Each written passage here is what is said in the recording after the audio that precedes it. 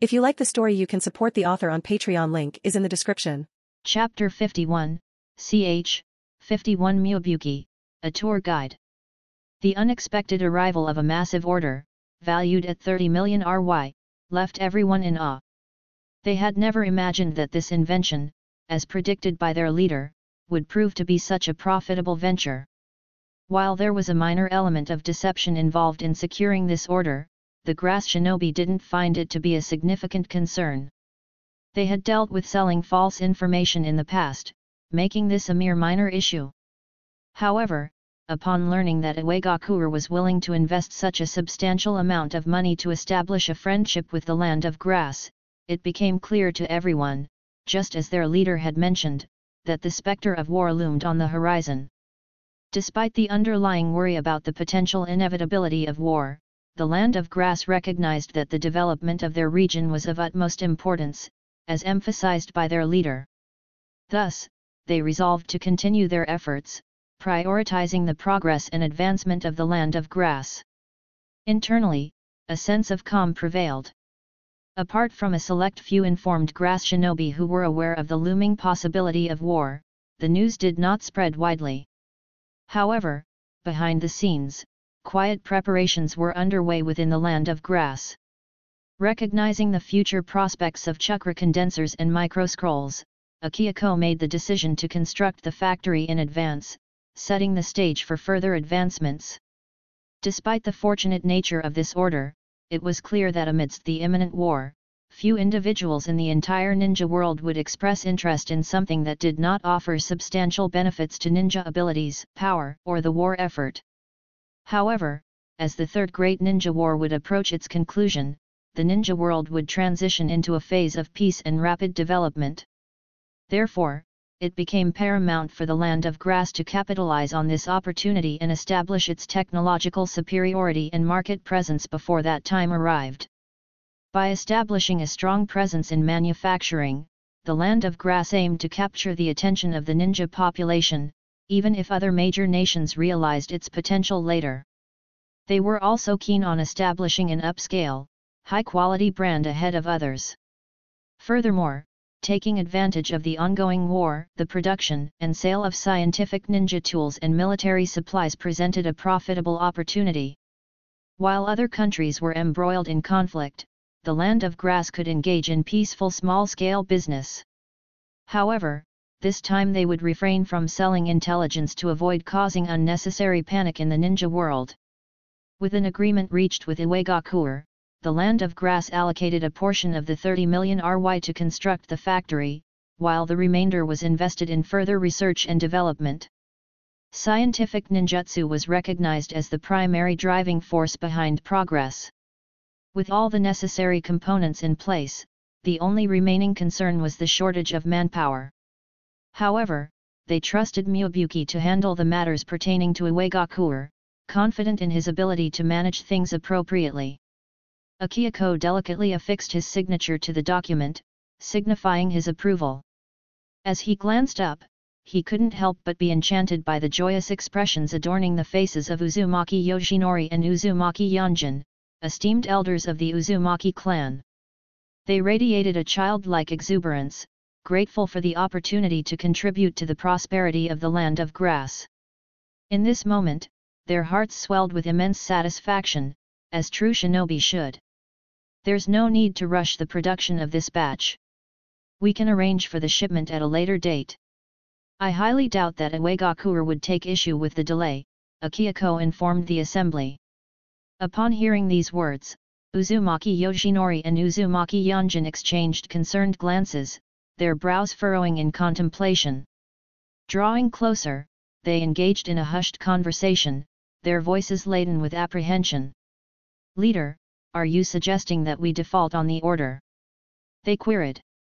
Akihiko's countenance swiftly turned serious, his response swift and resolute. "No, that is not what I'm suggesting.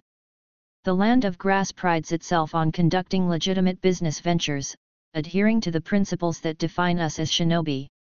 However, the production process for the harvester is intricate, and our land places paramount importance on delivering products of the highest quality. Thus, it is only reasonable to extend the shipment timeline by a few years.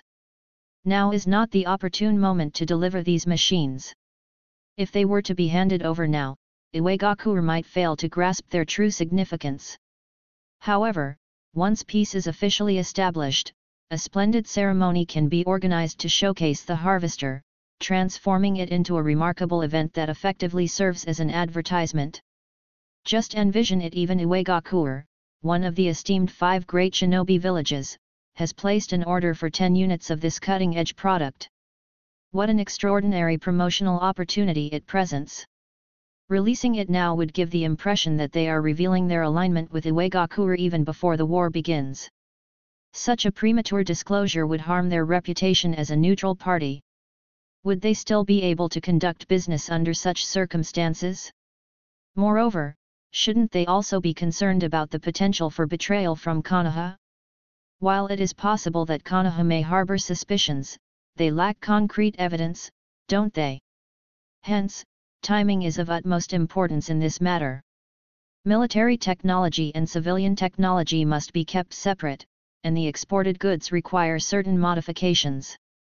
This is a prime chance to experiment and refine during this period, explained Akihiko, emphasizing the criticality of this strategic approach.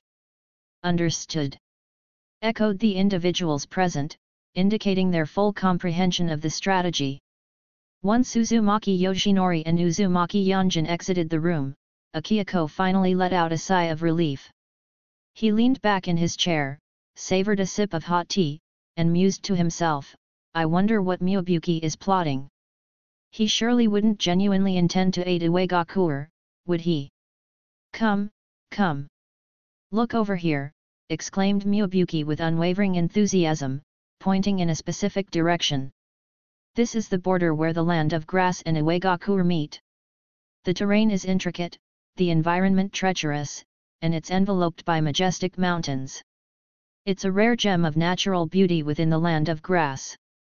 Miyabuki's words resonated with the group of Iwagakure shinobi, who cast their gazes around, their expressions a mix of curiosity and recognition. They were well aware of the significance of the Konobe Bridge, a strategic location nestled between the land of fire and the land of earth within the borders of the land of grass.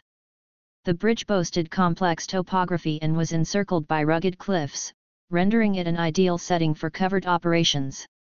During the turbulent period in the land of grass, the Konobe Bridge had fallen into the hands of a notorious bandit group, successfully evading numerous capture attempts owing to the intricacies of the environment. It was only through the personal intervention of the grass shinobi leader that the bandits were ultimately eradicated, marking the restoration of peace in the area. The fact that the village leader had to personally step in to resolve the issue attested to the complexity and challenges encountered during that time. Nevertheless, the Iwagakure shinobi silently observed as their grass shinobi guide, Miyabuki, led the way. Sporting casual attire, a hat, and proudly holding a small flag emblazoned with the emblem of kusagakure, Miyabuki introduced himself as the Land of Grass guide, eager to showcase the wonders of the region. As the Iwagakure shinobi observed Miyabuki's behavior, a sense of confusion and doubt began to settle in their minds. They questioned the openness and lack of discretion displayed. Shouldn't our communication and assistance be conducted covertly? Is it really appropriate to be so overt about it? They pondered. Kitsuki, the leader of the Iwagakure shinobi, hesitated, wanting to address Miyabuki and seek clarification on the situation. However, before he could utter a word, Miyabuki interjected with a confident tone, cutting him off. Please, call me Guide Miyabuki now. He adjusted his hat and turned towards the Iwagakure shinobi, wearing a serious expression. The Grass Shinobi Travel Agency operates as a legitimate establishment. You are all simply tourists visiting the land of grass. The Iwagakure shinobi silently nodded, finding some semblance of logic in Miyabuki's words. There is a certain rationale to it, they thought, their eyebrows slightly raised as they observed Miyabuki, the Grass Shinobi advisor. Internally, they couldn't help but admire Miyabuki's cleverness, recognizing the unexpected strategy he had employed. Indeed, he is a true grass shinobi. Who would have anticipated such an approach? Truly impressive. They silently commended. Noticing the baffled expressions on the faces of the Iwagakure shinobi behind him, Miobuki let out an impatient whistle and urged them forward. Come on. Let's go. You all signed up for a group tour, so let's not waste any more time. All right. Understood. Responded the Iwagakure shinobi, now embracing their roles as part of the tourist group, and followed Miobuki's lead. As Miobuki noticed the attentive gaze of the Iwa shinobi, he began his introduction with enthusiasm. Behold, the magnificent Kanabi Bridge within the borders of the Land of Grass! He exclaimed. This natural rock bridge is not only visually striking but also remarkably solid and sturdy, enabling the transportation of large quantities of supplies. It serves as a vital passage to the Land of Fire and holds immense commercial significance within the Land of Grass. By bypassing the robust rock walls from Iwagakure, you can reach this location directly. The massive rocks surrounding it act as natural barriers, ensuring utmost secrecy and safeguarding the transportation of your goods. Continuing his explanations, Miobuki's voice filled with excitement. Now, let us explore the enormous rocks beneath the Kanabi Bridge. These intricate formations conceal hidden paths that lead in various directions, providing exceptional secrecy. Grass shinobi remain unaware of these pathways, allowing you to make a direct retreat once you find yourselves behind these rocks. However, before he could finish his sentence. Hold on! Hold on! Interrupted Kitsuki, frantically holding a small notebook and calling out to guide Miobuki. Please slow down. I haven't finished taking notes yet. Miobuki sighed playfully, shaking his head in a mock exasperation. Oh dear, we're moving at a snail's pace! He exclaimed, glancing at the sun overhead. It's already noon. Let's take a break and explore the surroundings. Once you hear my whistle, regroup immediately. Thank you. Thank you. Kitsuki expressed his gratitude, his eyes filled with appreciation as he looked at guide Miobuki. He was genuinely impressed by the detailed explanations and the opportunity to conduct a field inspection. Moreover, the fact that Miobuki allowed them to explore the area was an added bonus. Truly, the money spent on this venture was well worth it. It came as no surprise that Grass Shinobi had thrived in the intelligence business during the First Great Ninja War. Their exceptional service was a testament to their expertise and professionalism. Chapter 52, ch. 52 Shortage of Workers. Guided by the amiable tour guide, Miobuki, the group of Iwagakure shinobi thoroughly explored the renowned Kanabi Bridge in the Land of Grass. They ventured across the entire span of the bridge, marveling at the intricate and interwoven rocks that adorned its structure, soaking in the breathtaking scenery that surrounded them. After a series of eventful days, their detour, or rather their trip to the Land of Grass, came to a successful conclusion. On their final day, they were treated to a delightful barbecue hosted by Miobuki, the senior advisor of the Grass Village. However, a minor issue arose during their gathering. Strangely, Miobuki repeatedly praised his subordinate, Kamaizuru Marabaki, in front of Kitsuki, the leader of the IWA team. He seized every opportunity to sing Marabaki's praises, raising suspicions that he may be attempting to recruit Marabaki from Iwagakure and even trying to poach the Kamaizuru clan from their village. Naturally, such a notion seemed implausible. It was unthinkable to consider that the Kamaizuru clan, holding a prominent position in Iwagakure, would entertain the idea of joining a smaller village like the Grass Village. Perhaps Miobuki genuinely wanted to commend his subordinate. Nonetheless, a question lingered in Kitsuki's mind: did Marabaki truly possess the potential to become a future Tsuchikage? Nevertheless, as the enjoyable days drew to a close, they prepared to return to Iwagakure on a crisp and clear autumn morning. The atmosphere in the ninja world had grown increasingly tense, and Iwagakure, being one of the 5 great shinobi villages, sensed a growing unease among the other villages. Thus, Iwagakure needed to be prepared for whatever challenges lay ahead. Regrettably, the Iwagakure shinobi were unable to meet the leader of the grass village during their visit. However, even if they couldn't, they preferred to cooperate with the new leader rather than any other individual, as they perceived a reduced risk of betrayal compared to the more traditional ninjas of the grass village. Miyabuki-san, there's no need for you to see us off any further. It's time for us to depart, Kitsuki expressed, feeling a sense of nostalgia as he glanced at Miyabuki. This collaboration. Hey, what are you talking about? You're here as tourists. Understand? You're just visitors. Miyabuki interrupted impatiently. Kitsuki couldn't help but wonder about Miyabuki's reaction. Was such caution truly necessary?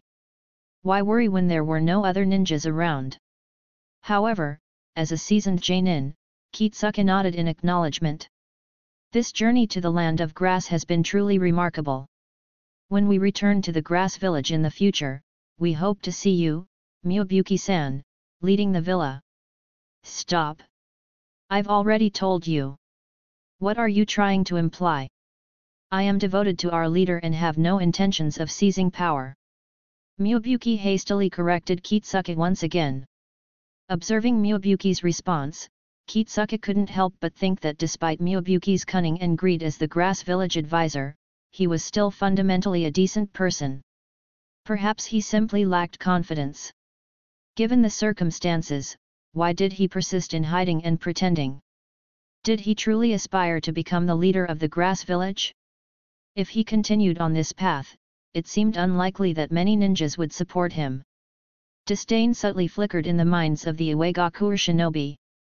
Sensing that it was time to part ways, Kitsuki and the other Iwagakure shinobi bid their final farewells with a smile. Goodbye. Do you want to extend your stay? The land of grass has many other attractions. Miyabuki lamented, his voice lowering as he continued, would you be interested in purchasing some information? The grass village can provide you with insights about the entire ninja world, and as a gesture of friendship with Iwagakure, we'll offer you an 80% discount. Even our close ally, Konohagakure, doesn't receive such special treatment. Thanks, but no thanks. Kitsuki raised an eyebrow as he regarded Miyabuki, who had reverted to his old ways of promoting the grass village. While the service had been good during their stay, they were cautious about purchasing information from the grass village. Kitsuki chuckled, it's getting late. We should be on our way.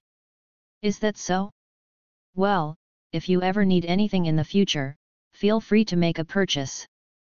Buy 10 items, and I'll give you an 80% discount, plus an additional one for free. Miyabuki, realizing Kitsuki's lack of interest, shifted his attention to their target, the young man from the Kamaizuru clan. And Marabaki, when you visit next time, I'll extend the same 80% discount to you. I still have some other styles of the Three Holy Princess that I can offer you at a discounted price. Upon hearing this, everyone present cast questioning glances at Marabaki.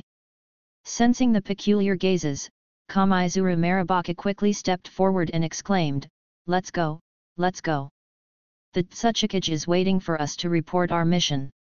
Seeing Marabaki hasten his steps and motioning for them to follow, Kitsuki finally led his team away from the scene.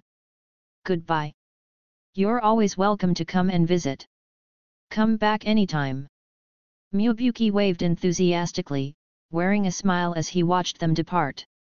Only after they gradually disappeared from sight did he retract his hand, shaking his head with a hint of regret. Although this venture had been quite rewarding, and it appeared that the people of Iwagakure had forgotten about the 10 machines they had ordered, it seemed that Akioko's plan to recruit from Iwagakure had failed.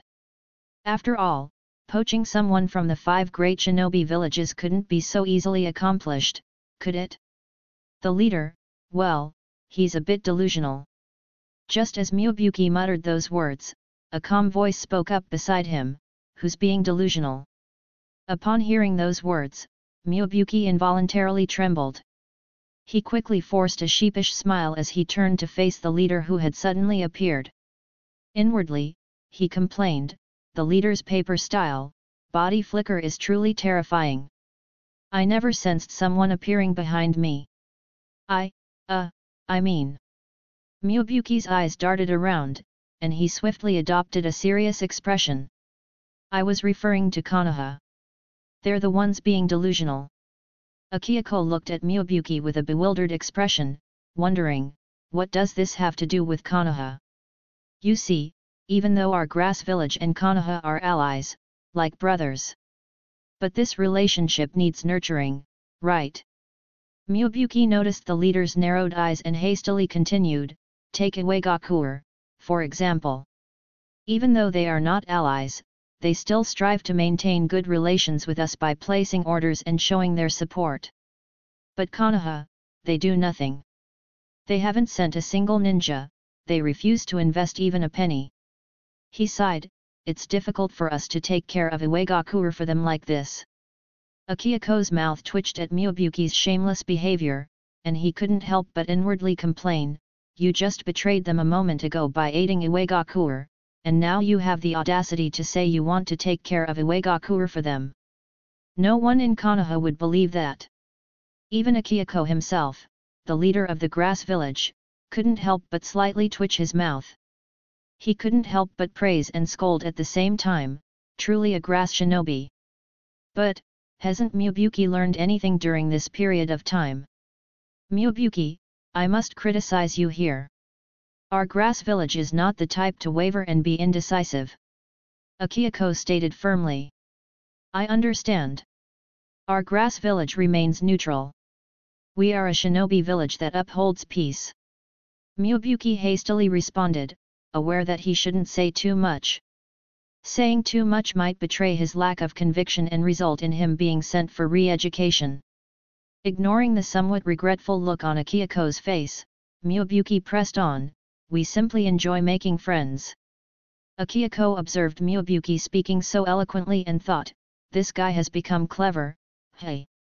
Before Akihiko could respond, Miyabuki continued, leader, I heard that the factory was completed today. It's a momentous occasion for the land of grass. Unfortunately, I had to bid farewell to those Iwanin just now and didn't have the chance to go see it. Otherwise, I would have personally inspected it. Well, I must hurry and go take a look now. With those words, Miyabuki swiftly turned around and didn't even wait for Akihiko's response before dashing away. His speed was so remarkable that it made one wonder if he had employed his body flicker technique. Left with a dumbfounded expression, Akihiko couldn't help but think, why is he running so fast? I'm not going to do anything to him. But as he pondered upon the completion of the scientific ninja tool factory that day, a smile graced Akihiko's face, and he too decided to head towards the factory, saying to himself, now that it's completed, it's time to commence operations. The scientific ninja tool factory is situated within the grass village itself. It possesses the potential to surpass other shinobi villages in terms of research, at least for the time being. While other villages might pursue similar research in the future, this advantage currently remains exclusive to the grass village. Therefore, maintaining utmost secrecy is of paramount importance. The factory spans a considerable area, and to ensure confidentiality, the Uzumaki clan has implemented a sealing barrier around it. As it is still in its early stages, the factory has not yet been subdivided. All production is expected to take place within its premises. Led by Uzumaki Yoshinori, Miyabuki, and others, even the three rarely seen young ones emerged out of curiosity. They had heard about the development of scientific ninjutsu in the academy, and their teacher Akihiko occasionally mentioned it, emphasizing its distinctions from traditional ninja tools. Naturally, everyone was quite intrigued. Upon their arrival, they laid their eyes upon the colossal and heavily guarded factory, and a sense of relief washed over them. If what the leader had stated was true, this could potentially mark a significant stride in the grass village's strength and serve as a pivotal moment in the history of the land of grass. Regrettably, the factory stood empty, devoid of any workers. A sense of concern washed over Akihiko once again. There was no way around it. The land of grass needed people, whether they were ordinary citizens or shinobi, regardless of their rank. Having endured the ravages of war, the land of grass already had a meager population. Now, with various internal matters to address, it would take time before they could commence production. Akiako's dejection deepened as he whispered to himself, "We still lack people." Yahiko, who was casually leaning nearby, whistled and remarked in a nonchalant tone, "What's the big deal? The shinobi world may lack many things, but it certainly doesn't lack people. If necessary, we can recruit workers from the land of rain. Countless people there barely have enough to eat. I'm sure they would be willing to come to the land of grass." As soon as Yahiko finished speaking, an abrupt silence descended upon the surroundings. Confused, he turned his head to see his teacher, Akiako, approaching with a smile, his gaze fixed upon him. Akiako-sensei, did I say something wrong?" "No, you said it well." Akiako chuckled and ruffled Yahiko's hair. He then turned to the other high-ranking grass shinobi beside him, speaking with determination, "I have made up my mind. We will go to the land of rain to steal, to recruit workers." The onlookers stood stunned, their expressions becoming bewildered at his declaration. Chapter 53, ch. 53 To the Land of Rain. The land of grass, despite its small size and vulnerabilities, has endured the consequences of its country's destruction, resulting in a sparse population. Therefore, the need to recruit manpower for the village's development is inevitable. As the suggestion of recruiting from outside was presented, a solemn silence engulfed the conference room, signaling the rarity of a village seeking workers from other countries to contribute within its borders. Although the land of grass has previously recruited the Uzumaki clan and the Shinoite clan, their combined numbers, amounting to only around 100 people, are insufficient to meet the country's needs. However, judging from the leader's expression, it seems that a significant number of employees will be recruited this time. Moreover, even when the Uzumaki clan and the Shinoite clan were recruited, there were certain individuals who expressed their grievances. However, the trust placed in the leader prevails. Despite lingering concerns about potential infiltration by spies, the suggestion originating from the leader himself has quelled further objections, albeit with a hint of hesitation. The progress of the land of grass is evident to all. From the outset, the leader has proposed numerous remarkable ideas, and any doubts regarding his decisions have long been voiced and addressed. At present, their only recourse is to place their unwavering trust in the leader. Even Myobuki, who secretly relishes in defaming the leader, wholeheartedly agrees that the leader's vision surpasses that of ordinary individuals, often foreseeing future developments with exceptional clarity. With the absence of objections, Akiako's demeanor turned serious. His gaze fell upon the assembled high-ranking officials, and he spoke with gravity, "In that case, let the meeting for the official commencement of the Land of Rain worker recruitment plan begin." A resolute response echoed in the room, "Yes." Having reached a consensus, it was now time to delve into the details and fine-tune the plan. The recruitment of workers is a matter that requires careful consideration. Preparations must be made in advance for provisions and accommodations. Safety and confidentiality emerged as paramount concerns. This recruitment differs from the previous acceptance of the Uzumaki clan and the Shinoite clan.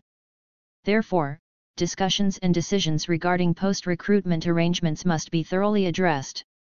The workload ahead is substantial. As the meeting progressed, the outside gradually grew darker, signifying the passage of time.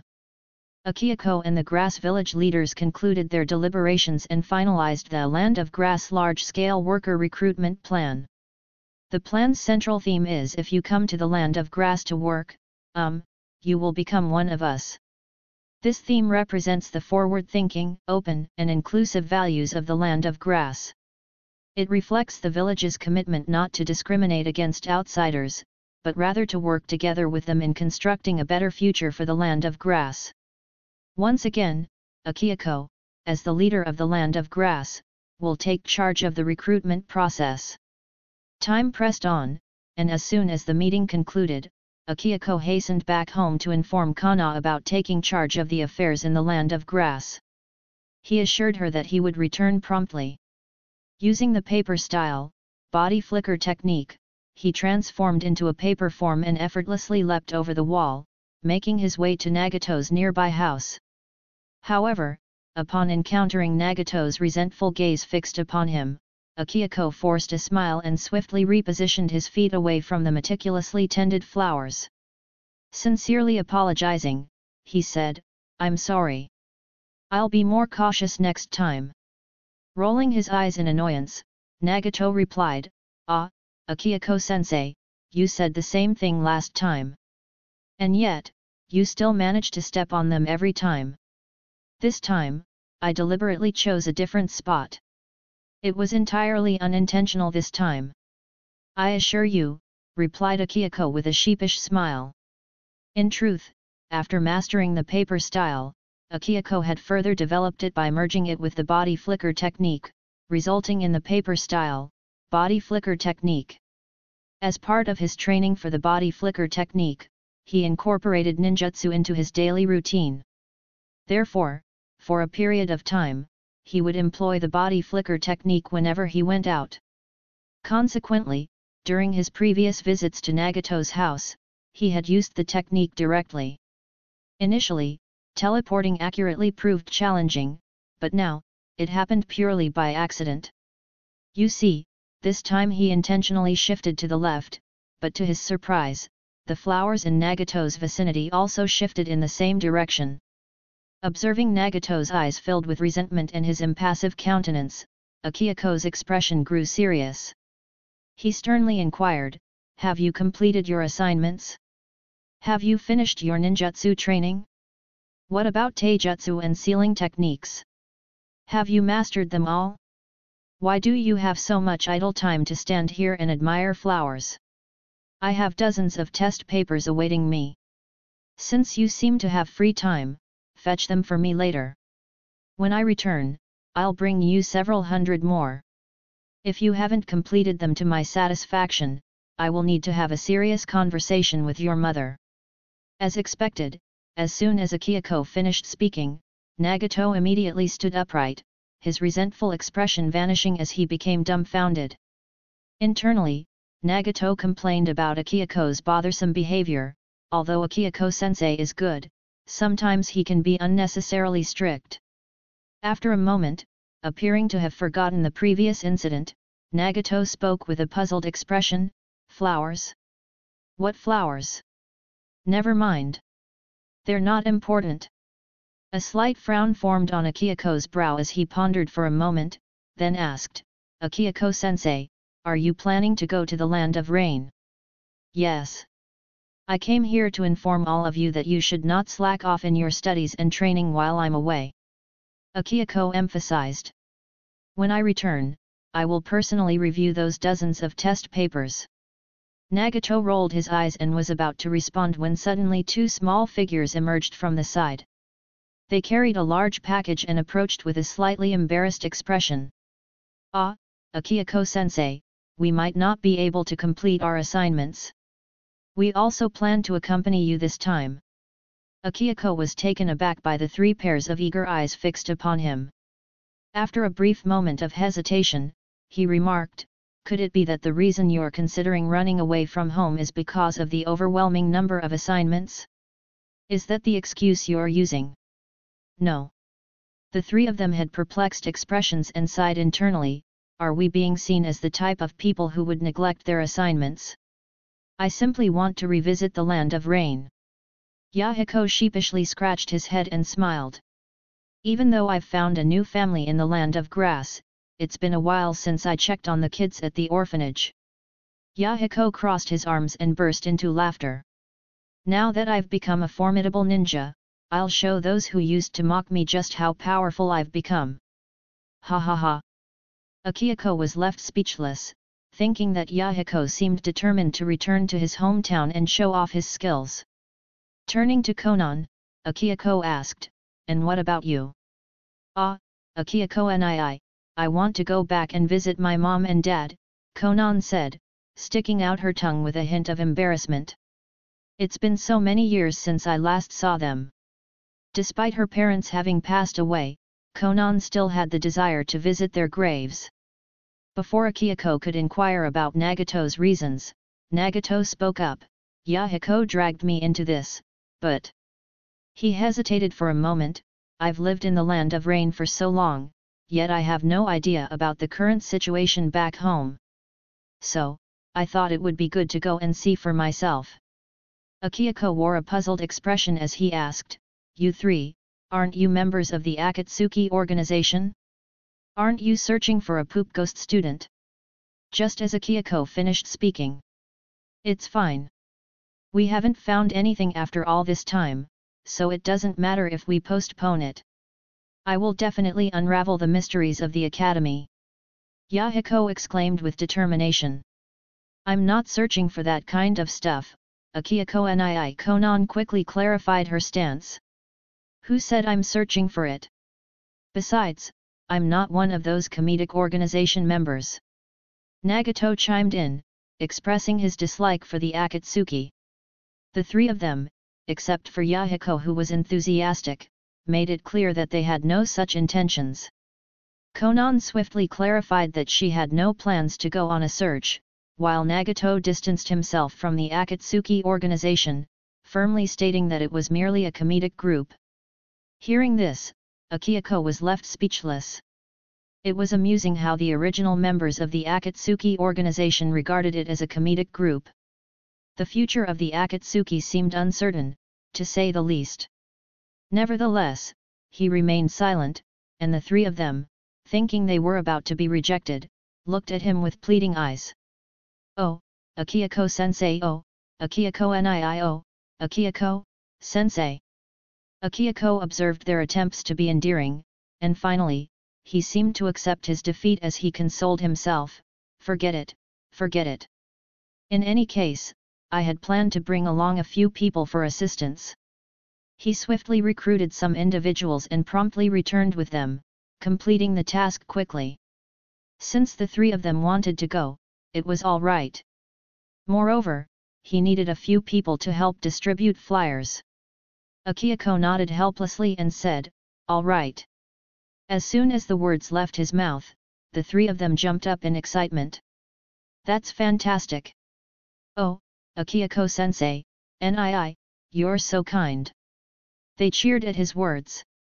However, just as the three of them were happily celebrating, at that moment, Akihiko revealed a teacher-like smile, looked at them kindly, and said, "Let's consider this a social practice activity. It's an excellent opportunity to see how your recent training and academic performance have been. When we return, remember, each of you must write a reflective essay of no less than 6,000 words for me." As soon as the words were spoken, the previously joyful expressions on the faces of the three immediately stiffened. They simultaneously raised their heads, their expressions devoid of emotion, and stared at their mischievous Akihiko-sensei. "To be honest, I never really wanted to go anyway. Those guys have been bullying me all this time. What am I supposed to do there?" Yahiko quickly changed his expression as he expressed his pitiful sentiments. "As long as my mom and dad know that I'm doing well, that's enough. I'll go back when I graduate." Konan awkwardly smiled and made an excuse too. "Well, I never had the desire to go in the first place. My mom still needs me to be by her side." Nagato also thought of a mother's excuse after a moment. Unfortunately, it was already too late. Akihiko looked at them kindly, starting with Nagato. He patted the heads of the three of them and smiled devilishly, "Sorry, but it's decided that now you are coming with me." Chapter 54, ch. 54 Job Flyer. The land of rain, a country plagued by perpetual rain, internal strife and unending conflict, continued to suffer even after the conclusion of the Second Great Ninja War. The war had left the nation in ruins, and despite a brief period of calm in the following 3 years, true recovery seemed distant and elusive. Hanzo of the Salamander, the revered leader of the land of rain, once a figure brimming with ambition and vitality, now remained silent, witnessing his homeland plunge into chaos. Speculation arose about the reasons behind his changed demeanor, with some believing his ambitions had been crushed, while others suspected clandestine schemes. However, such matters held little significance to the ordinary people of the Land of Rain, who were primarily concerned with their own survival. A weary-looking man, his face pale and hunger evident, clutched a tattered umbrella as he gazed at the relentless rain ahead. He sighed despondently, lamenting their ongoing struggle to find food. Making his way towards a nearby house, he maintained a vigilant stance, carefully scanning the surroundings to ensure the absence of any imminent danger before cautiously pressing the doorbell. However, despite the crisp sound of the doorbell, the door remained closed, devoid of any response from within. Silence pervaded the air, leaving the man waiting in anticipation. 15 minutes passed until he noticed a slight movement of the curtain in a nearby window. A smile emerged on his face, and he nodded in acknowledgement. Finally, the door creaked open, revealing a cautious woman peering out. Her face appeared gaunt and fatigued. Upon spotting the man at the door, a glimmer of joy illuminated her expression. "You're back," she uttered, her voice filled with hope. Without hesitation, the man entered the house, swiftly closing the door behind him. He let out a sigh of relief and said, "I'm back." Their lives had been fraught with constant vigilance ever since the war had begun. The proximity to the battlefield meant that a lapse in caution could lead to their demise. The Yamuki family, their neighbors, had fallen victim to an encounter with a stray ninja during the war, resulting in the tragic loss of all 3 family members. Thus, utmost care became a necessity. Reflecting on the period following the end of the Second Great Ninja War, when hopes were high for lasting peace and gradual restoration, the reality proved far harsher, sometimes even surpassing the hardships endured during the war itself. "Cao Zhao, have you found a job?" the woman inquired hopefully, standing before her husband. "I'm sorry," Cao Zhao replied, guilt and remorse etching his face. "I couldn't find a job." A flicker of disappointment momentarily crossed his wife's countenance, but it swiftly dissipated as she offered a warm, comforting smile. Speaking softly, she reassured him, "It's okay. I believe you'll find a job. We still have some food at home, and we'll get through this as a family." She playfully winked, adding, "Besides, I don't eat much." "Shiko." Cao Zhao's expression transformed into gratitude. He embraced his understanding wife tightly and declared with determination, "I'll make sure you and Ruko have enough to eat." Ruko, their daughter, served as a reminder of their fortunate circumstances. Despite the challenges, at least the 3 of them could still be together, a source of great happiness. However, Cao Zhao yearned for the day he could provide an ample food supply by securing a stable job. Deep down, Cao Zhao knew his wife's reassurances weren't entirely true. In reality, their food stores had dwindled, reduced to a few stale pieces of bread with indeterminate freshness. As the head of the family, Cao Zhao had yet to find a new source of sustenance, but his wife continued to offer solace. Embracing his wife tightly, he experienced a mix of self-blame and gratitude. "Daddy, Mommy." A clear, tender voice interrupted the moment, prompting both parents to look down at their daughter. Sleep still clung to her eyes, yet her face beamed with an innocent smile. Unable to resist, the couple smiled back, brimming with joy. They were grateful to be alive and together as a family, knowing that many others remained missing since the end of the war. "All right, Ruko, Daddy just came back and hasn't taken a bath yet." Cao Zhao released his wife and daughter, gently patting his daughter's head as he observed her delicate appearance. A tinge of guilt welled up within him, but he maintained a smile and asked, "Did you listen to Mommy today?" "Yes. I listened to Mommy," Ruko cheerfully responded. "Ruko, you're such a good girl." Cao Zhao praised his daughter while affectionately patting her head. After spending some time playing with Ruko, Cao Zhao turned his gaze towards his wife, who wore a warm smile while observing their daughter. However, the news he had heard earlier lingered in his mind, prompting him to adopt a serious expression. He spoke with determination, "From now on, no matter if anyone is at home or not, we must always lock the door and close the curtains. We should never open the door for anyone except me. We cannot allow anyone to discover that there are people inside this house." Shiko's face froze upon hearing these words, and she anxiously asked, "Is something going to happen?" "Yes," Cao Zhao confirmed solemnly. "Our neighbor, Muyoshi, informed me that he spotted ninjas lurking in the vicinity over the past few days, even from other villages. We must be cautious." Shiko's distress was evident as she exclaimed, "This is terrible. When will these days of fear come to an end?" "Don't worry, they will," Cao Zhao reassured her while sighing inwardly. He enveloped his fearful yet resolute wife in a protective embrace and declared with unwavering determination, "No one else will be allowed to enter. Regardless of who knocks on the door, we will not answer. I will protect you and Ruko." "Yes," Shiko nodded, seeking solace in her husband's embrace and finding a glimmer of security. However, just as her words trailed off, an unexpected sound shattered the moment. Knock, knock, knock. The sudden knocking on the door reverberated through the air. The couple's fear became evident on their faces, but Cao Zhao, as the head of the family, quickly composed himself. He gestured silently, indicating to his wife to watch over their daughter upstairs. He nodded at his wife and motioned with a finger to his lips, signaling that they should remain silent, hoping that if the intruders thought no one was home, they would quickly leave. After a while, the sounds from outside ceased completely.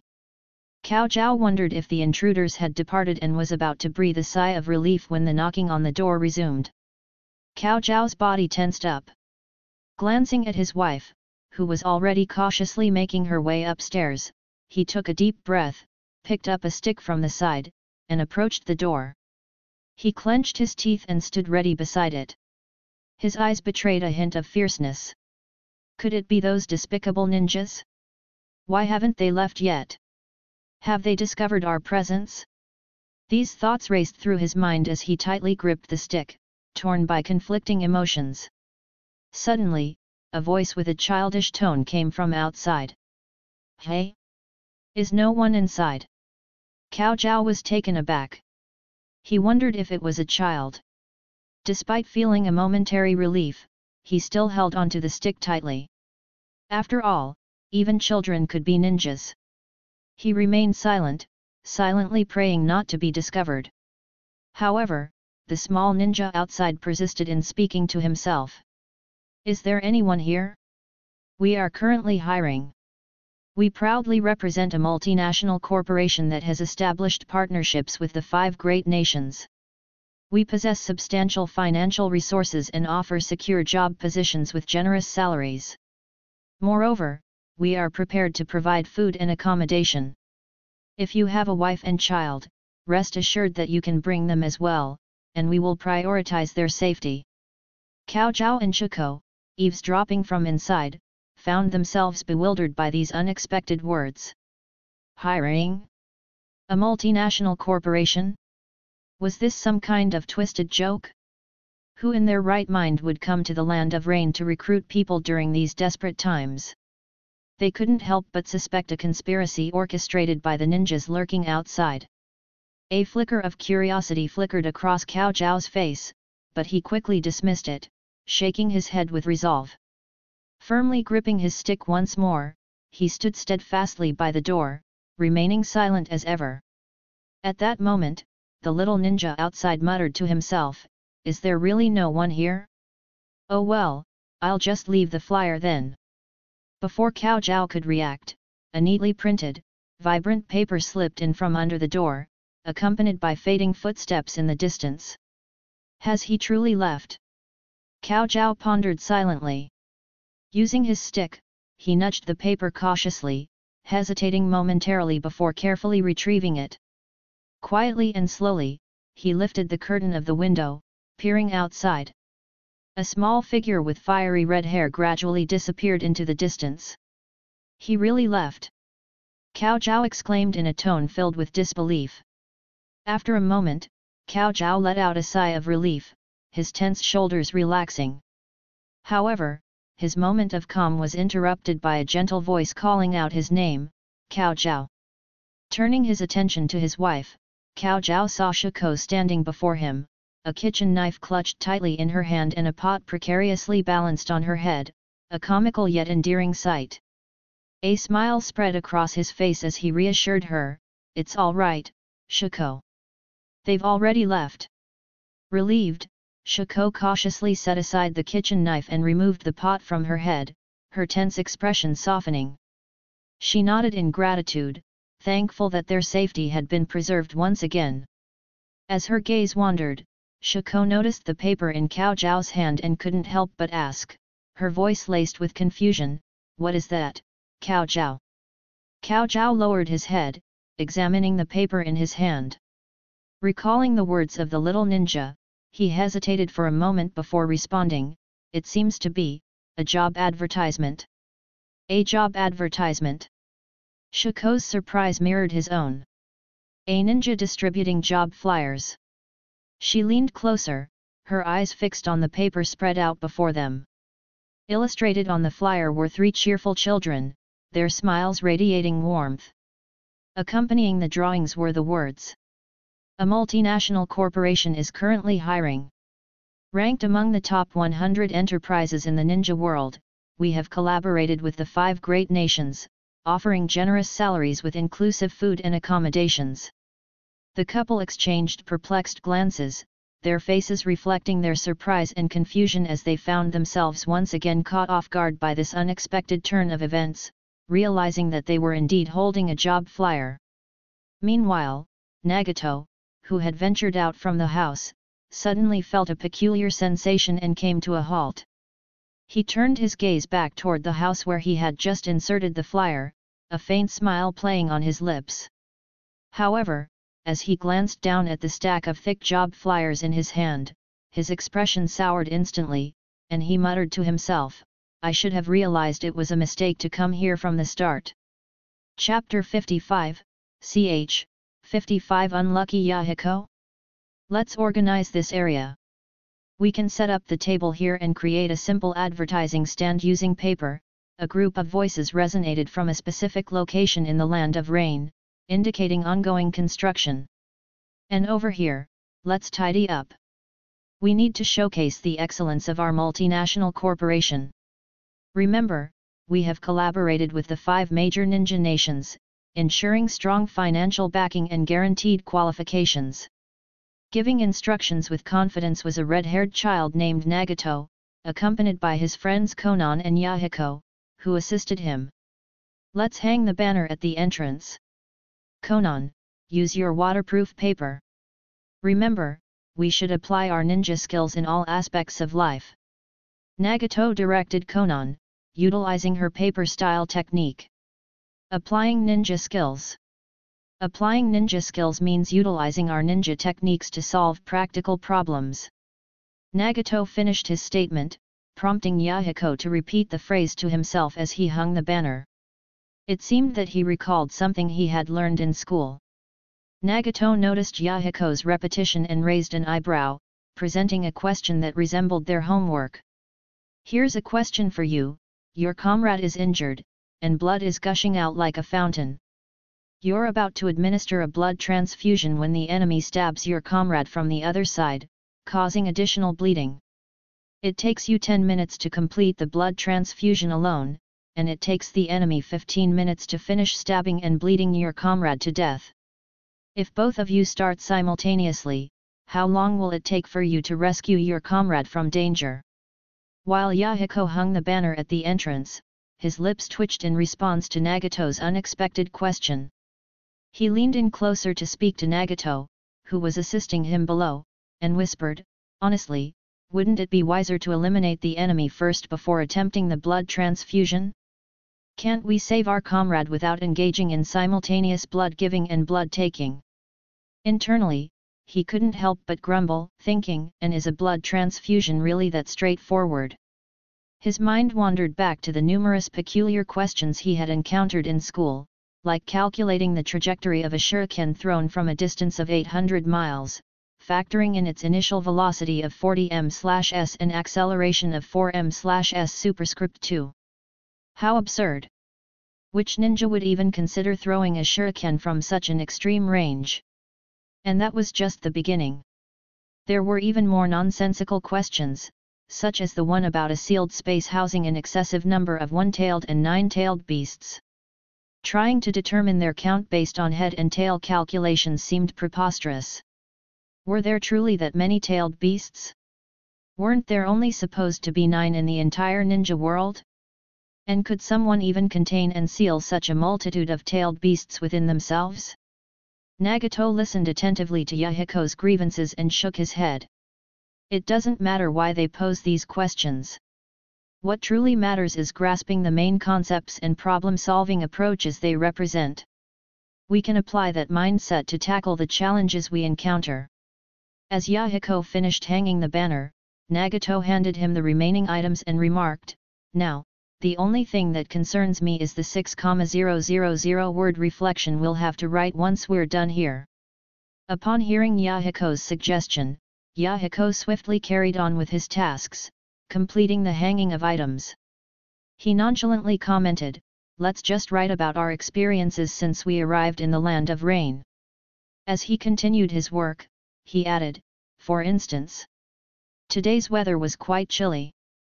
It was raining outside, and at teacher Amegakure's behest, I ventured out with a stack of job flyers. I went to the first house, but received no response, so I proceeded to the second house. Eventually, I returned home for dinner. It was a truly eventful day." As Yahiko spoke, Nagato found himself at a loss for words, his mouth twitching as he grumbled inwardly, "Is he composing a diary entry or something?" Nagato arched an eyebrow, reminiscing about Yahiko's performance in school. Writing compositions was never Yahiko's strong suit, and his weekly journal entries consisted of nothing more than a monotonous list of daily activities. Starting with meals, followed by outdoor play, returning home for homework, taking a bath, and finally, going to sleep. It was an utterly mundane account. Hence, there was no use in asking for his input. During their conversation, a sense of melancholy washed over Yahiko, evident in his heavy sigh. His gaze wandered towards the torrential rain outside as he voiced his contemplation, "Do you think the land of rain will ever know peace again?" Nagato offered a slight shake of his head in response to Yahiko's query, his expression reflecting a hint of uncertainty. It's difficult to fathom that even after the conclusion of the Second Great Ninja War, the land of rain continues to elude tranquility, Yahiko pondered aloud, paying little heed to Nagato's composed reply. It was as if he was lost in his own musings. Isn't it said that the leader of the land of rain, hailed as the demigod of the ninja world, possesses immense power? Then why is his influence so ineffectual? Even the land of grass, a seemingly insignificant nation, has managed to find peace. Both of them were well aware of the land of grass's tumultuous past. Over the years, under the guidance of mentors like Akihiko, Yahiko had come to understand the unique history of the land of grass. For instance, their frequent shifting of alliances among the 5 great nations, an audacious strategy. But perhaps that was the only way for the land of grass to survive? Maybe their refusal to align completely with any side led both nations to overlook them. And the land of grass had once been feeble. So feeble, in fact, that the major powers didn't even spare a glance at such a small country.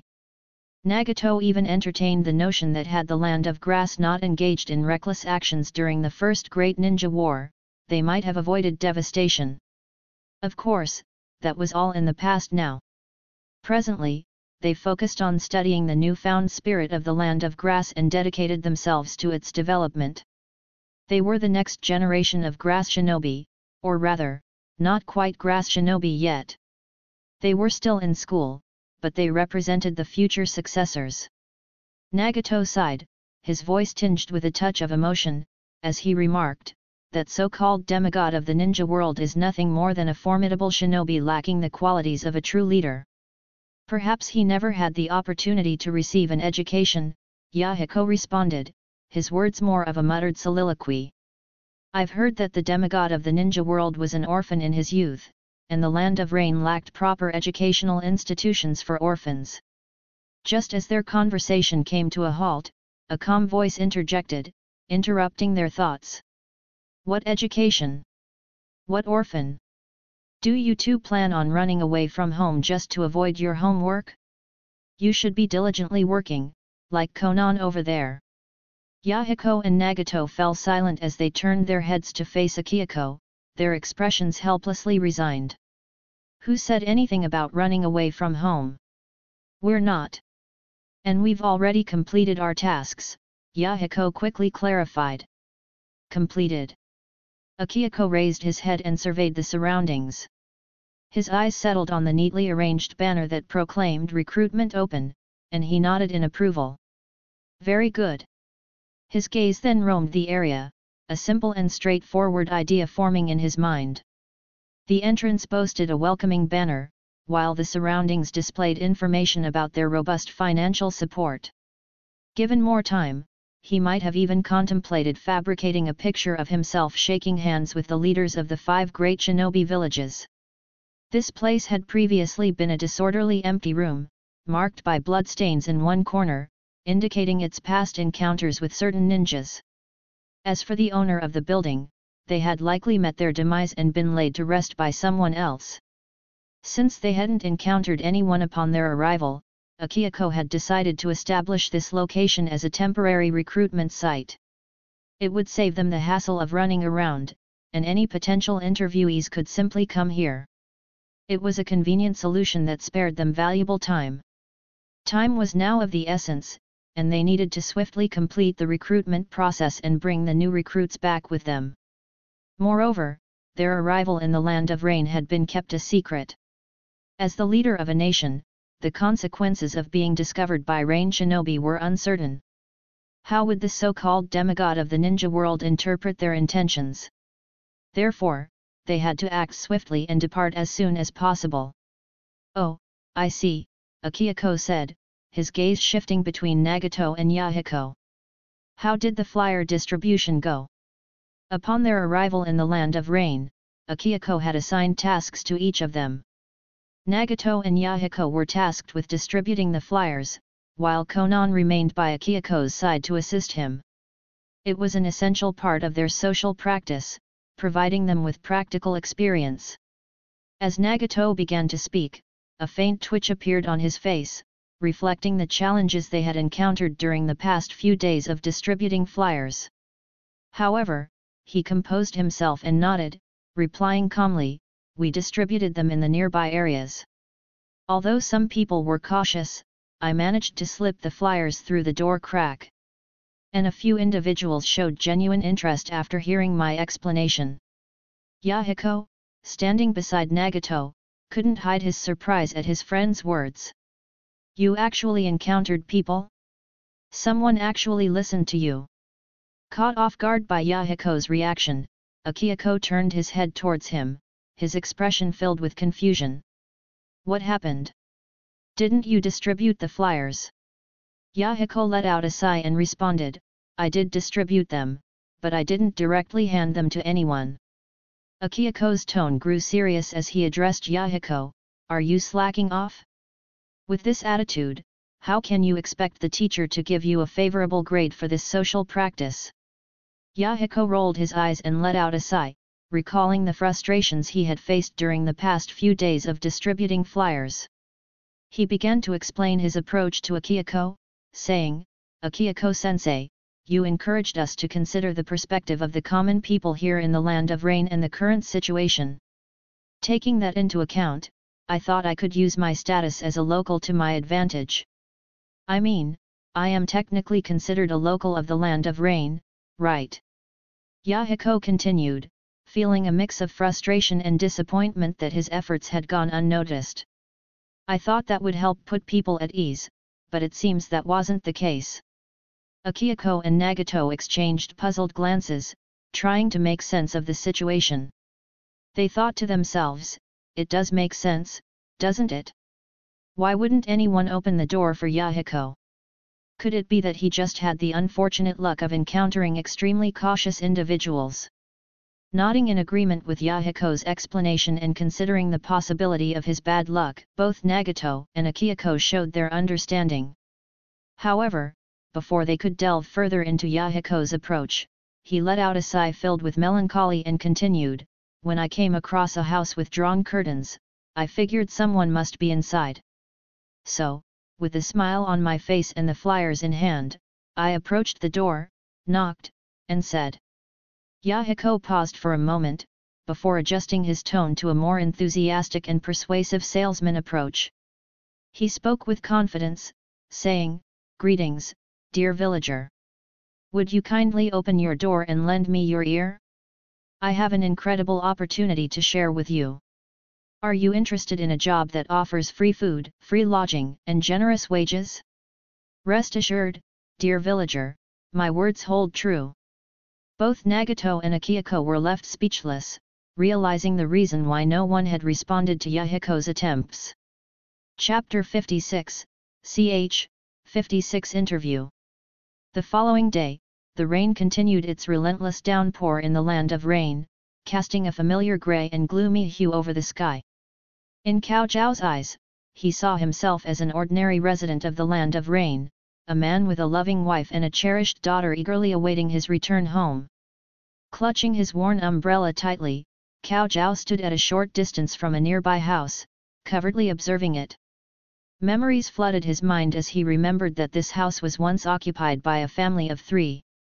Tragically, they had become victims of rival village ninjas during the war, succumbing to their untimely demise. Consequently, the house should have been empty and abandoned. However, something caught Cao Zhao's attention today, particularly the sign hanging at the entrance. Job recruitment. Beneath it, a compelling message beckoned. Are you still uncertain about life? Worried about survival? Tormented by the sight of your family suffering from hunger? If so, then join us. We are a top 100 company in the ninja world. We boast extensive collaborations with the 5 great nations and the 5 great villages. Engaged in diverse businesses. Equipped with a professional team. Highly esteemed by major countries and ninja villages. Solid financial backing. Lucrative job opportunities. Moreover, our company has multiple stationed ninjas dedicated to ensuring the safety of all employees. Join now for generous benefits, including free meals and lodging. Limited positions available, so act swiftly. Adjacent to the text, a photograph stood prominently. 3 children, each with distinct hair colors, were clad in green protective suits, gripping shovels firmly as they proudly faced the future. Below the picture, a simple yet powerful line urged, "Join us. Let's forge a brighter future together." For a brief moment, Cao Zhao found himself at a loss for words. Despite the eerie atmosphere surrounding him, a surge of reassurance emanated from within. He murmured to himself, "It seems, this is the right place." His eyes fixated on the expansive advertisement photo, and there, amidst the array of children, he recognized the red-haired one, the very child who had handed him the flyers a few days prior. Recollections of that morning flooded Cao Zhao's mind, evoking a profound sigh to escape his lips. If given the choice, he would have preferred not to venture into this unknown territory. Yet, circumstances had cornered him and his family food supplies dwindling to alarming levels. Having consumed the last remnants of stale bread, remnants that had languished for an indeterminate duration, Cao Zhao faced the grim reality of witnessing his beloved wife and daughter succumb to the ravages of hunger, teetering on the brink of starvation. Thus, despite his wife's objections, and her suspicions of a potential trap, Cao Zhao resolved to investigate, driven solely by the welfare of his family. If by some miracle it turned out to be genuine, even if they only offered sustenance for him, his wife, and their daughter, his gratitude would know no bounds. Cao Zhao's gaze lingered on the house, its entrance wide open and seemingly inviting him to step inside. Yet, a sense of trepidation and doubt clouded his thoughts, gnawing at his consciousness with concerns of potential deception. Taking in his surroundings, he noticed others silently lingering nearby, their countenances mirroring the same inner struggle. It became apparent that they, too, found themselves caught in similar circumstances. Despite the invitation, a palpable sense of hesitation hung in the air, keeping everyone rooted to the entrance. Each individual maintained a cautious distance from one another, their shared fear of encountering potential danger clearly evident. The ravages of war had left an indelible mark on their souls, as they had witnessed the tragic loss of ordinary lives at the hands of their fellow humans. This haunting reality fueled Cao Zhao's heart with a surge of conflicting emotions and mounting anxiety. As time ticked by, the reluctance to step inside persisted, with no one daring to take the plunge. The prevailing concern among them all was the lingering possibility that this enticing opportunity could be nothing more than an elaborate scam. What if it's a scam? What if it's a trap set by a cunning ninja? These thoughts undoubtedly coursed through their minds, dissuading them from taking the risk so easily. However, they couldn't bear the thought of leaving empty-handed. Those who cautiously approached the entrance were primarily families teetering on the brink of starvation. Cao Zhao tightened his grip on the worn-out umbrella, the raindrops drenching him as he stood on the muddy ground, a rhythmical beat echoing with each stomp of his soaked trouser legs. Finally, thoughts of his wife and beloved daughter at home pushed Cao Zhao to a breaking point. With a resolute clenching of his teeth, a decision was made deep within his heart. He whispered to himself, "Since no one else is willing to go, let me be the first to step into the unknown." His gaze momentarily flickered towards his own house, a fleeting smile tugging at the corner of his mouth. With a determined expression etched upon his face, he turned back and fixed his eyes upon the recruitment site nearby. Prior to his departure, Cao Zhao had instructed his wife to ensure the door remained locked. If he failed to return by nightfall, they needed to find a way to ensure their daughter's survival. Taking a deep breath, Cao Zhao felt the weight of everyone's collective gaze upon him. With resolve coursing through his veins, he took his first step forward, defying the fear that had held them all captive. Inside the house, Yahiko gazed out the window, perplexed by the lack of people entering. He scratched his head and turned to Akihiko, questioning their recruitment strategy. "Shouldn't we go out and actively bring people in? Many have arrived, but they seem hesitant to enter. Maybe it's time we take a more proactive approach." Akihiko, dressed in formal attire, calmly sipped his tea and shook his head in response. "No need," he said with confidence. Their goal was not to recruit just anyone but to find individuals who had experienced the depths of despair and were willing to fight for a better life. These were the ones who would truly appreciate the opportunity offered by the land of grass and work diligently to rebuild their lives. Such individuals would be crucial for the future development and loyalty of the land of grass. While time was of the essence, Akihiko believed it was worth waiting a day or two to observe and identify the right candidates. If the initial approach didn't yield the desired results, they could adjust their strategy and gradually guide those who showed potential. Akihiko took another sip of his tea, calmly contemplating the situation. Suddenly, Yahiko's joyful voice interrupted the silence. He jumped down from the window, his face radiating excitement. "They're here! Someone has finally arrived!" The three individuals in the room froze in surprise, their attention immediately drawn to the figure approaching them. Despite trembling, the person displayed unwavering determination. "Prepare yourselves, everyone! We have our first recruit!" Akihiko exclaimed, his voice filled with urgency. "Now is the time to showcase our professionalism and instill confidence in them. We may not possess all the resources and reputation of a top 100 company yet, but we must create that belief and make them truly trust in us." "Yes." The team swiftly assumed their positions, poised to welcome the person entering the premises. Just as the individual hesitated before taking the first step, Yahiko stepped forward with a warm smile and greeted, "Hello. Sir, are you here for an interview?" I am. I'm here for an interview." Cao Zhao nodded eagerly upon seeing the red-haired boy with a distinctive hedgehog hairstyle addressing him. Overwhelmed with hope and desperation, he mustered the courage to speak up. Well." After a brief pause, he took a deep breath and bowed respectfully. Please hire me. I am willing to undertake any job as long as it provides food for my family. Yahiko's heart trembled as he witnessed the man's determination, tears welling up in his eyes. He couldn't help but empathize, vividly recalling his own challenging past. If not for his foster father, Myobuki, who rescued him from a bleak fate, he might have ended up as a thief or worse. The hardships faced by individuals like Cao Zhao struck a chord within him. Letting out a heartfelt sigh, Yahiko retrieved a pen and paper. Please register first, and once you've completed the registration process, we can proceed with the interview inside. After a moment's contemplation, he smiled reassuringly and added, rest assured.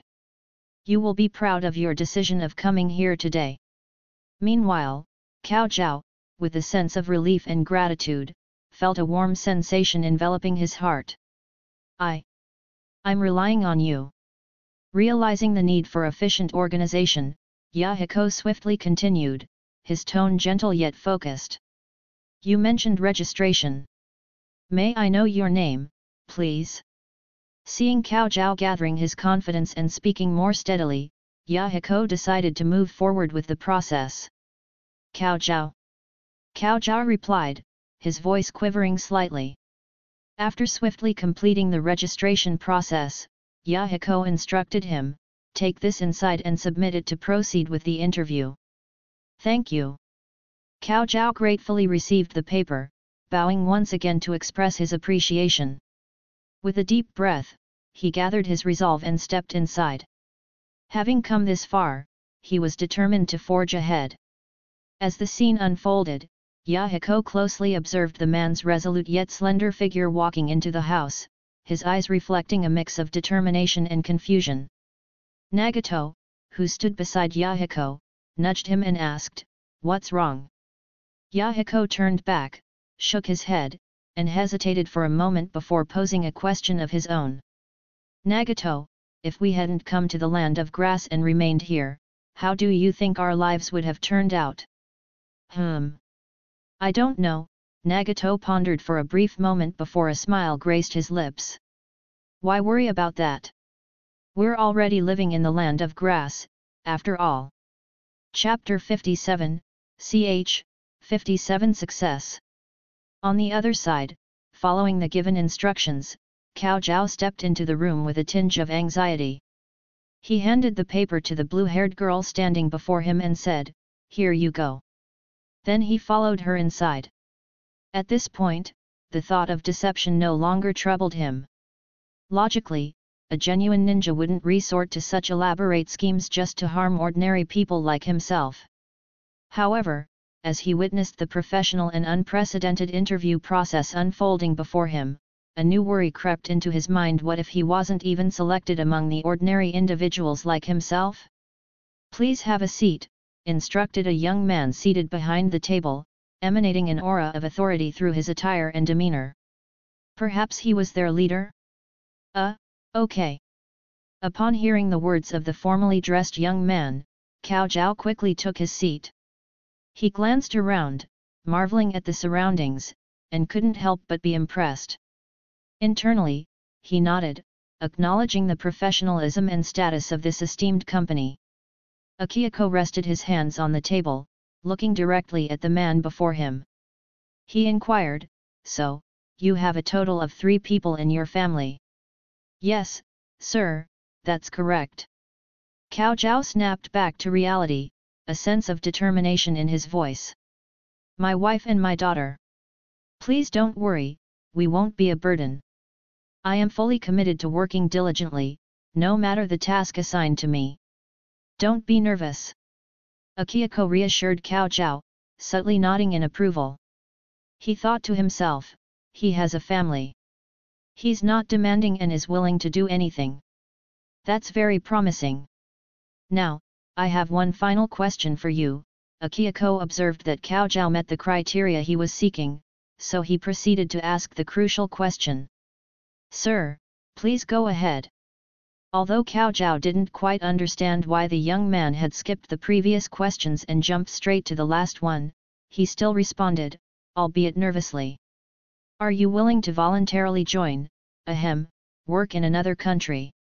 Akihiko smiled kindly, explaining, rest assured, we will provide international services, and all arrangements will be taken care of, including provisions for your family. Food and accommodation will be provided. As Akihiko finished speaking, Cao Zhao was taken aback. He silently contemplated, leave the land of rain. His gaze fixed on the man in front of him, who wore a hesitant smile.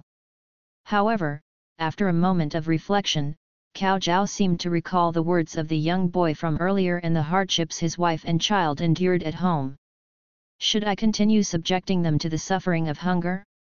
A realization dawned on him, and with renewed determination, he clenched his teeth and spoke, I'm willing. Please, you must hire me. Rather than waiting for inevitable demise in this place, why not take a chance and see what lies beyond? Time flowed with uncertainty as Cao Zhao stepped out of the gate, his expression still tinged with bewilderment. Yet, when he glanced at the paper in his hand, a smile couldn't help but grace his lips. His happiness was palpable as he achieved success. This was truly a multinational company. Recalling the words spoken by the gentleman inside, Cao Zhao's heart brimmed with anticipation. He solemnly bowed towards the gate behind him and murmured, "Thank you." Then, with a smile on his face, he made his way back home. Meanwhile, the onlookers who had been observing from a distance for quite some time grew increasingly restless. Cao Zhao had entered earlier, and when he didn't emerge for an extended period, doubts began to surface. Thoughts of did something unexpected happen? Was it really a trap? Plagued their minds. Their wavering confidence was soon dispelled as they witnessed Cao Zhao's emergence, particularly with his smiling face. Everyone was momentarily dumbfounded. The previously conflicted gazes now held a glimmer of hope as they lifted their heads and directed their gaze towards the house. The thought that crossed everyone's mind was, could it be? Is it true? Their hearts trembled slightly, and just as they were about to speculate further, a sudden rush of people stormed inside, afraid of missing out on something extraordinary. Cao Zhao, too, smiled faintly as he observed the crowd hastening inside. He felt a sense of relief as he touched the paper safely stowed in his pocket. He had succeeded. As he prepared to open his umbrella and head home, a peculiar sensation washed over him. Instinctively, he reached out and touched it. His expression momentarily froze, and then he stowed away the umbrella and looked up at the sky. The sky remained grey and somber. However, the rain seemed to have ceased. "I'm back." Cao Zhao's voice echoed from outside the house, and Chico, who had anxiously awaited his return, let out a relieved smile. With haste, she set the stick aside and opened the door. Ever since Cao Zhao left earlier in the day, her heart had been filled with worry, and she had clung onto the stick, unable to let go.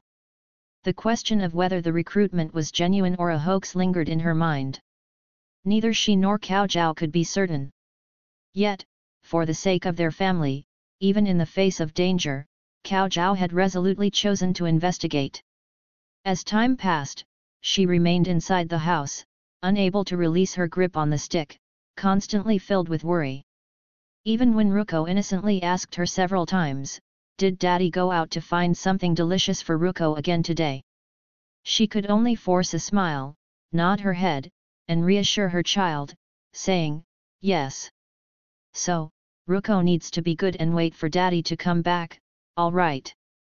But if Cao Zhao didn't return today, as Ruko's mother, she had to stay strong and take care of her child. However, as Ruko went to rest and time continued to tick by, as the sound of rain outside gradually subsided, she finally heard it. Cao Zhao's voice.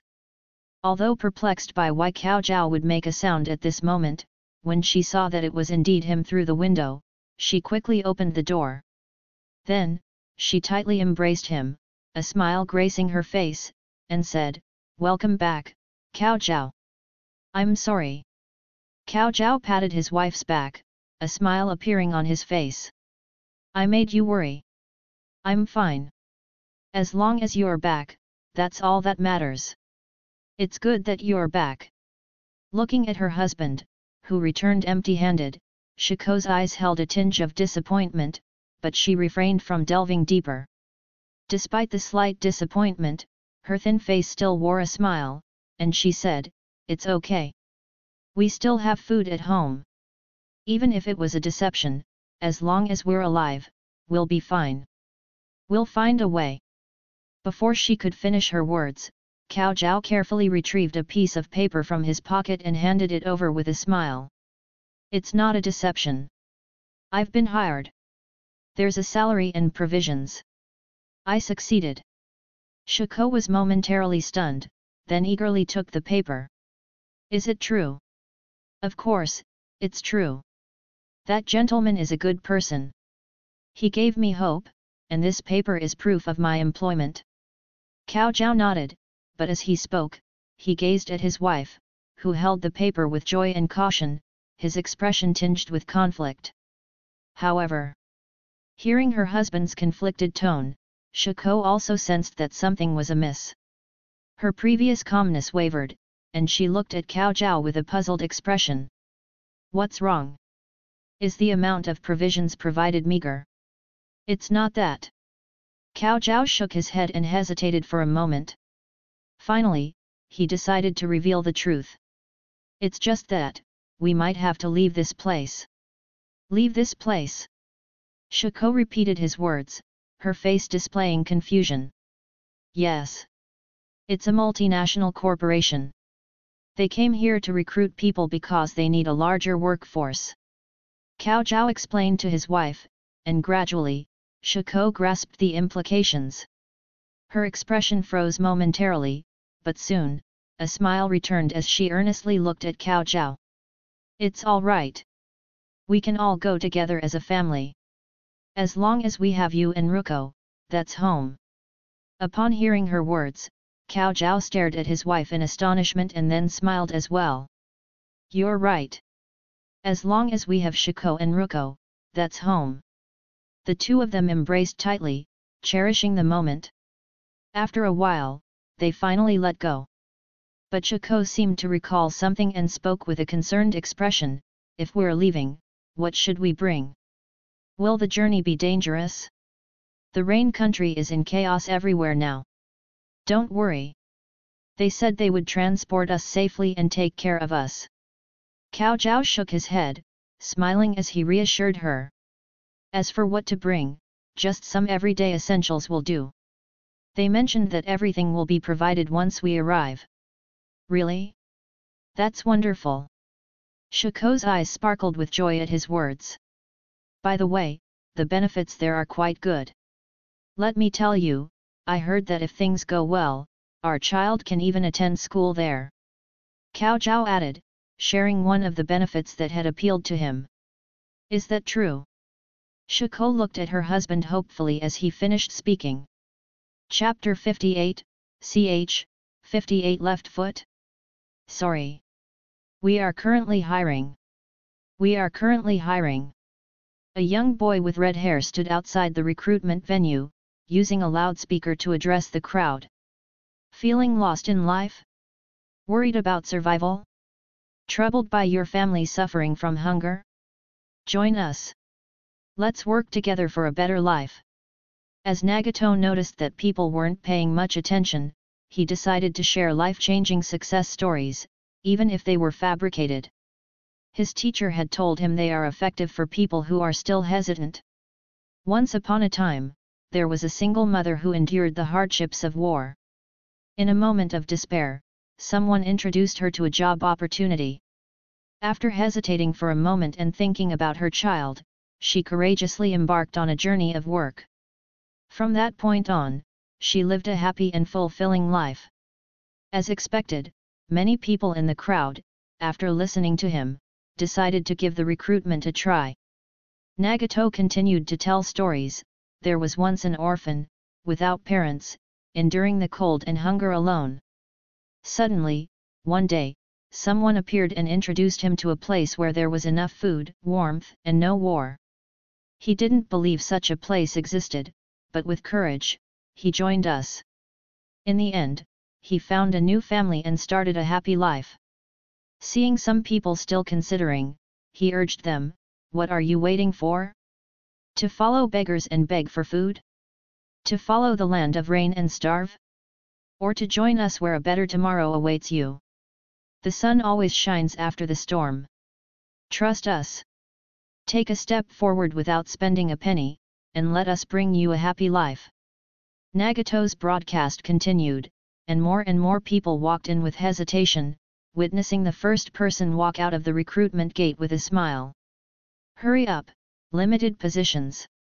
Once they're gone, they're gone. We're only here for a week. We're not lying. It's the final week, the last week. Truly just 1 week. We'll be leaving after 1 week." Despite wearing a smile on his face, Nagato couldn't help but feel conflicted deep inside. "If I had known I would have to do this, I wouldn't have come with Akihiko-sensei in the first place." A few days ago, distributing flyers didn't bother him much, but now he was tasked with carrying a loudspeaker and shouting everywhere. It felt embarrassing, especially with everyone's eyes on him. The shame of it all weighed heavily on him. He had the strong urge to leave and never come back. Teacher Akihiko was nice, but sometimes really annoying. These advertising words were just too embarrassing to speak. Meanwhile, inside the recruitment camp, interviews were in progress.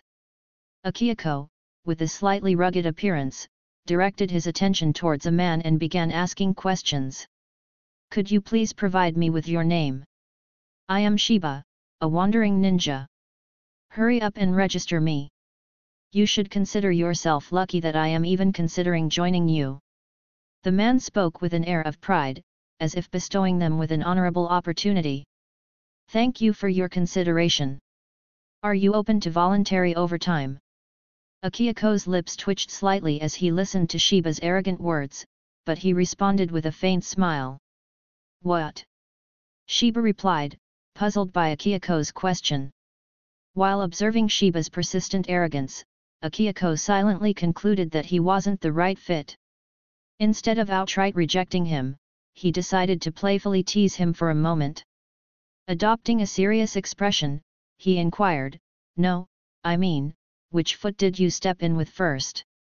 "The left foot." "Why? Why are you still asking so many questions?" Shiba responded, irritation seeping into his voice. "My apologies. You don't align with our company's culture. We believe in starting off on the right foot." Akihiko maintained a composed expression as he pointed towards the door, subtly signaling that Shiba should just leave. "Are you joking?" Shiba's expression changed, and he glared at Akihiko with anger, as if warning him to choose his next words carefully. Without flinching, Akihiko calmly met Shiba's gaze, his face impassive as he replied, "Yes. I'll kill you." Shiba's anger overwhelmed him, and he attempted to attack Akihiko. However, in the blink of an eye, a pile of papers materialized, tightly trapping him. Akihiko cast a glance towards the outside and called out loudly, "Yahiko! Yahiko! Take him away and find a suitable place to dispose of him. Honestly, you guys allowed all sorts of trash in. Remember, we are a legitimate company." Once the interview hall was restored to order, Akihiko wore a smile as he addressed the next interviewee, who appeared visibly shaken by the previous incident, their face drained of color. "Next." Before Akihiko could utter a word, the person trembled slightly but summoned their courage to speak up first. I, sir. My name is Tana. I'm 31 years old, and my family consists of 4 members, including myself and 2 children. I willingly accept overtime, and I stepped in with my right foot just now." Akihiko raised an eyebrow, but upon seeing the nervous yet hopeful individual standing before him, he eventually nodded with a reassuring smile. "Very well. You meet the requirements. Please gather here in 1 week. Next." Perhaps due to the previous unsettling incident, the rest of the interviews progressed smoothly. Each candidate confidently introduced themselves as soon as Akihiko prompted them. The interviews carried on, one after another, until Akihiko had recruited the necessary number of employees for this round. Not an excessive amount, just few thousand. Of course, considering those who arrived with their families, the number likely exceeded 10,000. The land of grass was not extensive, and this quantity would suffice for now. However, the majority of candidates were ordinary individuals. While a few ninjas appeared for the interviews, most were wandering ninjas of little significance. None captured Akihiko's attention. It made sense upon contemplation. Noble-minded wandering ninjas would be hesitant to leave their homeland during these trying times. Perhaps they still awaited a leader who could restore hope to the land of rain. However, when it came to the leader of the Akatsuki organization, it would be best to avoid delving into that topic. This land of rain might be beyond saving. Akihiko couldn't help but let out an inward sigh, his mind filled with a mix of concern and resignation. He proceeded to meticulously organize all the information he had gathered from the qualified employees.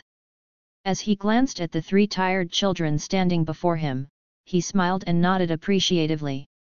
These young helpers had played a crucial role in ensuring that the required number of people was met. For the sake of mobility and secrecy, Akihiko had only brought these three children along during the recruitment process. It seemed they had gained valuable experience from this endeavor.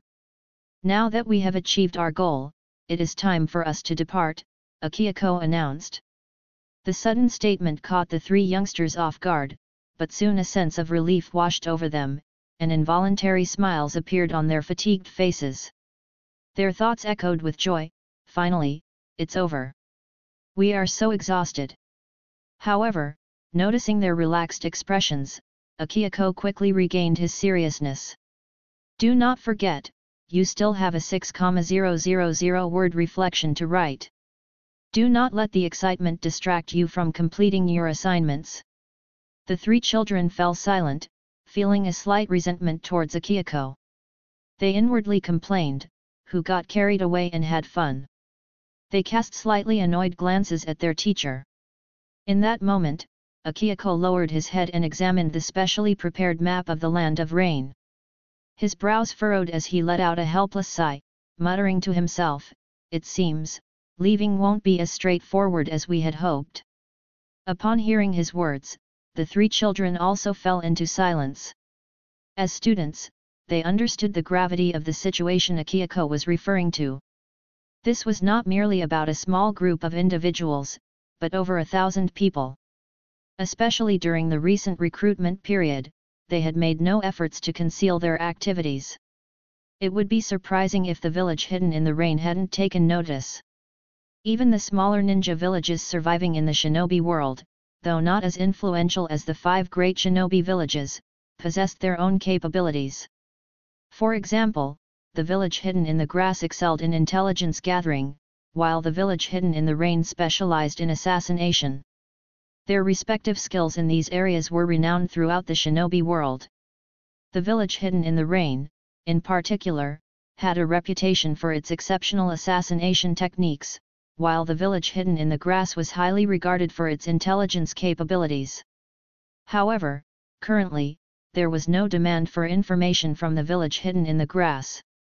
Conversely, individuals would often seek out the village hidden in the rain for their assassination services. Reflecting on this, Akihiko sighed once more. The village hidden in the grass had never enjoyed a favorable reputation within the shinobi world. Therefore, it was impossible for the village hidden in the rain to remain unaware of the unusual phenomenon of mass recruitment taking place in the land of rain. Although the identity of the village hidden in the grass had not been disclosed, the act of recruiting such a large number of ordinary individuals would undoubtedly raise suspicions in the mind of Sanshuo no Hands, the village leader. He might even suspect that there were sinister intentions or plans for human experimentation behind this recruitment drive.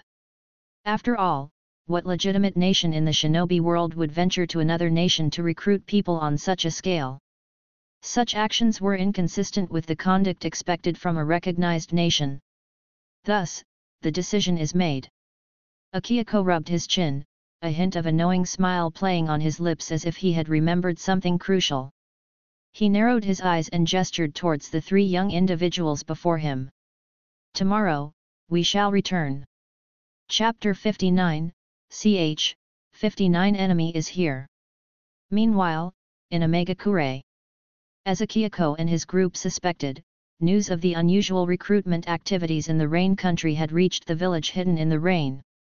Hanzo, donning a serious expression beneath his mask, examined the intelligence report in his hand, his brow furrowing with concern. Do we have any information regarding their intentions in the land of rain? Leader, it appears that they are genuinely seeking to recruit workers, and their offered benefits are quite enticing, the rain shinobi responsible for the intelligence mission replied. Genuinely recruiting workers, hey. Hanzo's eyebrow twitched, his skepticism evident. He maintained his composure and asked calmly, have we gathered any additional details about them? As soon as he finished speaking. Not yet, leader, the rain ninja beside him shook his head and continued respectfully, however, we have confirmed that they are indeed skilled shinobi. Two of them possess a unique ninjutsu style that revolves around manipulating paper as a medium for their techniques. They refer to it as paper style. Paper style. Hanzo nodded, contemplating the information. The report had also mentioned this peculiar ninjutsu, but what intrigued him was the fact that this particular style remained unaffected by water. He had not come across any shinobi clan or individuals within the 5 great shinobi villages who possessed such a distinctive bloodline or technique. As Hanzo pondered over the received information, 1 adult and 3 children, he couldn't help but wonder which ninja team from which village had ventured to the land of rain for a mission. The purpose behind their recruitment of such a large number of ordinary people remained a mystery. The notion of human experimentation crossed his mind, but he dismissed it as absurd. Such unethical practices were unthinkable for any nation, including their neighboring village hidden in the grass. Hanzo chuckled at the idea that the village hidden in the grass could be recruiting due to a population shortage. The land of grass was known for its exclusivity, even surpassing the 5 great shinobi villages in that regard. Besides, that weaker nation, inferior to the land of rain, was likely more preoccupied with strategizing their next alliance than recruiting individuals from abroad. The land of grass had posed a threat during the Second Great Ninja War, and a chilling smirk formed on Hanzo's face as he reminisced about it. However, the smirk soon faded, and a wry smile took its place beneath his gas mask. Initially, Hanzo had intended to settle the score with Kusagakure after the war, but the current situation in Omegakure left no room for such trivial matters. The conclusion of the Second Great Ninja War had shattered the confidence of the land of rain, and discontent permeated throughout the country, causing chaos to reign. Reflecting on the past, Hanzo remembered the determination he once possessed, believing that the shinobi god was deceased and that a demigod should rise in his place. Fueled by this conviction, he had declared war on the 3 nations directly, aiming to elevate the village hidden in the rain to the status of the 6th great shinobi village through sheer strength. However, victory eluded them, and the war reached a stalemate, resulting in their ultimate defeat. Since then, the land of rain had been plunged into endless turmoil. Yet, despite the circumstances, continue the investigation. We must ascertain the village these shinobi belong to. No, forget it. Hanzo's expression grew serious as he paused for a moment, and after a brief second, he let out a long sigh. If there is no immediate threat, bring them all here. Those words escaped his lips, but with each passing moment, he felt his previous strength drain away. He realized that the land of rain could no longer afford to be embroiled in another war. Regardless of which village these shinobi hailed from, for the sake of internal peace within the land of rain, negotiations with the fire, wind, and earth nations were necessary to ensure that their land would not become a battlefield once again.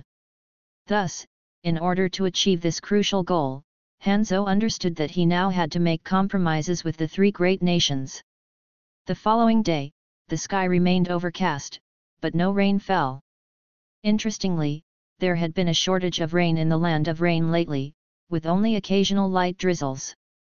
Nevertheless, the weather was pleasant and conducive to the evacuation process. The workers who had successfully passed the interviews had all arrived, carrying only minimal belongings. They seemed to have taken Akihako's warnings seriously, fearing that any disobedience might lead to expulsion at the hands of the ninja himself. Surveying the gathering of workers before him, Akihako's eyes reflected kindness as he also looked at the three children standing beside him, trying to portray the image of a mentor. However, the children felt unsettled by his smile, wondering if there was another task for them to undertake.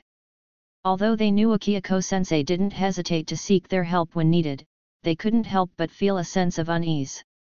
After a moment of hesitation, one of the children finally mustered the courage to ask, "Akihiko-sensei, is there something you need us to do?" With his smile still present, Akihiko gently patted each of their heads and replied, "Nothing." The children became speechless, their thoughts racing. This doesn't feels like nothing. Before they could further inquire, Akihiko, still wearing his gentle expression, asked, "Do you remember the survival knowledge I taught you?" They nodded in unison and responded, "If you can't win, run. If you can win, attack." "What else?" Akihiko nodded and prodded for more. "You must understand the dangers of the ninja world.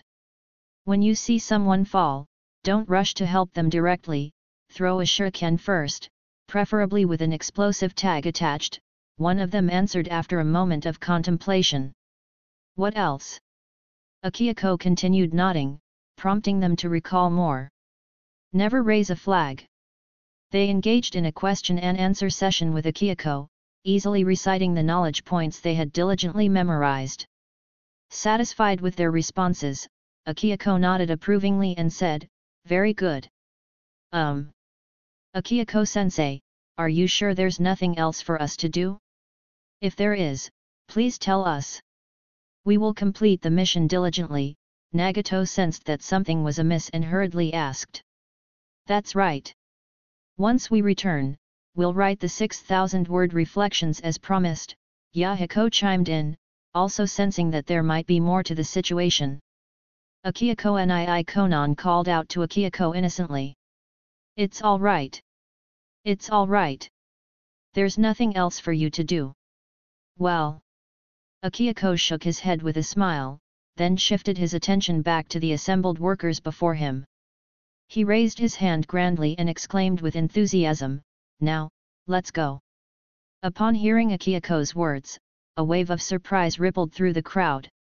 They looked at the adult who had conducted their interviews, who now led the way, and quickly formed groups of 10 people as initially instructed, following closely behind. As to their destination and purpose, they remained uncertain. However, those who chose to join and leave this place were already at their wits' end. Rather than staying here, passively awaiting their fate, it seemed wiser to place their trust in this ninja. With heads held high, they gazed at the figure before them, then at the three children who wore genuine smiles. In the past few days, they had heard rumors that these children were once ordinary individuals or orphans from the land of rain. But after being taken under the wing of the adult, they were no longer hungry and had transformed into formidable ninjas. While they couldn't confirm the truth of these rumors, the sincerity behind the smiles couldn't be denied. And so, they made the choice to follow.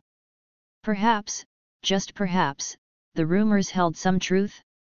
All eyes remained fixated on Akihiko's figure, and even the children clung tightly to their parents' clothes, their eyes shimmering with a glimmer of hope. That glimmer represented their yearning for a brighter future. As the group continued marching under Akihiko's guidance, they pressed on relentlessly, without pausing for rest. Their determination and perseverance fueled their progress. The weather in the land of rain remained favorable, with gentle sunshine that wasn't too hot or exhausting. The only unbearable aspect was their persistent hunger, but after years of enduring such hardships, they had grown accustomed to it. With unwavering resolve, everyone trudged forward. The distance from their current location to the border of the land of grass wasn't too great, especially since Akihiko had deliberately chosen a nearby route for a swift return. They estimated that they could reach the border in approximately a day, perhaps even faster if the group size was smaller. However, they had lost track of time, and signs of fatigue began to manifest among many of them. Suddenly, Akiyoko's expression shifted, sensing something amiss. He swiftly made his way to the rear of the group, lowering his voice as he spoke, "The enemy is approaching." The three children promptly reacted, exchanging glances as they realized that the shinobi from the village hidden in the rain had indeed pursued them and even already located them. They cast a quick glance at the migrating group before following their teacher to the back. Relief washed over them when they saw that only 6 rain ninjas had arrived. They pondered the situation for a moment, realizing that the rain ninja didn't seem to be giving them too much attention, which made sense considering an only adult ninja accompanied by 3 children. Nevertheless, it was surprising that their presence alone had drawn the deployment of 6 elite jonin. Of course, their assumption was based on the possibility that the rain ninja hadn't encountered Akiyoko-sensei before. According to Uncle Myobuki, father, Akiyoko-sensei possessed immense power, having faced double-digit elite jonin alone in the past without sustaining any injuries. During their rigorous training, the 3 children had come to recognize Akiyoko's superior strength, surpassing even that of elite jonin. Consequently, without any hesitation, despite not having officially graduated, they had already absorbed everything they needed under Akiyoko-sensei's guidance over the years. They could have applied for graduation long ago, but Akiyoko-sensei had insisted they wait. He had explained that the schools in the Land of Grass not only honed the skills of ninja but also instilled important values, and graduating too early could undermine that development. Therefore, although it was their first encounter with an enemy, they felt no fear. As children who had witnessed the horrors of war, they had already seen what needed to be seen. With their teacher's unwavering support and guidance, how could they possibly be afraid? Akiyoko-sensei, let's hurry! The 3 children charged forward, ready to confront the approaching rain ninja. They shouted back to Akiyoko-sensei, urging him to hurry alongside them. However, before they could finish their sentence, a deep voice resonated through the air. Paper release, 7-fold paper wall technique. In the bewildered eyes of the children, a massive wall made of paper suddenly materialized around them, swiftly separating them from the rest of the group. The unexpected barrier left them in a state of shock and confusion. Their voices were drowned out by the sound of the wall's formation. Amidst their bewilderment, a gentle laughter echoed from the other side of the paper wall, unmistakably Akiyoko's voice. His words stirred a mix of emotions within the young ones. "I'm counting on you. The teacher believes in you, so stay alive." The 3 children stood in a bewildered state, their minds grappling to comprehend the strange turn of events. Chapter 60, ch. 60 finally arrived. Akiyoko demonstrated his mastery of his unique ninjutsu, the paper release, 7-fold paper wall technique. Inspired by the earth wall technique, he incorporated the intricate folding of paper to enhance its durability. However, the folding process was no simple feat. While it appeared straightforward at first, after 7 folds, it became as challenging as creating waterproof paper. Maintaining the proper flow of chakra on the paper was crucial to prevent it from being ordinary paper. Currently, Akiyoko's limit was 7 folds, but he speculated that he might be able to push its folding capabilities further in the future. Throughout the years, Akiyoko diligently worked on various tasks and acquired a vast array of ninjutsu. He had obtained knowledge of the fundamental 5 elemental ninjutsu and even mastered sealing techniques after completing a task assigned by Kana. In many ways, he embodied the qualities of a well-rounded ninja. His strength was evident as he successfully revitalized the Land of Grass single-handedly. Notably, he personally authored the textbooks used in the academy.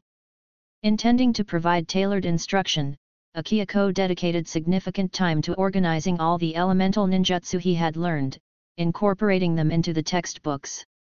This allowed the students in the academy to select and specialize in ninjutsu that aligned with their interests, talents, and strengths. Unlike the 5 great ninja villages, which primarily focused on teaching the basics, Akiako's academy offered a broader selection of techniques to cater to individual preferences. Leaving behind a paper clone as a decoy, Akiako confidently led the workers, fully aware that even if the 6 ordinary jonin from the village hidden in the rain attempted to engage the 3 children, they would not stand a chance against their superior skills, let alone catch them. The 3 children possessed exceptional ninja talent, surpassing the average standards. While Akiako prioritized instilling ideology and moral principles alongside ninjutsu and physical training, he understood that geniuses couldn't be treated with ordinary standards.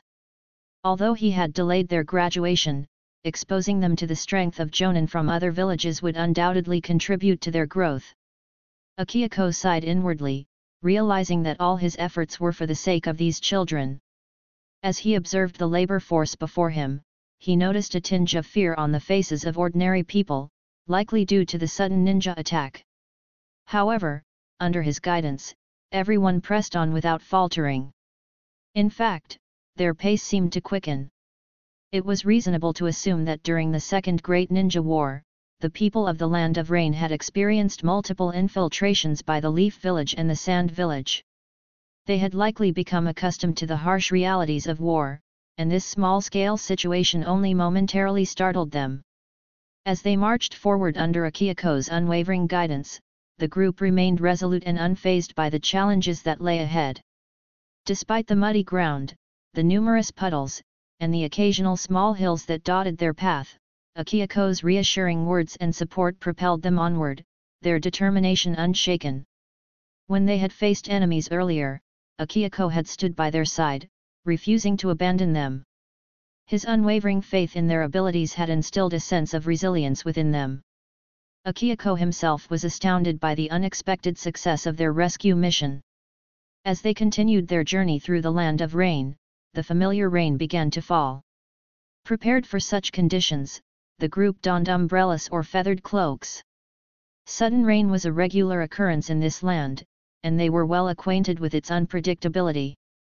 Akiako, ever thoughtful, used his oil paper to shield those without umbrellas from the downpour. Along the way, he called for a brief break, allowing everyone to rest, replenish their energy, and fortify themselves for the rest of the journey. From day to night, fatigue slowly crept upon them. Many were on the verge of surrendering to exhaustion, their determination tested to the limit. They were ordinary people, burdened by hunger and weariness, and the relentless march had taken its toll. The promise of safety lay beyond the borders of the Land of Rain. After walking for nearly a day and night, signs of exhaustion started to show among the weary travelers. Some gritted their teeth, seemingly on the brink of giving up. These were ordinary people, fatigued and hungry, their bodies worn out from the arduous journey. Suddenly, a voice cried out, "It looks like someone is coming." Everyone, including Akiako, lifted their heads to see what was approaching. And when they saw the flickering flames drawing closer, a smile spread across Akiako's face as he declared, "We've arrived, everyone." As his words settled in, the group stared in disbelief at the flames advancing toward them. Had they finally reached their destination? A sense of immense relief washed over them, like a heavy burden being lifted. Some individuals, unable to contain their exhaustion any longer, simply collapsed to the ground upon hearing the news. Covered in a mixture of mud, sweat, and rainwater, they paid no mind to their disheveled appearance. With tired yet gleaming eyes and a faint smile, they gazed at the dim sky above. The sky here felt different from the Land of Rain, but Akiako paid it no attention. He proceeded toward the approaching flames, and soon enough, a unit of ninjas materialized before them. The two groups converged, signifying a moment of great significance and historical importance for the Land of Grass. Stepping forward, the leader of the ninja unit, visibly relieved to see Akiako, addressed him with respect as leader. Akiako acknowledged him with a pat on the shoulder, his nod carrying a sense of emotion. He commended, "Well done." With a proud expression on his face, the Grass Ninja leader declared, "All of this is for the Land of Grass." Recognizing the fatigue of the weary group behind him, Akiako instructed, "Arrange for everyone to eat and rest." We will return to the village early tomorrow morning. He glanced back at the labor force, briefly pondered, and then turned to the captain of the grass ninjas, asking, "Do we have any medical ninjas available? If so, have them briefly check on our people. We must continue our journey tomorrow." The grass ninja captain nodded affirmatively and, noticing the densely packed crowd behind Akihiko, expressed mild surprise. Could it be that there are over 10,000 people? Yes, over 10,000. Akihiko, who had initially planned to recruit 30,000 laborers, reconsidered the numbers. The land of grass was already overwhelmed with the current population, and it would be wiser to exercise caution and wait. Perhaps it would be better to postpone further recruitment until later, maybe even until the Third Great Ninja War, when the Hidden Rain village would be preoccupied with other matters. To cultivate the land of rain and fertilize the land of grass is our duty, but we must proceed step by step, Akihiko sighed, filled with a sense of purpose.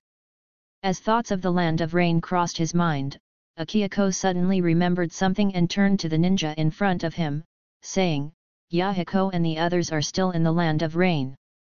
I wonder how they are doing now." Pausing briefly, as if sensing something, he continued, "They should be safe by now. They will likely arrive in about a day. Please make sure to welcome them." He let out a sigh, his voice filled with pride. "They are remarkable young individuals." When they sensed the danger, the three of them volunteered to stay behind and buy us precious time. As their teacher, I am immensely proud of them. I never expected Yahiko-sama and the others to possess such courage at such a young age, even before their graduation. "It is truly admirable," the grass ninja captain responded earnestly. "Leader, rest assured. I will wait here and receive Yahiko-sama and the others with the utmost respect. I am counting on you. And remind them to return to the village promptly and complete their assignments," Akihiko said to the ninja after a brief moment of contemplation. "Understood. I will make sure to convey your message," the grass ninja nodded in acknowledgement. Meanwhile, the three young individuals who had successfully evaded the rain ninjas sought refuge in a secluded house within the land of rain. After outsmarting 3 of the 6 Jonin pursuers, the trio made a strategic decision to divert the enemy's attention rather than engage in direct combat. As they sprinted away, an uncanny phenomenon occurred: they seemed to disappear into thin air. Nagato, with his heightened sensory abilities, detected something unusual, but he chose to keep it to himself. Taking a momentary rest in the humble dwelling, Nagato glanced at Konan and suggested, "We should leave. Akihiko-sensei must be worried about us." Despite the challenges of dealing with Akihiko's sometimes difficult demeanor, they still held a deep respect for their teacher. However, before Konan could agree with Nagato's proposal, Yahiko exclaimed, "Wait, are we just going to leave like that?" Perplexed, both Konan and Nagato turned their attention to Yahiko. Why would they stay and observe the rain? Before they could question him, Yahiko abruptly stood up, walked to the table, and lowered his head, looking at them intently, his eyes shining with determination. In a burst of enthusiasm, he raised his right fist and declared, "Even if we were to die today, our names would be remembered for a while. But if we die after accomplishing something significant, we will be remembered forever. Besides, even if we were to die, it would be for the future of our country." What was he talking about? Who mentioned anything about dying? Their intention was simply to find the opportune moment to make their escape. There was no way they would meet a tragic end. Yet, witnessing Yahiko's earnest demeanor, both Nagato and Konan blinked in surprise, and Nagato urged, "Please, speak clearly." Yahiko fell silent for a brief moment, his expression filled with a sense of righteousness. "The people have endured more than enough under the oppressive rule of Sanshuo no Hands," he proclaimed, his gaze fixed upon the sky as if contemplating the plight of those suffering. "We've already asked you to be straightforward," they exclaimed in frustration. As they voiced their exasperation, Yahiko paused briefly before making a casual remark, "Well, in the end, we'll need some captivating material for our 6,000 word essay on our experiences once we return. Both Nagato and Konan looked at Yahiko, rendered speechless by his words. Chapter 61, ch. 61 Wash yourself first. Today holds immense significance for the village hidden in the grass. The previous night, news of the leader's successful arrival at the border of the land of grass has already reached the village. This afternoon marks the arrival of the first batch of workers recruited from the land of rain. As a result, swift preparations are in order. Keep your spirits high, stay focused, and never underestimate those individuals from our neighboring land of rain, a grass ninja addressed the others with a stern expression. Let us uphold the honor of the village hidden in the grass. Upon hearing these words, the other grass ninjas fell momentarily silent. They pondered whether they still retained the pride that came with being ninjas. However, they quickly nodded, lifted their heads, and responded with determination, yes. Remember your mission for today. Embody the spirit of the new grass, maintain a cheerful demeanor, and exemplify the values of our new grass ninjas. The grass ninja surveyed the responsive crowd and nodded with satisfaction. Once they arrive, guide them to receive their uniforms, freshen up, and have a meal. Then, assign them suitable accommodations. Remember, there can be no compromises on essential matters. Otherwise, you'll all be writing it 100 times. Understood. The crowd chorused in agreement. While the responsible grass ninja was issuing instructions, another grass ninja hurriedly entered the scene and exclaimed, "The leader has returned."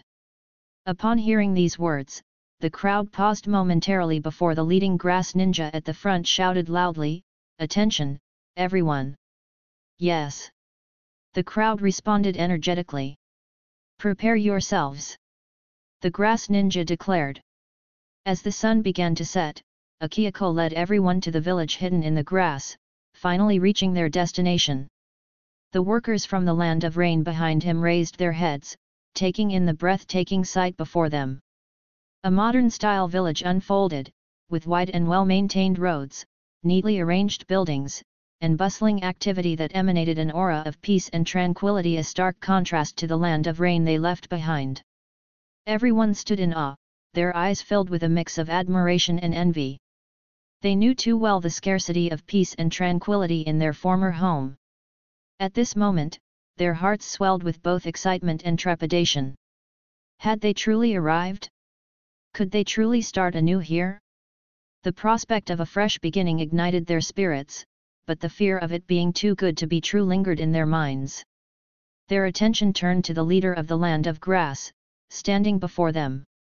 From the previous night, they recognized him as their leader, the one who had single-handedly brought an end to the chaos in the land of grass, restored order, and rekindled hope.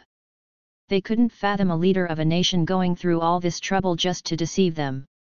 It simply didn't add up. And so, they chose to believe in him. Perhaps, just perhaps, he had not deceived them after all. Leader. Akihiko. At that moment, high-ranking officials of the village hidden in the grass rushed out, relieved to see their leader return safely. However, as they scanned the surroundings, they realized that the three young individuals who were with Akihiko were absent. Where were they? Why were they not by the leader's side? Although curiosity tugged at their thoughts, no one dared to inquire at that moment. Instead, upon witnessing the smile on their leader's face, they assumed that the three young ones must be safe. Akihiko nodded to everyone and then turned to Kana Uzumaki, who stood beside him with a joyful expression and smiled. How are the village houses coming along?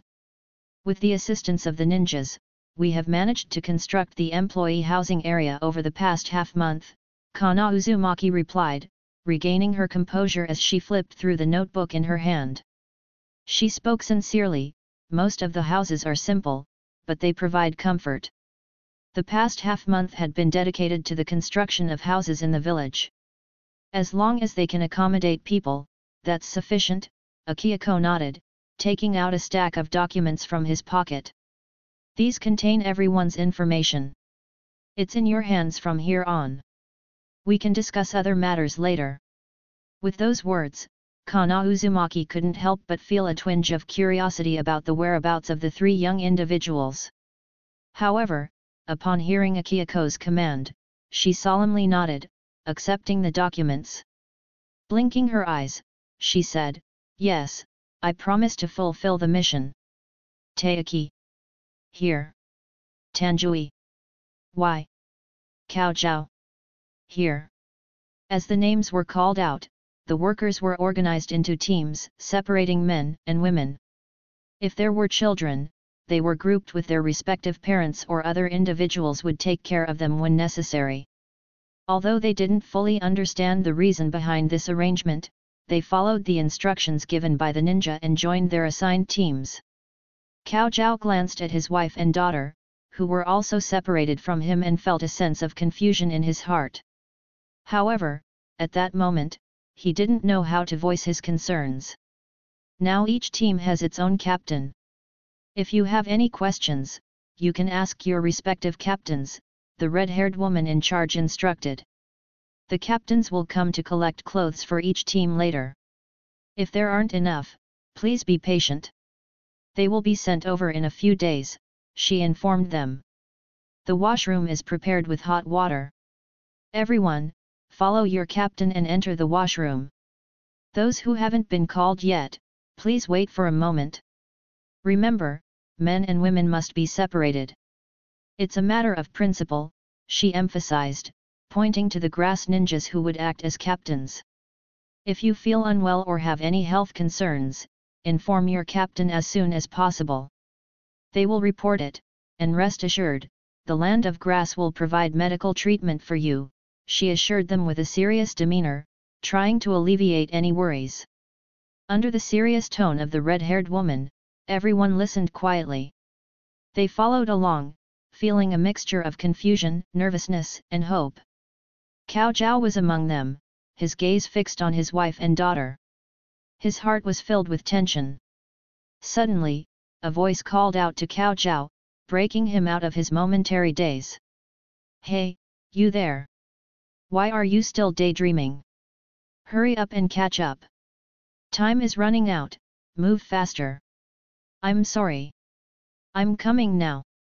Cao Zhao snapped back to reality upon hearing the words of his assigned grass ninja captain. He hurried to catch up, bowing his head. "I apologize." After regaining his focus, Cao Zhao cast another longing look at his wife and daughter, who had been separated from him. He silently prayed in his heart, hoping for a positive outcome and longing for their reunion. Although he didn't understand the reasons behind the separation, he was determined to protect his family no matter what.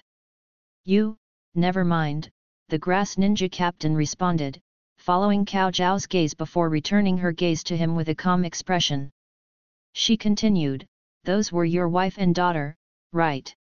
Taken aback by the ninja's question, Cao Zhao collected his thoughts and nervously replied, Yes, they are, ma'am. They are lovely individuals. Don't worry, you'll see them again soon," the grass ninja reassured him. Confused by her response, Cao Zhao couldn't help but wonder about her words. However, before he could inquire further, the grass ninja captain calmly instructed them to enter the bathhouse.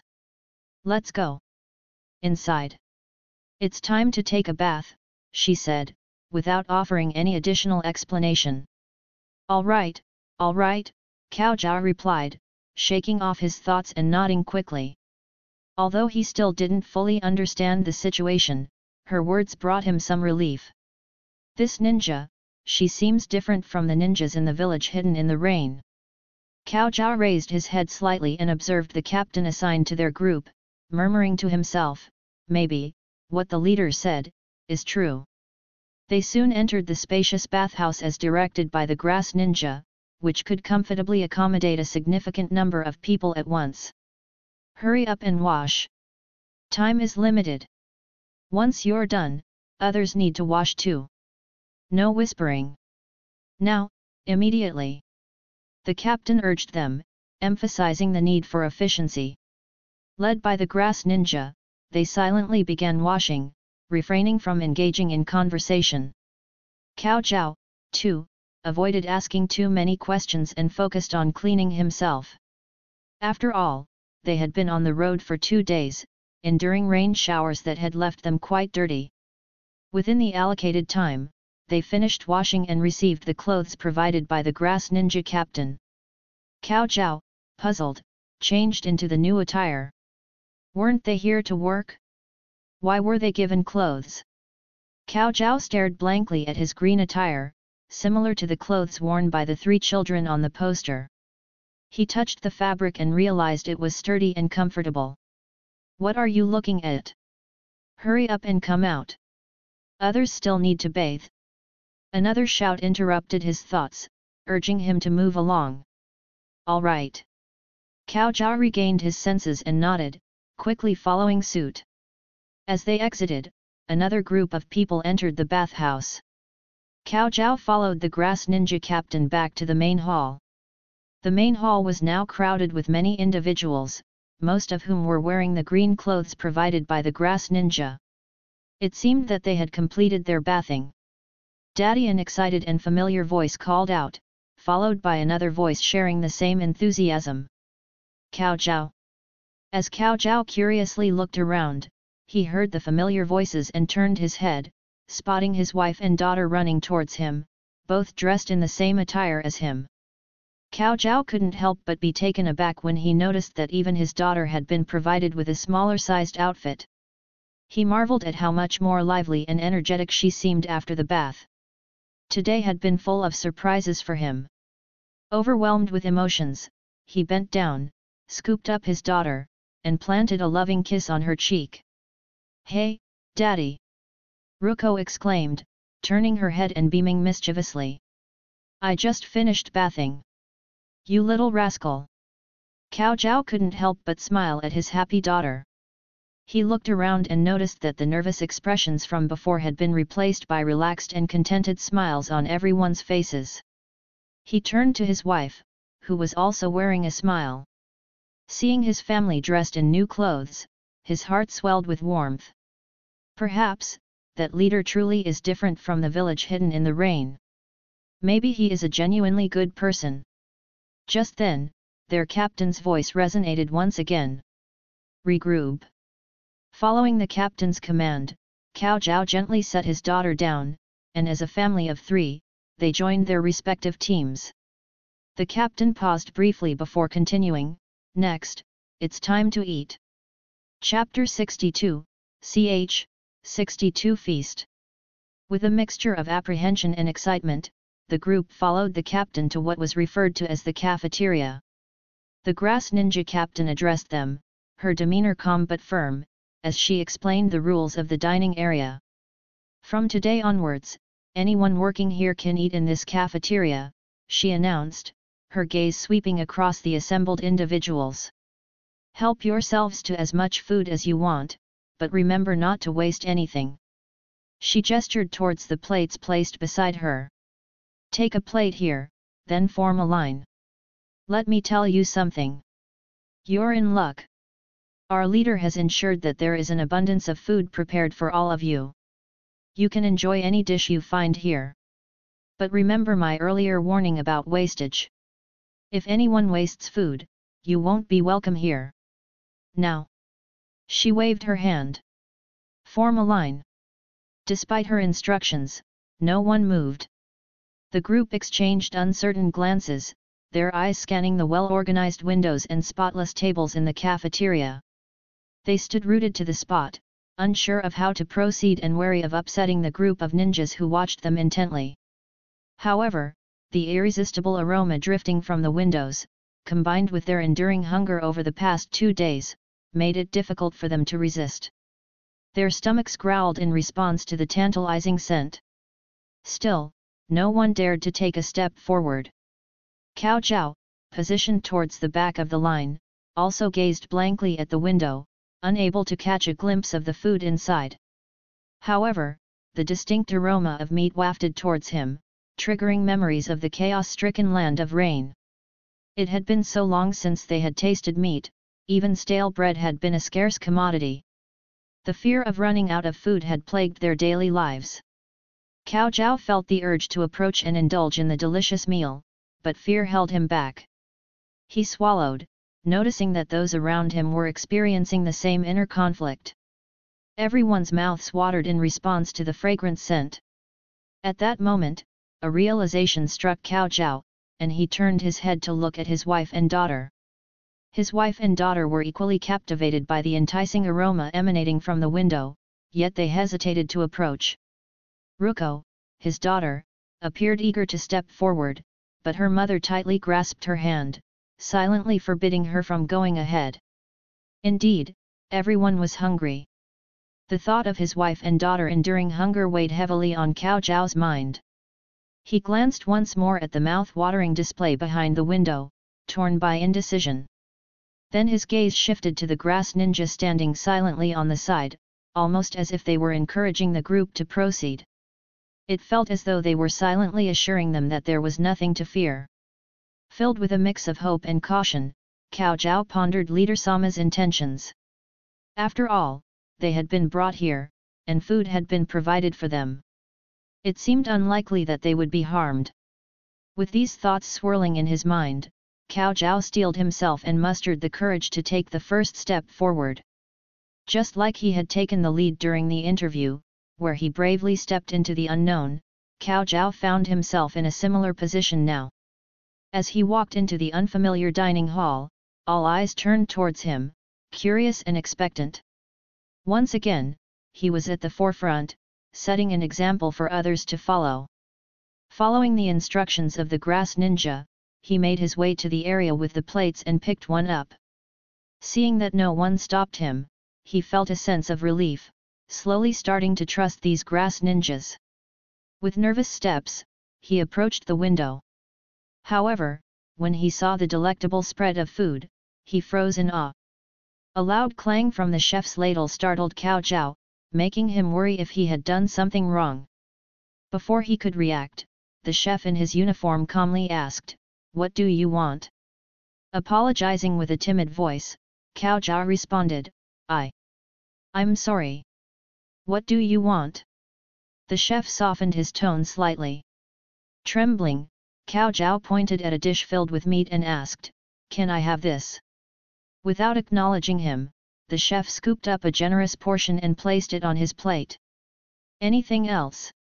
Cao Zhao was taken aback. Could he really ask for more dishes? "Anything else?" he repeated in bewilderment. "Yes, take as much as you want. Why are you crying? Hurry up."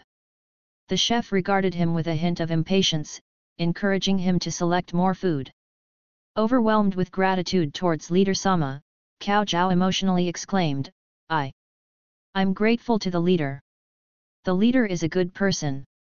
Indeed. He is the esteemed leader of our land of grass, the heroic figure who brought an end to the war. There's no need to mention it. Now, please proceed." The chef nodded, urging Cao Zhao to move and not remain frozen in place. Apologizing for his outburst, Cao Zhao wiped away his tears and pointed to another dish. "Excuse me, I'd like to have this too." Under the watchful gazes of everyone present, his plate was filled to the brim. Holding it with care, he found a seat as instructed and sat down to enjoy the much-needed meal. The workers and their families stood in awe, their disbelief turning into gratitude and excitement. They realized that they could indeed partake in this bountiful feast. The grass ninjas had not deceived them, it was as simple as that. Inspired by Cao Zhao's courage, the others followed suit, stepping forward and picking up their plates. They formed a line, obediently adhering to the rules set by the ninjas. Cao Zhao's wife, seeing her husband unharmed and taking the lead, swiftly took her daughter's hand and approached the window. Ruko, filled with wide-eyed wonder, exclaimed, "Wow, so many dishes!" Chuckling softly, Shiko affectionately touched her daughter's head and glanced at the silent grass ninja, then shifted her gaze towards her husband nearby, her eyes slightly misty but her smile bright. "Let's serve ourselves quickly, my dear. Afterward, we'll eat together with your father." "But I don't know what to choose. Can I take a moment, mommy? Ruko asked hesitantly, feeling a mixture of excitement and uncertainty in the face of the array of tantalizing dishes before her. The abundance of food was a sight she had never encountered before.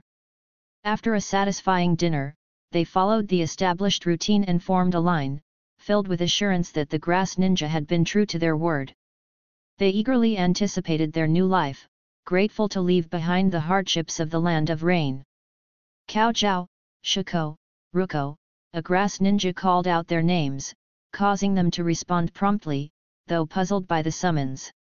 Nevertheless, they complied and answered, with little Ruko chiming in, "Yes.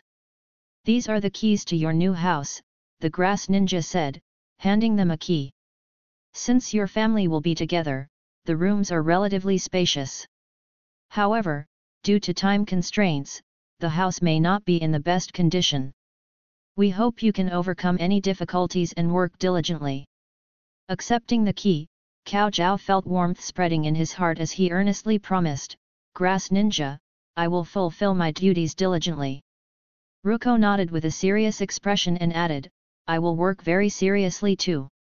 Our leader believes that children should focus on their studies while their fathers work. We will arrange for your schooling later," the grass ninja said with a rare smile, glancing affectionately at the adorable little girl. Then, turning to Cao Zhao, they added, "Now, follow this person to your new home. Rest well and be prepared for work tomorrow." "Yes, ninja-sama." Cao Zhao happily led his wife and daughter, expressing their gratitude to the grass ninja for their assistance.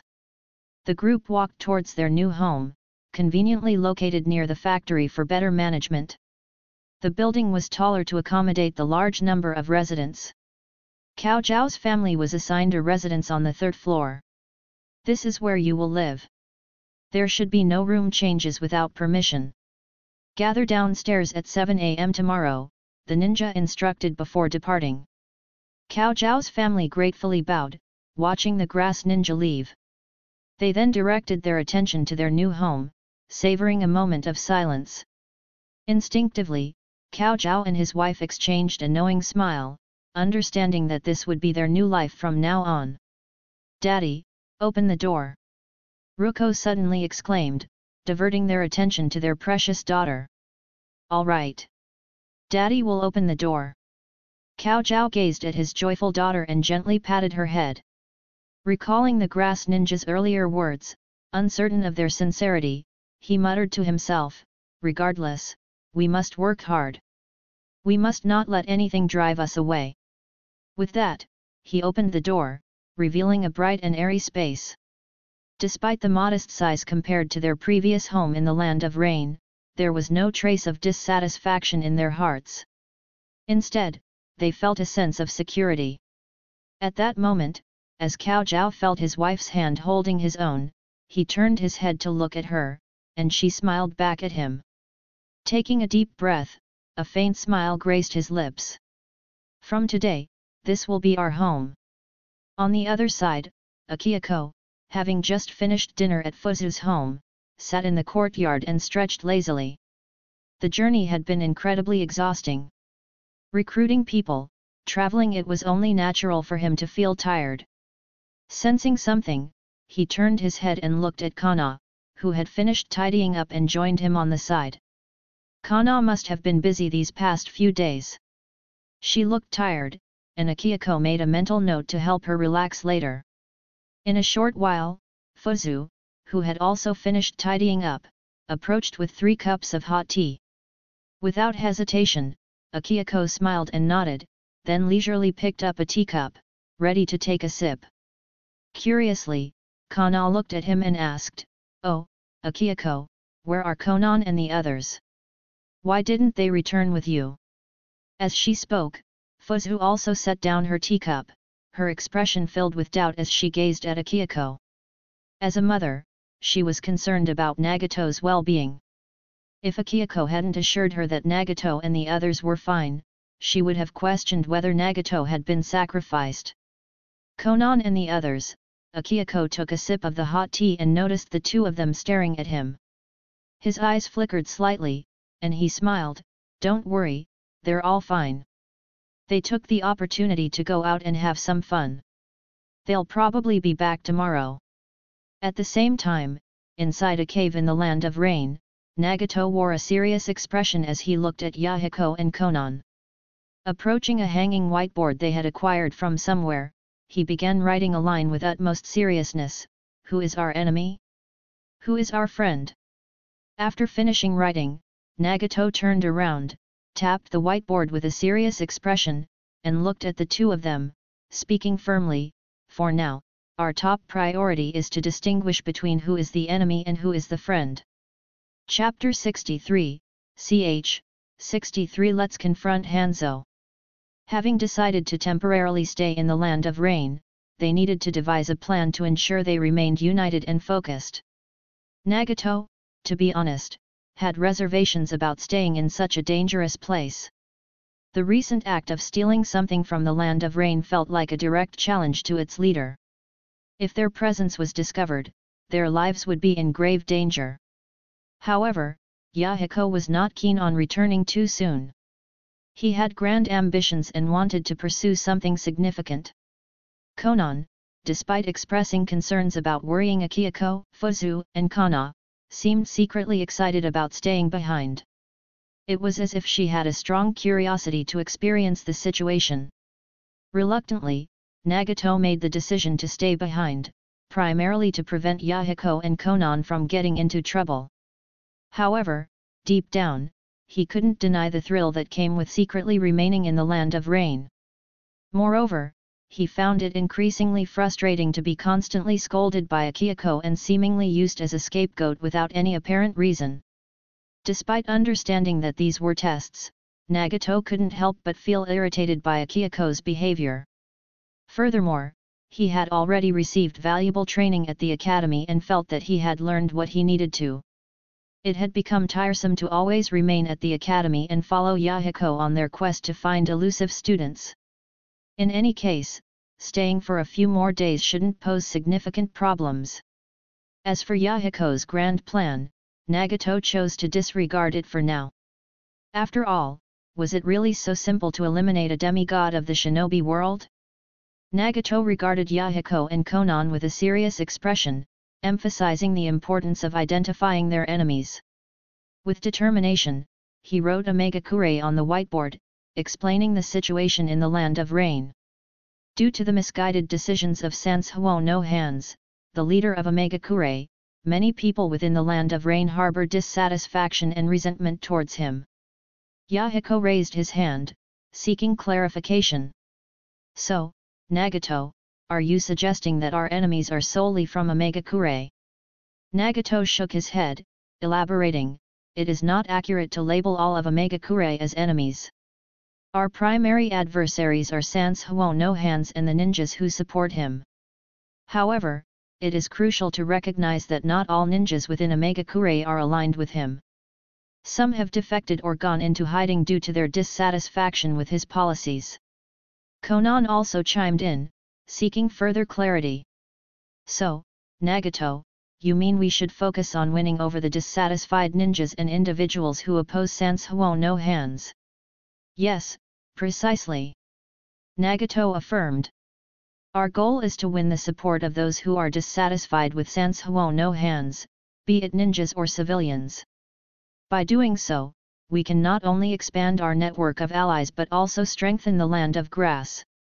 Our strategy is to distinguish between friends and enemies, unite all available forces, and harness the power of collective struggle."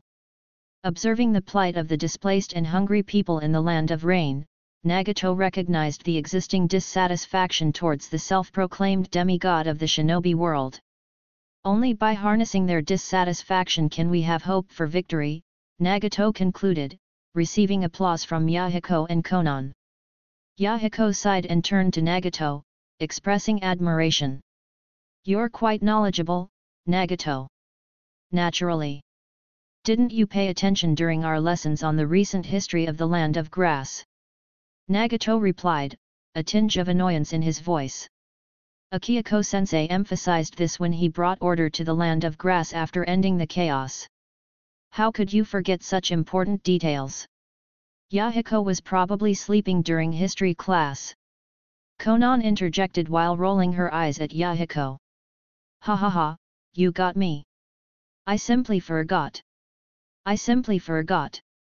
Yahiko chuckled, scratching his head. He then turned his gaze to Nagato and Konan, gratitude evident in his eyes. Truly, having both of you by my side gives me peace of mind. So, what should we do next? First. Nagato sighed, shaking his head, and said, let's observe Omegakure's reaction to the recent events for now. Oh, speaking of Omegakure's reaction. Konan recalled something and said, this morning, while I was out on a reconnaissance mission, I discovered that we are now wanted by Omegakure. So soon? Do they already know our identities? Nagato was momentarily taken aback, impressed by Omegakure's swift intelligence gathering. No, not yet. Konan shook her head and retrieved a large unfolded paper from her pocket. She nonchalantly said, however, Omegakure has issued a bounty on us using this image. They're offering a reward for anyone who captures individuals resembling these figures. Both Nagato and Yahiko's expressions twitched as they examined the paper that Konan laid out before them. It depicted their familiar likenesses dressed in green work clothes, holding shovels on their shoulders, standing confidently. Below the image were the words, "Join us and build a better future together." They couldn't help but inwardly curse at their oversight. Omegakure had issued a bounty using that image, and they hadn't even bothered to remove the original text. Couldn't they have at least redrawn it? Both fell into silence, realizing the unintended consequences of their actions. Then, Nagato raised an eyebrow, turned to Yahiko with an impassive expression, and said, "You know what, Yahiko? I think you were right. It's not a good idea to return too soon. Let's find an opportunity to confront Sansuo no Hands." Yahiko was taken aback by Nagato's sudden change of heart and couldn't help but scold him internally, "Weren't you the one who initially disagreed? What's with the sudden change in attitude? Still not back?" The next morning, Akihiko had planned to spend the entire day relaxing at home.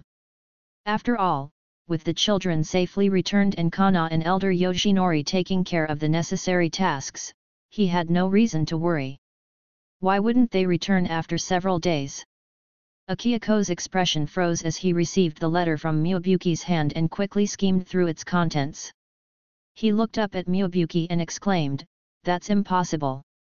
Let's calculate the time it should take for them to travel from there to the land of grass. Based on their speed, it shouldn't take more than half a day. Could they have gotten lost?" He couldn't help but feel perplexed. How could those three clever kids get lost? Especially Nagato, whose sensory abilities were quite exceptional. Getting lost should be impossible for him. Or could something have happened to them? I witnessed them leaving safely. Akihiko rubbed his chin, then lifted his head and asked Miyabuki, "Did the investigation yield any findings?"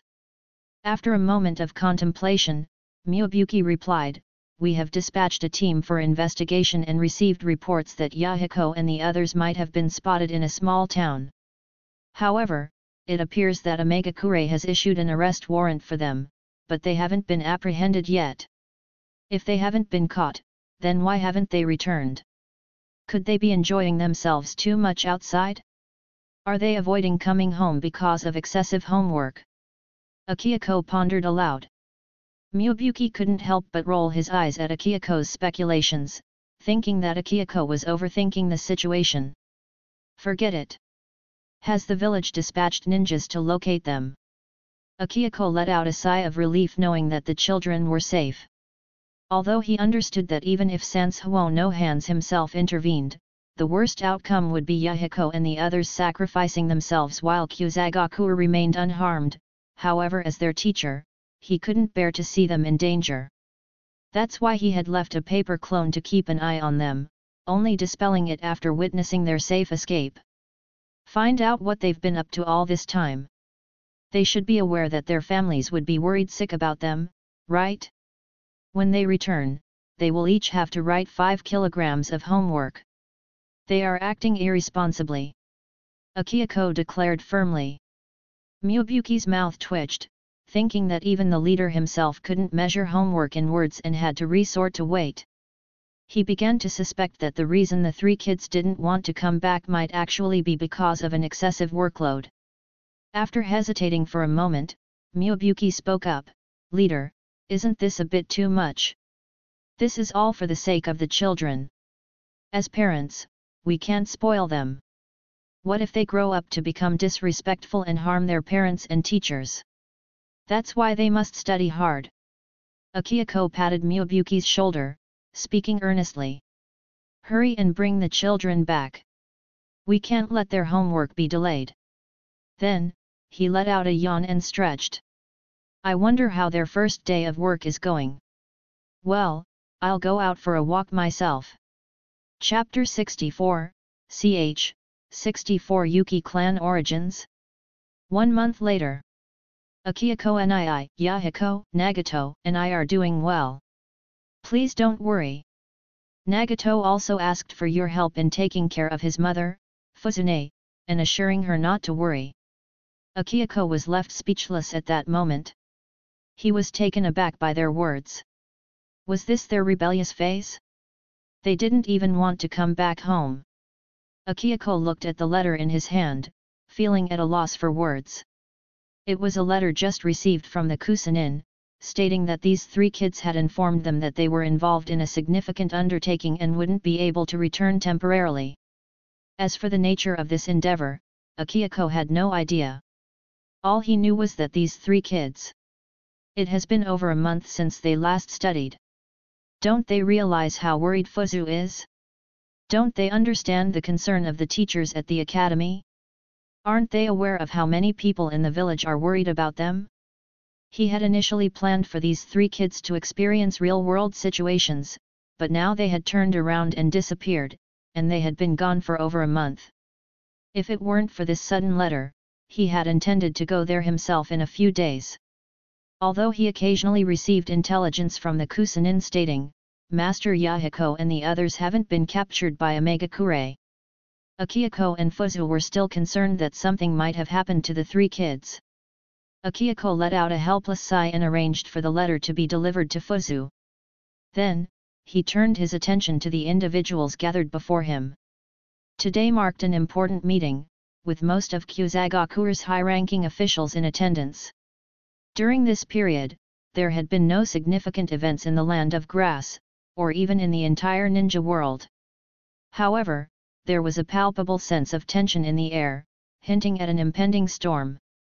Regarding the tens of thousands of workers who had arrived in the Land of Grass earlier, everything was proceeding as planned. Reports from various units indicated that everyone was working diligently and with great enthusiasm. Their dedication to their work was truly remarkable. The prevailing theme in the Land of Grass revolved around construction, as they aimed to establish a new era for the Land of Grass in the ninja world. Consequently, one could find various slogans adorning the landscape, reflecting the spirit of the Land of Grass. I take pride in my work. Unity is strength in the Land of Grass. Together, let us create a beautiful Land of Grass. Each day, the streets of the Land of Grass were adorned with a mesmerizing sight, workers clad in green protective attire, creating a picturesque scene that embodied the essence of this new era. This visual spectacle had become synonymous with the Land of Grass's spirit and progress. To further cultivate this image, Akihiko had dedicated his 3 cherished disciples. Towering posters showcasing these 3 children in their protective outfits, armed with shovels, could be found throughout the land. These posters served as a wellspring of inspiration, igniting passion for construction among the ninjas and the people of the Land of Grass. The initial group of workers was primarily assigned to 3 key departments. One team was tasked with working in the renowned scientific ninja tool factory, where cutting-edge technology played a vital role in advancing the Land of Grass.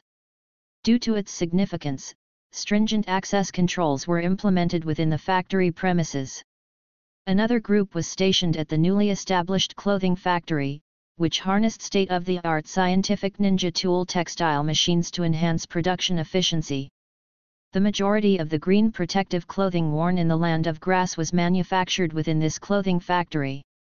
Within a remarkably short span of time, tens of thousands of sets of protective attire were produced, a testament to the factory's exceptional productivity. In many ways, the Land of Grass had taken a technological leap forward by seamlessly integrating ninjutsu into their manufacturing processes. After the establishment of the clothing factory, discussions arose regarding that they may potentially provide subcontracting services to Konoha for the production of ninja vests. This arrangement had the potential to generate additional income for the Land of Grass, as the assembly line production of ninja vests proved to be more cost-effective compared to handcrafted ones. The business prospects were promising, but there were challenges to overcome. The unique nature of chakra presented a hurdle. While chakra had exceptional endurance, similar to the chakra lightning railcar, a single charge could power the chakra textile machines for an extended period. However, the Land of Grass had a limited number of ninjas and couldn't allocate the majority of them to production. Recognizing this issue, the Research Institute initiated a project to develop a hybrid power system that combined electricity and chakra. They aimed to merge scientific ninjutsu with electrical science, seeking comprehensive advancements. They aspired to lead the way, leaving no room for others to surpass them. In addition to the factories and the clothing factory, the last portion of the workers was dedicated to infrastructure construction. Though the initial recruitment number was around 10,000, with the inclusion of their families, the population swelled to tens of thousands. This influx of people injected newfound vitality into the Land of Grass's development. However, a critical challenge remained. The Land of Grass had an abundance of ordinary laborers, but there was a shortage of ninjas. The production of micro-sized ninjutsu scrolls and chakra capacitors relied on ninja expertise. Even the infrastructure department administrator acknowledged that the value of an earth-release ninja equaled that of 100 ordinary workers, and scientific ninja tools operated using chakra. Ninjas were indispensable in every aspect, but the new generation was still in its infancy. The Land of Grass had only recently established a ninja school, and it would take time for them to mature.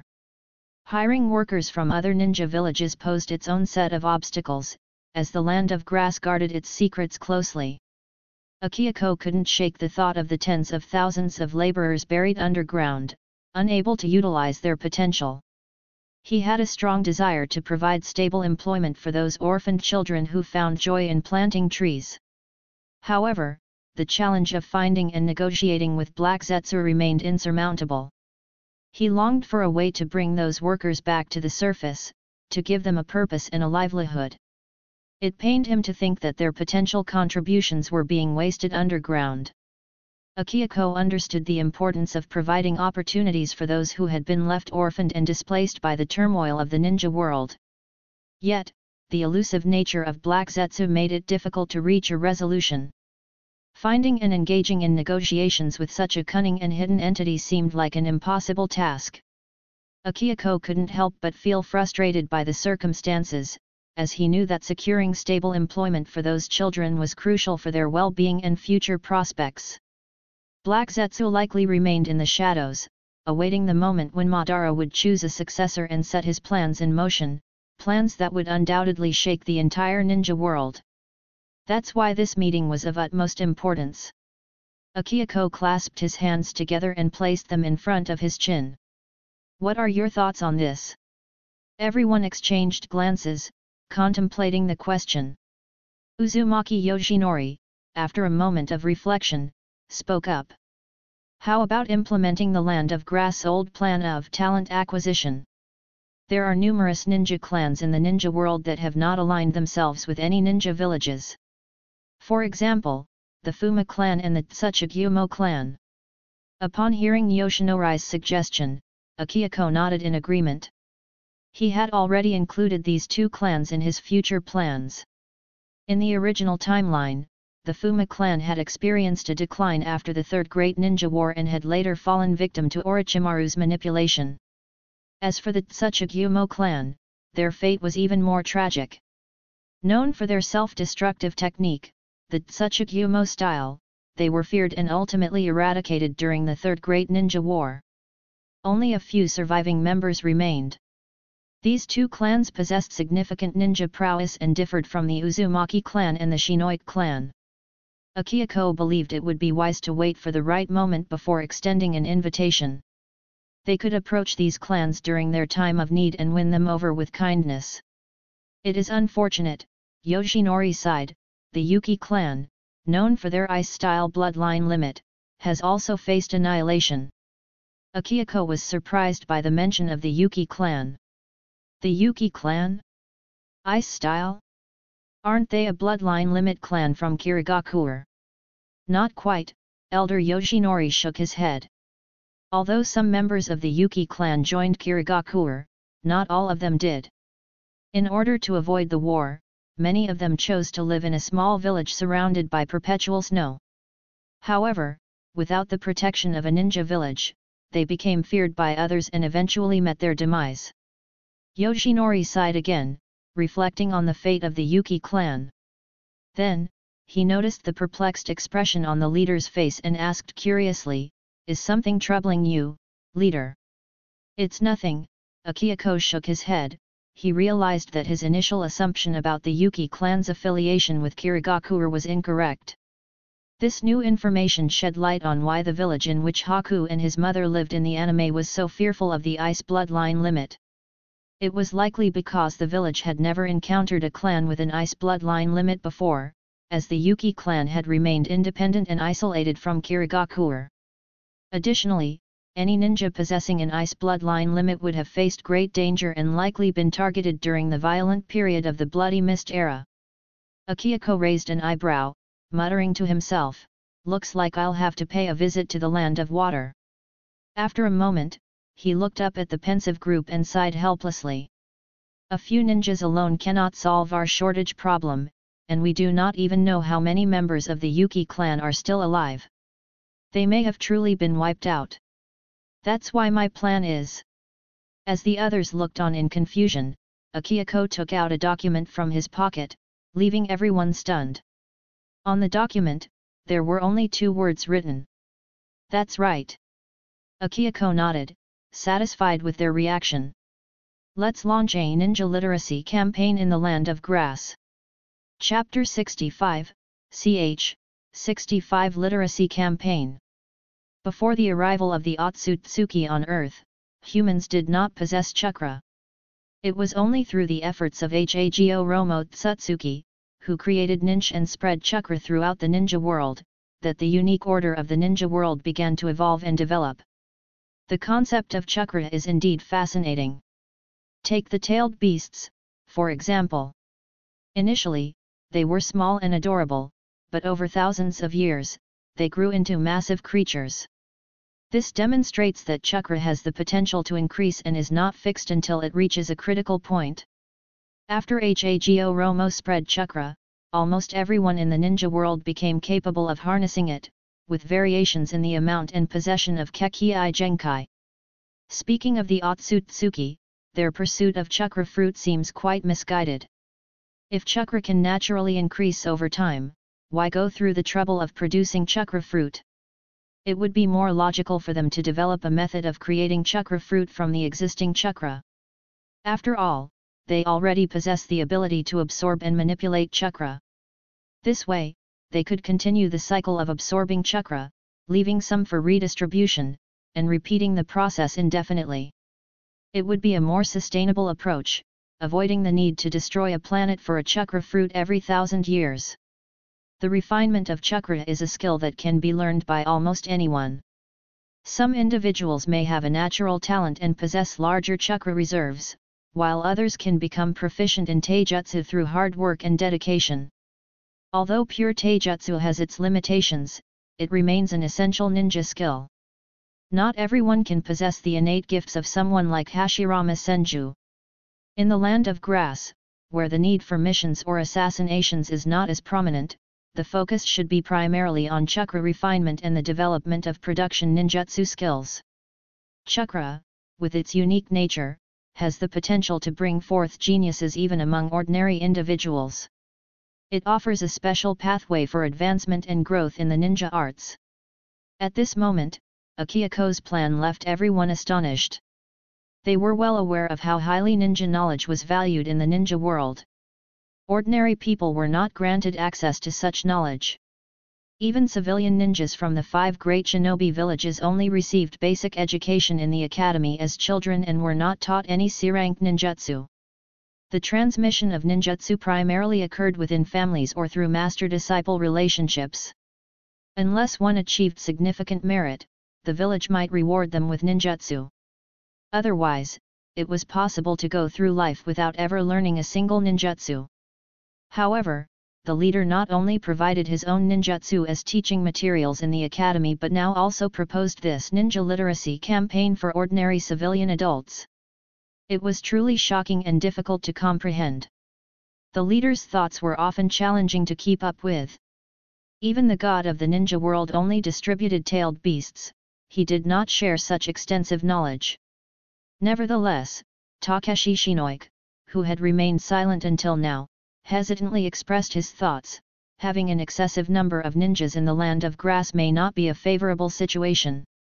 Ninjas, in a sense, can be a source of chaos. If someone with power harbors malicious intentions, it could lead to disaster for the village and the country. Furthermore, if the 5 great shinobi villages were to find out, it could potentially escalate into a war. The possibility of a war against the land of grass or even a large-scale conflict was a grave concern. As Takeshi spoke, everyone nodded in agreement. It was indeed a valid and worrying point. Therefore, as the root of potential chaos, ninjas were not always welcomed in certain regions. Some users of Kekkei Genkai were even regarded as demons. The leader's current plan had a direct impact on the interests of all ninjas. However, I have also taken this into consideration, but if we want to progress, we need to prioritize the promotion of ninja education. Akihiko sighed and looked at the hesitant faces of the crowd. In the future, with the widespread use of scientific ninja tools, the role of ninjas and the value of their knowledge would gradually diminish. Of course, top-tier ninjas would always be crucial. So, if this is the direction in which the world is heading, why not adapt to it gradually from the beginning? Therefore, we must strengthen the education of ideology and moral character, focusing on chakra refinement and related production skills. Simultaneously, we can selectively choose suitable individuals to teach. We can start with small-scale experiments. Even if challenges arise in the future, there will always be individuals who step forward to protect this country. As for the possibility of war, Akihiko paused for a moment, contemplating the fact that ninjas were akin to aristocratic families or academic cliques that monopolized knowledge. He continued with a bitter smile, to be honest, even if we refrain from taking this step, wouldn't the 5 great shinobi villages still consider attacking the land of grass if they desired to? Akihiko's expression displayed unwavering determination. We can only rely on self-improvement to maintain our own peace. Entrusting our peace to others would be foolish. As he finished speaking, everyone was initially shocked but soon exchanged glances. Gradually, relieved smiles appeared on their faces, signaling their acceptance of the leader's resolve. Leader, your wisdom surpasses that of the shinobi gods and the entire ninja world. Uzumaki Yoshinori sighed emotionally. Then, his expression turned serious. Whatever orders you give, the Uzumaki clan will faithfully obey. The Shinoike clan stands united with the leader. Takeshi nodded, confirming his unwavering support for the decision. In retrospect, it has become clear that the leader's decisions have always been right. Miyubuki said after contemplating for a moment. Every seemingly unconventional choice made by Akihiko had proven to be correct. The rest of the council members also nodded in agreement, expressing their unwavering trust in Akihiko's leadership. If that is the case, Akihiko saw the unanimous agreement and felt a sense of relief. The meeting is adjourned. Everyone, carefully consider how to execute this plan. It is an important undertaking, on par with the significance of the talent acquisition plan. In the land of grass, we are navigating through uncharted waters. We must proceed with caution. He spoke with a serious tone. There is no room for error. Yes. Everyone responded to Akihiko's instructions and left the meeting with a determined sense of purpose. Once a decision was made, they were ready to devote their utmost effort to ensure its success. However, Akihiko suddenly called out to Miyabuki, who was about to leave with everyone else. Miyabuki, please wait a moment. Confused, Miyabuki turned back to face the leader, wondering why he had been singled out. He quickly ran through his recent actions in his mind, trying to figure out if he had done something wrong. Why was the leader addressing him as comrade again? Ah, you are aware of Yahiko and the others, right?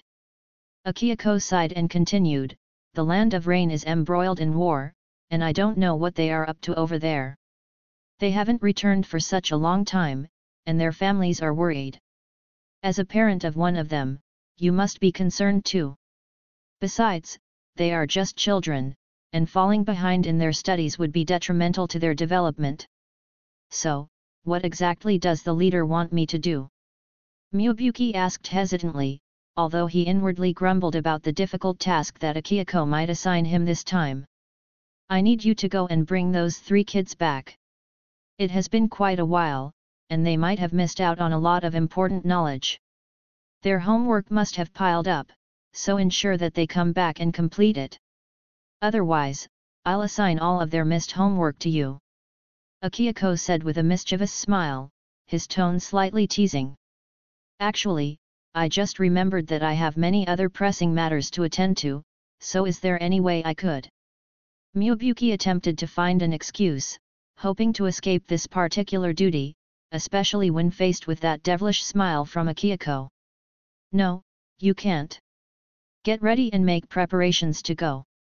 Remember to bring back those 3 little troublemakers. Akihiko interrupted him, still sporting a playful smile on his face. After a week had passed since the last meeting in the Land of Grass, the decisions made during the meeting remained undisclosed, leaving everything unchanged. In the scientific ninja tool processing factory, Cao Zhao stretched his tired limbs and let out a contented yawn. Despite the weariness, a gentle smile adorned his face. Having acclimated to life in the Land of Grass, Cao Zhao witnessed the gradual realization of the leader's plans. However, there was one lingering concern that tugged at his heart. I wonder how we can enroll Ruko in school. Perhaps I haven't been working hard enough, Cao Zhao pondered, aware that both he and Shiko worked diligently in the factory while their daughter had to occupy herself playing in the living area. Although Ruko had other children to keep her company, Cao Zhao and Shiko, like many other fathers in the vicinity, shared a heartfelt desire for their daughter to have the opportunity to attend school. This longing was not a complaint or dissatisfaction but rather a deep-seated wish for their children's future. The leader had already fulfilled numerous promises, instilling a sense of hope, eliminating hunger, and ensuring security from the ravages of war. The people of the Land of Grass were genuinely grateful for these positive changes brought about by the leader's guidance. I must redouble my efforts. It's lunchtime now, and Ruko must be hungry. Cao Zhao's smile brightened as he imagined his daughter enjoying her meal. I heard we can apply for a short vacation to explore the Land of Grass. I'll take some time off and accompany Shiko and Ruko on an adventure. Then, I'll return to work with renewed dedication. As Cao Zhao prepared to leave, he was interrupted by a familiar voice calling out his name. Cao Zhao. Surprised, Cao Zhao turned around to see Yamafuji, a grass shinobi and the leader of their small team, approaching him. He quickly inquired, Lord Yamafuji, is there something I can assist you with? Yamafuji, known for his kind demeanor and willingness to explain things to Cao Zhao, corrected him with a chuckle. I've told you to call me Captain Yamafuji. But that's all right. He patted Cao Zhao's shoulder before gesturing towards the other workers nearby. Leading Cao Zhao aside, Yamafuji adopted a serious expression. There is something, he began, but before he could finish his sentence. What is it? Please tell me. Cao Zhao spoke earnestly, indicating his willingness to take on any task without hesitation. Whatever it is, I will diligently complete it. Yamafuji smiled and reassured Cao Zhao, sensing his serious demeanor. No need to be so serious. It's good news. He glanced around, ensuring privacy, and lowered his voice slightly. Recently, the higher-ranking officials have decided to start a literacy class to teach everyone about ninja knowledge. Chapter 66, ch. 66 brought back. Yamafuji provided Cao Zhao with an explanation about the literacy campaign, stating, "This new policy in the Land of Grass has been specifically designed to benefit migrant workers. However, it is currently being tested on a small scale, which means that there are only limited slots available. I have noticed your serious and responsible work attitude, as well as your genuine approach to handling tasks. Based on that, I am planning to recommend you to the higher UPS," Yamafuji continued, expressing his confidence in Cao Zhao's abilities. Yamafuji went on to inform Cao Zhao, "In addition, I have nominated you for the Outstanding Employee Evaluation at the end of this year. Your work attitude has been recognized by the leadership, and I believe you have a high chance of being selected. This recognition may open doors for your daughter, Ruko, who is of school-going age. If you attend the literacy class and achieve good results, the factory may recommend her for school as well." Cao Zhao listened attentively, realizing the significance of this opportunity. Yamafuji then emphasized the importance of taking this chance seriously and not wasting it. He acknowledged the potential challenges of attending classes after work but encouraged Cao Zhao to carefully consider the long-term benefits. Leaning in closer, Yamafuji shared a secret with Cao Zhao, saying, "I have heard rumors that in the future, promotions may prioritize employees who have attended school. It seems that the Land of Grass is embracing progressive concepts of development, and even the older generation of shinobi like us are engaged in continuous learning." Lost in his thoughts, Cao Zhao found himself reminiscing about what Yamafuji had shared earlier. However, his wife's concerned voice calling out to him snapped him back to reality. Cao Zhao, what's the matter? Your food is getting cold. Why aren't you eating?" Shiko's voice broke through his reverie, and Cao Zhao quickly realized where he was. He had been deep in thought but now found himself in the cafeteria, seated with his wife and daughter, ready to enjoy their meal together. "I noticed you were deep in thought just now. Is something on your mind? Is work becoming too tiring?" Shiko looked at Cao Zhao with a puzzled expression before shifting her attention to their daughter. She gestured for Ruko to eat at a slower pace. "Ruko, how many times have I told you? Girls shouldn't eat so quickly. And remember, we mustn't waste food." Ruko, her mouth full of food, couldn't contain her excitement as she replied, "I understand, Mom. I just wanted to finish quickly so I can go out and play. It's been such a long time since I had the freedom to play like this. Back in the Land of Rain, I never had the chance." Shiko scolded her daughter with a helpless tone, "Even though you want to go out and play, you shouldn't eat so quickly like this." She couldn't help but smile as she gazed at Ruko, full of enthusiasm. Shiko knew that the Land of Grass provided a safe and worry-free environment for Ruko to enjoy her playtime. As Cao Zhao observed his wife gently wiping their daughter's mouth, a warm smile spread across his face. Memories of their time in the Land of Rain surged through his mind, reminding him of the days they were confined to their house, gripped by fear and unable to step foot outside. With only a few meager pieces of bread, they would peer out at the relentless rain, yearning for the war to come to an end. However, since their arrival in the Land of Grass, their wishes had been transformed into reality. They were now able to embrace a life free from the shackles of fear, where their daughter could play without restraint and they could cherish the simple joys of everyday existence. Observing his daughter's regained vitality and his wife's improved complexion after just over a month of nourishment, Cao Zhao paused for a moment before addressing them with a smile. "Ruko, would you like to go to school?" As the words left his mouth, Shiko, still in the midst of wiping their daughter's mouth, lifted her head in surprise, unsure of why Cao Zhao had suddenly broached this topic. Although they had heard from the shinobi they encountered earlier that their children could attend school in the land of grass, it still felt like a distant dream to them. Many days had passed, and while the children had played together in the residential area, none of them had actually gone to school. Nevertheless, the current blessings they enjoyed had already filled their hearts with gratitude. During their time in the land of rain, both children and adults had to be extremely cautious when venturing outside, constantly fearing encounters with shinobi. The fact that they now lived in safety and abundance as a family was a remarkable blessing in itself. Cao Zhao, you.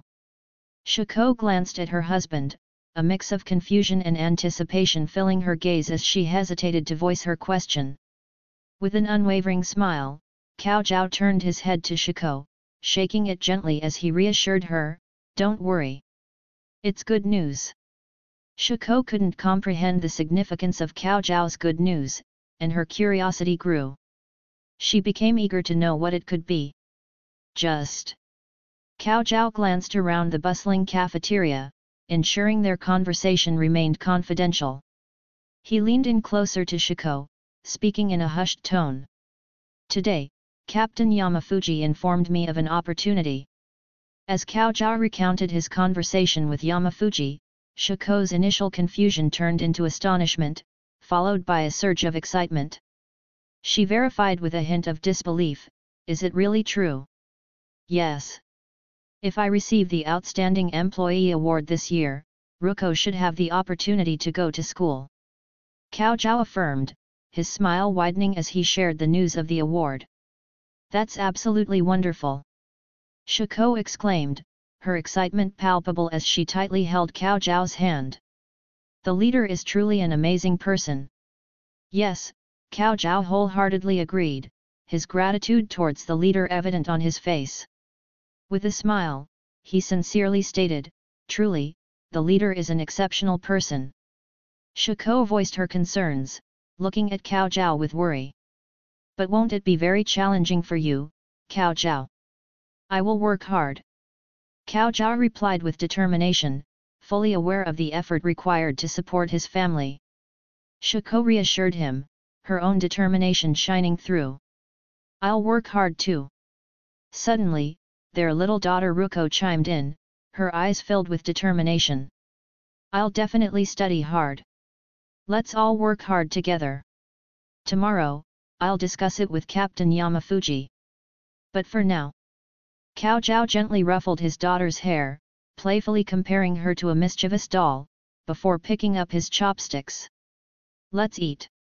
As they savored their meal, Cao Zhao's gaze lingered on his wife, who joyfully relished her food, simultaneously imparting words of encouragement to their daughter about the importance of diligent studying. Cao Zhao's heart swelled with an indescribable emotion, a deep sense of gratitude and optimism. With confidence shining in his eyes, he firmly held his chopsticks, whispering a heartfelt affirmation to himself, "Each passing day, life will undoubtedly get better and better." In the office of Akihiko, the esteemed leader of the land of grass, a warm smile adorned his face as he observed the trio of mischievous youngsters standing before him, their ears perked up in anticipation. Taking a sip of his tea, he addressed them in a friendly tone, "It seems like you three have had quite the adventure." Upon hearing his words, the children chuckled nervously, caught off guard by their unexpected capture and return. They had devised a plan to stay behind with Uncle Myobuki, believing they could join forces to rebel against the land of rain. Myobuki had even seemed to agree with their idea. However, when nightfall arrived and they settled down to rest, they were suddenly overcome, rendered unconscious, and bundled up in sacks before being swiftly brought back to their home. At this moment, the children silently acknowledged their own lack of experience and misjudgment. They realized that Myobuki was a true shinobi of the grass, much like their teacher. They had underestimated his skills and cunning strategies. Akihiko's expression turned stern as he read through Myobuki's report, his frustration evident as he rubbed his forehead. "Do you realize the gravity of your actions?" Attempting to incite rebellion in the land of rain, he admonished the trio in exasperation. You truly have the audacity to do that.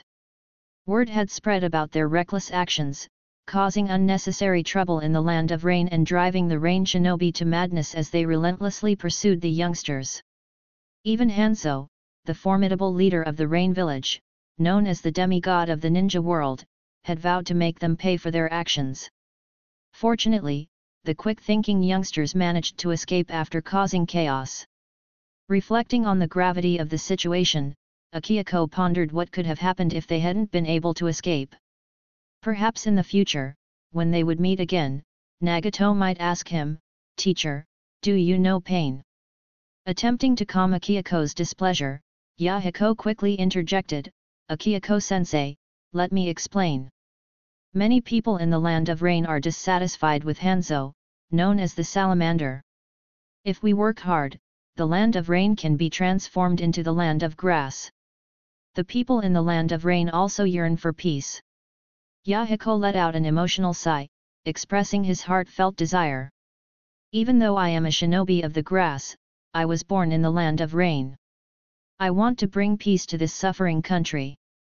"Teacher, didn't you teach us that with great power comes great responsibility?"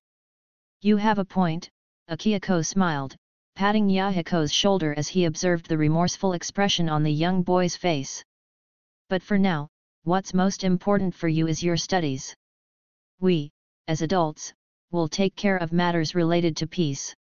Now, regarding your homework."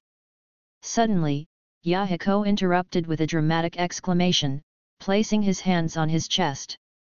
"Teacher, my heart hurts. I'm so tired and in need of rest." Akihiko waved his hand dismissively, seeing through Yahiko's attempt to evade homework. "It's all right. Writing your homework will actually help you relax. There's still 200 pounds of homework waiting for you at home, specially prepared." The three children were left dumbfounded, and even Yahiko's pain suddenly vanished, their eyes widening in shock.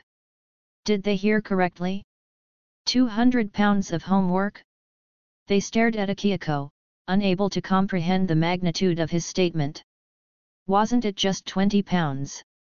Yahiko finally spoke up, recalling what his father had mentioned when they first met in the land of rain. "That was a week ago. Now, go home and complete your homework. Once you finish, you'll feel much better." Akihiko gently patted their heads. "Nagato, your mother is worried about you. Konan, your sister Kana misses you dearly. And Yahiko, your father personally brought you back." The three children looked at Akihiko with a mix of resentment and resignation, resembling mistreated little puppies, before reluctantly leaving the office. At that moment, Miyabuki entered the office, his face twitching as he watched the departing children. He then stood at attention, addressing Akihiko with earnestness, "Leader." Akihiko nodded in approval, his gaze focused on Miyabuki. He couldn't help but feel a slight pang of regret. "You've done well this time," he acknowledged. "You succeeded in bringing the kids back." Internally, Miyabuki grumbled about Akihiko's tone. Why did it sound like there was a hint of regret? Thankfully, he didn't give in to Yahiko's persuasion earlier. "Dad, you don't want to go back and do homework, right?" Instead, he made the decision to knock all three of them out at night and return them safely. Otherwise, he would have likely been burdened with an enormous amount of homework. Nevertheless, Miyabuki raised an eyebrow, recognizing the exceptional leadership skills of Akihiko. He was truly a top-notch grass shinobi. With a serious expression, Miyabuki continued, "I am fully committed to embracing the new spirit of grass as our ideology and wholeheartedly following your lead, leader." After expressing his loyalty, a smile returned to Miyabuki's face. Leaning forward, he added, "Leader, to be honest, what Yahiko said wasn't entirely wrong. The land of rain is currently in chaos." "I am aware," Akihiko waved his hand dismissively, his tone serious. "However, it's not the right time yet." Did everyone truly believe he would casually recruit individuals from the land of rain? He had a plan, but the timing wasn't suitable. Glancing back at Miyabuki, Akihiko continued, "All right, go and rest. War looms on the horizon, and we don't want the Land of Grass to be the one to ignite the flames of the Third Great Ninja War. If war were to break out, and the Land of Grass were seen as the instigator, they would likely be the first targets of attack," Akihiko contemplated. "Understood." Miyubuki nodded, sensing something in the leader's expression that made him refrain from saying more. However, before turning to leave, he hesitated for a moment, recalling something. "By the way, leader, what should we do with the few shinobi we brought back this time?" "Those shinobi?" Akihiko furrowed his brow, contemplating for a moment before letting out a sigh. "Never mind, keep a close eye on them. Send them to the academy and enroll them in the night classes. Let them catch up on their studies." Chapter 67, ch. 67 Hato and Daisuke. "Ha ha ha, sorry, Hato. Daisuke. It seems we have to return to the school life." Yahiko chuckled, attempting to lighten the mood. "What the hell? You guys are already so powerful, and yet you still have to attend school." Hato grabbed Yahiko by the collar, clearly frustrated. "And you're grass shinobi, why did you lie to us? We are actually orphans from the Land of Rain." Yahiko quickly explained, feeling a tinge of guilt. "I have a mom." Nagato interjected suddenly. "Well, Nagato almost became an orphan too." Yahiko scratched his head, maintaining his cheerful demeanor despite Hato's firm grip on his collar. "But Akihiko-sensei brought us back, and we started living in the Land of Grass. As for going to school..." He let out a sigh, a hint of helplessness in his voice. "Akihiko-sensei believes that despite our strength, we are still children. We might feel ready to graduate, but he wants us to continue our education." The three children's faces initially drooped, but they soon exchanged smiles, including Nagato and Konan. "According to Akihiko-sensei, school is not just a place to learn ninjutsu, it's a place to learn how to be a good person," Yahiko continued, his voice filled with conviction. "Under his guidance, we develop a new perspective as shinobi. We learn to distinguish right from wrong and understand the truth. And since our time in school is short, we must cherish every moment." Hato's angry expression froze momentarily, and he fell silent. In that moment, he released his grip on Yahiko's collar. He couldn't help but feel a twinge of envy as he observed Konan, Nagato, and Yahiko. There was a faint, but unmistakable, glimmer of light in their eyes. It was the radiance of confidence and the hope for a brighter future. In an era dominated by war, it was rare to see such determination in people's eyes, especially in the chaotic Land of Rain where hope was scarce. Hato contemplated his own life, his expression filled with sadness. "Actually, I'm an orphan too," he murmured quietly. Despite being only a few years older than Yahiko and the others, he had already graduated from his shinobi training. But was he a genius? No, he wasn't. In the village hidden in the rain, there was no shinobi academy like in other villages.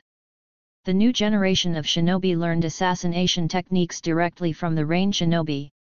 Once they acquired enough skills, they would be sent on dangerous missions. In the end, only those who survived the harsh realities of these missions became qualified rain shinobi. This situation was not unique to the Land of Rain.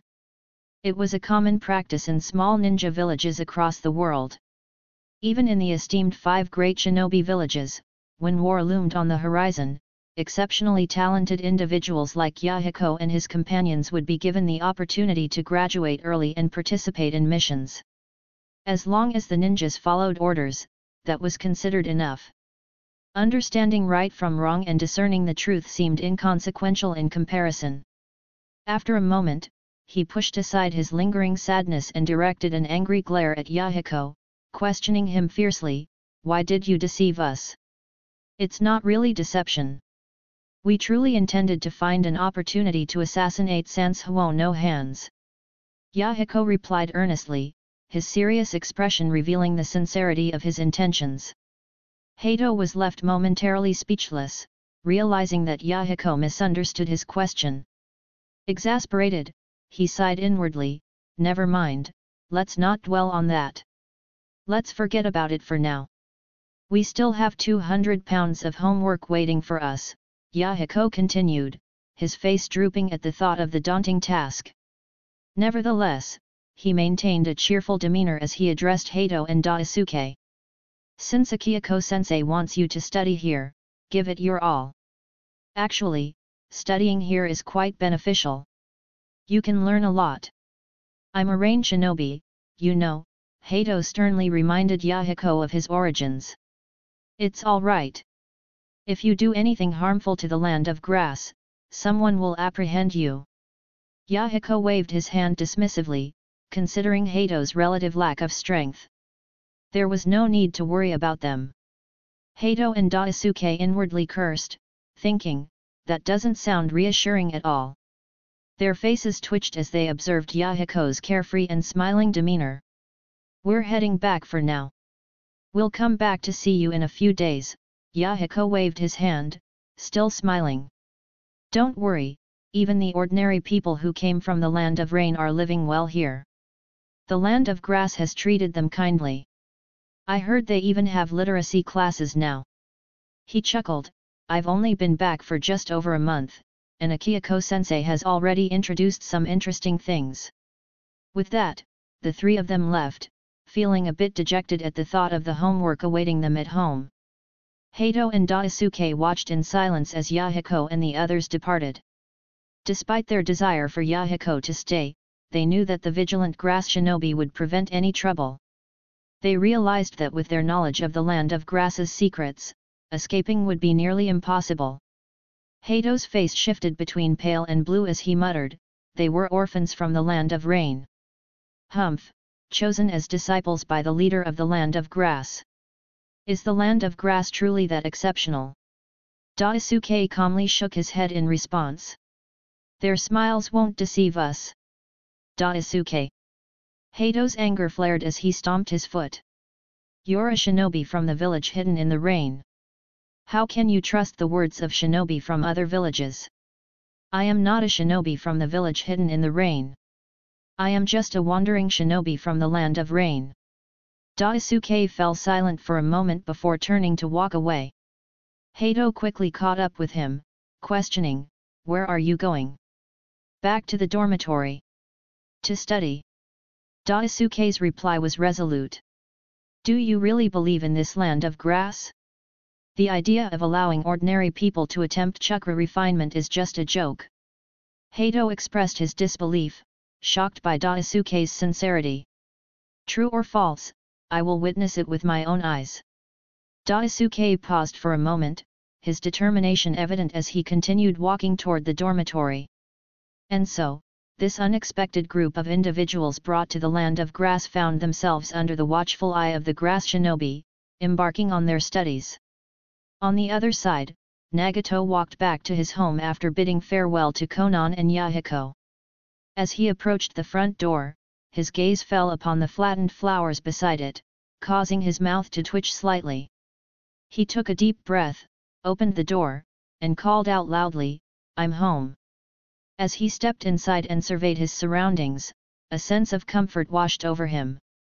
Indeed, he nodded to himself. It's so reassuring to be back home. Regret filled his thoughts as he reflected on his playful time with Yahiko. I shouldn't have wasted time. Now I have an additional 200 pounds of homework waiting for me, Nagato mused, feeling a wave of despair. When will I ever manage to finish it all? Lord Madara, Lord Madara. He has returned.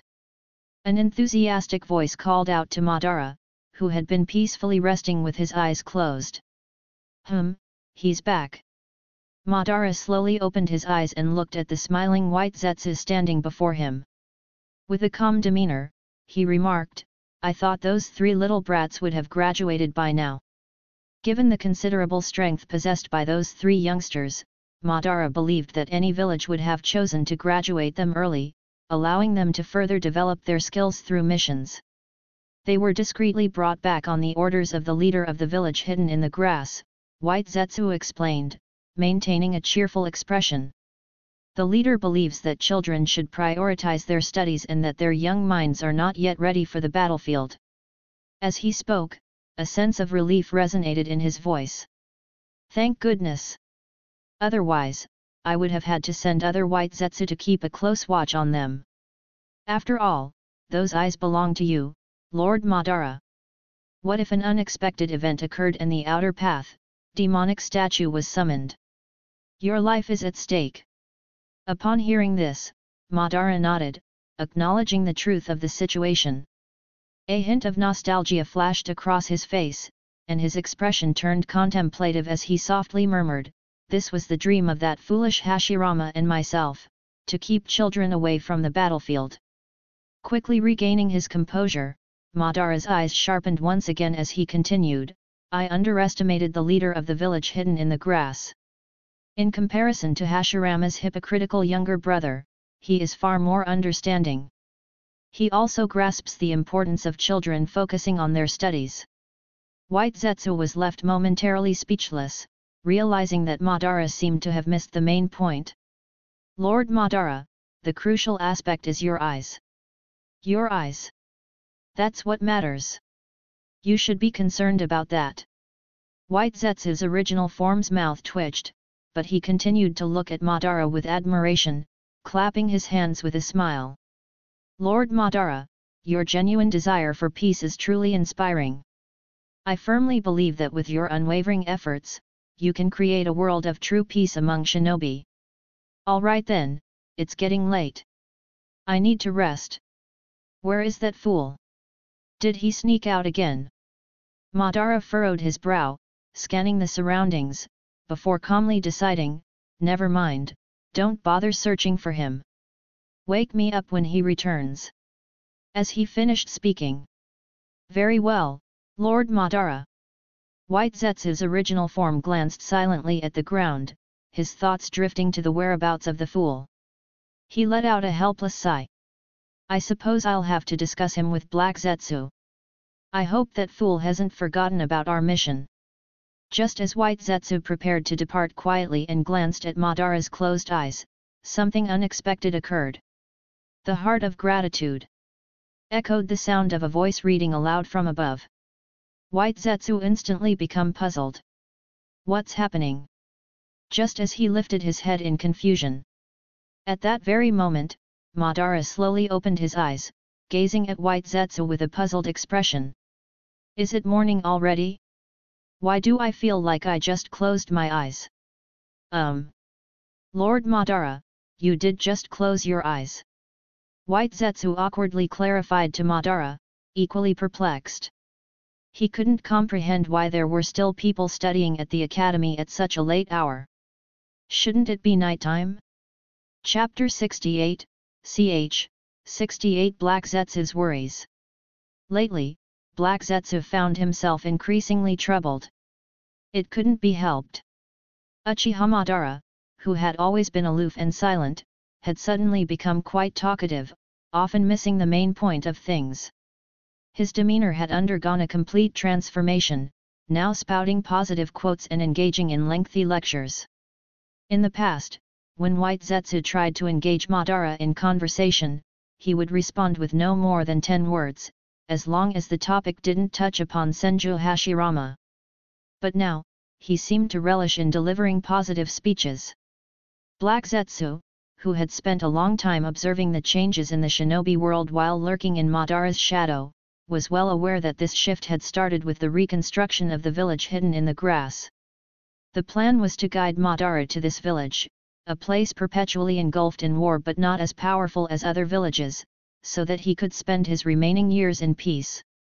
When the time was right, Black Zetsu would be reborn and become the will of Madara, guiding his spokesperson to carry out their grand plan. The village hidden in the grass was despised by the shinobi world, but it had largely gone unnoticed by other villages. Its strategic location, situated near the Fire Country and Earth Country, made it an ideal hiding place. The warm climate, picturesque scenery, and comparatively lower rainfall than the land of rain below added to its appeal. However, what Black Zetsu hadn't anticipated was that someone would emerge and bring an end to the chaos in the village hidden in the grass. But that was inconsequential. Shinobi villages were often unstable and prone to change. Although the grass shinobi were despised, few paid significant attention to this small village initially. Yet, to their surprise, the village hidden in the grass began to diverge from other shinobi villages within a remarkably short period. Even Madara seemed to have taken a liking to giving positive speeches. It is truly frustrating. Why couldn't things remain as they were until the opportune moment arrived? White Zetsu's original form, having sneaked out, looked at the somewhat nostalgic Black Zetsu and smiled knowingly. It's possible that Lord Madara is showing signs of old age. After all, he now relies on the statue to sustain his life. As humans grow older, they tend to become more talkative, reminiscing about the past and imparting wisdom. Despite his strength, Lord Madara is still a person. However, he hasn't forgotten his ideals. Black Zetsu nodded, finding some solace in White Zetsu's words. Despite Madara's newfound chattiness, he hadn't abandoned their plan. There was still hope. Moreover, the leader of the village hidden in the grass had initiated remedial classes to teach more people ninjutsu. Under the guidance of the modified stone tablet, Madara believed that chakra was the root cause of the shinobi world's chaos and aimed to reclaim all chakra. He considered the indiscriminate spread of chakra as a disaster and disapproved of anyone who promoted such practices. Black Zetsu realized that while Madara had become more talkative, his fundamental nature as Uchiha Madara remained unchanged. This brought some relief. With a furrowed brow, Black Zetsu spoke, speaking of which, that guy might be able to cooperate as well. He also harbors a desire for peace in his heart, and Nagato is now his student. Black Zetsu let out a resigned sigh. Well, what's crucial now is to stick to the original plan and await my emergence. As for any potential cooperation, we can address it in due time. He then focused his gaze on the White Zetsu original form before him and continued, by the way, you mentioned that the Zetsu hasn't been behaving himself lately. Before Black Zetsu could finish speaking, the White Zetsu seemed to regain some vigor, looking around cautiously and lowering its voice. Black Zetsu, let me tell you. During our absence, that fellow actually went out and bought sweets for Lord Madara. 3 colored dumplings, to be exact. You see, Lord Madara is already quite old and doesn't have many teeth left. Yet, that fellow went ahead and bought them. What if Lord Madara chokes on them? And sometimes, he doesn't return home at night. Who knows what he's up to? Black Zetsu stared at the White Zetsu, almost as if it were snitching on someone, rendered momentarily speechless. Uchiha Madara choking on a snack? Unthinkable.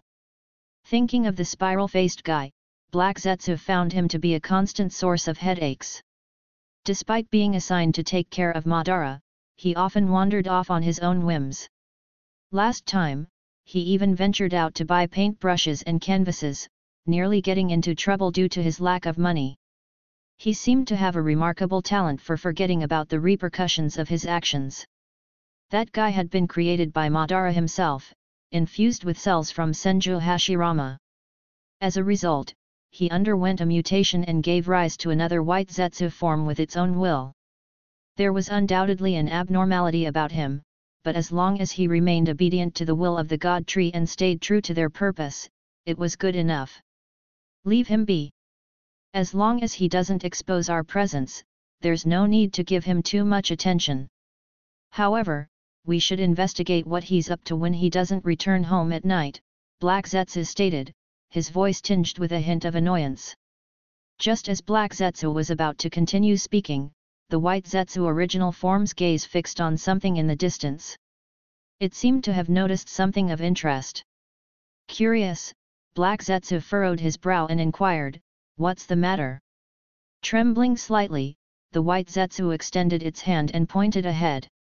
"I think I might have an idea of what that guy has been doing when he doesn't come home at night." Black Zetsu was taken aback by the swiftness of the White Zetsu's discovery. They both raised their heads and directed their gaze towards the direction indicated by the original form. To their astonishment, a group of workers clad in green protective suits was making their way towards a residential area near a factory. They held notebooks in their left hands and pens in their right hands. Among them, there was an individual with long black hair and a mischievous smile on their face, engaged in conversation with the other workers. Despite the disguise, Black Zetsu and White Zetsu immediately recognized the distinct essence of White Zetsu within that individual. They both were speechless because it was none other than the spiral-faced Zetsu. Who else could be but him? However, what was he doing there? Working part-time? Toby, our conversation today has been truly enlightening. Cao Zhao sighed with a mix of emotions as he looked at the black-haired youth in front of him, whom he unexpectedly encountered in class. Having attended classes for a few days now, Cao Zhao found himself struggling to understand the knowledge and chakra refinement techniques taught by the teachers. Despite diligently attending classes and taking thorough notes, he couldn't seem to grasp the concepts. Additionally, it was getting late, and he felt reluctant to burden the teachers with his endless questions. The frustration had been building up within him over the past few days. Initially, he had planned to wait a bit longer before approaching Captain Yamafuji with all his inquiries. However, he hadn't anticipated meeting a new classmate today who appeared to possess extensive knowledge on the subject. Understanding this kind of thing is as natural as knowing about poop, you know? It's something we're born with. The black-haired youth chuckled, playfully scratching his head. Actually, I might even understand poop better. Toby, you're still as witty and optimistic as ever. Cao Zhao smiled awkwardly, looking at Zetsu, who was radiating joy. This classmate had many positive qualities and displayed remarkable patience. However, at times, he would say some strange things. Cao Zhao glanced up at the sky, realizing that it was getting late. Well, it's getting late. See you next week during the night class. Goodbye. After bidding farewell, Cao Zhao turned his head and walked in the opposite direction. He had been attending classes for several days, yet he still didn't know which department Zetsu worked in or where he lived. All he knew was that Zetsu liked to take a shortcut home after class. But since Zetsu had been recommended to attend the class, Cao Zhao assumed he must be an excellent and dedicated worker. As he walked, a sudden realization struck him. Oh, right. There will be a holiday in a few days. I wonder if Toby will be available. It would be a good opportunity to invite him over to my place and express my gratitude for his help these past few days. With this thought in mind, Cao Zhao swiftly turned his head, realizing that Zetsu shouldn't have gone far. He hurriedly ran towards the small path where Zetsu usually took his shortcut.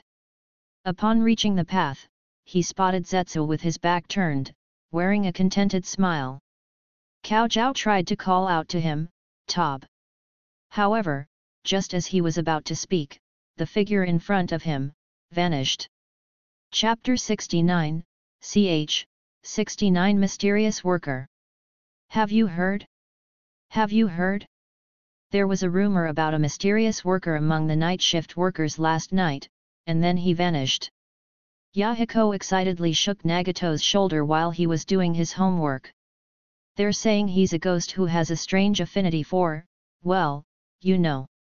This is a golden opportunity for our Akatsuki organization to uncover the truth. Let's not believe in rumors and refrain from spreading them, Nagato sighed, avoiding Yahiko's hand and rolling his eyes. Akihiko-sensei already clarified the situation this morning. He mentioned that a ninja from his village infiltrated our grass village to gather information about us. That's impossible. It's absolutely impossible. Yahiko vigorously shook his head, firmly asserting, how many times have we encountered such stories before? The academy on Graveyard Hill, the phantom students obsessed with peculiar things, and now this mysterious worker, people always come up with these kinds of tales. He leaned in closer, lowering his voice. I suspect Akihiko-sensei knows more than he's revealing. Nagato looked at Yahiko with a speechless expression. He also harbored suspicions about their sensei hiding something, but Nagato maintained a serious demeanor. Have you completed your homework? Have you finished the 200-pound test paper, the 6,000 word reflection, and the 8,000 word self-review for our recent escapade? Have you completed all of them? Ahem. Nagato, why are you being so bothersome? Remember the purpose of our Akatsuki organization. Yahiko paused, feeling annoyed by Nagato's persistence. Sorry, but I never joined that organization, Nagato refuted with a serious expression. In that case, do you have any information about this incident? Once we uncover the truth, it will surely surprise Akihiko-sensei. Yahiko brushed off Nagato's response and continued to share his thoughts. While I'm uncertain if Akihiko-sensei will be surprised, I do know that if we don't complete our homework, he'll likely increase the workload even further, Nagato replied with a bemused expression as he witnessed Yahiko's persistent fixation. Yahiko suddenly felt overwhelmed by the amount of homework he had to complete during this period. However, after a brief moment, he mustered his determination, raising his fist and declaring, regardless, I will investigate and uncover the identity of the phantom student and that mysterious worker. I will remain true to my ninja way. The third unexplainable mystery of the campus, the genius worker who likes helping colleagues. Akihiko was taken aback when he received this news, his face was filled with frustration. Will this underground organization ever cease causing trouble at the academy? The factory and living area were conveniently located near the academy, allowing the workers to attend night classes as well. However, yet another mysterious incident unfolded. Why do these white zetsu keep emerging when they should be underground taking care of the elderly? Don't they want to be saved anymore? And if they do come out, couldn't they choose a different location? Why pretend to be workers from the Rain Village? Are they actually seeking part-time jobs? Akihiko scolded inwardly, feeling exasperated by the situation. After conducting an investigation, it appears that an additional individual did indeed attend the evening classes, Uzumaki Yoshinori reported to the leader with a perplexed expression. He has black hair, delicate features, and a constant smile. Some witnesses even claim to have seen him discreetly taking food from the cafeteria, grabbing items like chicken cutlets, fried chicken legs, pancakes, and meatballs. Akihiko was left speechless.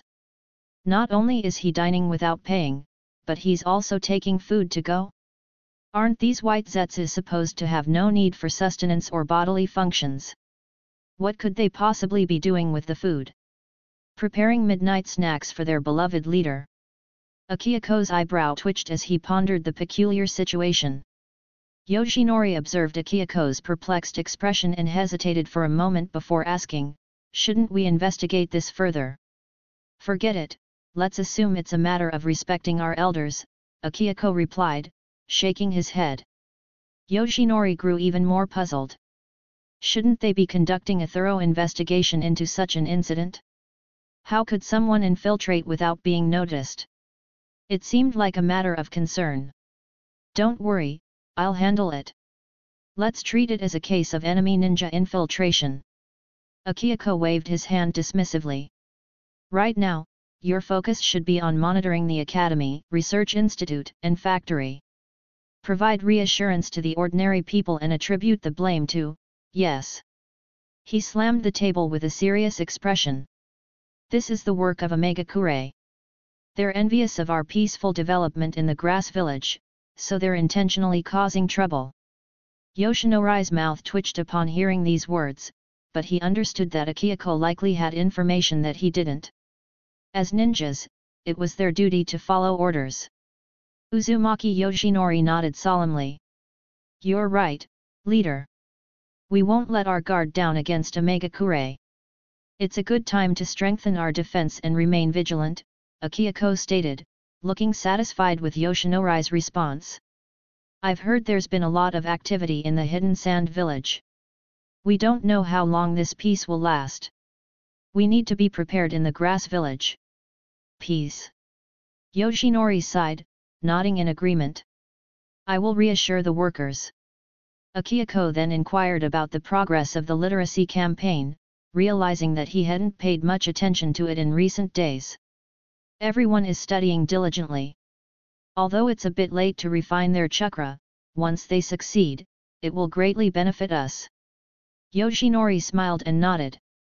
He then remembered something and took out a stack of documents from his pocket, handing them over. Worker Cao Zhao, he's the person involved in this incident. His supervisor has praised him as a dedicated and excellent worker who takes his studies seriously. Others have also recommended him as an outstanding worker. Cao Zhao, hey. Akihiko recalled the brave and responsible worker who was the first to come in for an interview. As for the outstanding worker recommendation, it served as a way to motivate everyone and foster a sense of collective honor. Akihiko nodded. You take care of it. As long as nothing goes wrong. By the way, isn't the end of the year approaching? It's a good time to pay their salaries and allow them to explore kusagakure, but keep an eye on them. He added with a hint of amusement, another year has passed. Let's celebrate the new year properly this time. Understood. Yoshinori looked at his leader with a perplexed expression but still nodded. He didn't say anything more. By the way, speaking of the holidays, a few ninjas from the Rain Village who came with Yahiko and the others approached me a few days ago, hoping to be allowed to go out and explore. They want to go out? Are they causing trouble? Akihiko raised an eyebrow, puzzled by their request. No, they haven't caused any trouble. One of them, who is bald, even submitted a formal application. Yoshinori chuckled wryly, shaking his head. Akihiko's expression instantly became strange as he wondered, really? Daisuke, what do you think you're doing? How dare you write an application to go out? Hato exclaimed angrily as he looked at Daisuke, who was dressed in the green protective clothing provided by the grass village. Hato felt a sense of betrayal. It hadn't been long since they arrived, but Daisuke had already changed so much.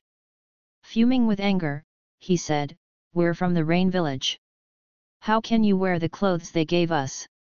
There are tens of thousands of people from the Rain Village here," Daisuke replied seriously, looking at Hato. "I've learned a lot during my time here, and I want to see this country with my own eyes. After observing for these few days, I feel that the leader of the grass village may be a powerful individual with a greater heart than that of the ninja world. I think you should calm down and focus on your studies. No matter what happens, even if I have to die here, I refuse to pay attention to anything from the grass village." Hato said, becoming increasingly frustrated with Daisuke's calm acceptance. "Suit yourself," Daisuke shrugged nonchalantly and spoke with conviction, "I also wrote the application for you. If you truly don't want to go out, that's fine." Hato couldn't help but look at Daisuke with a blank expression, as he didn't expect Daisuke to take care of him too. "By the way, I should remind you that the weather is getting colder. If you don't wear a few more layers, you might get sick. I have to go study now." With that, Daisuke turned and headed towards the door. He paused for a moment at the entrance, hesitated, and then turned back. Actually, the clothing provided by the grass village is quite warm. Hato watched Daisuke leave with a face full of frustration. Once he was alone in the room, he muttered resentfully, "We're ninjas from the Rain Village. How can we trust the grass village like this? Especially when even their leader's students have deceived us." Hato sat alone in the room, his frustration lingering in the air. He couldn't shake off the feeling of betrayal, questioning the trust they had placed in the grass village and its leader. The promise to work together and the hope to save their beloved Rain Village now seemed like a deception. As a chilling gust of wind swept through the room, Hato couldn't help but shiver. The cold seemed to seep into his bones, reminding him of the harsh reality. His gaze involuntarily fell upon the neatly arranged green protective clothing on his bed. It was a clear symbol of assimilation into the grass village. But Hato turned his head away, his determination flaring up. He refused to succumb to the cold, both in body and in spirit. With unwavering resolve, he declared to the empty room, "It's just a little cold. I, Hato, will not be afraid of this mere chill. I will stand strong and remain true to my ninja roots." Chapter 70, ch. 70 What do you want to eat? Lord Madara, Lord Madara. A sudden voice broke the tranquility, interrupting Madara's rest as he sat with his eyes closed. Zetsu poked his head into the cave, a smile forming upon seeing Madara slowly opening his eyes. "Are you awake, Lord Madara? Why all this commotion? Is it time for morning or evening lessons?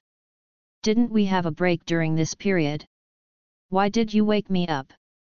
Madara inquired with an expressionless face, glancing at Zetsu. However, he couldn't help but notice that Zetsu held something in his arms, causing a slight twitch of his eyelids. Maintaining his calm demeanor, Madara asked, "Did you sneak out to play again?" "No, I wasn't playing, really. I went out to study," Zetsu denied, shaking his head earnestly. "And I brought something for you, Lord Madara." Madara's eyes half closed, leaning against the back of the stone stool, appearing disinterested. He gave a nonchalant hum. Zetsu paid no mind to Madara's lack of enthusiasm. He was used to it by now. Presenting the tricolor dango he had purposely bought, Zetsu displayed a playful smile. Ting ting ting. Despite the criticism from Black Zetsu and the original White Zetsu about not taking proper care of Madara, Zetsu believed he was doing his best to look after him. He handed the dango to Madara and said, "Please enjoy, Lord Madara." "Humph. Such a boring thing. You should learn from the other Zetsus and become a useful tool instead of engaging in random foolishness."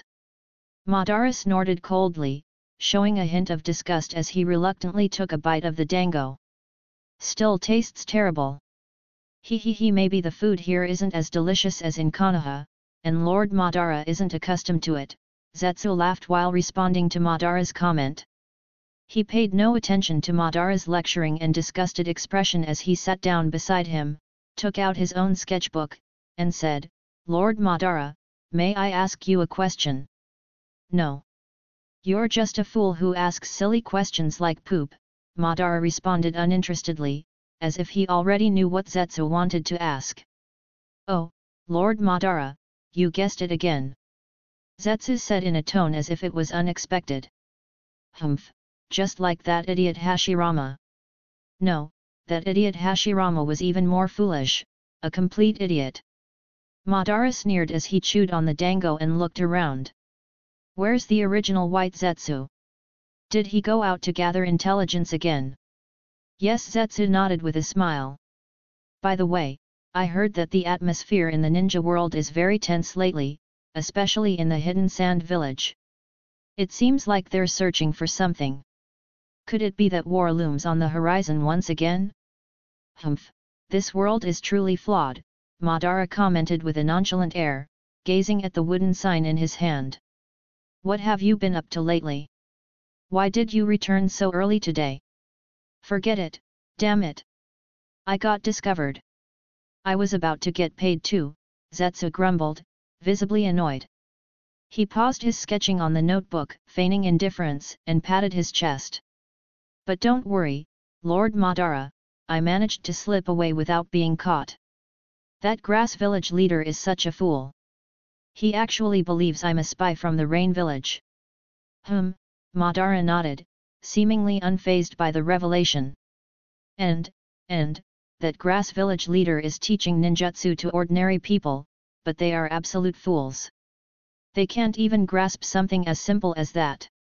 It's easier than breathing," Zetsu continued, noticing that Madara was listening intently. "They are all fools, utterly stupid," Madara replied with disdain. He, Lord Madara agrees, right?" Zetsu nodded, confirming his agreement. He smiled mischievously and added, "By the way, we don't have to attend classes for a while. There's a break, so, Lord Madara, you can peacefully rest during these days. As ninjas, how can you neglect training and studying? Fool! Stupid fool! Madara's voice interjected, cutting off Zetsu's statement. But it's getting cold. It's snowing up there, and it's almost New Year, Zetsu responded, pointing out that the approaching New Year had granted them a break. If you can't overcome these minor challenges, how do you expect to become qualified ninjas? In my youth, I was already on the battlefield. Rain or shine, snow or wind, I trained relentlessly to improve myself. That was the only way I could ever hope to match that idiot Hashirama. Madara dismissed the idea of taking a break with a disdainful pout. Even the grass village leader, with all his ambitions, is still a complete fool. Absolutely. He's a fool indeed.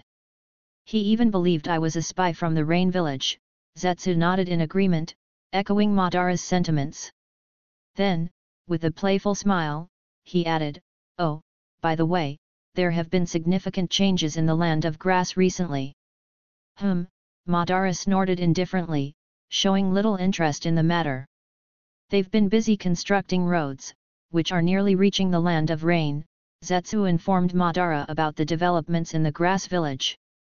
"So boring, a waste of time," Madara expressed his disdain. And, they've also invented some scientific ninja tools that utilize chakra, like the air conditioner.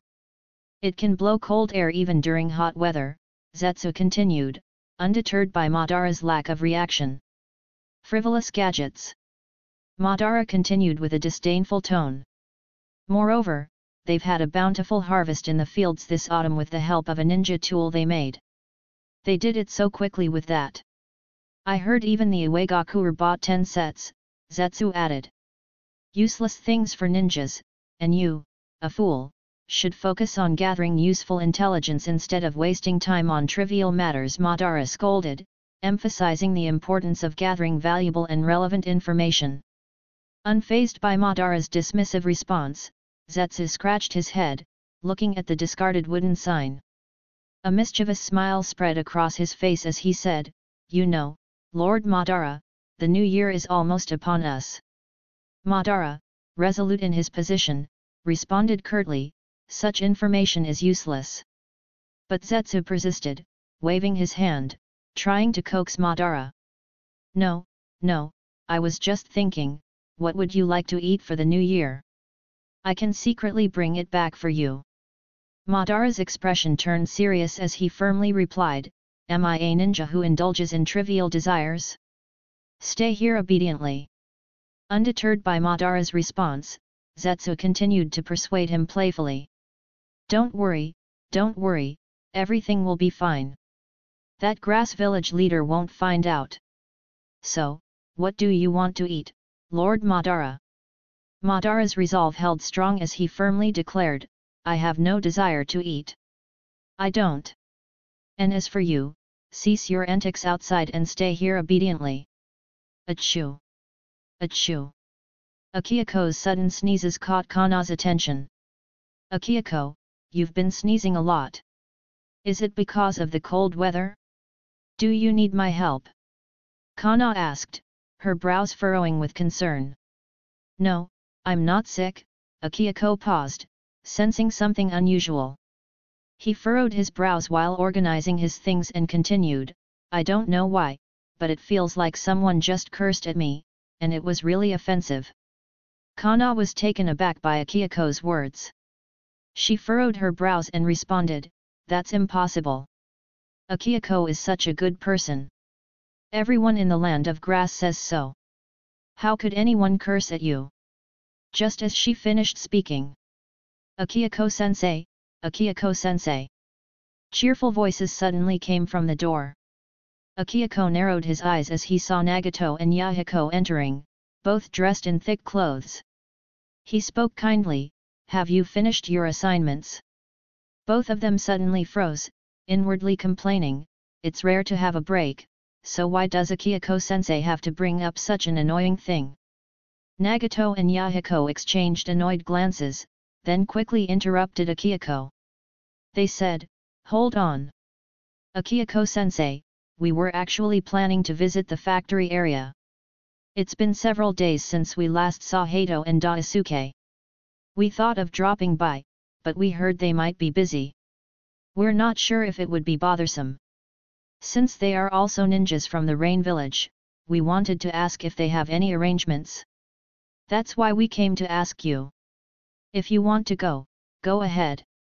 They're currently distributing year-end wages, and there's nothing major happening there, Akihiko replied nonchalantly, implying that it wouldn't be an issue. Is that so? Then we'll go and find Hato and Daisuke. Goodbye, Akihiko-sensei. They hurriedly exclaimed, eager to leave before Akihiko could assign them more homework. Wait a minute, since you're already here. Akihiko attempted to stop them and say something, but before he could continue, they cut him off. Goodbye. Akihiko-sensei, please don't worry about us. They ignored Akihiko's words and hastily made their way out. Instead of using the main door, they effortlessly leaped over the wall and disappeared in an instant, while Kana on the side was smiling at Akihiko's helplessness. Akihiko narrowed his eyes and confided in Kana, saying, I have a feeling that those two little rascals were cursing at me just now. No. That's impossible. Nagato and Yahiko have always respected their Akihiko-sensei. How could they curse at you? Kana responded, still wearing a smile on her face. It's all right. Even if it wasn't them, let's just assume it was. It seems like I'll have to give them a significant gift this year to make them understand the importance of respecting their teacher. Akihiko shrugged off the incident, indicating that he would still give them a gift regardless. Kana, on the other hand, felt perplexed by Akihiko's words, trying to make sense of his intentions. Let's go. It's about time. We should also head there now, Akihiko said after a moment of contemplation, signaling to Kana that it was time to go. Chapter 71, ch. 71 Outstanding Employee. Outside the land of grass, the falling snow and gentle winter breeze created a serene atmosphere. Meanwhile, inside the scientific ninja tool manufacturing plant, the workers were buzzing with anticipation. The long-awaited day had finally arrived, the day they would receive their wages. Truth be told, they had stopped expecting to be paid a long time ago. Since their arrival in the land of grass, they had dedicated themselves to their work without receiving any form of compensation. However, they didn't mind. In the land of rain, they had faced unemployment, hunger, and constant fear. But in the land of grass, they had found stability and security. They had jobs that ensured their children had enough to eat. What more could they ask for? And now, unexpectedly, the grass village was going to pay them. The village leader had kept their promises, fulfilling one commitment after another. Not only that, they will even be given some time off after receiving their wages.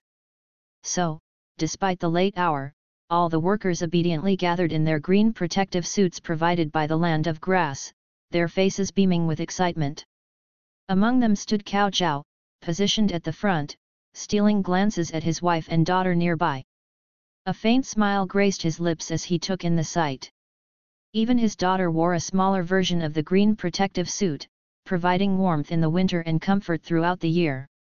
Despite Cao Zhao's composed exterior, a trace of nervousness lingered within him. The possibility of being recognized as an outstanding employee left him uncertain. Doubts and questions swirled in his mind. Will he truly win? Despite Captain Yamafuji's reassurances and positive remarks about him, Cao Zhao couldn't shake off his anxiety. Memories of a previous incident, where he unintentionally got involved with a spy, haunted his thoughts. He feared being misunderstood by the grass village, jeopardizing his job and potentially bringing trouble to his wife and daughter. During the investigation by the grass village representatives, Cao Zhao had expected harsh treatment and possible detention. However, to his surprise, they treated him with fairness and understanding. They acknowledged his innocence and encouraged him to continue working diligently. This experience made him appreciate the kindness and compassion of the people in the grass village, contrasting sharply with the harsh methods employed by other ninja villages. Reflecting on the actions of his former Rain Village comrades, Cao Zhao felt a mixture of frustration and disappointment. He had left the Rain Village behind and sought a fresh start in the Land of Grass, yet they continued to pursue him and send spies to gather intelligence. He yearned for an end to this constant interference and deception. Sighing with a touch of sadness, Cao Zhao couldn't help but feel betrayed by his former classmate, Toby, whom he had once considered a good person. He had even planned to invite Toby to his home for dinner. Little did he know that it was all a facade, a deception. In that moment of contemplation, the atmosphere suddenly fell into silence. Everyone's attention turned upward as they noticed the figure approaching. Excitement and anticipation filled their faces as they recognized the village leader, who had arrived to address the gathering. Meanwhile, Hato and Daisuke, who had managed to sneak their way into the scene, spotted the village leader. Scratching their noses, they couldn't help but express their underwhelmed feelings. In their eyes, the leader didn't appear particularly remarkable or impressive. They had been driven by curiosity and Yahiko's invitation to come here, even though they knew they weren't supposed to be present.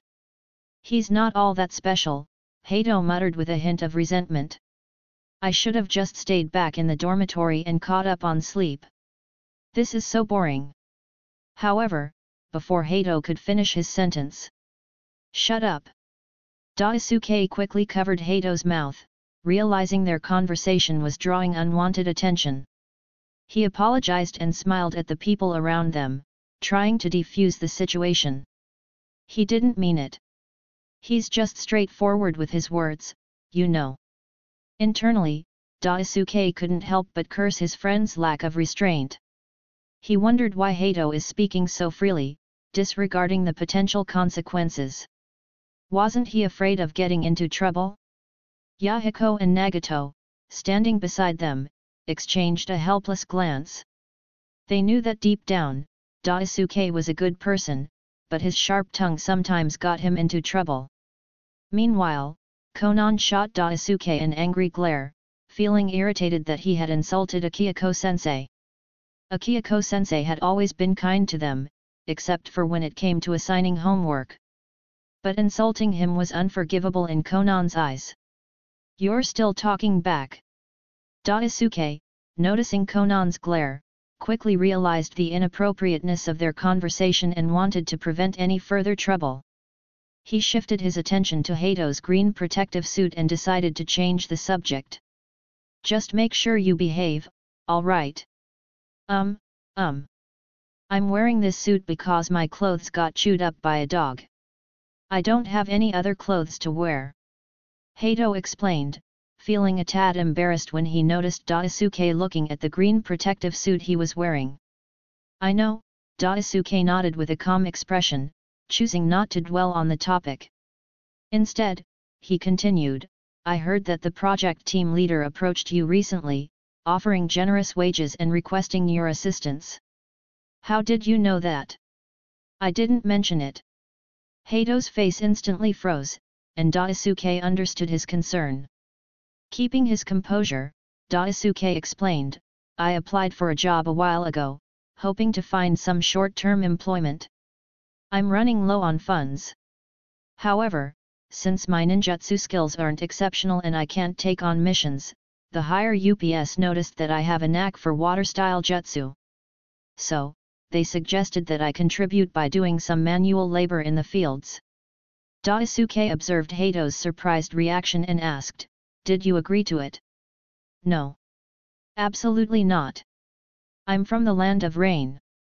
Hato quickly changed his tune, aware of the unfriendly gazes directed towards him and recalling the incident involving the Rain Ninja spy. "How could I work here? Let me tell you, I always keep my word, even if it means dying here. Even if I starve to death. I won't go." "Heh." Daisuke glanced at Hato's well-fitting protective suit and smiled faintly, choosing not to push the matter further. However, Hato felt like he had stepped on a landmine, causing him to jump up and down in anxiety. "What do you mean? This suit is just a coincidence." "I believe you. Now, be quiet." It seems that the grass village leader is about to make an important announcement, Daisuke stated, ending the conversation. Hato complied and turned his attention to the unfolding scene before him. Although he pouted, a flicker of envy and recognition crossed Hato's eyes as he observed the joyful expressions on the faces of those around him. Thank you all for your tremendous contributions to the land of grass. The land of grass will never forget your efforts. Once you're in the land of grass, you're one of us. Let us together create a beautiful land of grass. Akihiko declared from the stage. A wave of excitement rippled through the crowd as Akihiko's words resonated. Akihiko maintained his smile and extended his hand, signaling for everyone to quiet down. Now, it's time to announce this year's outstanding employee selection.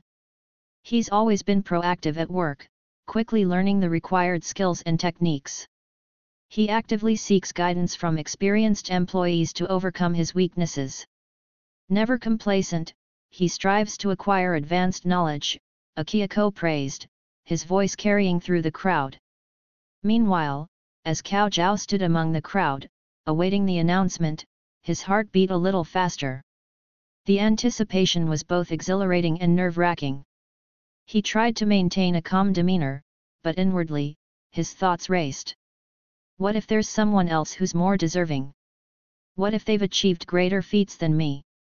Cao Zhao questioned himself, his anxiety growing with each passing moment.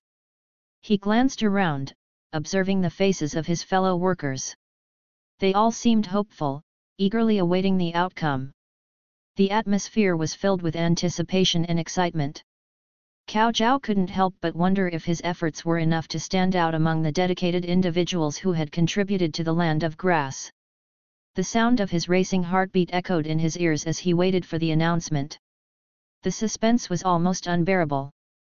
The weight of expectation rested upon his shoulders, adding to his nervousness. Time seemed to stretch as the moment of truth approached. The thought of disappointment lingered, and Cao Zhao braced himself for any outcome. Whether he won or not, he vowed to continue working diligently, striving to make a meaningful impact. Finally, the leader's voice cut through the tension, announcing the outstanding employee. Cao Zhao's heart skipped a beat, and he held his breath, waiting for his name to be called. And the winner is Cao Zhao from Team 1. Akihiko declared after a brief pause. The announcement caught everyone by surprise, including Cao Zhao himself. He couldn't believe he had been chosen as an outstanding employee. After a moment of disbelief, warm applause erupted once again, filling the field. People clapped their hands, casting admiring glances at the still surprised Cao Zhao. They were familiar with Cao Zhao, the employee who always stepped forward in times of difficulty. Go up quickly, Cao Zhao. Don't keep the leader waiting. Someone encouraged. That's right. What are you waiting for? Oh, Cao Zhao's wife and daughter, a short distance away, pumped their fists in excitement, cheering him on. Cao Zhao took a deep breath, regaining his composure. With determination in his eyes, he said, I'll go up now. Walking towards the stage with a mixture of nerves and pride, Cao Zhao resembled a primary school student receiving their first small award. He reached the stage after a while, his steps reflecting a hint of stiffness. Don't be nervous. Your hard work has been recognized by everyone. Akihiko smiled, presenting Cao Zhao with the award certificate. I hope you'll continue to give your best next year. Cao Zhao stammered with excitement as he accepted the certificate. I'll definitely work hard. I won't let the leader down. Now, say a few words to everyone. Akihiko stepped aside, making room for Cao Zhao. Cao Zhao stood there, momentarily dumbfounded, then turned his gaze to the expectant crowd. Say a few words? What should he say? Suddenly, he felt utterly lost, unsure of how to express himself. His legs trembled, reminiscent of the nervousness he felt during his first job interview. Nervous, scared, and worried, Cao Zhao found himself at a loss. However, a familiar voice broke through his unease. Cao Zhao, Daddy. You can do it. He turned to see his wife and daughter, full of admiration and excitement, cheering him on. With their supportive gazes, Cao Zhao's nerves subsided. He tightened his grip on the microphone, raised it, and took another deep breath. Under the watchful eyes of everyone, he smiled and said, "Thank you, leader. Thank you, land of grass, for giving me this opportunity. I am truly honored to receive this recognition. I couldn't have achieved this without the support and cooperation of my colleagues. I'm grateful for the chance to contribute to the growth of the land of grass. I promise to continue working hard and giving my best. Thank you all." As Cao Zhao's heartfelt words echoed through the field, the crowd erupted in enthusiastic applause. Chapter 72, ch. 71.5 Cao Zhao's family outing. At 6 o'clock in the morning, Cao Zhao woke up out of habit. Even though it was his day off, he had grown accustomed to this early waking time from working at the factory. He stretched lazily and gazed at his still sleeping wife and daughter, their peaceful faces bringing a smile to his lips. What a serene life they led! Quietly so as not to disturb them, he slipped away to the slightly smaller living room. Since they were a family of 3, the grass village provided them with a slightly larger room and a smaller living room. However, there was no private bathroom, so they had to use the public washroom outside. As Cao Zhao entered the living room, he paused for a moment and glanced at the Outstanding Employee Award hanging on the wall. After a while, a faint smile tugged at his lips as he murmured to himself, "Outstanding employee." Not wanting to wake his family, he spoke softly. Feeling a sense of accomplishment, he gathered his toiletries and headed outside. As he closed the door, he heard a soft click beside him. Turning, he met the eyes of the man who had just come out of the neighboring room. Both of them froze momentarily, but then exchanged smiles and nodded at each other. Next door lived the Ishigami couple, another working pair who had come from the land of rain. However, they had no children, likely due to the war and its uncertainties. They had initially resigned to live out their days like this, but upon seeing the job opportunity, they decided to give it a chance and moved to the land of grass. Similar to Cao Zhao and his wife, the Ishigami couple diligently worked in the land of grass as well. They were dedicated employees and planned to have a child if they could settle down here. "Good morning, Mr. Ishigami." "Good morning, Mr. Cao Zhao. You're up early too." They exchanged greetings, acknowledging the similarities in their work schedules and different work locations that limited their interactions to only a few encounters in the morning and evening. Dressed in their green protective uniforms, they walked to the bath together, humming a familiar tune. The sight of each other in similar work attire brought warmth to their hearts. They were all fellow workers who had come from the land of rain to work here. They were united by their shared experience as workers. There was no need for formality. As they approached the bath, they joined the company of others who had also woken up early. Smiles and greetings were exchanged among everyone, creating a sense of camaraderie despite the chilly winter morning. After they finished washing up, they walked back together. When they arrived at their respective doors, Mr. Ishigami held the doorknob and gazed at the heavy snow outside with a hint of emotion. He softly asked Cao Zhao, "Are you planning to go out today with your family?" "Yes." Cao Zhao replied, understanding the unspoken meaning behind Mr. Ishigami's question. "It's a rare day off. And are you and your wife also planning to go out today?" "Yes, we're going to buy some things." "You're fortunate. Isn't Mr. Cao Zhao as well? And you have a lovely daughter too." They exchanged a few simple words before wishing each other a great day, and Mr. Ishigami headed into his room. Cao Zhao smiled, watching him close the door, and then turned his gaze to the snow outside. He murmured, "Such a peaceful life," before opening the door and calling out softly, "I'm back." His wife had already woken up and greeted him with a smile. "Breakfast will be ready soon. You've worked hard, Shuko." Cao Zhao sat down, watching his wife busy in the kitchen, and felt grateful for the peaceful life they now led. After a while, Ruko woke up too, and the whole family enjoyed breakfast together. It was the first time they cooked at home since arriving in the land of grass.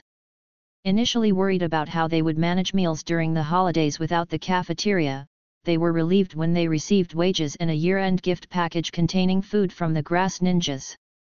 The family finished breakfast and tidied up. Cao Zhao smiled at his wife, who had the same expectant look in her eyes, as they prepared to go out. The lights were turned off, windows closed, and the door shut. Ruko clapped her hands in excitement, looking forward to their outing. "Remember, when we're outside, behave and don't trouble others," Shiko reminded her daughter with a serious expression, though she had a smile on her face. "I know." Ruko nodded obediently. "Don't worry, we have permission to go out," Cao Zhao assured his daughter with a smile. "Daddy has money today, so Ruko can buy whatever she wants." Ruko's eyes lit up, thrilled by the prospect. "Can I really?" "Of course." "Awesome, Daddy is so generous," Ruko exclaimed happily. "Cao Zhao." Shiko gestured to her husband, reminding him not to let Ruko's enthusiasm lead to excessive spending. "It's okay. Everyone is so happy today, so let's have fun," Cao Zhao replied, rubbing his eyes and smiling at his family. "Let's go." Both Shiko and Ruko responded enthusiastically. As they passed through the gate, the grass ninja guard bid them farewell with a reminder to return early. The family stepped outside, and along the way, they encountered other workers in green protective uniforms also going out. Smiles were exchanged, and everyone seemed eager for the day. As they strolled along the busy streets, Cao Zhao's eyes welled up slightly, but a smile of contentment soon graced his face. He whispered to himself, "The land of grass is truly lively." He tightly held his wife's hand as they walked forward, a sense of appreciation in his heart. Next year, he would work diligently once again to repay the leader for the peace and happiness they now enjoyed. Chapter 73, ch. 72 Third Kusagakure Disappearance. At 10 o'clock in the morning, Akihiko finally woke up, though he found himself among the last to do so. As the leader of the land of grass and kusagakure, his responsibilities often kept him busy, especially during the end-of-year period when numerous tasks required his attention. Throughout the year, the land of grass had witnessed stable development and notable progress. The growth of scientific ninja tools had significantly benefited the land of grass's agriculture, while grassland films gained increasing recognition worldwide. Despite the film industry's expansion to other regions, grassland films remained a dominant force in the realm of films. Continuing with infrastructure development, new roads were being constructed closer to the border with the land of rain. The textile industry also experienced rapid growth, alleviating some of the economic pressures on the land of grass. However, amidst their achievements, they couldn't overlook the rising demand for exploding tags, shuriken, and kunao. The prices of these weapons had steeply increased, raising concerns about the potential threat of war. Regarding scientific ninja tools, the Research Institute had successfully developed some combat-ready ninja tools, but their promotion faced challenges. None of the 5 great shinobi countries, including neighboring Konoha, seemed particularly interested, possibly due to lingering distrust towards the grass village from past events. Akihiko couldn't help but mutter his thoughts. "It's true that the grass shinobi made mistakes in the past, but we've evolved and changed. We would never easily betray our allies again. Why can't others believe in our transformation?" Upon hearing Akihiko's muttering, Kana, who stood beside him, recalled something important and informed him, "A letter arrived from Konoha before the new year. They urged us to remain vigilant about our neighboring village, Iwagakure." The letter subtly hinted at some unsettling developments in the ninja world atmosphere. Surprised, Akihiko questioned, "How did I miss this? You've been extremely busy as the leader lately. We've been mainly focused on news within the land of grass and overlooked letters from other villages. Miyabuki handled it on our behalf," Kana explained, shedding light on the reason for Akihiko's unawareness. Intrigued by Miyabuki's handling of the matter, Akihiko inquired, how did Miyabuki respond? Miyabuki-san simply replied to Konoha with this, no problem, you can trust us, the grass shinobi. Konoha recalled Miyabuki's brief but straightforward reply. Akihiko found himself utterly speechless at Miyabuki's straightforward reply. Konoha continued, shortly after that, I heard that Konoha strengthened the defense of the border between the land of fire and the land of grass. Feeling a little taken aback, Akihiko understood that Konoha must already have a good understanding of the grass shinobi. As expected of the strongest village, praised Akihiko inwardly. In addition, Miyabuki-san attempted to sell our grass shinobi's scientific ninja tools to Konoha. Konoha smiled wryly and added, but they ignored us. Miyabuki-san was quite upset about it. He grumbled, with Konoha's attitude, how can we grass shinobi help them? Did you know that Iwagakure, our neighboring village, placed an order worth 30 million in total to support us?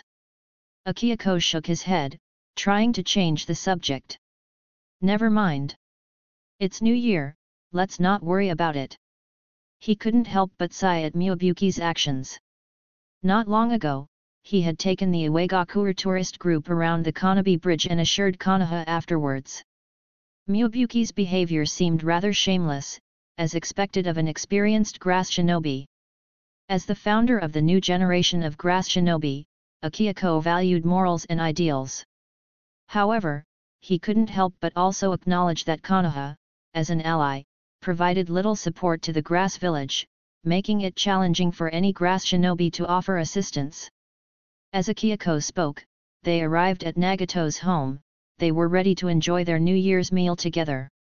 Interestingly, they practically ate at Nagato's place 6.5 days a week, occasionally eating food from Fuzu's house, which had become their usual routine due to their busy schedules.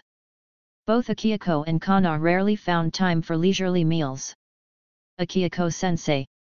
Suddenly called a voice, and Akihiko saw 3 kids approaching them.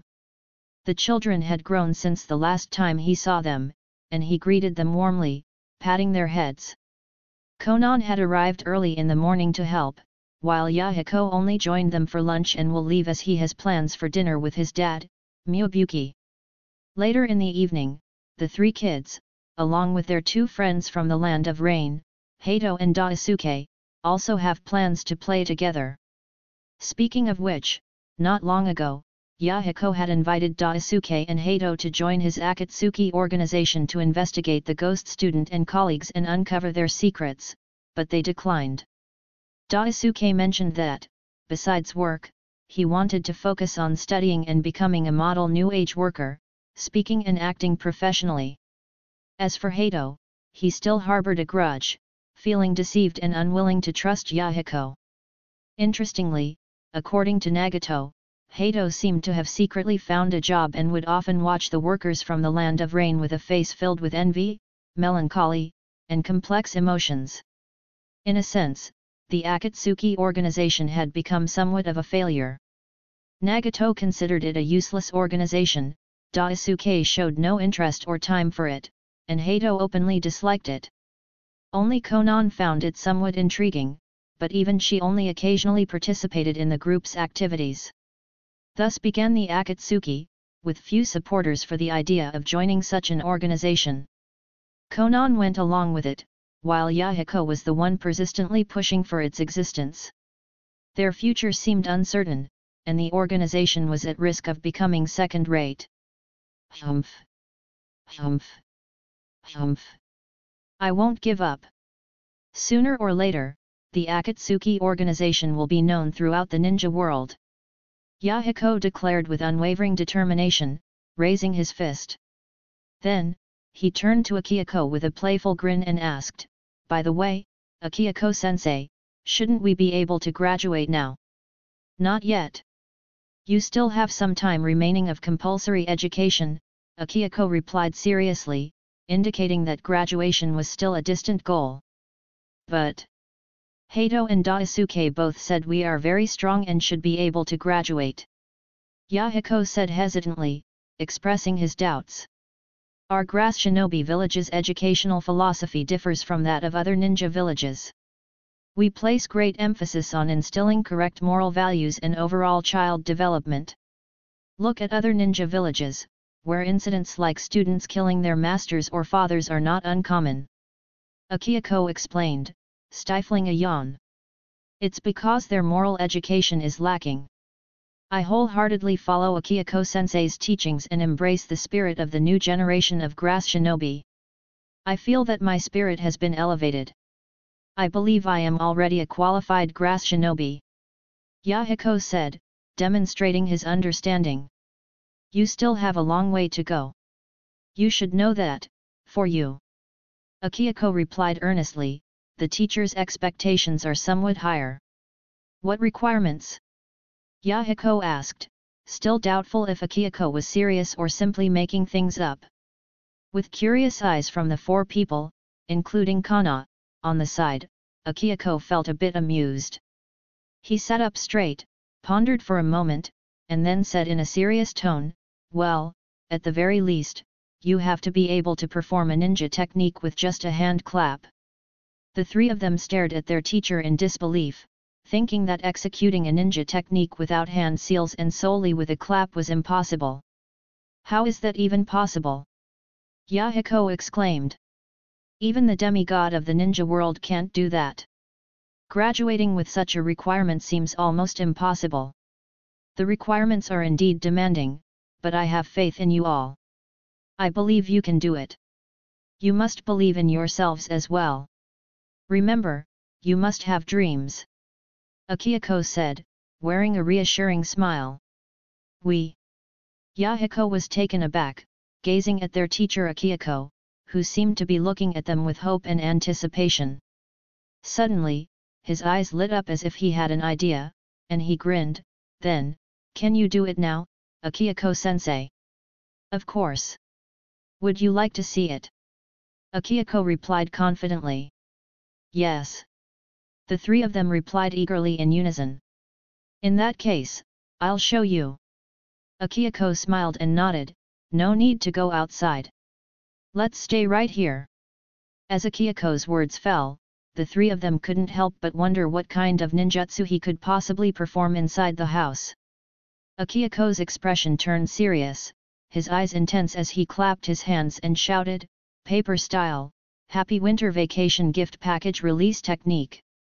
The three of them were baffled by the peculiar name, but before they could react, a stack of objects resembling books appeared in front of them, labeled Happy Winter Vacation.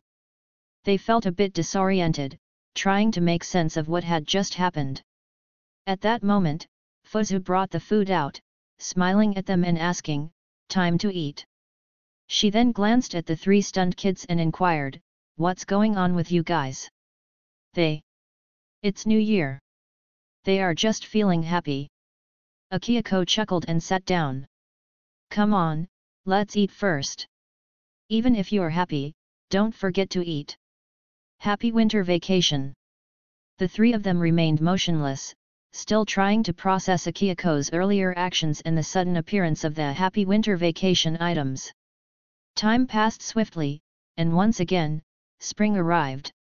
At the beginning of the year, the entire ninja world remained in a state of peace, but an underlying sense of unease prevailed, as if something was not right in the ninja world's atmosphere. In the land of grass, life continued as usual for the people, with everyone going about their daily routines, attending work and school, and tending to their own affairs. At this moment, Akihiko found himself in the Experimental Research Institute, evaluating the performance of newly developed scientific ninja tools. He nodded with satisfaction, saying, not bad. Suddenly, Miyabuki rushed into the room, looking visibly flustered. After scanning the surroundings to ensure privacy, he lowered his voice and said, Leader. I just received some alarming news. The third kusagakure of Sunagakure has disappeared. Upon hearing Miyabuki's words, Akihiko was momentarily taken aback but quickly regained his composure. He had anticipated such developments, and it seemed the news had already spread throughout the ninja world. He removed the scientific ninja tool from his hand and nodded thoughtfully. His eyes held a hint of concern as he calmly stated, "War is on the horizon." Chapter 74, ch. 73 Third World War. The Third Great Ninja War had begun. The shocking news of the Third Kusagakure's disappearance, known as the strongest Kusagakure, sent ripples of tension throughout the entire ninja world. The possibility of war loomed large, and soon enough, the Hidden Cloud Village seized the opportunity presented by the Kusakure's disappearance and launched an attack on the Hidden Sand Village. Despite the surprise assault, the Sand Village responded swiftly, organizing their defenses and repelling the invasion. However, amidst this intense battle, the Hidden Cloud Village suddenly shifted their focus to the Leaf Village, instigating an all-out war against them. Shortly after, the Sand Village also joined the fray, using the pretext of seeking revenge for the Third Kusakure's vanishing act as their justification. With this sudden escalation of hostilities, the three major ninja villages were plunged into chaos, marking the beginning of the Third Great Ninja War. In the Land of Grass, upon learning about the Third Kusakure's disappearance, Akihiko, the leader of the Grass Village, took swift action and placed the nation on high alert. Despite the prevailing sense of unease among the shinobi, Akihiko's capable leadership managed to quell initial panic, reassuring the people that the war had not yet reached their land. Over the years, the Grass shinobi's reputation remained unfavorable in the outside world. However, within the Land of Grass, they had gained the trust of their people, largely thanks to Akihiko's efforts in resolving internal conflicts and rebuilding the nation.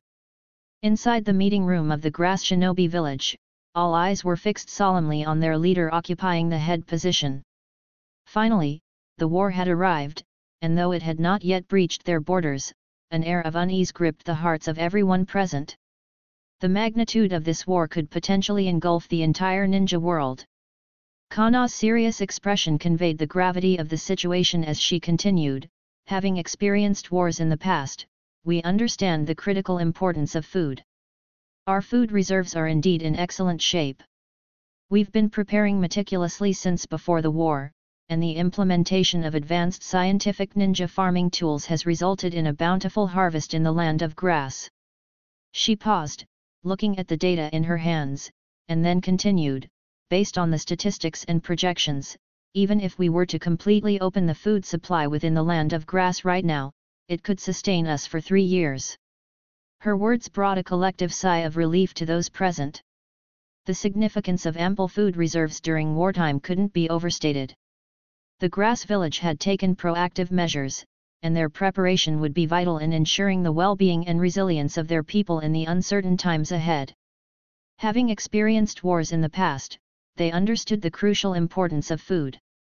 The neighboring Land of Rain served as a grim reminder, where countless people had suffered due to food shortages. Similarly, the Land of Whirlpool had endured hardships during their escape, with many kusagakure ninjas experiencing hunger and deprivation, leading to their hair turning white from excessive chakra consumption and insufficient nourishment. The Uzumaki clan, known for their long lifespans and red hair, also faced the consequences of food scarcity. Delayed replenishment of food and chakra could lead to their lives slowly fading away. Yoshinori Uzumaki, for instance, had experienced grayish-white hair due to food shortage and extensive chakra consumption during severe injuries. Over the years of recovery and proper nourishment, his hair gradually regained its red hue, assuring him of a healthier and longer life ahead. For both ninjas and ordinary people, the importance of food could not be overstated. It was a fundamental necessity for survival and well-being. The guard department has been arranged as requested. Though the number of guards in each area is not large, we will do our utmost to protect the Land of Grass, no matter the dangers that may arise, said Takeshi, the head of the Grass Shinobi Village Guard Department, with a serious expression. The Research Institute is putting in its utmost effort to produce scientific ninja tools, added Yoshinori, also adopting a serious tone. Thanks to the literacy campaign proposed by the leader some time ago, many workers can now take over the roles left by the departing ninjas. His words revealed how the literacy campaign not only relieved production pressure but also allowed for a smooth transition of responsibilities within the village. After Yoshinori finished speaking, Ryu Ushikiai chimed in, "The medical department has made significant strides over the years, thanks to the allocation of resources and development in the Grass Shinobi village. Though we may not compare to Konoha's level yet, I believe that once war breaks out, we will be of great help." The development of the Grass Shinobi village's medical department had been a concerted effort led by Kana and Ryu Ushikiai, with the Kyoko occasionally offering suggestions and assistance. Now, their hard work and dedication were starting to bear fruit, boosting their confidence in facing the challenges ahead. "Very good," Akiyoko nodded, acknowledging the reports from the various departments. However, he seemed to intentionally overlook Miyabuki, who was eagerly waiting to say something. Akiyoko smiled at everyone, expressing his satisfaction with their hard work during these challenging times. "It seems like everyone has been working diligently." Leader. I haven't said anything yet." Miyabuki interjected, trying to get Akiyoko's attention. But Akiyoko carried on speaking, seemingly oblivious to Miyabuki's attempts to speak up. "I believe that with everyone working together, there is no difficulty that can stop us, the Grass Shinobi village." Miyabuki tried once more to attract attention. "Leader, it's me. Your comrade Miyabuki. During this time of war, we can use our Grass Shinobi village to trade information." Before he could finish his sentence, Akiyoko moved on, smiling at everyone, and asked if there was anything else they wanted to share. Miyabuki tried once more, raising his hand in an attempt to get everyone's attention.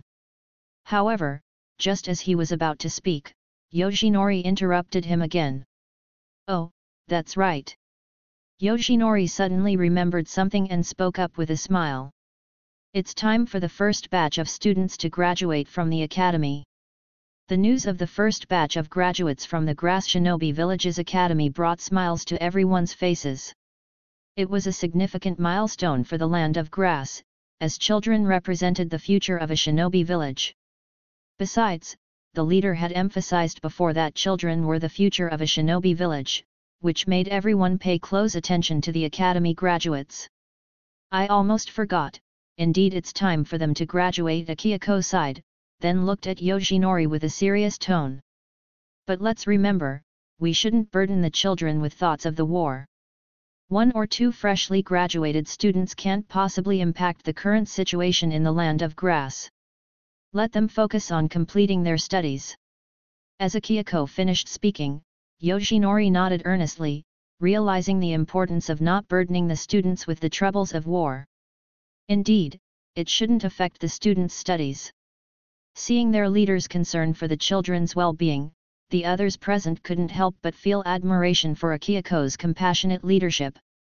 Even in the face of war, he prioritized the education and safety of the younger generation, unlike some villages that rushed their young shinobi into the battlefield. "I will personally keep an eye on it to ensure it doesn't affect the children," Yoshinori assured Akiyoko. "It's a crucial matter." "Thank you. Now, if there's nothing else, then..." Akiyoko's words were interrupted as Kana awkwardly raised her hand and spoke up, "There's one more thing. We received a message from Konoha again, urging us to pay attention to the movements of Iwagakure." Akiyoko was taken aback. Didn't Miyabuki assure them that there was no problem? Can't they trust us? It's not that. This time. Kana hesitated for a moment and continued, "Konoha is also asking us to help resist the attacks from Sunagakure and safeguard the peace of the ninja world together."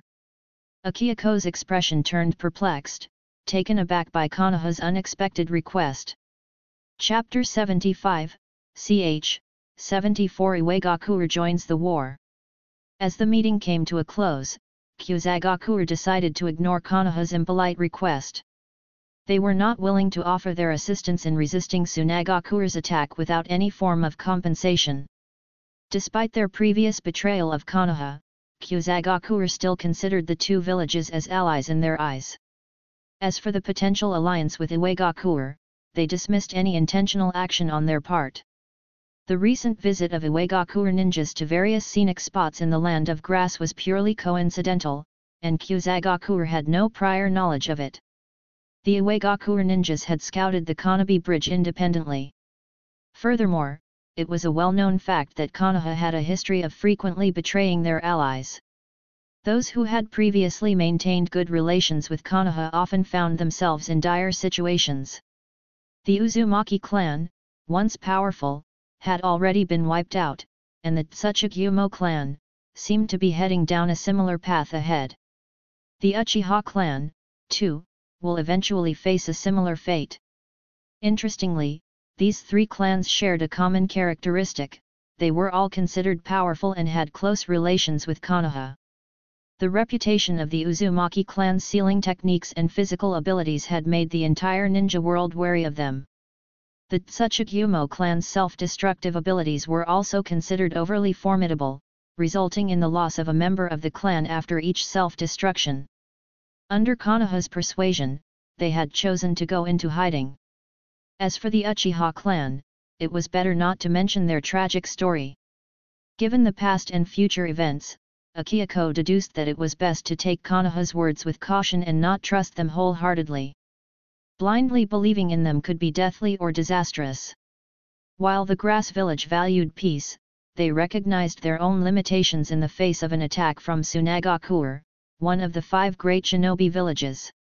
Additionally, they had to maintain a watchful eye on neighboring Iwagakure, leaving them with no spare troops to block Sunagakure's assault. Despite their alliance with Konoha, the Grass Village found themselves in a vulnerable and challenging situation. In summary, the Grass Shinobi Village simply didn't have the time or resources to involve themselves in this matter. Their primary focus was on dealing with their own pressing concerns. Furthermore, Akihiko made it clear that the Grass Village will remain neutral, meaning they would not interfere in the war any more than necessary. In light of their position, Myobuki, the Grass Shinobi Village's Minister of Foreign Affairs and Intelligence, took it upon himself to convey their decision with a firm no agreement. In the letter addressed to Konoha. Upon receiving the reply from the Grass Shinobi Village, the faces of the Konoha officials were filled with mixed emotions. The Grass Shinobi Village and Konoha share an intimate alliance since the village's establishment, similar to the close relationship between Konoha and the Uzumaki clan. However, due to our limited strength and Iwagakure's status as one of the 5 great shinobi villages with significant power and profound heritage, the Grass Shinobi Village is unable to spare any additional manpower to join hands with Konoha in safeguarding peace in the ninja world. We sincerely apologize for this and hope for your understanding. Let's consider the possibility of an agreement at a later time in the future, the letter read. The Grass Country's reconstruction seems to have had a positive impact on their diplomatic approach, remarked the 3rd Hokage, Hiruzen Sarutobi, as he read the letter. He lit a cigarette, contemplating the message before nodding. It appears that the Grass Shinobi Village has indeed changed. Konoha had received intelligence about the new leader of the Grass Shinobi Village, someone dedicated to re-establishing the village's spirit. The country had also produced a great literary figure, suggesting a transformation from their past recklessness.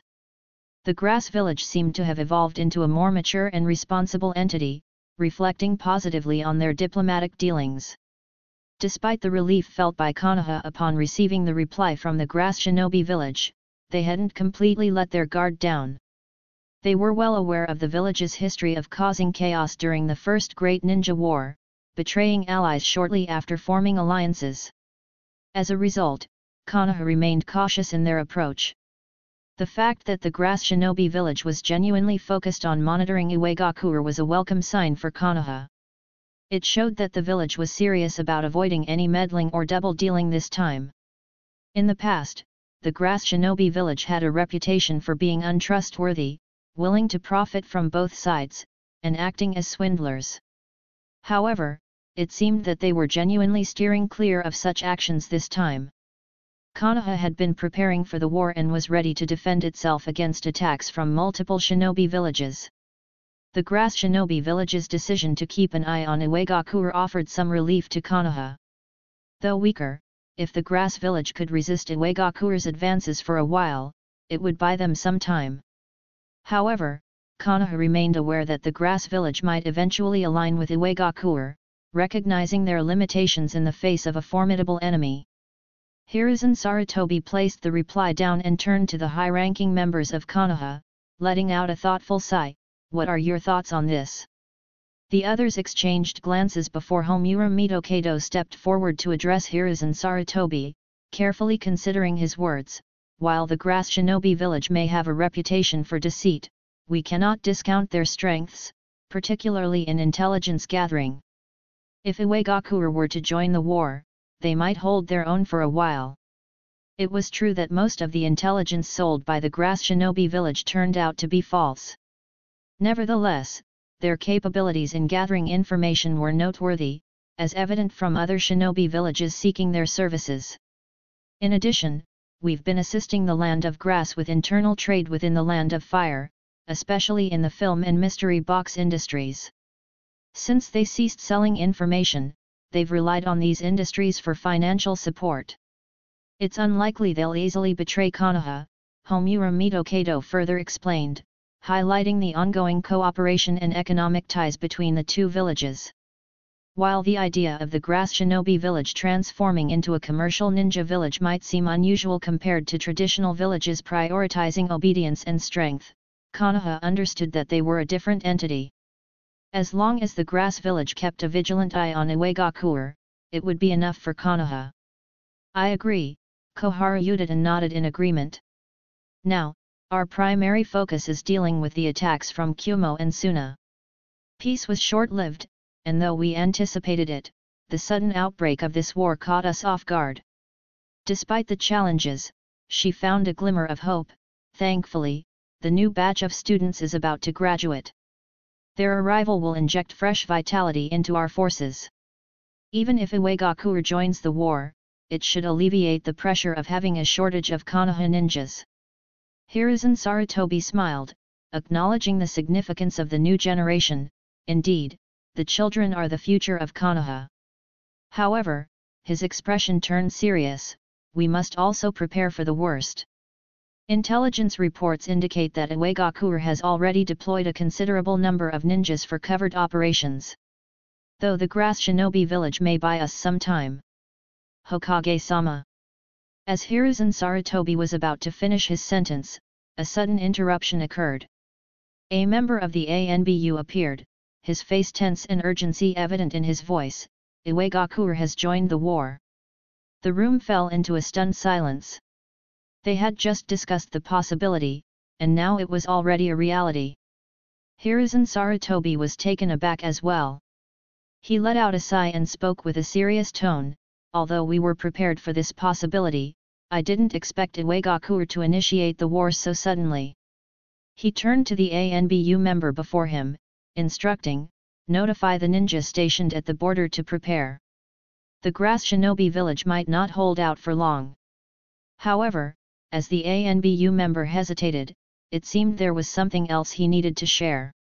Nervously, he finally spoke up. What's the matter?" Hiruzen Sarutobi asked, sensing something wasn't right. "Iwagakure has already reached the border of the Land of Fire," the ANBU member replied, hesitatingly revealing the troubling news. Hiruzen Sarutobi's hand trembled, and his heart sank. He looked at the ANBU member in disbelief, struggling to process the shocking news. "Already? What happened to the grass shinobi village? Have they been defeated so quickly?" He wondered aloud, his concern growing exponentially. Chapter 76, ch. 75 Myobuki's Secret Contacts? Money well spent. In the meeting room of Iwagakure, all the high-ranking officials sighed in satisfaction, nodding in agreement upon receiving the news from the front line. A few years ago, when the grass shinobi village seemed to ignore them, the officials in Iwagakure felt a sense of resentment. As one of the 5 great shinobi villages, they expected to be treated with respect and consideration. However, being overlooked by a smaller village that had once been destroyed left them feeling indignant. The incident where the grass shinobi village leader seemingly disregarded Iwagakure's shinobi seeking an alliance and merely suggested they tour the village added fuel to the fire. It felt like an insult to their prestige. Finally, the Kitsuka team, acting on the intelligence they gathered, discovered internal conflicts within the grass shinobi village during their investigation. They proceeded to directly approach the advisor of the grass shinobi village. However, they were taken aback when faced with a mere advisor from a smaller village making demands for money. Such audacity was not something the stubborn and tough Iwa shinobi could tolerate. Nonetheless, at that time, the war had not yet begun, and they recognized the importance of the grass shinobi village's assistance in infiltrating the borders of the Land of Fire to catch Konoha off guard. After thorough discussions among the high-ranking officials, they reluctantly agreed to spend money on what seemed like a business transaction, purchasing 10 harvesters from the grass shinobi village. Although the grass shinobi village had not yet delivered the purchased items, the officials deemed it insignificant at this moment. The investment had paid off handsomely, as the intelligence they acquired turned out to be invaluable for the war. Credit goes to Kitsuka. A high-ranking Iwa shinobi admired the Kitsuka member standing beside him, nodding appreciatively before speaking with a serious tone, "So, what shall be our next move?" The others followed suit, their expressions turning serious as they rested their hands on the table, deep in thought. Shifting the war into the interior of the Land of Fire after a sudden entry into its borders was a significant advantage for Iwagakure. Currently, Kumagakure, Tsunagakure, and Iwagakure had all declared war on Konoha. This presented a prime opportunity for Iwagakure to press their advantage. After a thoughtful pause, an experienced Iwa shinobi spoke up, "We must continue to expand our advantage and push the front line deeper into the Land of Fire." Exactly, we cannot afford to lose this opportunity. In all these years of fighting with Konoha, we have never been able to penetrate far into the Land of Fire. We've always been halted at the borders. Now is our chance to break through. Another seasoned Iwa shinobi added with determination. And we must strategically draw the battle lines. The Konoha Bridge in the grass country holds immense importance for this war. It must be safeguarded at all costs. Another Iwa shinobi emphasized the significance of the bridge. As they continued to discuss, a sense of appreciation lingered in the room, directed towards Kitsuka, who had proven himself honest and sincere. Even the usually stern third Tsuchikage, Onaki, couldn't help but feel a sense of pride when looking at his son. Truly, it was thanks to Kitsuka that Iwagakure had gained the upper hand. His detailed information about the Konoha Bridge and the recorded hidden secret tunnels had caught Konoha completely off guard. However, amidst their sense of achievement, caution prevailed when the grass shinobi village was mentioned. Their past reputation as a group of crooks left a lingering doubt in the minds of the Iwa shinobi. One of them hesitated, "We must remain cautious of the grass shinobi village. They have a history of turning around and betraying allies." It was natural to be wary, considering the grass shinobi village's past actions. "Should we consider declaring war on the grass shinobi village at the opportune moment?" One of the Iwa shinobi suggested, but the others immediately rejected the idea, looking serious. "No, we can't. While the grass shinobi village may be a weaker village, we can't underestimate their survival instincts. If we rush into action, they might seek refuge with Konoha and eventually betray us," another Iwa shinobi explained, sighing. "Those guys are like weeds, persistent and resilient." The others nodded in agreement. The grass shinobi village had a history of betrayal and deceit. During the First Great Ninja War, they had committed despicable acts by promising exclusive intelligence to one village and then selling the same information to others. The worst part was that the intelligence turned out to be fake. If they had offered reliable service like they did this time, perhaps they wouldn't have faced near destruction.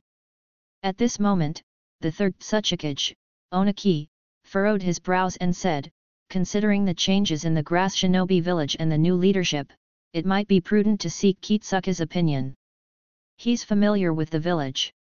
The other IWA shinobi exchanged glances and appeared to be in deep discussion. Finally, they turned their attention to Miyabuki and spoke earnestly.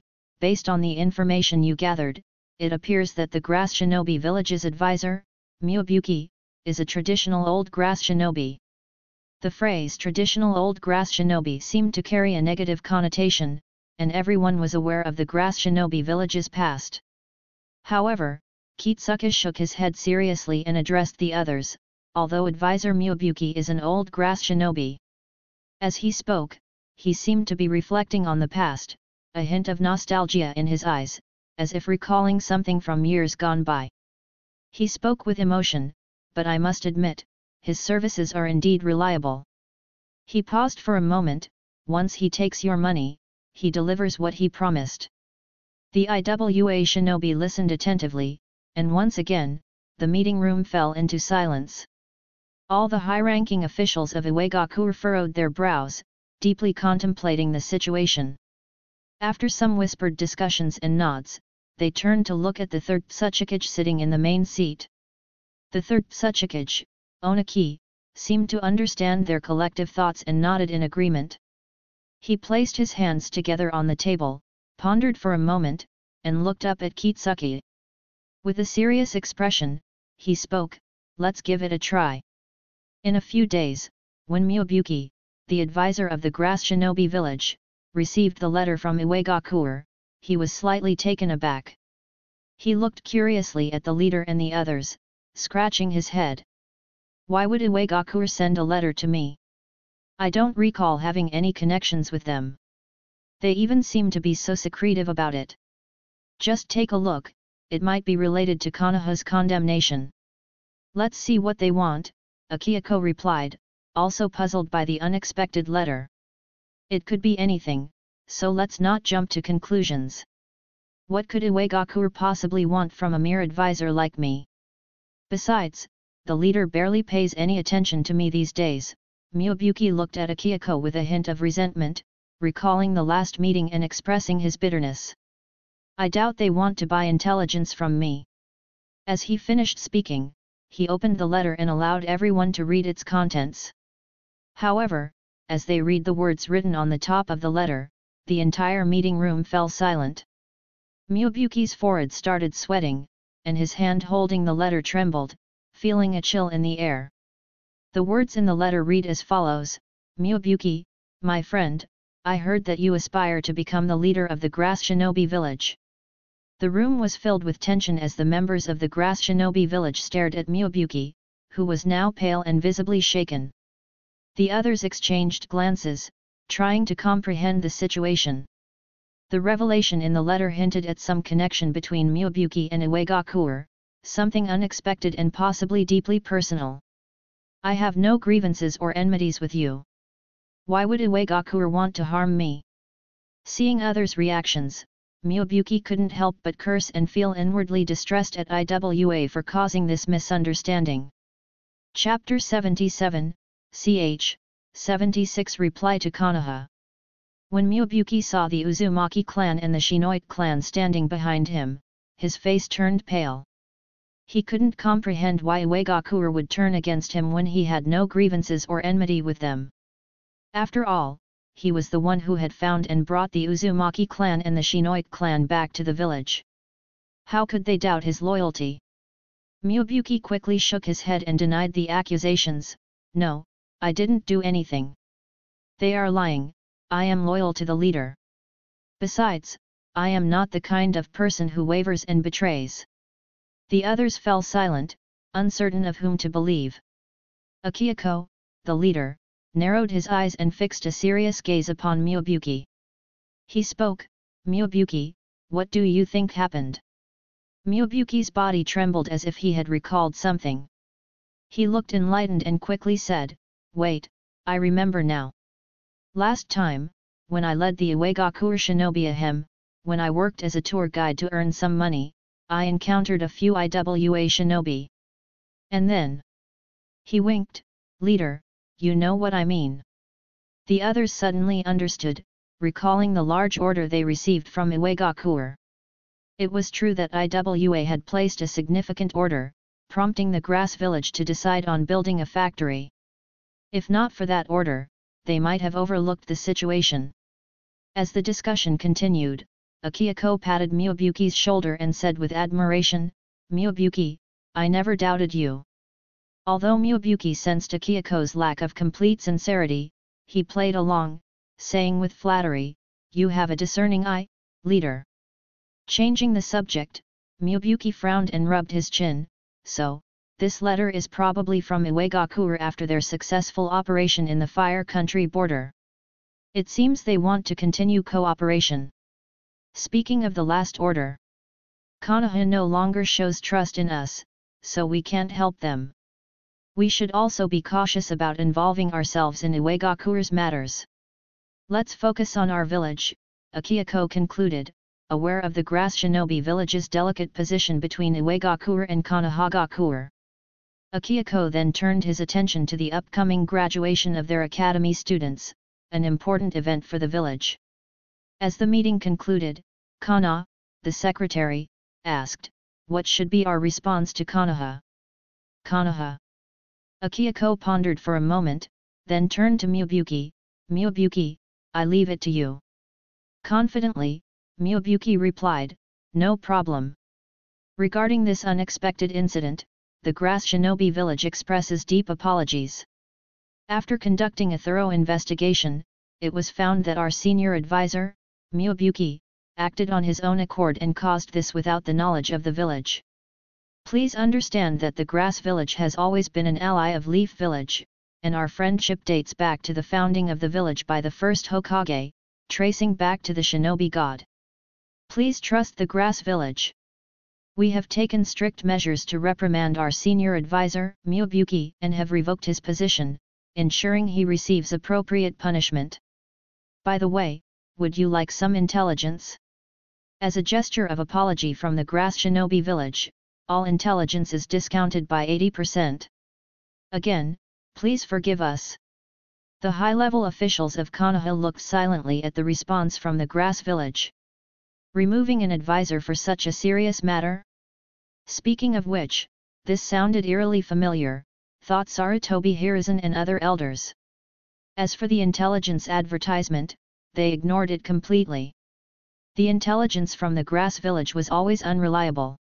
It became evident that Kusagakure had guided Iwagakure, facilitating their passage through the grassland to directly reach the Fire Land border without any hindrance.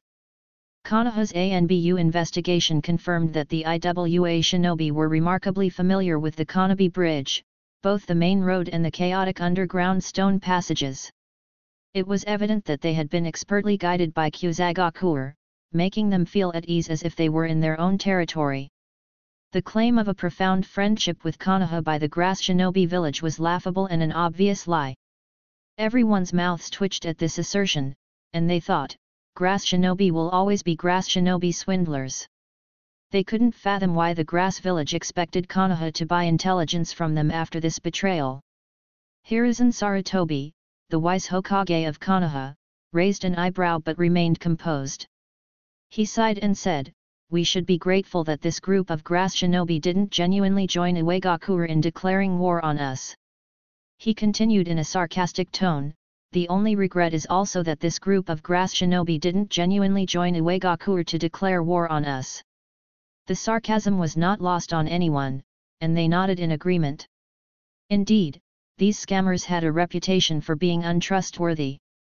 If they had genuinely joined IWA in declaring war on Konoha, it was likely that Konoha would not have hesitated to buy intelligence from them, knowing their history of selling out allies. Given the situation, Konoha had to accept it, but they were relieved that they never fully trusted the Grass village. Hiruzen Sarutobi took a deep breath from his cigarette, breaking the silence, and said with a serious expression, "We must ensure that the ninjas at the Land of Fire border hold their ground.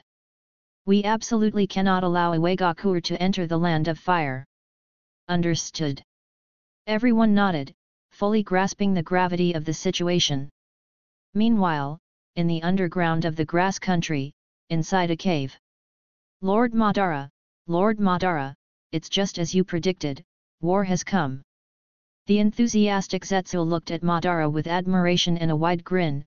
Now, Konoha is facing a 3-on-1 situation. It's a dire situation with Iwagakure, Kumagakure, and Tsunagakure, the 3 major ninja villages all involved. As Madara slowly opened his eyes, a hint of melancholy crossed his aged face. He coldly snorted without showing any emotion, "That fool Hashirama. It seems the war has indeed come." After a brief pause, he frowned. "Iwagakure has also joined the war? In that case, the grassland has become a battlefield again." He turned to Zetsu. This morning, during the morning reading, there was no indication of any abnormality.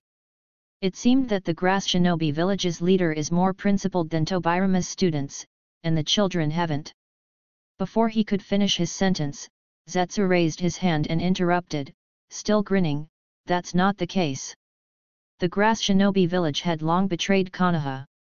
They gave up the Konobi bridge and allowed Iwagakure to pass directly through the land of grass, catching Konoha off guard." Madara raised an eyebrow, falling silent once again, and then spoke calmly, "Indeed, grass shinobi are just grass shinobi. They're a bunch of scammers. I saw through them long ago. At least he has some principles since he didn't involve children in the war." He changed the topic directly, "By the way, where's White Zetsu's main body?" "Oh, him. He has gone out to gather information and sent out many other White Zetsus. He asked me to stay here to take care of you, Lord Madara." Zetsu didn't mind Madara's face-saving act, scratched his head, and seemed to remember something else. "Oh, right. In a few days, the first batch of children who received 6 years of compulsory education from the Grass Shinobi Village Academy will graduate. Lord Madara, do you want to personally check on them with your own eyes?" "Oh, I forgot, it seems that Lord Madara can't move away fro. Shut up and get lost." Madara got annoyed at Zetsu, who started chattering non-stop, and cut him off abruptly. "Okay, I'll get ready to go down now," Zetsu replied as he turned back to leave before Madara could get angrier. Madara watched Zetsu hopping away, then shook his head. "This idiot! I told him not to inquire about such useless things anymore. He's a useless tool." Then, he slowly closed his eyes again, his face returning to tranquility. It seemed like he was speaking to himself in a voice only he could hear, murmuring, "They're already graduating, hey." Chapter 78, ch. 77 Graduation. The day at the Grass Shinobi Village Academy was bright and pleasant, with a gentle breeze and sunny skies, setting a perfect backdrop for the graduation ceremony of the first batch of students. Despite the ongoing war that had spread through the ninja world, on this special occasion, there was a slight sense of relief in the grass country. The tension had eased a bit, and smiles were more abundant, reflecting the pride and joy of the parents and villagers. From early morning, parents flooded into the academy, eager to witness their children's graduation. While becoming a low-ranking shinobi in the Grass Shinobi village might not seem like a grand achievement in the larger ninja world, the village's emphasis on education had made this day significant. Education was highly esteemed throughout the grass country, and parents took immense pride in their children stepping into a new chapter of their lives as graduates. The atmosphere in the Grass Shinobi Academy was vibrant, with parents bringing small gifts to bless their children's future endeavors. The hallways echoed with laughter and excitement as the graduates donned their ceremonial attire, ready to embark on their journey as shinobi, guided by the values and teachings of the village. In the early morning, Zetsu managed to sneak into Grassland Studio and borrow a camera, using it to skillfully blend into the bustling crowd at the Academy's graduation ceremony. His intention was to capture the event's highlights and later show the pictures to Madara, hoping to quench the legendary shinobi's underlying curiosity about the outside world. Although Madara often displayed a dismissive attitude and scolded Zetsu frequently, the observant Zetsu knew that he held a hidden curiosity for the world outside. He believed that by sharing these pictures with Madara, he could soften his reaction to him sneaking out, just like how Madara would initially refuse the dango Zetsu brought, but eventually eat it with grumbling complaints. Realizing that Madara had been isolated from the outside world for an extended period, Zetsu was determined to bring glimpses of it to him. As he observed the lively graduation scene, he thought, hee, so many people. It's just a graduation for ninja students, but the grass country is making it quite lively. Suddenly, something caught his attention, and his eyes lit up. Quickly clutching the borrowed camera, he dashed toward the intriguing sight. Excuse me, excuse me. I'm here on behalf of Grassland Studio for an interview. Please make way, everyone. Darn it.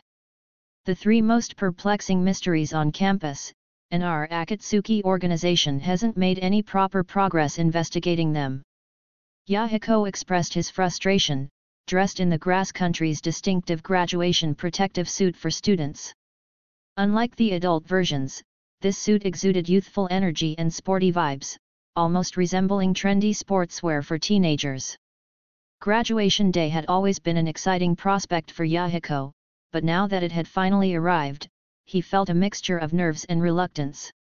Throughout all these years, he had made no significant progress in unraveling the three mysterious incidents that baffled everyone in school. His fists clenched in determination.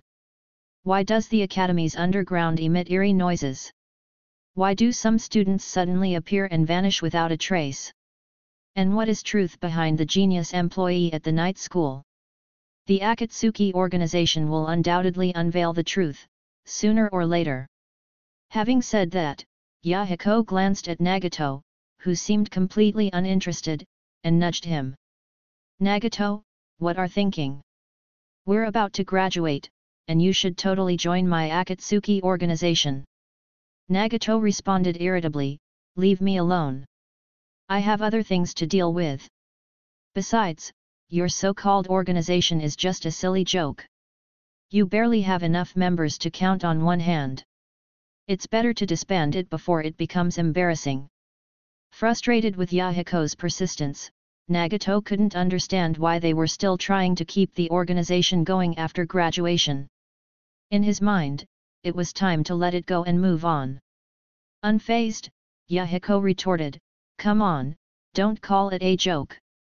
The Akatsuki organization is serious business. Once you, Konan, Daisuke, and Hato join, we'll have a whole handful of members, he emphasized, trying to downplay the lack of numbers. Before Yahiko could finish speaking, Daisuke, who had come to attend Nagato and the others' graduation ceremony, wearing a worker's protective suit, interrupted him. Sorry, I'm quite busy lately. He shook his head at Yahiko's mention of his name and continued, I have no interest in joining any ridiculous organization. I told you, it's not a ridiculous organization, Yahiko pouted and looked at Daisuke. That's not the point, Daisuke waved his hand dismissively. The point is, congratulations to all of you, Yahiko, Nagato, and Konan, for graduating. Thank you, the three of them smiled happily at Daisuke. Thinking of Daisuke reminded them of when they first met him. It was back in the rain country, and Daisuke was holding their wanted poster. To their surprise, the poster was specially made by Akihiko and then used by Rain Nin to issue a bounty. At first, they thought he was an enemy since he had their wanted poster. Just when they were about to take action, Daisuke solemnly pointed to the line of words under the poster that said, join us and create a better future together, and said to them, can you change the land of rain? They were dumbfounded at that moment. They never thought that the poster could serve this purpose. But with Daisuke looking so serious, what else could they do but nod? And so, Daisuke joined them, becoming an unexpected ally. Not long after that, Miobuki arrived. As for what happened afterward, let's not talk about it. During this time, it seemed like Daisuke was doing pretty well in the grass shinobi village. They heard that he worked diligently during the day and studied seriously at night. If it weren't for his unique identity, he might have already received the Outstanding Employee and Progressive Student awards. Now, wearing his protective suit, Daisuke looked particularly neat, giving his originally rough appearance a touch of dignity. "There's mine too." Hato grumbled as he handed over the flowers. "Congratulations on your graduation." Then he added with some annoyance, "But it's just graduation from the ninja student level to a low-ranking shinobi, genin. What's so special about it? Making such a big fuss about it made me take leave." Ignoring Hato's grumbling, the three of them smiled at him and expressed their gratitude. "Thank you, Hato." As for Hato? Well, let's not dwell on that. Despite his grumbling and remarks like, "I'm not building a wall.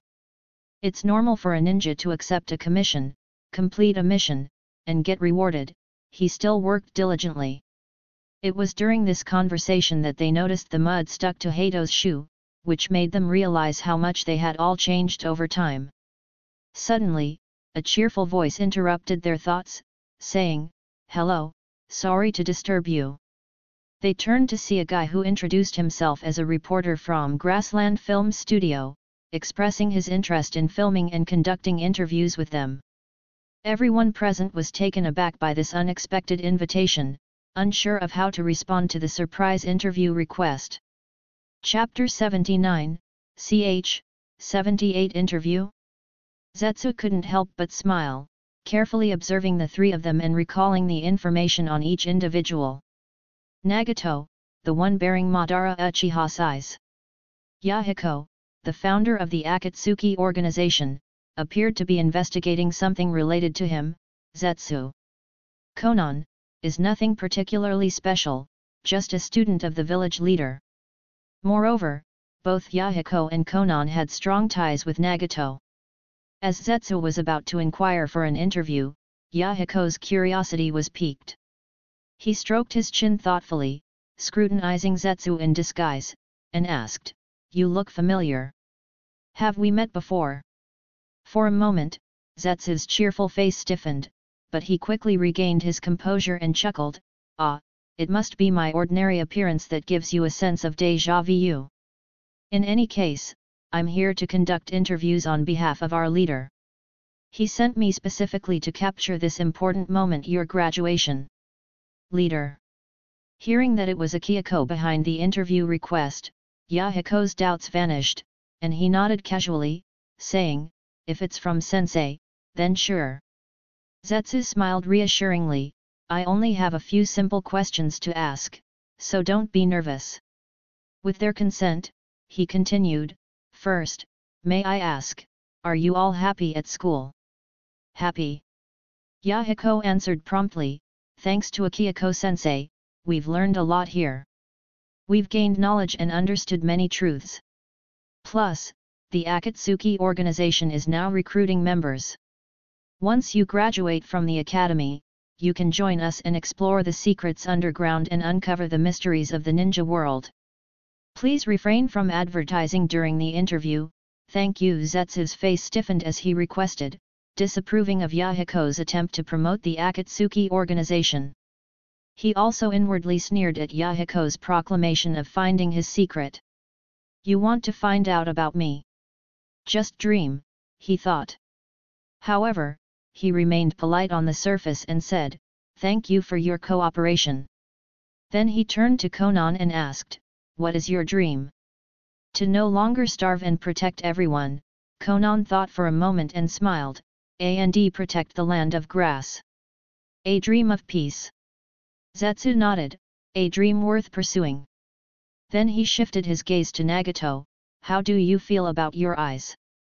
The sudden question left everyone puzzled, not understanding why Zetsu was suddenly asking about Nagato's eyes.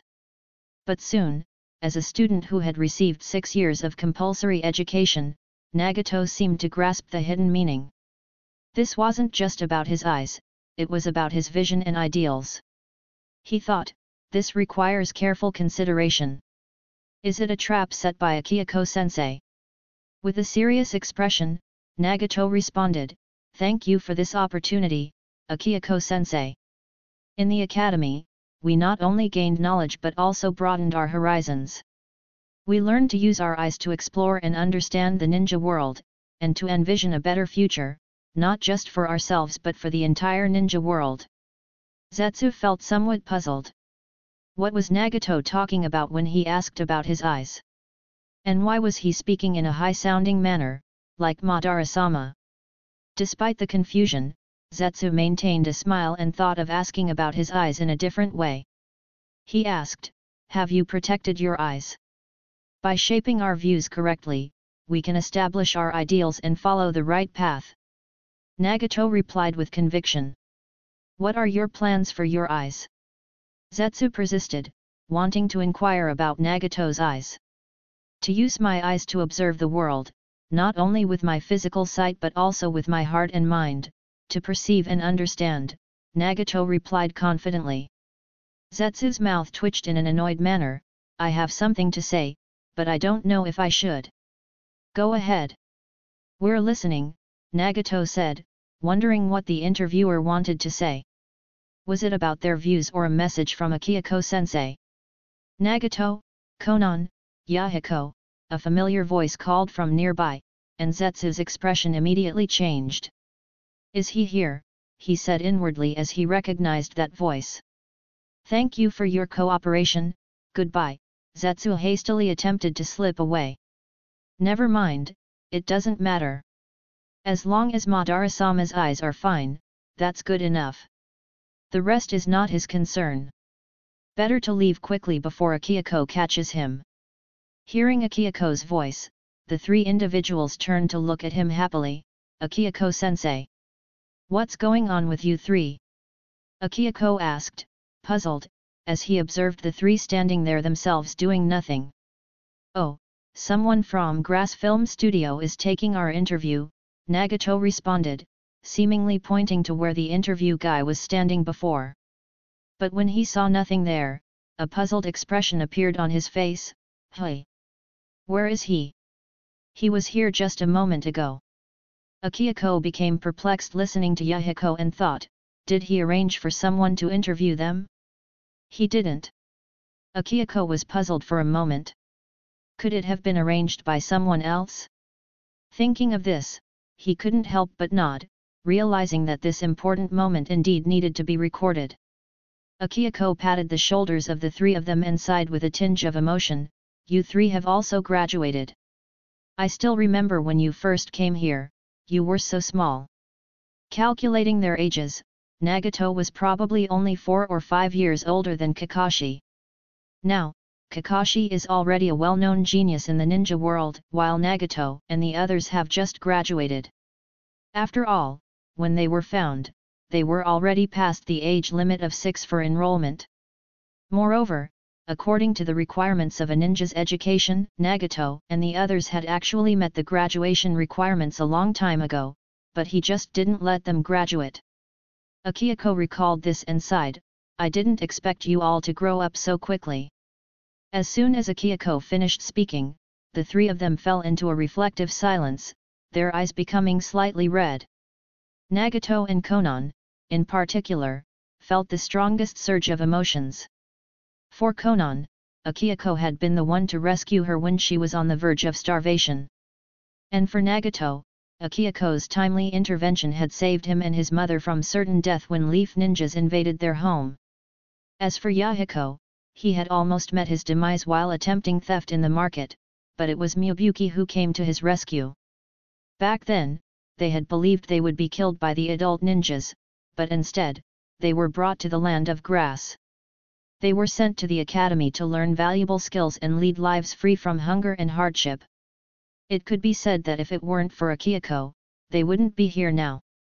Despite his occasional annoyance, like giving them homework and testing Nagato's ninjutsu with the flowers he planted, Akihiko had truly been good to them. His guidance and care had shaped them into the people they were today, and they felt an overwhelming sense of gratitude towards their teacher. It was hard to believe how time had flown by, and they were on the verge of graduation. Tears welled up in their eyes, and their mouths trembled with emotion as they wanted to express their gratitude to Akihiko-sensei. However, before they could finish speaking, Akihiko interrupted their heartfelt moment with a cheerful tone. "Why are you all crying? We'll still see each other every day. You've graduated from the academy, but that doesn't mean we won't be in touch. I'll continue to be your instructor, and will be living in the same village. Besides, Konan, you live in my house, Nagato is just next door, and Yahiko, you're still in the village. He continued to pat their shoulders, wearing a kind smile, so, there's no need to worry. Here, take these flowers. You've graduated, be happy about it. Akihiko handed each of them a bouquet of flowers. As Akihiko finished speaking, the three of them fell silent, their mouths twitching slightly. They looked at Akihiko with a mix of appreciation and slight grievance. They couldn't help but think, come on, Akihiko-sensei, can't you sense the atmosphere? You're stealing our moment of being moved. Especially Nagato, as he looked at the familiar flowers in his hand, he suddenly realized where they came from, and his eyes became even more emotional. He couldn't help but gaze at Akihiko with a mix of grief and anger because those were the flowers he had planted. Ha ha ha, my bad. I woke up late and forgot, so I just picked some from your garden, Akihiko chuckled, noticing their expression. He then checked the time. It's getting late. I'll go up first. Congratulations on your graduation. With that, he turned and left. The three of them watched Akihiko's departing figure, and despite the initial frustration, their expressions softened. Akihiko may be peculiar and oblivious to atmospheres, but he was Akihiko, the one who saved them and taught them invaluable knowledge and principles. With grateful hearts, Nagato, Konan, and Yahiko exchanged glances and smiled. Akihiko might be a handful, but he was their teacher and mentor, and they owed him more than they could ever express. At this moment, with Akihiko's departure, the most important moment had arrived. The solemn and dignified music resounded through the entire academy grounds. Immediately, all the children, including the parents, fell silent and directed their attention to the flag of the land of grass, rising and fluttering like the grass shinobi emblem, a tenacious little grass swaying in the wind. Raising the grass country flag symbolized the spirit of the new grass. As the proclamation of the spirit of the new grass concluded, Akihiko stepped onto the stage, beaming at the children below. Congratulations to all of you on your graduation. As the leader of the land of grass, I hope that no matter what, you will always remember the educational concept of virtue, moral, intelligence, physical fitness, and hard work instilled by the Land of Grass Academy. Be the champions, the heirs, and the practitioners of the spirit of the grass. Work diligently, fearlessly climb the peaks, and become the pillars of the land of grass, benefiting both the ninja world and its people. Looking at the hopeful and visionary children before him, Akihiko couldn't help but feel a touch of emotion. From now on, the land of grass would embark on a new chapter. Taking a deep breath, he turned his gaze to Nagato, who was holding flowers below, and said, "Now, let's invite the outstanding graduate, Uzumaki Nagato, to the stage to deliver a speech." Chapter 80, ch. 78.5 Ghost in the Studio. Clearing his throat, Nagato began, "Thank you, Akihiko-sensei, for your unwavering support and mentorship throughout our time here. We are grateful for everything you've taught us, from knowledge and skills to the values that will guide us in the future." The crowd listened attentively as Nagato continued, "As graduates of the Land of Grass Academy, we now carry the responsibility to contribute to our village and the entire ninja world. We must strive to protect our loved ones, our homes, and the ideals we hold dear. Together, we can create a world where peace and understanding prevail." Nagato's words resonated with the audience, and some parents nodded with pride, seeing their children taking such a mature stance. Akihiko smiled warmly as he watched Nagato speak with conviction. "We must be strong and compassionate," Nagato emphasized. "Strength is not just in physical prowess or ninjutsu, but also in the strength of our hearts and the decisions we make. Compassion reminds us to value life and to seek peaceful solutions whenever possible. We will continue the legacy of the Grass Shinobi Village and uphold the spirit of the new grass," Nagato proclaimed. "We will become the symbol of hope, the protectors of the weak, and the defenders of justice." Nagato concluded his speech, "We will be the shinobi who bridge divides, foster understanding, and pave the way for a better future. Together, we shall prove that the land of grass is not just a place on the map, but a shining beacon of unity, progress, and peace in the ninja world. Zetsu smiled as he watched the graduation ceremony unfold on the video he had recorded earlier. He chuckled to himself. Lord Madara's eyes became the representative of outstanding students. He then exaggeratedly jumped and opened his hands.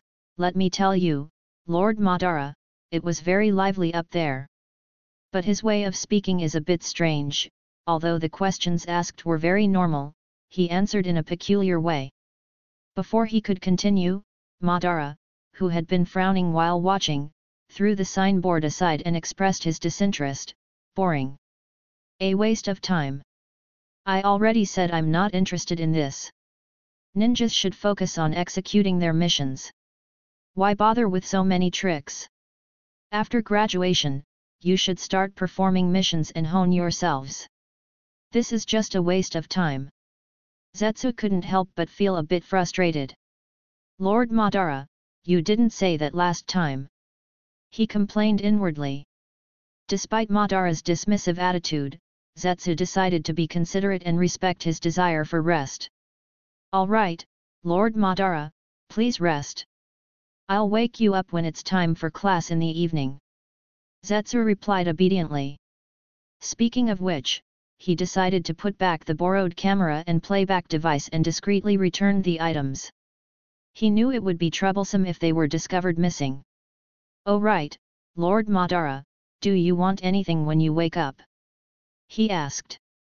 I already told you not to buy such random things.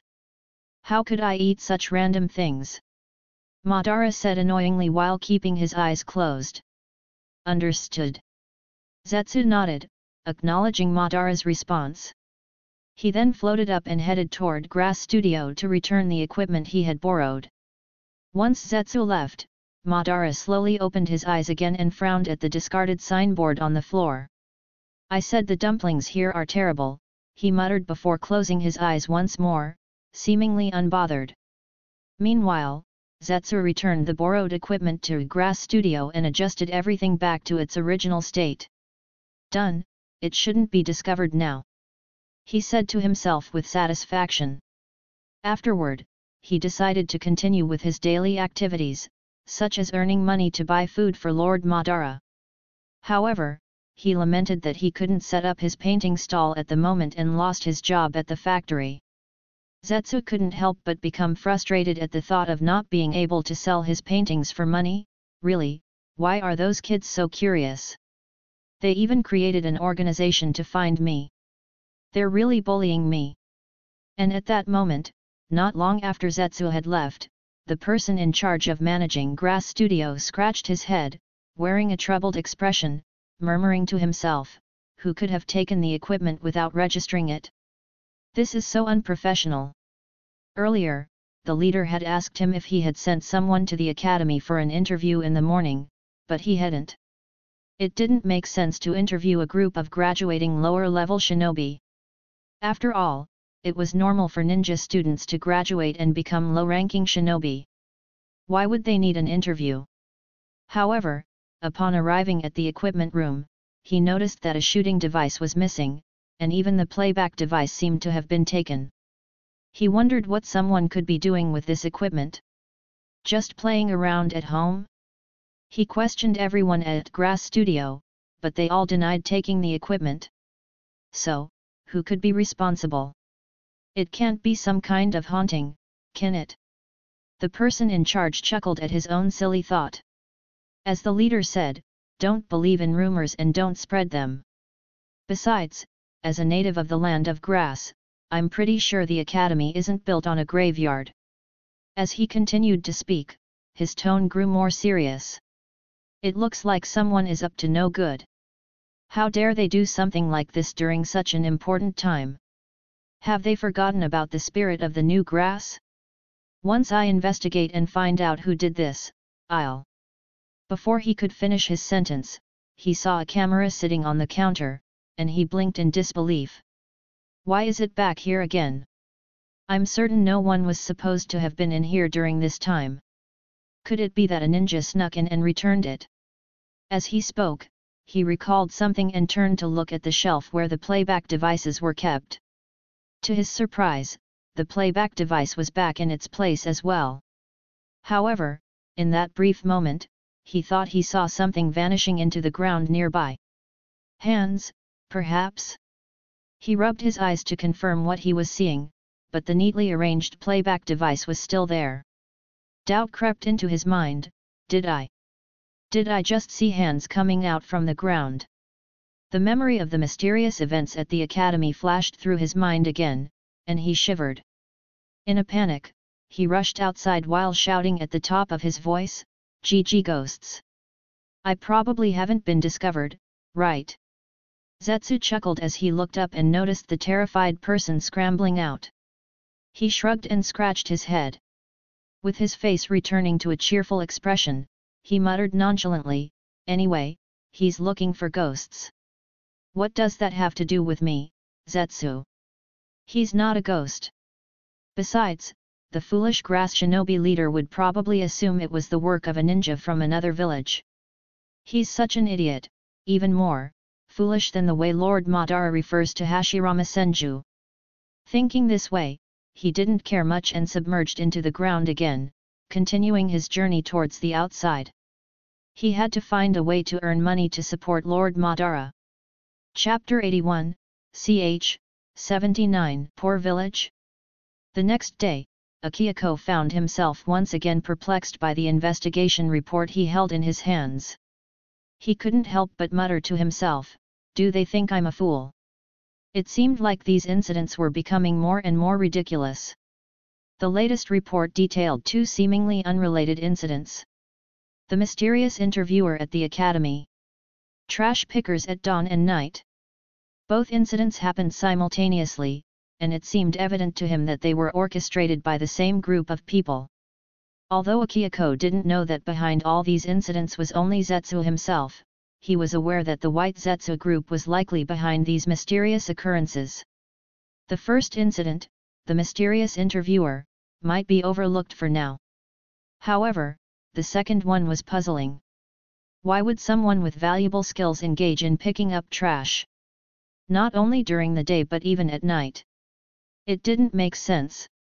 It's been said that, for an unknown period of time, there's a diligent sanitation worker who comes out to clean the streets every day before dawn, even when everyone else is still sleeping or when it's already dark.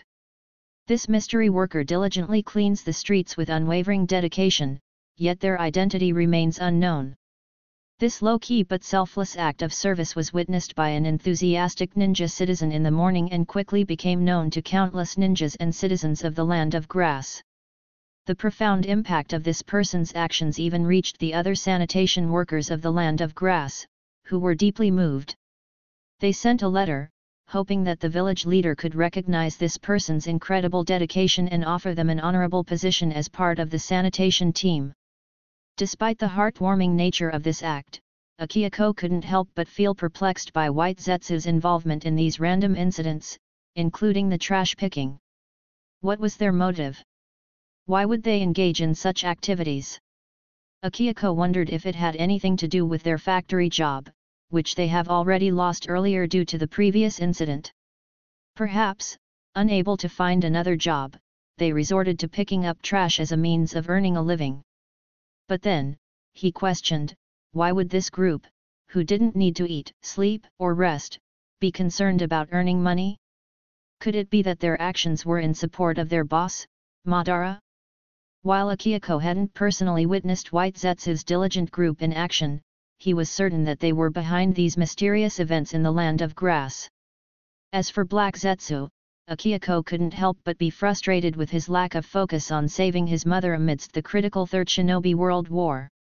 Instead of prioritizing his responsibilities, Black Zetsu seemed to be wandering aimlessly and causing unnecessary chaos. Nonetheless, Akihiko chose not to dwell on it too much. With 3 mysterious incidents already, adding 2 more wouldn't drastically change the situation. Still, if given the opportunity, he would definitely reprimand Black Zetsu for his actions and remind him of the importance of saving his mother. As for Yahiko's silly organization, they had reignited their detective spirit due to these incidents and were gearing up to investigate these mysterious events once more. As Akihiko sighed, a knock echoed in the room, followed by the entrance of Uzumaki Yoshinori with a serious expression. "Sorry to disturb you, Kusano-sama," Yoshinori spoke slowly. Akihiko looked at him puzzled, asking, "What's the matter? You seem quite serious. Did something happen? Is it about Iwagakure retreating and Konoha invading, or is Konoha reproaching us again?" During this period, the land of grass had been experiencing relative peace. The Konobe Bridge provided a transportation line for Iwagakure to reach the borders of the Land of Fire. However, Konoha's strengthened border defenses led to a standoff between the two sides, preventing any further actions. Thinking of Konoha, Akihiko couldn't help but feel disappointed. Despite claiming to trust the Land of Grass, they sent ninjas to reinforce their borders against them. It felt like hypocrisy, especially when they accused the Land of Grass of deceiving them, which was nothing more than an accident. Nevertheless, the current situation was favorable. The major countries were at a deadlock, and the Land of Grass remained relatively calm. The bountiful autumn harvest season added to the positive atmosphere, thanks to advanced scientific ninja tools and mechanized farming techniques. "Oh, it's not that serious," Uzumaki Yoshinori reassured Akihiko, his expression pausing for a moment. He scratched his head and continued, "It's just that those piled-up goods need to be handled. If we remain closed like this, the village won't be able to pay the salaries. Indeed, the Land of Grass couldn't receive missions at the moment, and selling information was also out of the question. Even Myobuki, the former grass ninja in charge of selling information, had discounted the grass ninja information by 80% and offered one free for every 10 purchased. Yet, despite such a significant discount, no one came to buy the information. The reputation of the Land of Grass had seriously declined. In recent years, due to the development of scientific ninja tools and the increase in basic ninja workers, the clothing factory had been producing an excessive amount. The offensive scientific ninja tools hadn't been sold from the beginning and were all piling up in the warehouse, almost overflowing. A few years ago, they attempted to sell grass-made ninja vests to Kirigakure. However, people there didn't trust the Land of Grass, considering a village that even dared to sell information about their allies to the 5 great shinobi countries for a living couldn't possibly produce suitable ninja vests. Consequently, they rejected the offer outright. Especially during this special situation, the fear of buying fake goods haunted them. Even allies like Konoha or Iwa might share the same concerns. Really? Uzumaki Yoshinori was both relieved and excited upon hearing Akihiko's words. "Should we start loading the goods now? The warehouse has just been emptied, and we need to store the new scientific ninja tools." "No hurry." Watching Yoshinori's enthusiasm, Akihiko shook his head with a smile. "The scientific ninja tools can't be sold just yet. It wasn't the right time to introduce the scientific ninja tools. They needed to wait until the 5 great shinobi countries were worn out from the war. That way, those countries wouldn't pay much attention to their small village. Once the war concluded, the 5 great shinobi countries would be too fatigued to deploy significant forces against them. As for smaller conflicts, the current Land of Grass could handle them.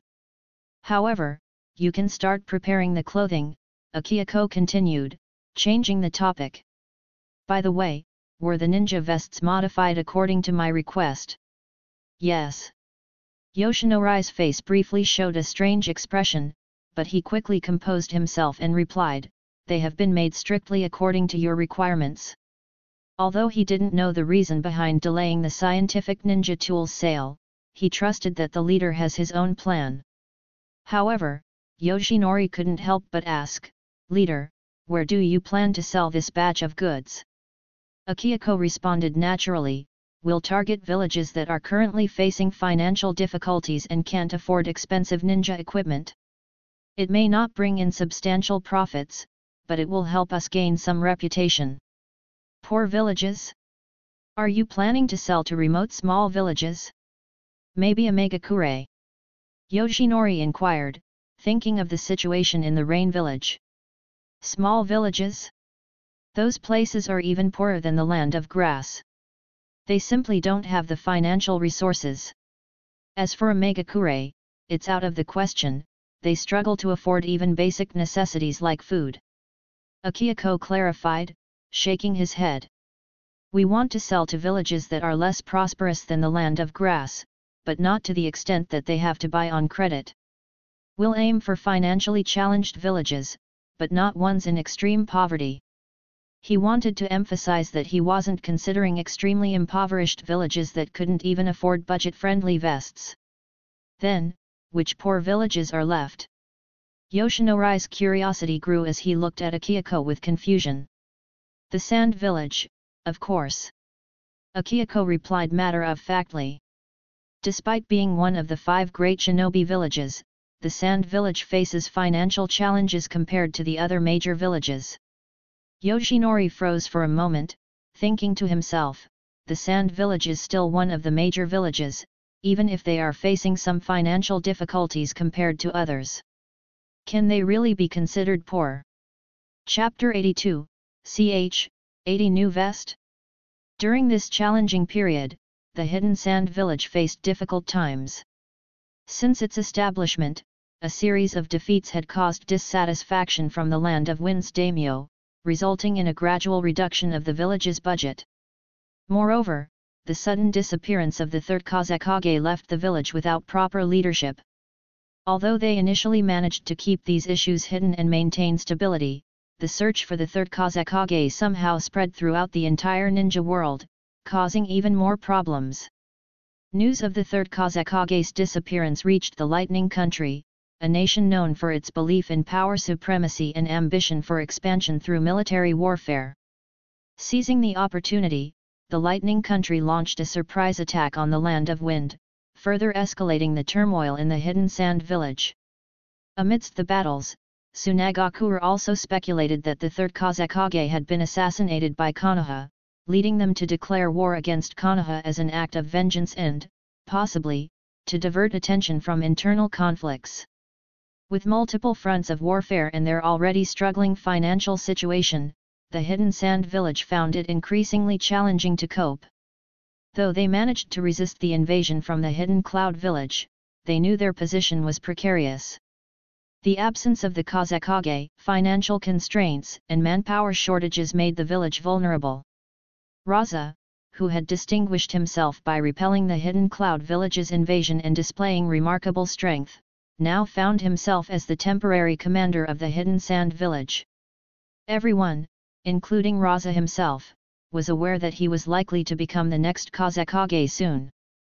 However, despite his achievements, Raza was troubled. He understood the dire state of his village. The absence of the third kusagakure, coupled with financial constraints and a lack of manpower, left them vulnerable to a full-scale attack from the rapidly advancing Hidden Cloud Village, which enjoyed strong support from the Lightning Country. In contrast to the Hidden Cloud Village's rapid development and support from the Lightning Country, the Hidden Sand Village lagged behind. If the Hidden Cloud Village were to launch a full-scale attack, the consequences for the Hidden Sand Village would be catastrophic. As for why the Hidden Cloud Village eventually divided its forces to attack Konoha and conduct multi-front warfare, it could indeed be due to their overconfidence, underestimating the threat posed by the Hidden Sand Village and believing that they didn't need to allocate significant manpower to deal with them. However, there might be other underlying motives at play as well. Their ambitions and aspirations might be grander than simply winning battles. For the other 4 major villages, waging war against Konoha was seen as imperative, even if they might face defeat in the end. Declaring war on Konoha had become a political necessity for them, regardless of the outcomes of other battles. In the midst of the ongoing war, the Hidden Sand Village had reluctantly allocated some of its forces to declare war on Konoha, driven by political considerations, despite already being under immense pressure from the invasion. As the war continued to take its toll, Raza found himself growing weary. To make matters worse, rumors of unrest in the Hidden Mist village across the sea added to their troubles. If the Hidden Mist village were to join the conflict and declare war on the Hidden Sand village, it would become an unbearable burden for the already strained village. Today was Raza's day off. After returning from the front line, he came back to the village and felt relieved upon witnessing the relatively peaceful daily life. A long sigh escaped his lips, easing the anxiety in his heart. Besides resting and handling village affairs, he also had another purpose for his return. The village was facing a shortage of funds, and he came back to find ways to generate revenue. Although he hadn't officially assumed the position of the kusagakure yet, he had already begun gradually taking over the village's affairs. Managing the village, seeking financial resources, and handling various matters simultaneously kept him quite occupied. However, he had no choice in the matter. Unlike Konoha, with its abundance of talented individuals, where the Hokage could stay in the village and delegate battlefield tasks to the skilled ninjas, the Hidden Sand village was facing manpower and financial constraints. Therefore, Raza had to personally involve himself in various aspects of village management. Fortunately, he had the support of advisors Ebis and Cho, which made it more manageable. Without their assistance, handling everything alone would have been quite overwhelming for him. As Raza strolled through the streets of the Hidden Sand village, he asked in a casual manner, "How has the village been faring during this time?" "Under Ebis-sama's guidance, it's been relatively stable," one of the Hidden Sand ninjas replied. "The villagers are united and determined, eagerly seeking revenge for the third kusagakure." Upon hearing this, Raza nodded approvingly. Although they hadn't found concrete evidence linking Konoha to the assassination of the third kusagakure, it no longer mattered. The decision to go to war against Konoha had already been made, regardless of their involvement in the assassination.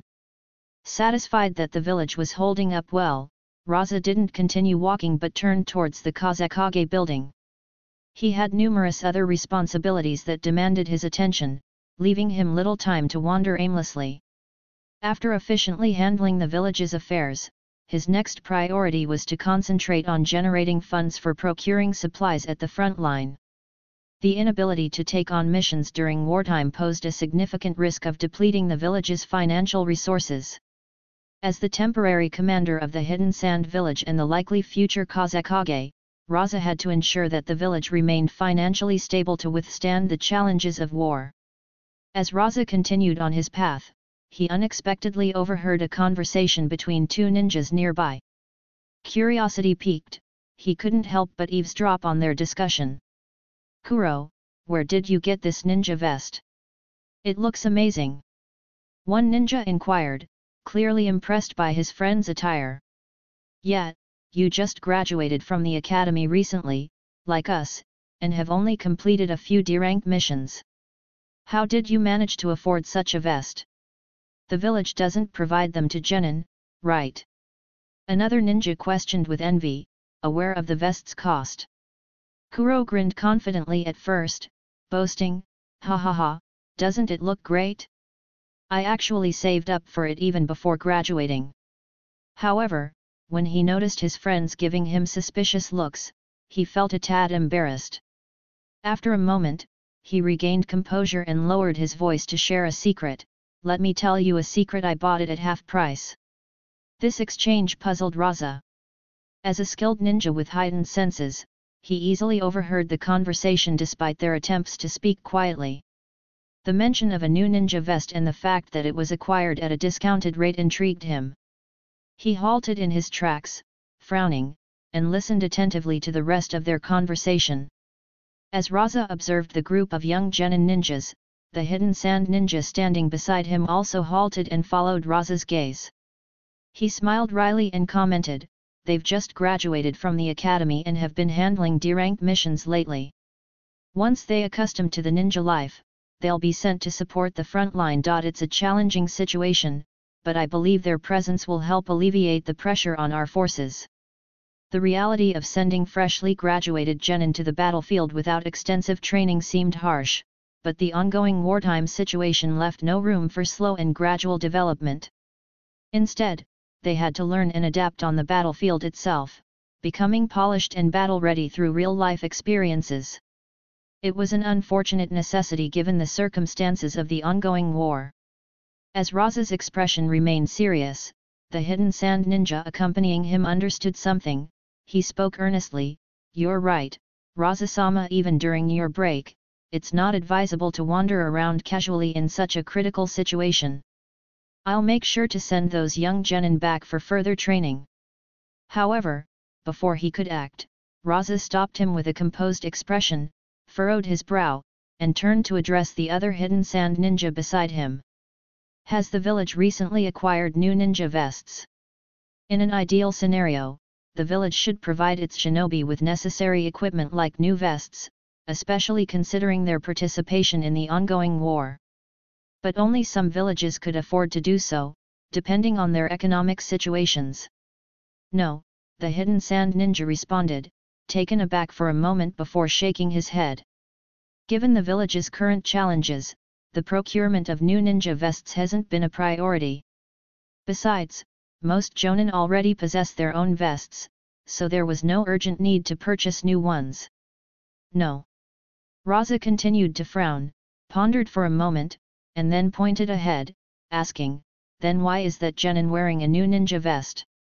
Taken aback by the revelation, the hidden sand ninja turned to look and indeed saw a slightly larger genin proudly showing off his brand new ninja vest to his comrades. Upon closer inspection, it was evident that the vest was newly purchased, raising suspicion about its origin given the village's current financial constraints. Chapter 83, ch. 81 Discount? "Oh, I'm not sure," the hidden sand ninja stammered, taken aback by the sudden revelation. He quickly composed himself and continued, "I know that kid, Kuro. He's an orphan in the village, and it's highly unlikely he could afford a new ninja vest. Please wait here, let me call him and ask." As he spoke, the hidden sand ninja sternly called out to the nearby genin, "Kuro! You brat, come here!" The abrupt shout caught the attention of the excited young genin surrounding Kuro, causing them to turn their heads curiously. "Who dares to call me Kuro directly? It's Kuro-sama."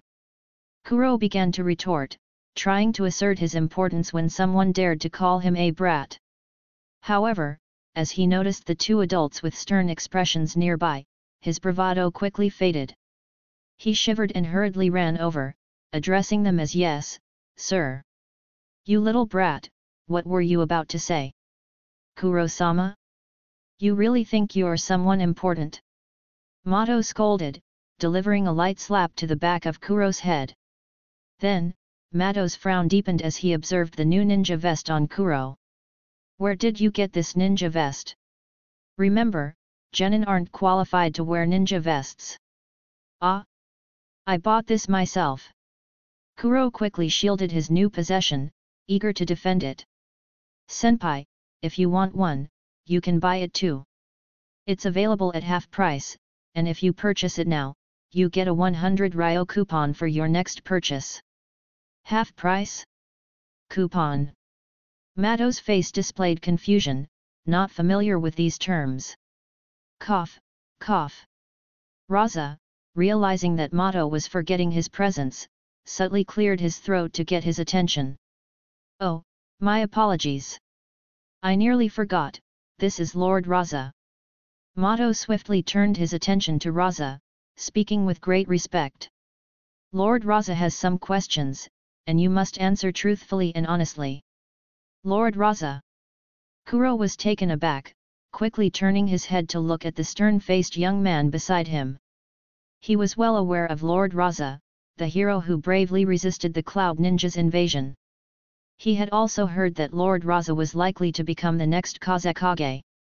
Therefore, in the hearts of these young genin, Raza was greatly admired and respected. Kuro, still excited, introduced himself, "Lord Raza, I am Kuro, a recent graduate. It's an honor to meet you, Lord Raza. No need to be nervous." Raza nodded reassuringly, then got straight to the point, "About the ninja vest you're wearing. I bought it myself, Lord Raza." Kuro's face showed a mixture of pride and concern, the village won't take it away, will they? Don't worry. The village won't take it back.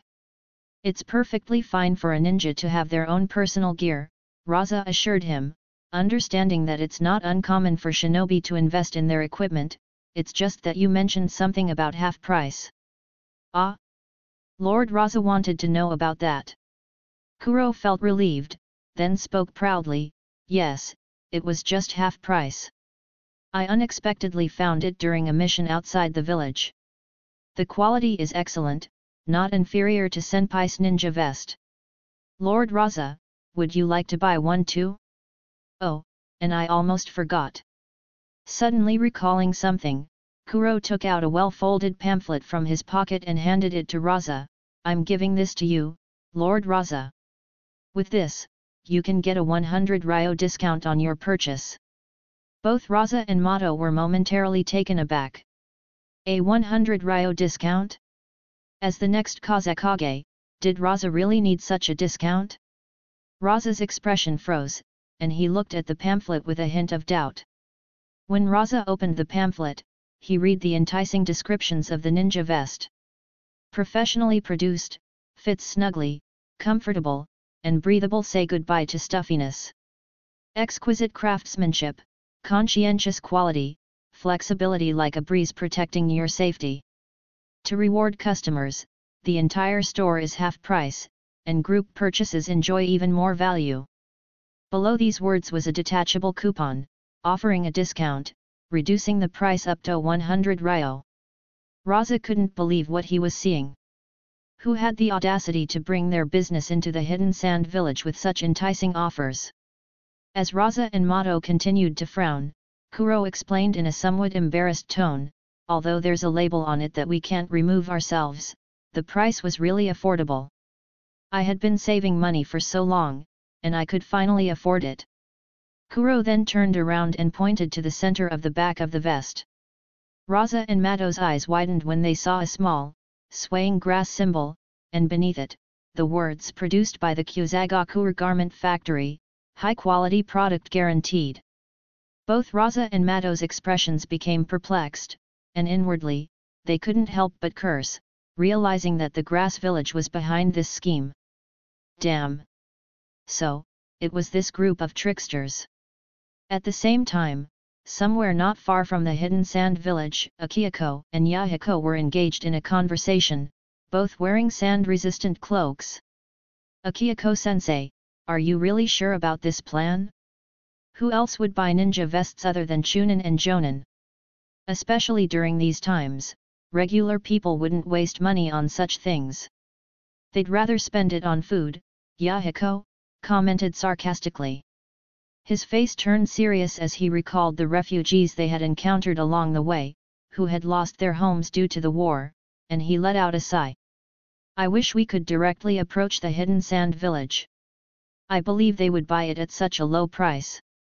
Then, when we go back, we can recruit some refugees from the land of rain. Once they are all on our side, we can take down Omegakure, and the land of rain will be He paused suddenly, feeling a slap on the back of his head. Smack. Akihiko had given Yahiko a slap on the back of his head upon hearing his words. He then spoke irritably, you think I don't want to speed things up? Don't you think I want to directly promote our products to the hidden sand village? The problem is that we have no connections there. In the past, we had collaborations with the 5 great ninja villages, and our relationships were quite good. But in recent years, the reputation of our grass shinobi. People have a slight misunderstanding about us, Akihiko sighed, well aware of the challenges they faced due to their low reputation. Securing a deal with the hidden sand village wouldn't be a simple task. They couldn't just hand over a cooperation contract and expect it to be accepted without hesitation. Even if they managed to present a contract, people might dismiss it outright, assuming that the grass shinobi were selling cheap and inferior goods. The risk of being perceived as selling counterfeits loomed over them.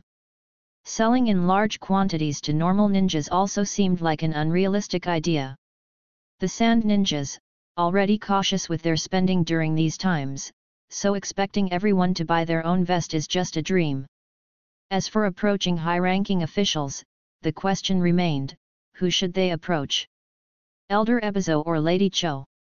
It would have been ideal, but the unfavorable reputation of the grass shinobi complicated matters. Thinking of the two senior advisors of the Hidden Sand Village, Akihiko couldn't help but admire their praiseworthy actions in comparison to the advisors of the famous Konoha. During peacetime, these two seniors willingly relinquished their power and chose to seclude themselves in a remote place, refraining from meddling in any village affairs. However, when the third Kusagakure faced trouble, they fearlessly stepped forward despite their old age. Notably, at that time, they were unaware that their own grandson, nephew's son, was involved in the trouble. Regardless, they took the risk to assist and protect the village. Finding someone from the Sand Village to convey his offer is also a near impossible task, as convincing the senior advisors to agree to a contract seemed equally unlikely. Their unwavering integrity couldn't be swayed by bribes or any underhanded tactics. Besides, the critical situation only added to the risk, as there was a genuine fear that they might mistake the messenger for a spy from the Grass Shinobi village and take drastic action not just against him but potentially against the entire Grass village. Given these daunting circumstances, Akihiko knew that directly approaching the Hidden Sand village was out of the question. The reputation of the Grass Shinobi had suffered in recent years, making any negotiations even more challenging. Therefore, they had no choice but to adopt a different approach and focus on promotion. They decided to let some of the Sand Shinobi use the product first, relying on word of mouth to spread the positive feedback throughout the village. He believed that once the Hidden Sand village saw the quality and affordability of their products, they would gain the trust and support they needed. Having good products at low prices was an enticing proposition, and Akihiko was confident that once they won over the Hidden Sand village, gaining the favor of other ninja villages would become much easier. As a teacher, Akihiko didn't mince his words when criticizing Yahiko. He sternly urged him to learn from Konan, who approached every task with unwavering dedication and seriousness. Speaking of Konan, her past experiences of poverty seemed to have left a lasting impact, even after arriving in the financially stable Grass Shinobi village. She remained extremely cautious with money and had developed an almost obsessive attitude towards it. However, her dedication to her work was commendable, as she diligently completed any task assigned to her. While Akihiko observed Konan carefully counting money beside them, a mixture of emotions crossed his face, and he couldn't help but sigh. He affectionately rubbed her head, as if about to share some wisdom with her. However, as he was about to speak, Akihiko's expression changed, and he narrowed his eyes, seemingly sensing something. A subtle smile appeared on his face, and he turned to the puzzled trio. "It's done," he declared confidently, leaving them wondering about his cryptic words. Chapter 84, ch. 82 Deal with Kusagakure. The transactions between the Grass Shinobi village and the Hidden Sand village proceeded without any major issues. Despite being considered somewhat stingy, the future fourth Kusagakure led his ninjas in aggressive negotiations, hoping to secure an even lower price for the ninja vests. He emphasized the importance of respecting the hard-working miners and their laborious job, given that the Hidden Sand village's financial situation heavily relied on the work of one miner.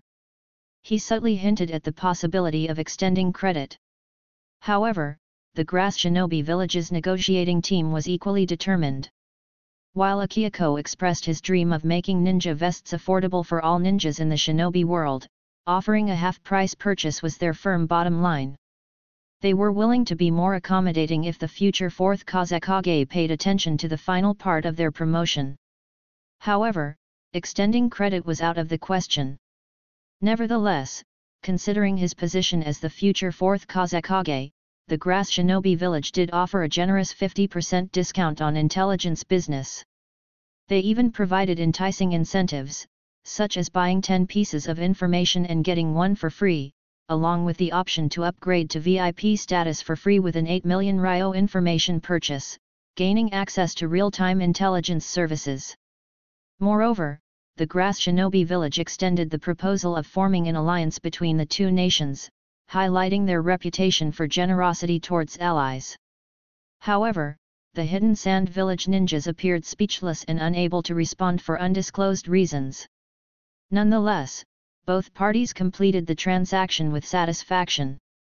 However, when it came to cooperation, the hidden sand village politely declined.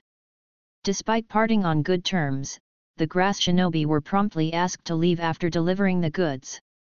The idea of forming an alliance was utterly rejected. It was baffling to witness such an attitude from the hidden sand village.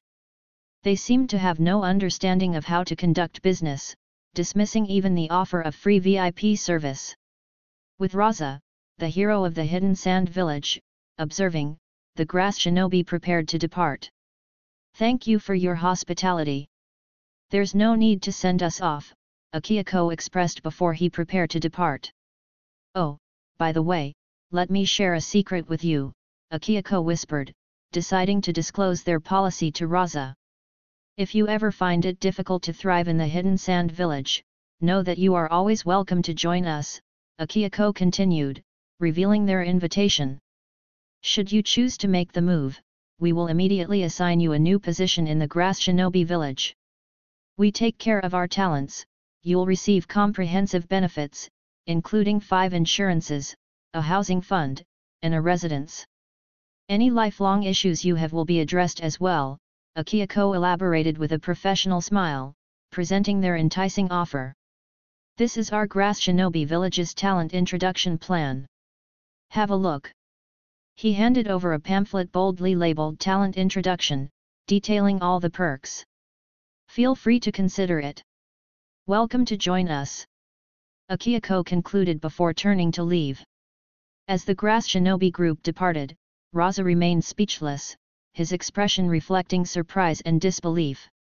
He had heard rumors about the grass shinobi not adhering to the principles of ninja ethics, but witnessing it firsthand truly opened his eyes. How audacious of them to attempt to poach him right at the entrance of the hidden sand village. Did they have no regard for consequences?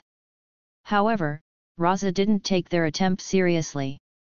After all, the grass shinobi were not respected or recognized by any of the 5 great ninja villages.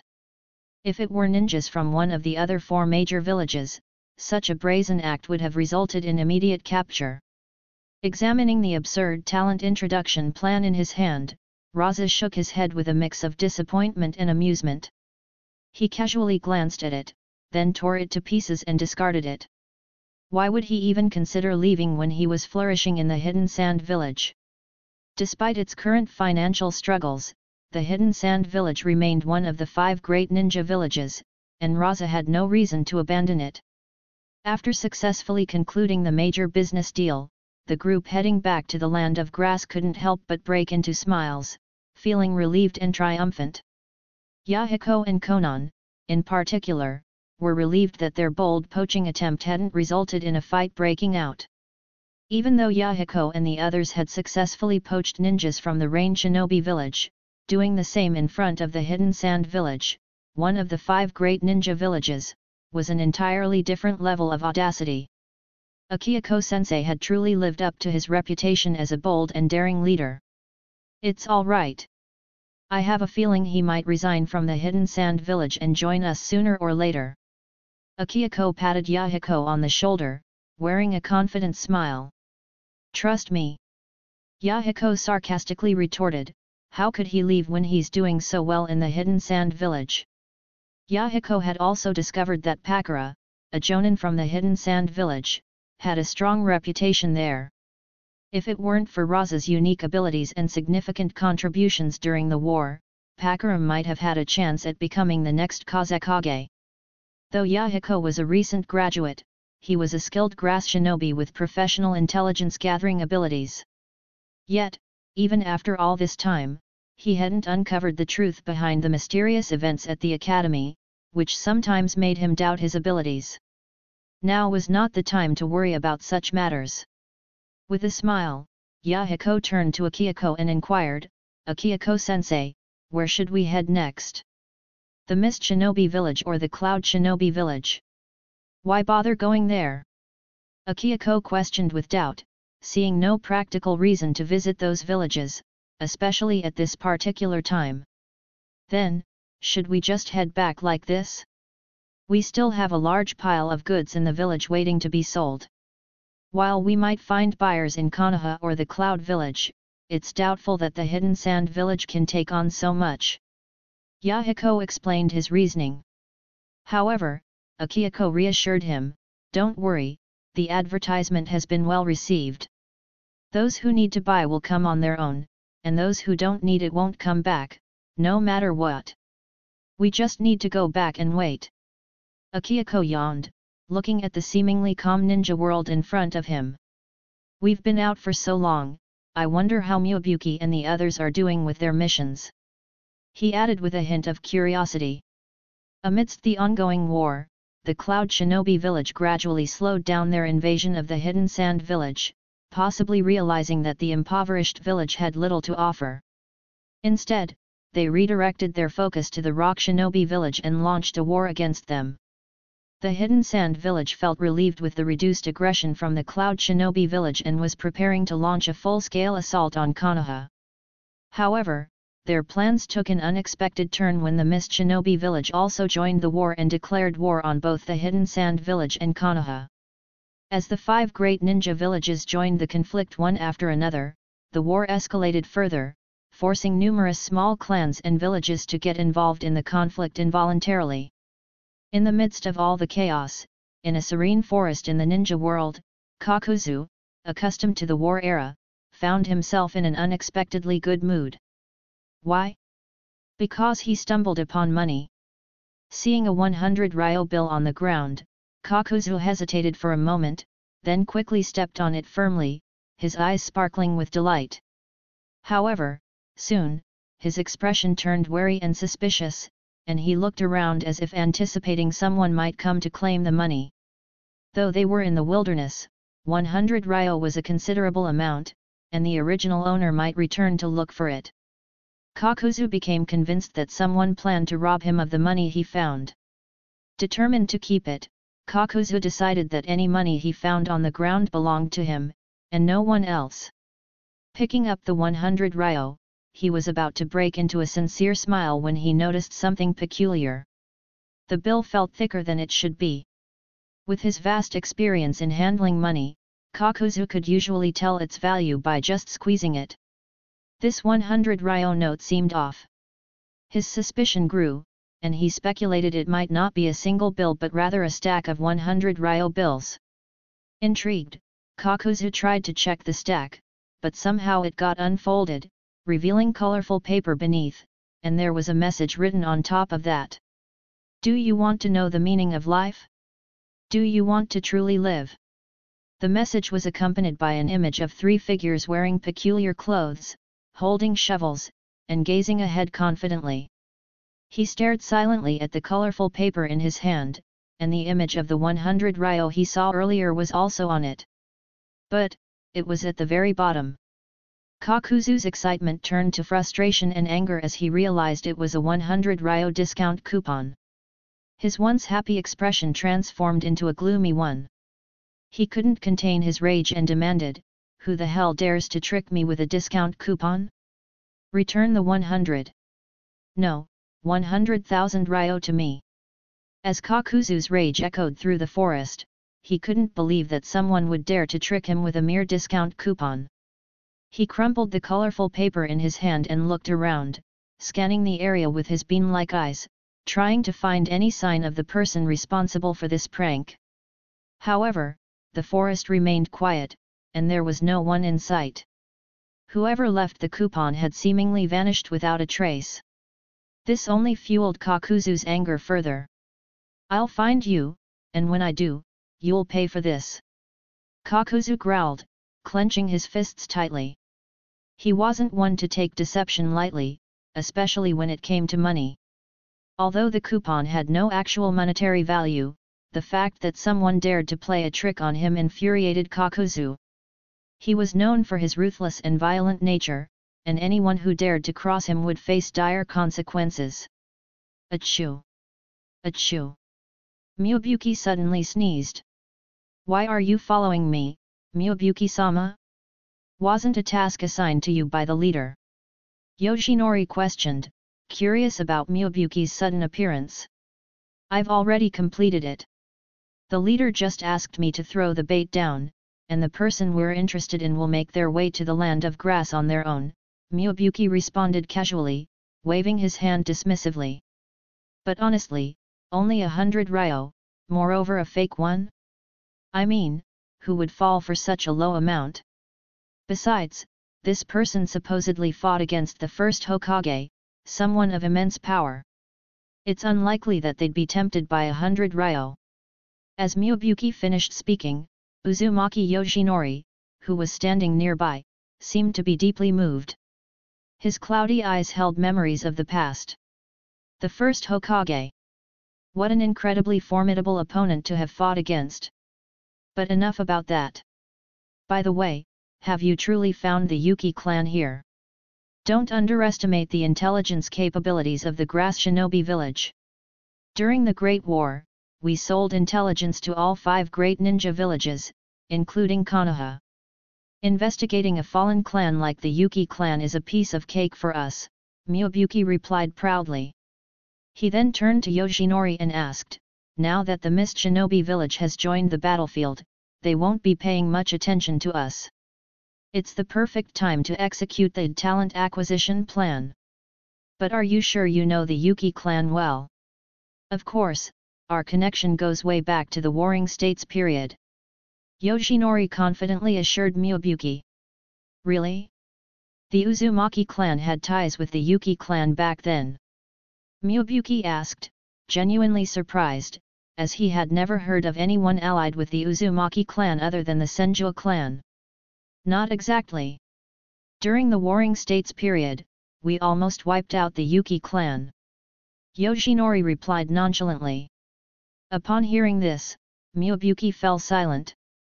His expression clearly conveyed his thoughts, which seemed to be saying this guy is truly insane. After all, calling it a friendship seemed a bit far-fetched considering the history between the two clans. Chapter 85, ch. 83 Yuki Clan. In just a few days, Akihiko and his team swiftly returned to the land of grass. Upon arrival, Akihiko immediately had Kana arrange for the delivery of the unique ninja vests to the Sand Village as quickly as possible. Time was of the essence, given the news of the Mist Village preparing to attack the Sand Village.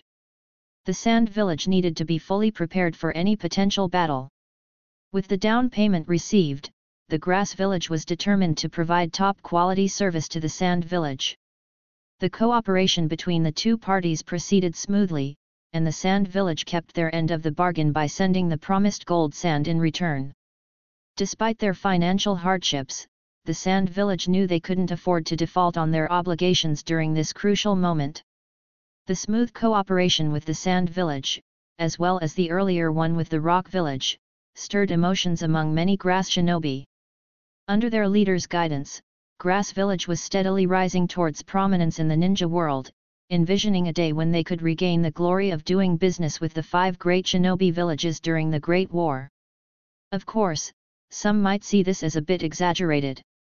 Nevertheless, the recent successful collaborations with the Sand Village and the Rock Village indicated that the Grass Village had achieved significant progress during the past 6 years of reforms. They were on the right path to prosperity and growth. In many ways, the Grass Village was still finding its way, much like how the first Hokage established the system of one nation, one village. It had taken generations, under the guidance of the first Hokage and subsequent Hokage, to perfect that system. The path ahead for the Grass Village was still long and uncertain. Without their leader, Akihiko, to guide them forward, even if they managed to rebuild, the Grass Village might have remained stuck in the past, rigidly adhering to the system established by the first Hokage. Fortunately, the Grass Village had begun to change, embracing inclusion and development as the current themes in the land of grass. During this time, Uzumaki Yoshinori and the others also returned, bringing along the surviving members of the Yuki clan. However, their numbers were few, much worse off than the Uzumaki clan when it faced extinction. They were now living outside the Mist Village, possibly due to new policies and rumors about blood boundary ninjas. With less than 100 clan members, and lacking proper training due to hiding their identities, very few powerful ninjas remained among them. When the sole surviving elder of the Yuki clan saw Uzumaki Yoshinori, he was startled, assuming that the Uzumaki clan had come seeking revenge for past grievances. Fearing for his clan members' safety, he quickly dispersed the few scattered members and urged his daughter, Kiyoshi, who was soon to be married, to escape. He made the brave decision to stay behind alone, ready to fight for his life and buy time.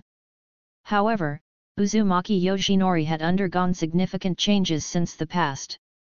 He immediately summoned all the grass shinobi who accompanied him and subdued the Yuki elder and his people, much to the elder's frustration and cursing.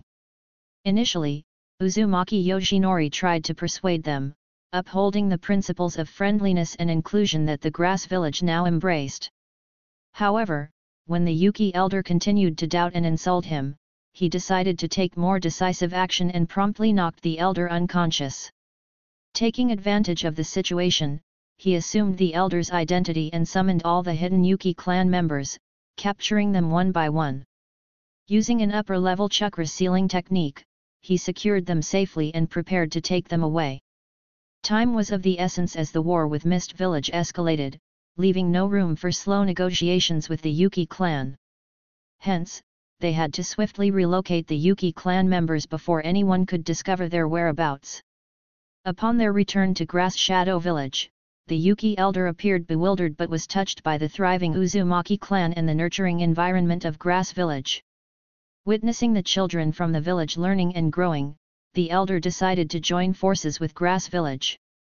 With the support of Grass Shinobi mentors, they began to strengthen their understanding of the new spirit of Grass. In truth, many of the ninja clans in this world desired recognition and longed for a peaceful life. Even Kakuzu, the old war veteran, couldn't escape this longing. In the original future timeline, he initially joined the Akatsuki for money, but later, he continued to work for the organization in pursuit of their ideal of peace. During missions, he even took on part-time jobs to earn money for the organization and ultimately met his demise in battle.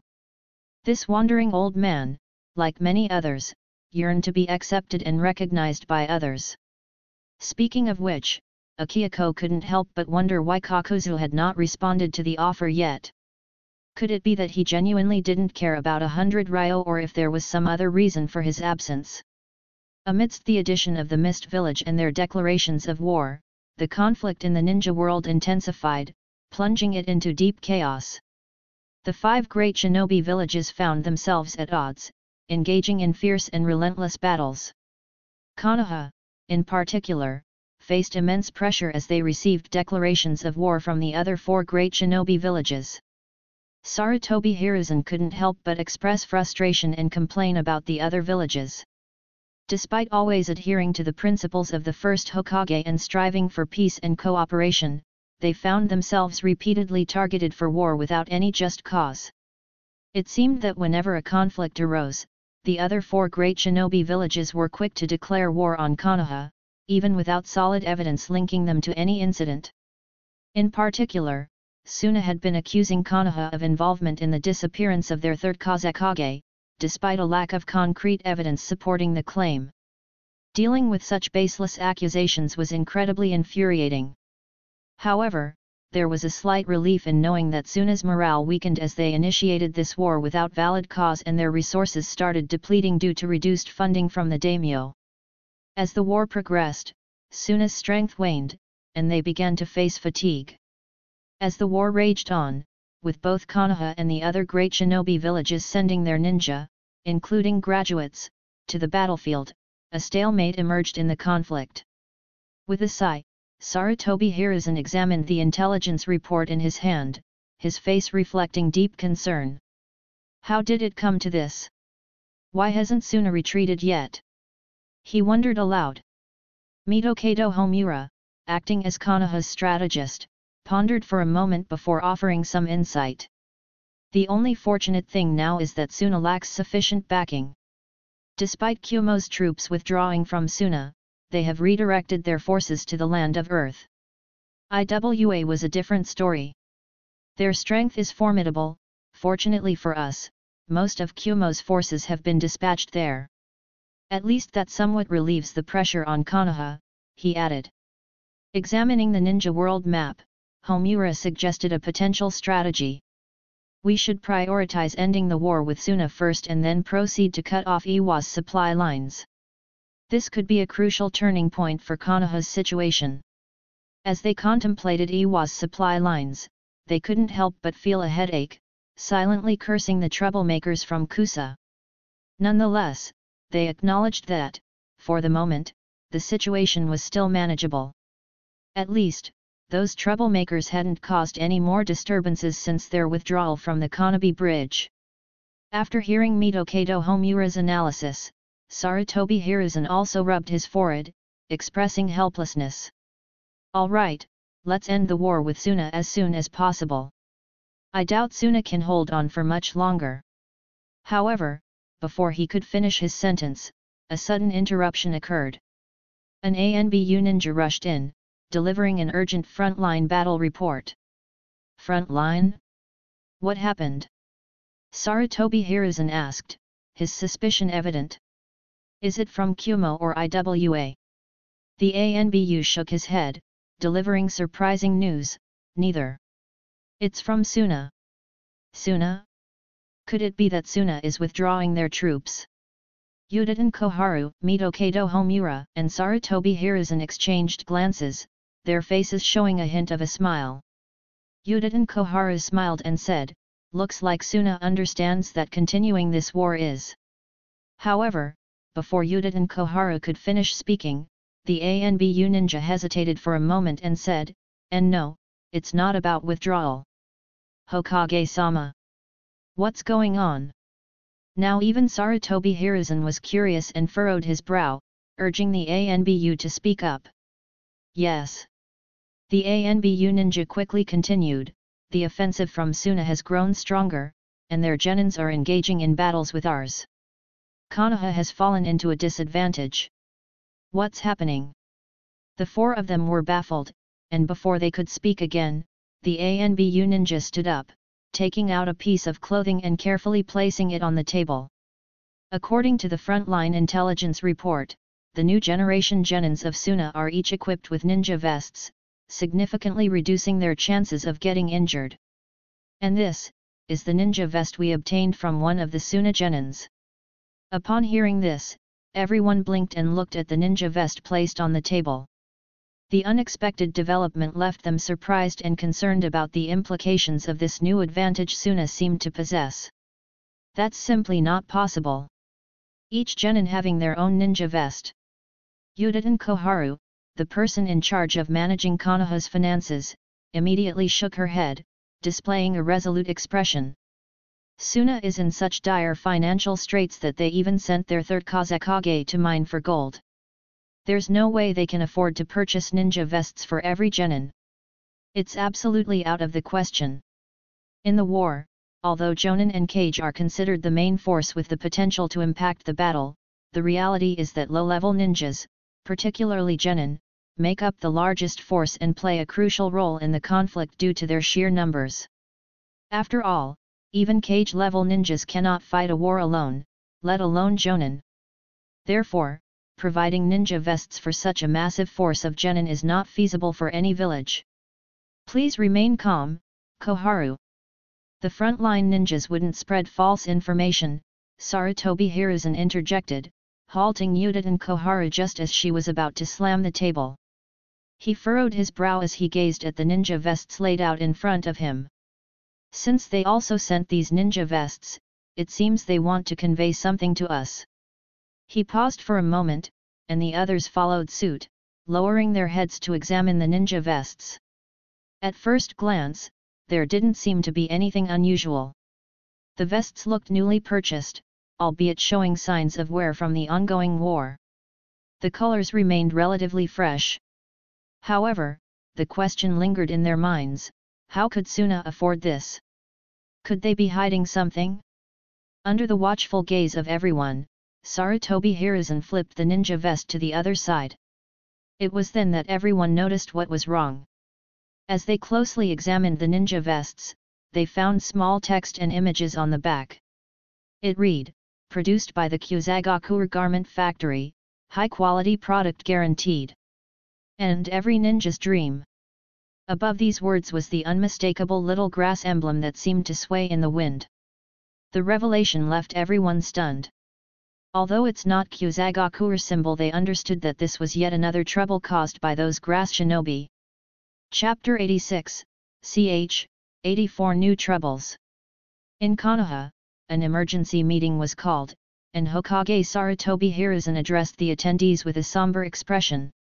The main topic of discussion was the recent development involving Suna's genin wearing ninja vests provided by the grass village. Sarutobi Hiruzen took a deep breath from his smoking pipe and sighed with a sense of melancholy as he glanced at everyone in the room. This is the situation. What are your thoughts on this matter? As his words hung in the air, everyone exchanged glances, their eyes eventually landing on the ninja vests placed on the table before them. They had been summoned urgently and didn't know what to expect. Now, seeing the ninja vests before them, they felt puzzled and unsure how to react. Seeing the advertisement on the back of the vests, however, drew mixed reactions from the attendees. Some couldn't help but twitch their mouths, finding Suna's action rather shameless. To allow Kusa to put an advertisement on their ninja vests was certainly questionable. Unlike Konoha, which had a close relationship with the Uzumaki clan, symbolized by wearing the Uzumaki emblem representing their deep friendship, there was no such friendship between Suna and Kusa. The two villages had no real bond. What friendship could they even have? Transaction of fake intelligence? When observing the inscription "Every Ninja's Dream" along with the swaying grass symbol, questions about Kusa's intentions and the 50% discount arose. Is Kusa resorting back to old methods of making money? Could they be selling fake products, just like they had sold fake intelligence in the past? Yuditen Koharu, the financial manager, stood beside them and seemed to understand their concerns. It's not fake, and the quality meets the standards for ninjas. It's not inferior to the custom-made vests we have, he assured, with a slight pause. However, according to the intelligence we gathered, these vests are not specially tailored for each individual like traditional ninja vests. Grass ninja vests come in 4 sizes: small, medium, large, and extra large. Therefore, if it doesn't fit perfectly, it might not match well. Some individuals with smaller builds or more generously proportioned ones might not find a suitable size, Koharu continued, looking at the head of the Akimichi clan. For instance, those with a more ample build might not find a proper fit. Konoha had previously been approached by the grass village to purchase a ninja vest. However, upon learning that it was not custom-made and was produced by grass village, they had declined the offer, fearing it might be fake. They certainly didn't anticipate that Suna would make a large-scale purchase of these vests. Nevertheless, they had to admit that the quality of the vests from the grass village was quite commendable. Sarutobi Hiruzen continued, addressing everyone with a hint of helplessness, I have called everyone here to discuss how to handle the relationship with Grass Village in the future. After all, everyone is well aware of Grass Village's uniqueness. The attendees nodded in agreement, fully aware of the reputation of Grass Village as backstabbers. They had always assumed that after selling out Konoha, Kusa hadn't done much else. But now, they were surprised to learn about their involvement in selling ninja vests. Selling these vests to Suna, a village currently at war with Konoha, only cemented the belief that Grass Village was truly unreliable and disloyal. It was a clear betrayal to sell to a village they claimed to be allied with.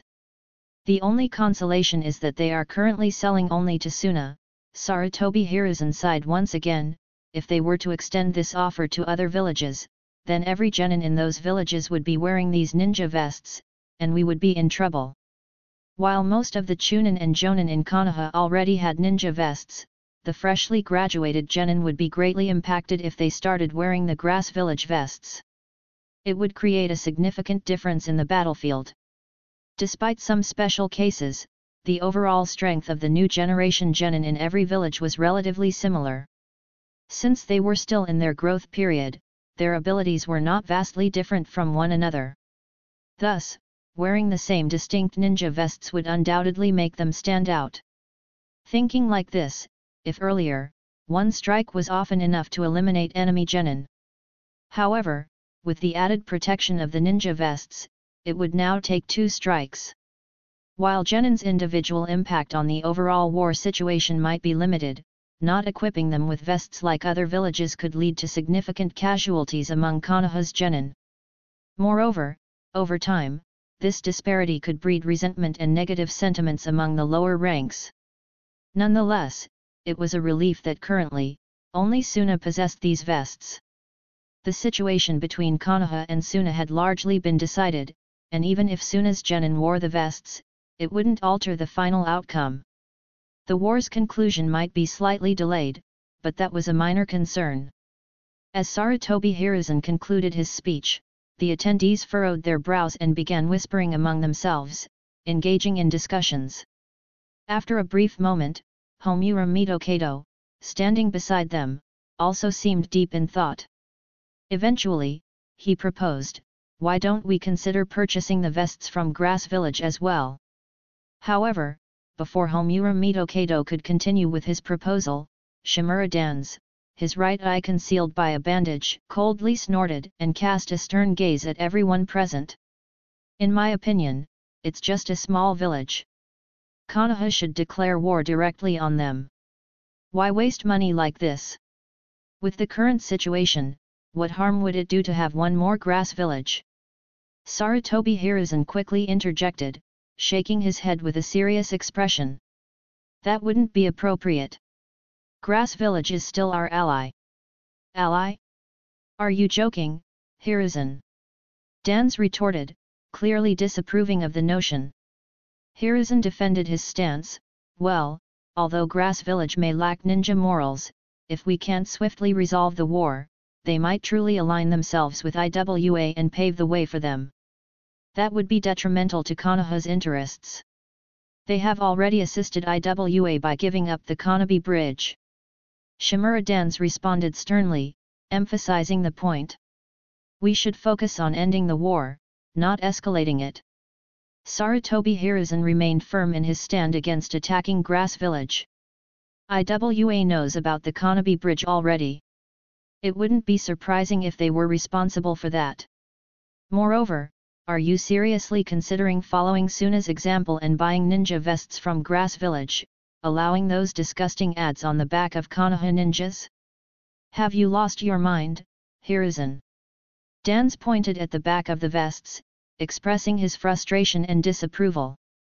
"Well, perhaps there are other ways we can approach this. Remember, I am the Hokage, Dans." Sarutobi Hiruzen became momentarily embarrassed at the thought of the ads on Konoha ninjas but quickly regained his composure and reprimanded Dans. "You'll regret this decision, Hiruzen." Angered by his friend's response, Dans snorted and stormed out of the room, slamming the door shut with a loud thud. The door slammed shut, leaving a tense atmosphere in the room. Sarutobi Hiruzen sighed heavily, realizing the complexity of the situation. He understood Dan's concerns, but he couldn't risk escalating the conflict with Grass Village further. Homura Mitokado spoke up cautiously, "Hiruzen, Dans does have a point. Buying the vests from Grass Village may not be the best course of action." "I understand his concerns," Hiruzen replied, rubbing his temples wearily. He let out a long sigh and turned to address the other, "Don't mind Danzo, he's just considering things for Konoha. He'll calm down later. Now, let's discuss our own thoughts." As they were about to delve into the discussion, a knock on the door interrupted them once more. Hiruzen and Koharu exchanged glances, wary that it might be the troublemakers causing another commotion. Hiruzen signaled for the person to enter. An ANBU ninja, concealed behind a mask, hurriedly entered the room. He looked at Hiruzen hesitantly and said, "Hokage-sama. Just say it clearly." Hiruzen Sarutobi took a deep breath from his smoke pipe, trying to maintain his composure. "Is it Grass Village again?" "Yes." replied the ANBU ninja. Of course. What are they up to now? Hiruzen nodded, expecting nothing less from those troublemakers. He asked, what have they done this time? They've sold a large number of ninja vests to IWA, the ANBU ninja replied, handing over an intelligence scroll containing the information. Upon hearing the ANBU's report, everyone's eyebrows were raised in surprise. Kusa successfully sold ninja vests to IWA as well? Does Kusa really want to sell their vests to the entire ninja world? Sarutobi Hiruzen also refocused his attention, pondering the situation for a moment before sighing. It seems that IWA is also facing challenges in the war. But the ANBU ninja quickly clarified, that's not the case. According to the latest information, the lower-ranking ninjas in IWA have not yet worn the ninja vests. They haven't worn them. Sarutobi Hiruzen's tone showed genuine surprise. Then how did you find out? The ANBU hesitated for a moment before explaining. Grass Village hung a banner at the border that said, thanks to IWA for purchasing 10 million ryo worth of ninja vests, and our border guarding ninjas saw it. The room fell into a moment of silence as everyone learned about the situation. The audacity of Grass Village never ceased to amaze them. Their reputation for shameless actions was well deserved. It was indeed a brilliant and shameless tactic by Grass Village, manipulating others into making purchases out of fear of falling behind. This was not the first time they had used such methods to their advantage. Just like when they sold intelligence in the past, they would use the tactic of peer pressure, claiming that other villages had already purchased it. As a result, other villages were left with little choice but to buy it to stay ahead. Sarutobi Hiruzen picked up his fallen cigarette pipe with a stoic expression and dismissed the ANBU ninja, instructing them to leave the room. Once they were alone again, Hiruzen leaned back, crossing his hands in front of his chin, and wore a pensive expression. He turned to Koharu and said, "Can the village afford this expense?" After a moment of hesitation, Koharu reluctantly nodded, "We can manage it. We may need to cut some expenses, but we can make it work," she replied, albeit with a hint of frustration in her voice. The financial strain was evident. With a tinge of regret, Hiruzen sighed, "In that case, we'll have to negotiate with Grass Village. We should also ask them for a discount as allies," he said, his eyes filled with concern. "We also need to find ways to keep our allies engaged, or else who knows what those guys might do next." Chapter 87, ch. 85 New Orders. Meanwhile, in Grass Village, Miobuki was diligently attending to customers from various ninja villages. He spoke with an air of pride and camaraderie, "I'm here to personally assist you because of our previous friendship. When your group visited us as tourists, you spent generously, didn't you? Let me tell you a secret, when our leader heard that you were coming to buy vests, he initially wanted to offer the standard 50% market price discount, but I couldn't accept that. Our bond with your village is special, and you deserve better treatment. I was furious when I heard about the standard discount. Can our relationship be compared to others? No way. 50% is underestimating the friendship between us," Miobuki continued, "so, I persuaded our leader, and we managed to get you an additional 10% discount. For every 100 million ryo purchased, you'll save 1 million ryo more than other villages. And for every 1 billion ryo, it's 10 million ryo cheaper, and for every 10 billion ryo, it's a whopping 100 million ryo cheaper. This is a significant amount." He continued to assure them, "You'll receive priority shipments too, something even our old allies like Konoha don't get. We want to make sure our cooperation remains pleasant and fruitful."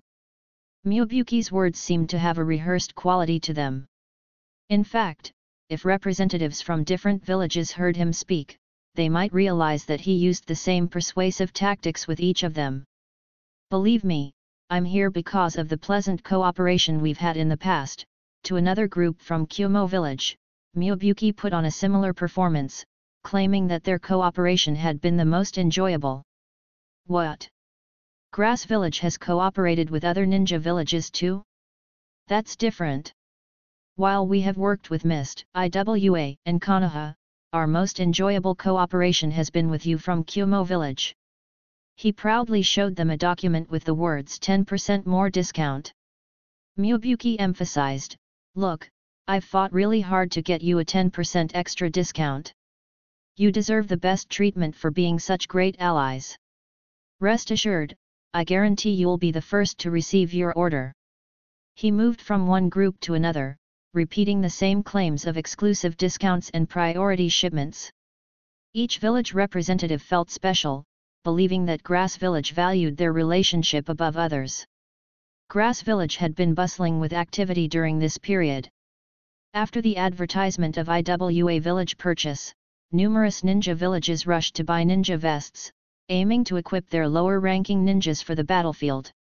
As the head of Grass Village's Intelligence Department and Foreign Affairs Department, Miyubuki temporarily acted as a receptionist, ensuring that every purchasing representative received a warm and courteous welcome. Despite the immense workload brought on by the war, Miyubuki, the seasoned head of Grass Village's Intelligence and Foreign Affairs, managed the situation with incredible composure. His skills in deception were unmatched, and he seamlessly handled each customer, no matter how important or insignificant they were. Thankfully, Konan had a strong interest in financial matters, maybe due to her having past experiences of poverty. She proved to be a valuable asset in lightening Miyubuki's burden. Without her assistance, he would have surely succumbed to exhaustion. The demand for ninja vests was not limited to the 5 great ninja villages. Numerous small ninja villages and clans also sought their services. As the war raged on, the smaller ninja villages had no choice but to participate, regardless of their willingness. The influence of the major villages and the prevailing circumstances forced them to join the conflict. Even those villages located near Grass Village were compelled to join the war, as the flames of conflict engulfed the entire shinobi continent. Fortunately, Grass Village wisely chose to give up the Konobi Bridge and remained uninvolved in the major village conflict. This strategic move granted them a temporary respite from the chaos. Had they not taken this approach, they could have been entangled in the conflict, siding with IWA in one moment and supporting Konoha the next, adding to the chaos and uncertainty of the situation. Instead, they focused on preserving their own peace, wisely avoiding entanglements in the ongoing battles. However, as the leader of the Land of Grass, Akihiko was acutely aware that the current state of peace would be short-lived. The ongoing deadlock between the major villages meant that Grass Village would eventually be dragged into the war, whether they liked it or not. Inevitably, they would become a target of either Konoha or IWA, and in the worst-case scenario, they might face attacks from both sides simultaneously. The entire ninja world was engulfed in conflict, and it was unrealistic to expect Grass Village to remain undisturbed. Hence, Akihiko believed it was crucial to take the initiative and leave no room for speculations from other ninja villages. He wanted to dispel any notion that Grass Village was secretly aligning with either Konoha or IWA. Instead, he wanted to make it clear that Grass Village was an independent entity, not a follower of either major village. He emphasized this point to those gathered before him. Therefore, let us seize the initiative and remove any doubts from the minds of other ninja villages. We must ensure that Grass Village's intentions are clear, with no suspicions of us secretly aligning with Konoha or IWA, Akihiko asserted while addressing the assembled individuals. It is vital that they understand we are not followers of either Konoha or IWA. As the words settled in the meeting room, a sense of realization and concern washed over the attendees. They couldn't afford to be complacent any longer.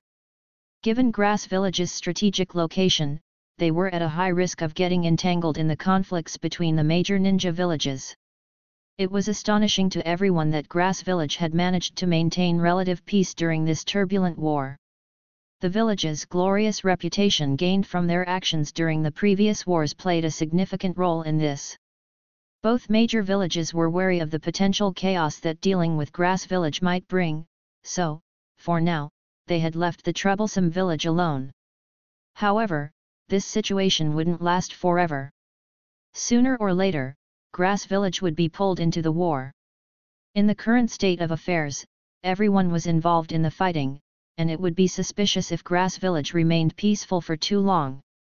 Others might start to speculate about their hidden motives. With these thoughts in mind, the attendees in the meeting room realized that they couldn't afford to be passive any longer.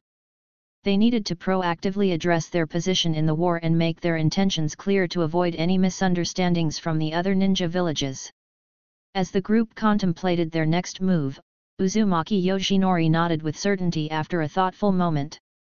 He shared his perspective, saying, "If we ally with Konoha, we risk antagonizing the 4 great ninja villages, which could adversely affect our business.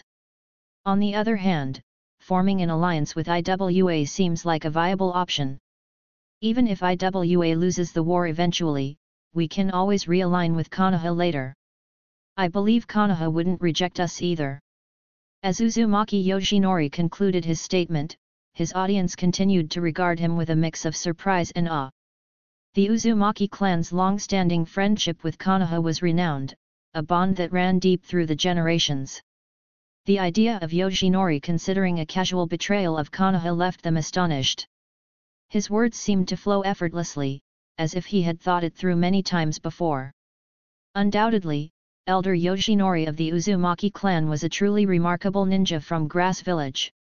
As a member of Grass Village, my foremost responsibility is to prioritize the best interests of our own village, Yoshinori confidently asserted. There's nothing wrong with safeguarding our village's welfare. As for those who advocate for the interests of other villages, I can't help but wonder if they might be spies or traitors. He maintained his composed smile and added, "Even the shinobi god himself has his own interests, don't you all agree?" The atmosphere in the room shifted as the Grass Village ninjas expressed their unanimous agreement. They seemed unfazed by the idea of switching alliances and viewed it as a natural course of action for their village. Backstabbing was something they had grown accustomed to, and their shamelessness was evident in their nonchalant responses. "We've backstabbed countless times, we're used to it," one of them stated matter-of-factly, while others nodded in agreement. "They can't even support Grass Village's business and expect us to sacrifice for them." Another ninja sneered, clearly dismissing any sense of loyalty to other villages. "Definitely not me, what about you?" Another ninja asked sarcastically, to which the reply was a resounding affirmation of refusal. "Me neither, for sure." Another chimed in, emphasizing their unwavering commitment to prioritize their own interests. Takumai, the leader of the Yuki clan, who had recently joined the meeting, looked on in bewilderment. He had never encountered such brazen shamelessness before. Grass Village's ability to flaunt their opportunism and self-interest while appearing righteous was truly astonishing. It was a display of cunning and craftiness that he had never witnessed before. In his mind, he made a mental note to learn from these experienced and wily individuals, especially the likes of elders like Yoshinori. As the discussion continued, everyone finally turned their attention to their leader, awaiting his decision. For Grass Village at this moment, aligning with either IWA or Konoha wouldn't significantly alter their situation, as both sides seemed evenly matched in the ongoing war. However, to their surprise, Akihiko smiled and gently shook his head. "We won't be joining either IWA or Konoha," he declared firmly. "In fact, we won't align ourselves with any of the 5 great ninja villages." His statement left everyone perplexed, trying to grasp his intentions. If they wouldn't ally with Konoha or IWA, then who would they join? Perhaps Kumo village? But that didn't seem like a viable option either, as it could lead to being trapped between the forces of Konoha and IWA, an undesirable situation. As they hesitated, unsure of how to respond or persuade their leader, Akihiko spoke once more, his tone carrying a hint of sentimentality. "We won't join Kumo village either. In fact, we won't join any of the 5 great ninja villages. We cherish our friendships with all of them dearly, and it's not an easy decision to pick sides when we share such close cooperation. I can't bring myself to clash with any of them." With a warm smile, he extended his hand and gently tapped the table where the map of the ninja world was spread out. Everyone's eyes followed his hand, and they were taken aback when they realized he was pointing at Omegakure.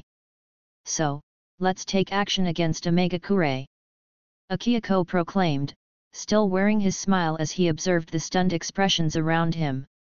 Of course, we must assess whether we can truly undertake such an action. However, we need a justifiable reason for our move.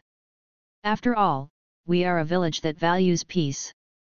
The room fell into a moment of confusion and disbelief, as they never expected Akihiko would suggest an offensive approach. His decision left them at a loss, trying to grasp the true intent behind this unexpected turn of events. Chapter 88, ch. 86 To visit Omegakure? Under Akihiko's leadership, Grass Village swiftly set their battle plan into motion. As a result, the once peaceful atmosphere that had enveloped the land of grass quickly transformed into one of tension. Many villagers were left bewildered by this abrupt shift. They couldn't fathom why, when things appeared to be running smoothly and their businesses were flourishing, they had recently sealed a significant contract with the 5 great ninja villages. Only a few days ago, celebratory banners still adorned the village streets to mark this achievement. This confusion was particularly evident among the employees at the clothing factory.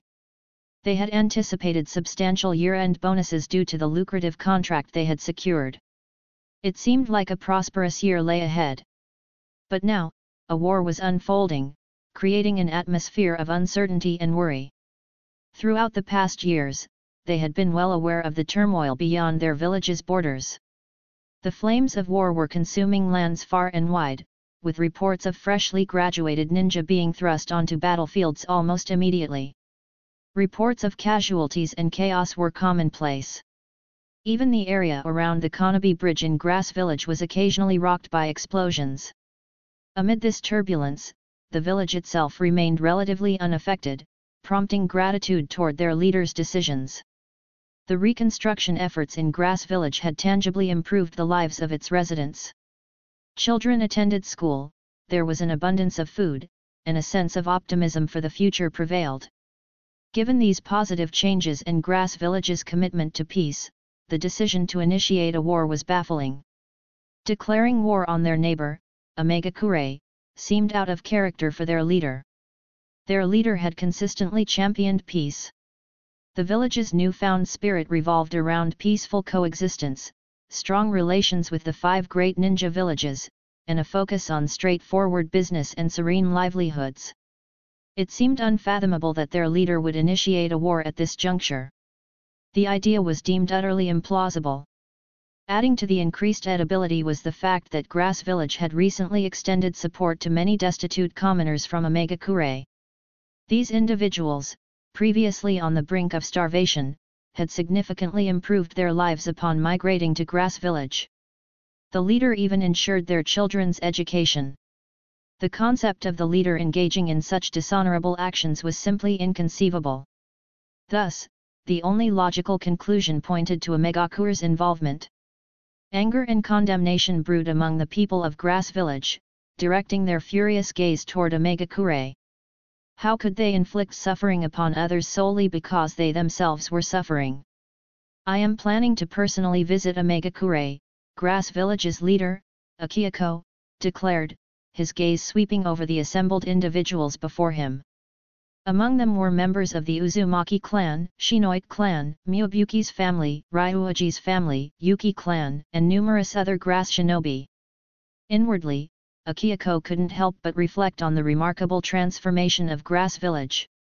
From its humble beginnings with just a handful of members, including Miyabuki who played a pivotal role, the village had evolved into a formidable force. Even now, though, Miyabuki is still a vital part of its operations, in fact, one of the most crucial components. With a thoughtful exhalation, Akihiko continued, throughout this period, I place my trust in all of you within Grass Village. Remember. His emphasis was clear, within our village, we must convey the impression that we're prepared to fight Omegakure with unswerving determination.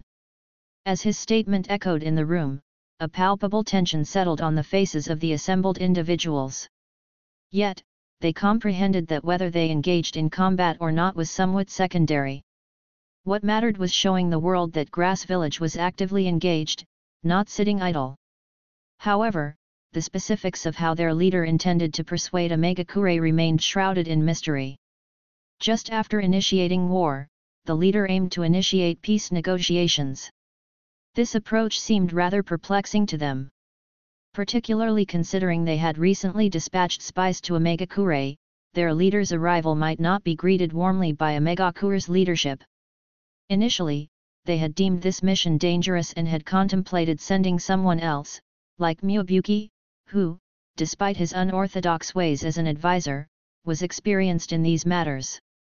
But their leader had declined, opting to handle the negotiation in person, partially to prevent Myobuki from inadvertently divulging crucial information and endangering himself. With little choice but to adhere to their leader's directive, they began implementing the plan as instructed. Akihako's gaze shifted to Uzumaki Yoshinori. Oversee affairs at the factory. The employees there are unique, and they might be unsettled by the sudden declaration of war against Omegakure. He paused briefly before continuing. Your role is to provide guidance and reassurance. This task is of utmost importance. A stable internal environment is a prerequisite for our next steps.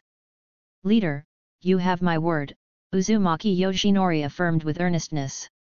Even if it requires risking my life, I will diligently manage the factory. It's not as dire as it sounds. Just ensure that nothing unexpected occurs.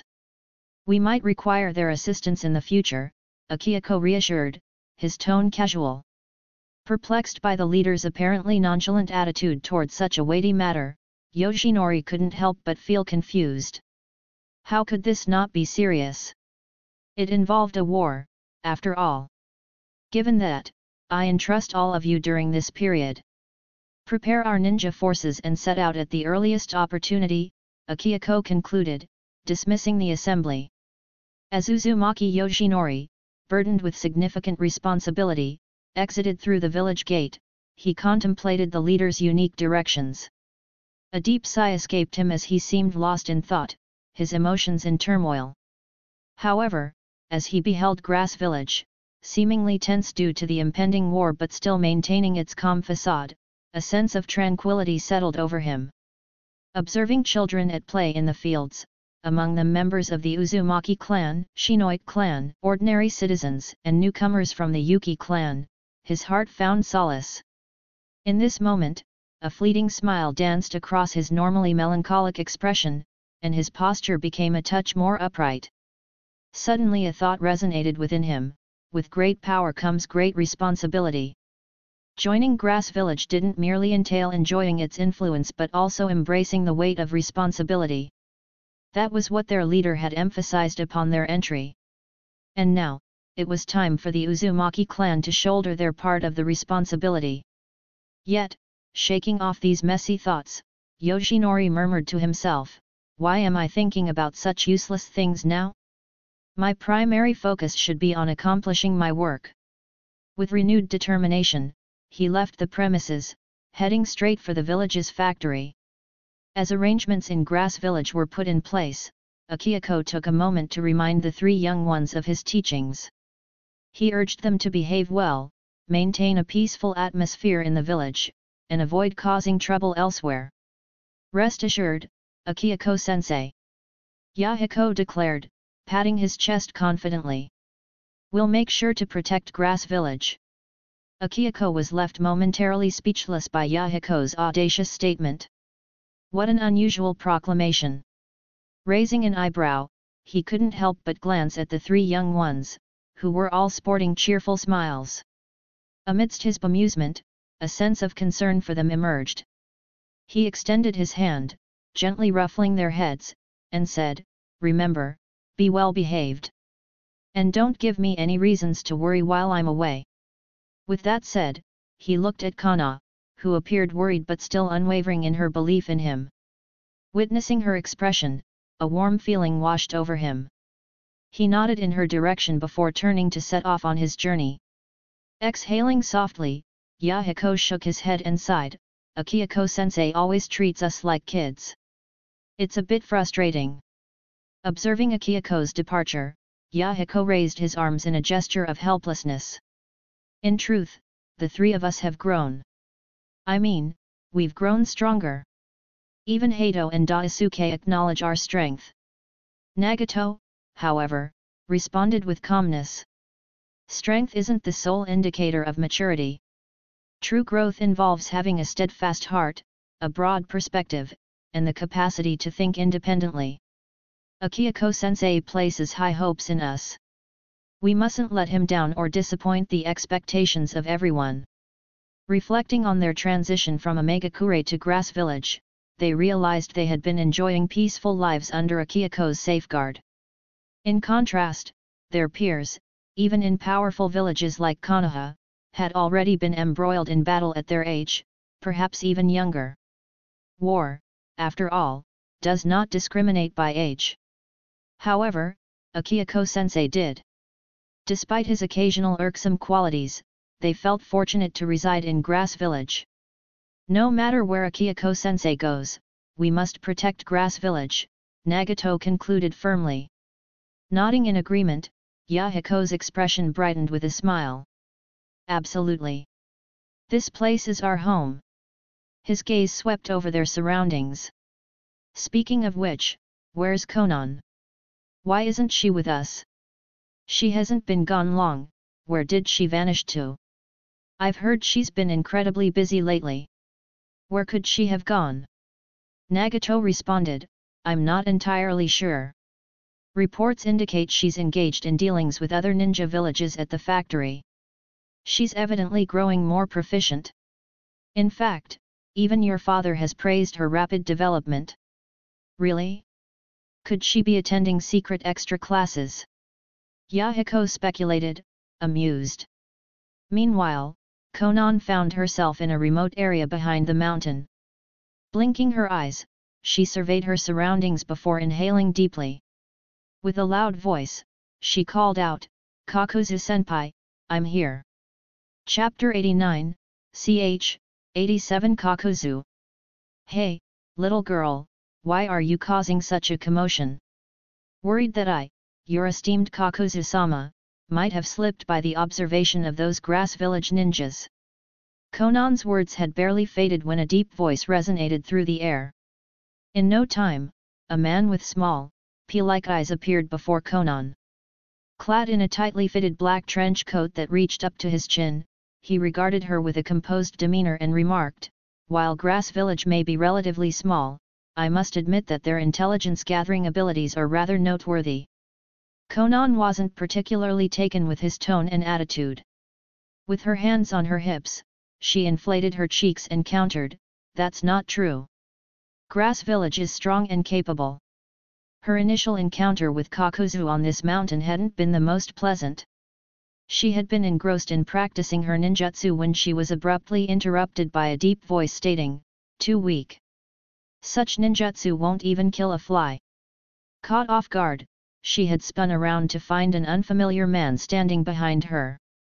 In that moment, she had been genuinely startled, even suspecting that he might be a spy from another village. She had even been on the verge of alerting the guards. However, the man had gone on to critique her ninjutsu as inadequate. In order to avoid raising the enemy's suspicions, she refrained from saying much and instead opted to nod and smile in compliance. As it turned out, this uncle wasn't as bad as she initially thought, and they ended up spending the afternoon together. Despite his frugal habits, he displayed a wealth of knowledge. He preferred to live outdoors to save money, and even in times of hunger, he would rather chew on tree bark than spend on food. In the subsequent days, she observed that although he appeared irritated whenever she inquired about ninjutsu, he would readily provide instruction if she offered food in return. And if she sweetened the deal with an extra 100 or 2 ryo, he would display remarkable patience and offer detailed guidance. As long as you had money to spare, he proved to be quite an effective teacher. Eventually, she discreetly confided in Akihiko-sensei about her interactions with Kakuzu. His reaction was peculiar, and he merely uttered, "Stay cautious," without delving into further discussion. From his response, Konan inferred that Akihiko-sensei probably had some knowledge about Kakuzu, though he didn't seem intent on capturing this uncle who had infiltrated their village. Instead, he issued a warning to her, indicating that while this peculiar uncle might be potentially dangerous, he posed no immediate harm to her. Gradually, their interactions became routine. She would visit Kakuzu to provide meals, inquire about ninjutsu, and learn about business from him. He was knowledgeable and adept at business, although stingy. He would seize opportunities to deal without spending money, his eyes gleaming with interest at the prospect of profit. He also had a tendency to boast. He would often recount tales of fighting the god of the ninja world, asserting that he came here in the first place only to collect a debt of 10 million ryo. Supposedly, he wouldn't have bothered with such a small village otherwise, referring to Grass Village as the village of swindlers. Konan reached into her ninja tool pouch, retrieving the lunch she had brought here. With a sense of pride, she presented the meal, her words laden with conviction. There's truly no other place in the entire ninja world quite like this, doubt it? Take a look at this. This is what I've brought from the factory. All the workers can enjoy this. Tell me, where else can you find such an exceptional haven? A wry chuckle escaped Kakuzu's lips, though his actions contradicted his demeanor. His hand moved to seize the offered meal, and he nonchalantly took a bite, all while casting a sidelong glance at Konan. Upon their initial meeting, he had been genuinely taken aback by her practice on this mountain. Her prowess exceeded that of her peers, rivaling even the strength of seasoned Jonin-level ninja. Her unique paper-based techniques had further intrigued him. Whether out of recognition of her potential or due to their shared affinity for money matters, he occasionally extended more guidance than he typically would. He remarked, "It's passable." Grass Village's ability to retain its tranquility amidst the current chaos in the ninja world undoubtedly speaks about the Grass Village leader's capabilities. Nevertheless, the streets are excessively clean, and that's something I personally despise. The idea of clean streets causing annoyance perplexed Konan. She couldn't quite grasp his point. But her curiosity was interrupted as Kakuzu interjected, "Given today's unusually generous meal, feel free to voice your thoughts. Despite your young age, you seem to thinking something heavy." Konan responded with a playful sticking out of her tongue before her demeanor turned solemn. Seating herself, she heaved a sigh and confided, "Kakuzu-senpai, Grass Village is preparing for war." Kakuzu's eyelids flickered ever so slightly at her revelation, yet he didn't offer an immediate reply. Instead, he resumed his meal, sipped his tea, and then spoke with an air of calmness, "Is that so? War, you say? Humph, which country would be foolish enough to initiate conflict with the land of grass? Don't they possess any foresight? The land of grass is already a formidable force," Kakuzu continued, recalling the rumors circulating. He then inquired, "Is it the Rain Village?" "Indeed, you're right," Konan confirmed, not surprised that Kakuzu was aware of the situation. "So, it's that half-wit demigod of the ninja world who lacks foresight." "Expected, really. Even I don't dare label myself a demigod after tangling with the true god of the ninja world." Kakuzu sneered at the title demigod. Only someone from the era of the first Hokage would know the true terror of the god of the ninja world, otherwise, he wouldn't hastily flee after launching a shuriken from 800 meters. With a contemplative pause, he continued, "What do you want to convey to me, little girl? War? Is that meant to be surprising? Is your grass ninja village truly contemplating sitting idly by while the 5 great ninja villages tear into each other? That's an absurd notion. In the ninja world, no village can remain aloof in the midst of chaos." "That's not my intention," Konan responded, shaking her head. She was well aware that Grass Village couldn't afford to remain passive amidst the ongoing conflicts. "What then? What do you mean?" Kakuzu inquired, raising an eyebrow. "Don't tell me you expect me to intervene? Let me clarify, little girl, the idea that I would act in exchange for a meal is quite amusing. Know that my services come at a high price, he emphasized this with a rubbing of his fingers, implying a demand for payment. Konan chuckled and shook her head, clarifying, not at all, it's just that I'll be rather occupied for a while, so I might not be able to bring you meals, Kakuzu-senpai. As her words sank in, Kakuzu's hand, midway toward his meal, paused abruptly. No more free meals? How was he going to save on food expenses now? Setting down the emptied lunchbox, Kakuzu's gaze intensified, a more focused expression overtaking him. Approaching Konan with a steady demeanor, he addressed her with his customary calmness, the land of rain has indeed crossed a line. They've crossed the line. They've truly overstepped their bounds this time. A deep, hoarse voice reverberated throughout the land of rain. Sans Huo no hands, his eyes flaring with fury as he studied the intelligence in his possession, was so incensed that even his poisonous mask seemed as though it might shatter from the intensity of his anger. The report detailed Kusagakure's declaration of war in response to Amegakure's initiation of hostilities. Who in their right mind would believe such an absurd scenario? And more importantly, what motivation could drive this inexplicable desire for war? The land of rain was currently ensnared in turmoil. Sandwiched between three major nations, the constant influx and departure of ninja from the three powerful villages perpetuated the chaos in the region. Furthermore, remnants of the aftermath of the Second Great Ninja War still marred the landscape, left unresolved. With what resources would they wage war? Even the so-called demigod of the ninja world wouldn't be able to withstand such a daunting challenge on his own. For Hans, his aspiration was simple: wait for the conflict to subside and seize the opportunity to engage in negotiations with the five great ninja villages, thereby forging a peace treaty.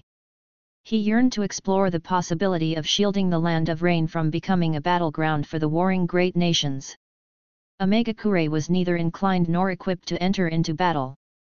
Despite the threats posed by that small grass village during the Second War and the recent disruption caused by the trio of young troublemakers who had ventured into the rain country to abduct people, Amegakure had opted to turn a blind eye to these provocations.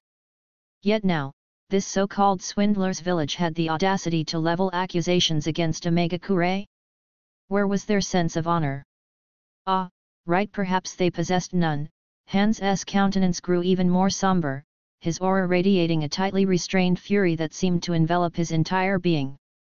The intensity of his anger was such that he yearned to dismantle the very foundation of Grass Village.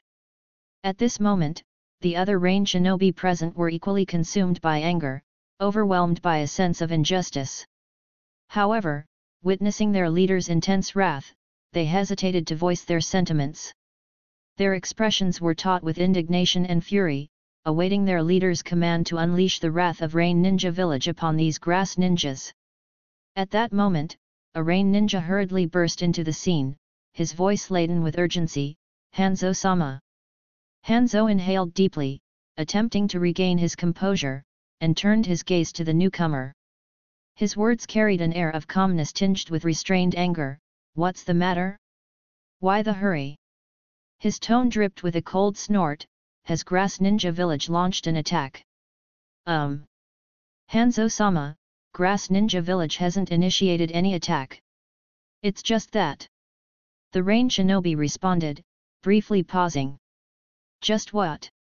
Spit it out." Hanzo's impatience was evident as he urged the ninja, his anger simmering beneath the surface. "Their leader has arrived and seeks an audience with you." Despite the weight of the demigod of the ninja world bearing down on him, the rain shinobi's voice trembled slightly, but he pressed on. "They claim that they have a substantial business proposal and wish to establish a collaboration with Rain Ninja Village." As the news settled in, a collective sense of disbelief washed over those in attendance. How could these guys even have the audacity to appear at Amegakure? A business proposition? What ludicrous notion of business could they be presenting? This had surely crossed the line. "Do you think we would entertain the notion of cooperation?" Hans's lips curled into a cold, disdainful sneer as he mulled over the idea. His voice dripped with contempt as he continued, "Even if Amegakure were razed to the ground, even if a single ninja were left standing, we would never stoop so low to join forces with those backstabbers. Chapter 90, ch. 88 Meeting Hanzo. The leader of Grass Ninja Village. Hanzo maintained a cross-legged posture, his gaze sharp as it pierced through his mask, observing Akihako's entrance. As a small nation situated between the cracks of the 5 great ninja villages, he was intimately familiar with the tumultuous history of the Land of Grass. Their history was even more tumultuous than that of the Land of Rain. In the past, their propensity for trickery and deceit had led to their downfall during the First Great Ninja War. By the conclusion of the Second Great Ninja War, they had managed to reconstruct their village by capitalizing on the turmoil engulfing other ninja nations. In the years that followed, Hanzo had caught wind of the transformations transpiring within the Grass Ninja Village. Their traditional practice of peddling information appeared to be fading, replaced by a form of commerce akin to the prosperous merchant ninja village. Yet, who could have predicted this? They had only just declared war against Rain Village, and now they were standing here, proposing a significant business partnership. Did they honestly think he was a fool? A desire for collaboration? Nothing more than mere wishful thinking. They knew all too well about Grass Village's reputation for underhanded schemes and deceitful tactics. Particularly this guy, wasn't he the scoundrel who infiltrated the Land of Rain previously, attempting to abduct people? And now, he had the audacity to come to their Rain Village for business matters? Hanzo raised an eyebrow, reining in his anger as he spoke calmly. Rain Village has no interest in collaborating with your Grass Village. Leave immediately. You are not welcome here. Oh, come on, just hear out our terms. Akihiko disregarded the hostile glares from the Rain Ninja around him and paid little heed to Hanzo's stern tone. He found himself a seat and settled down, continuing, what if you end up regretting this later? You never know. Regret? Absurd. How could Rain Ninja Village possibly have any regrets concerning a mere Grass Ninja Village? Hanzo snorted, regarding the Grass Ninja leader with a steely gaze. During the Second Great Ninja War, you swindled Rain Ninja Village out of 5 million ryo. Then, not long ago, you trespassed into the Land of Rain to abduct individuals. You even dispatched those 3 young troublemakers to create havoc here. And now, you dare to propose cooperation with Rain Ninja Village. Hearing Hanzo's words and observing the Rain Ninja around, who were on the brink of confrontation, Akihiko could only offer an awkward smile. It was evident that the Land of Rain would be placed in a disadvantageous position in this scenario. Just as he was about to voice his opinion, Hanzo snorted once more and began, cooperation is an impossible notion, utterly impo. However, his sentence was abruptly cut off by a soft snap.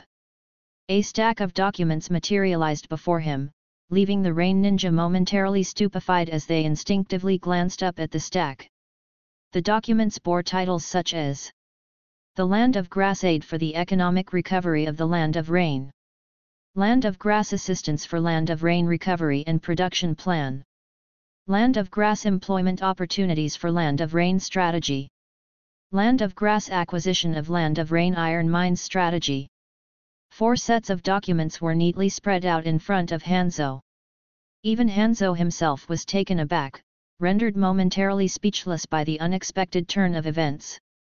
While the elaborate titles might have initially overwhelmed him, his attention was quickly drawn to a bold, conspicuous line at the top of the most prominent document, Initial Investment, 100 million ryo. 100 million ryo? For the Land of Rain? And this was only the initial investment. Could the Grass Ninja Village truly possess such wealth? Hanzo's astonishment and confusion were palpable. At that very moment, Hanzo found himself momentarily silenced, his usually unyielding composure briefly disrupted. In response, Akihiko's lips curled into a knowing grin, his voice radiating calm confidence as he softly inquired, "Does this meet your expectations?" "It does," Hanzo managed to recover from his surprise, his demeanor settling back into an expressionless mask. However, the Grass Village must first extend an apology and provide suitable reparations. Without uttering a word, Akihiko gracefully rose from his seat, his hands moving in a swift, practiced motion. The atmosphere seemed to hum with chakra as he executed the technique known as the paper style, paper dragon technique. Suddenly, an immense dragon, composed of paper yet emanating undeniable power, materialized at his side. Its presence was imposing, poised to heed its creator's command. Akihiko maintained an unflinching gaze fixed upon Hanzo, and asked, "Is this sufficient?" Hanzo's lips curled in a smug smile, his demeanor unshaken by the impressive spectacle before him. His voice, tinged with a blend of mockery and defiance, cut through the tension, a grand gesture indeed, but one that carries true weight only in times of peace. His unexpressed thoughts echoed with confidence, unimpressed by this show of strength, no matter how spectacular. "Is that so?" Akihiko's grin seemed to deepen, undeterred by Hanzo's unwavering facade. With a gesture that appeared almost casual, he repeated the clapping motion, invoking the intricate paper style, multiple paper dragon technique. The air shimmered as not one, but three colossal paper dragons materialized alongside him, embodying sheer dominance. The room practically crackled with the released power. Akihiko's gaze remained fixed on Hanzo, a silent challenge exchanged between them. It was a query that required no spoken words, only the palpable tension that hung heavy in the air. And now? What if we add this? Did they truly believe that Akihiko had traveled this distance just to plead for their favor? Despite his occasional jokes and casual demeanor, Akihiko, being a transmigrator, understood the value of strength and the respect it commanded in this world. He might appear nonchalant about others underestimating him, but he was well aware that true influence came from power. Did they really think he needed to seek their approval? His primary concern was the future of the entire grass village, which compelled him to approach this situation carefully. However, if anyone dared to exploit the circumstances, he was prepared to make them fully aware of who they were dealing with. Hanzo's typically composed facade wavered.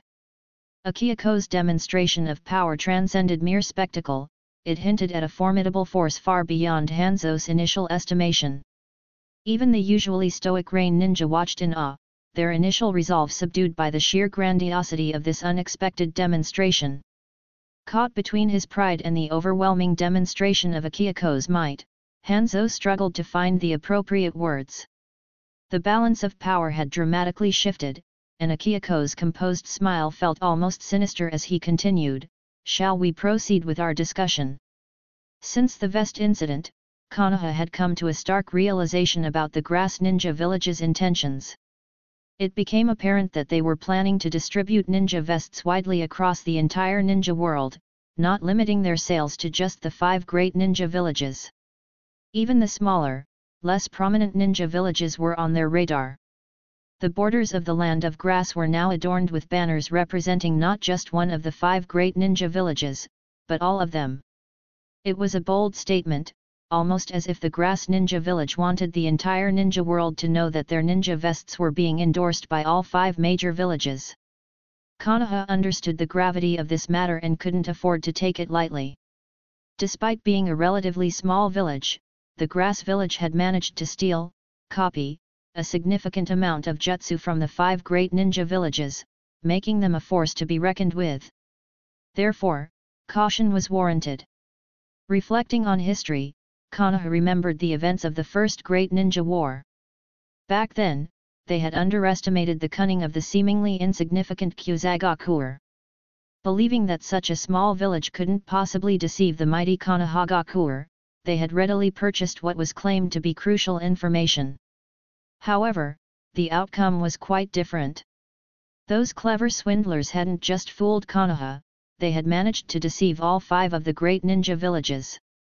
A village of seemingly little consequence had sowed chaos among the major powers during the war. As a result, in order to preempt any potential disruptions by the Grass Ninja Village, a consensus was reached after thorough deliberation they needed to keep the Grass Ninja Village occupied. The question remained, how to effectively divert their attention. Declaring an all-out war directly on the Grass Ninja Village was not a viable option. This was primarily due to Konoha's standing as a symbol of peace within the ninja world and its position as the mightiest of the 5 great ninja villages. Complicating the matter was the fact that, although the Konobe Bridge provided direct access to the Hidden Stone Village, the Grass Ninja Village had not officially aligned itself with the Hidden Stone Village. Kusa had clarified this, asserting that it was merely an accident. Furthermore, on the surface, the alliance between Kusagakure and Konohagakure remained intact. Indeed, they are still considered allies up to this point. How could Konoha, as one of the 5 great ninja villages, reasonably target a small village without a justifiable cause? Such an action could tarnish their reputation and credibility, making it difficult to gain the trust of other ninja clans and smaller villages. Given these intricate considerations, the course of action was not as straightforward as it seemed. Despite the urgency of the situation, a thorough and careful approach was necessary. The discussions continued, as Konoha carefully weighed their options and deliberated on the best course of action. However, beneath the surface, within a concealed underground location in Konoha, Danzo, the Hokage's assistant and the mastermind behind Konoha's covert ninja operations, allowed a subtle smirk to cross his face. Observing recent events, he found their hesitancy and conservatism bemusing. While they avoided direct warfare to safeguard their reputation, they remained wary of Grass Village's potential disruptions. Such short-sightedness and naivety disappointed Danzo, who harbored a more pragmatic perspective. Even his former comrade, the third Hokage Sarutobi Hiruzen, had succumbed to such a perspective, much to Danzo's chagrin. But Danzo, bearing the weight of Konoha's darker side, saw things differently. It appears I must take matters into my own hands. Hiruzen, you naive fool, Danzo mused to himself. Holding a letter in his hand, he muttered, Rain Ninja Village seeks negotiation with the 5 great ninja villages, but they are hardly qualified for such a privilege. I shall offer them an opportunity. Addressing the root ninja standing beside him, Danzo's voice carried a calculated calmness. Dispatch a message to the leader of the Rain Village. In order to get this opportunity, Rain Village must declare war upon the Grass. However, before Danzo could conclude his instruction, a sudden Shiyu sound pierced the air.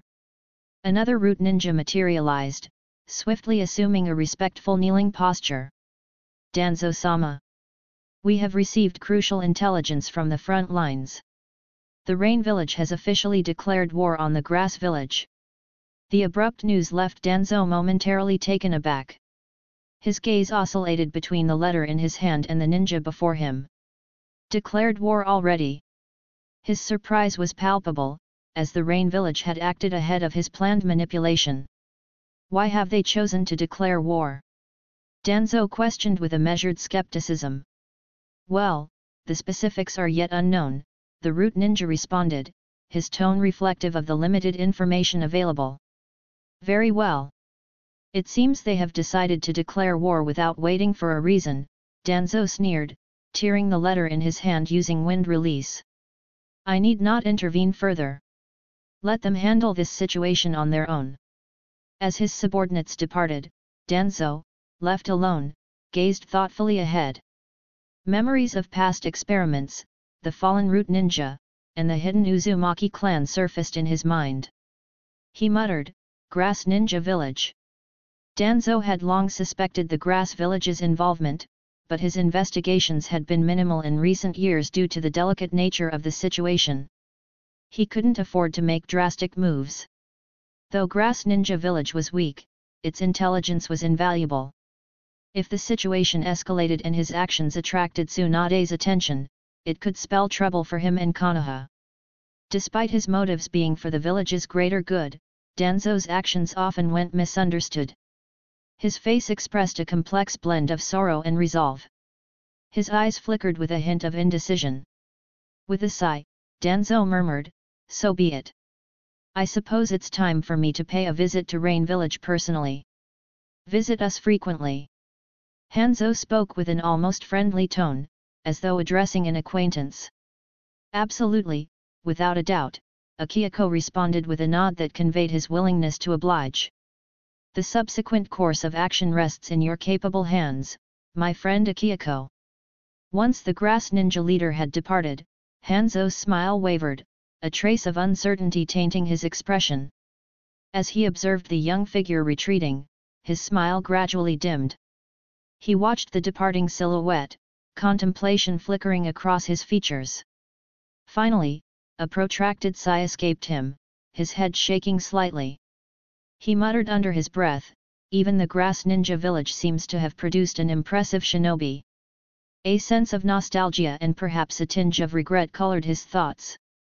While in the past, he might have relished the opportunity to test his strength against such a ninja, his priorities had shifted. Now, all he desired was peace, to secure Rain Ninja Village's position and stability.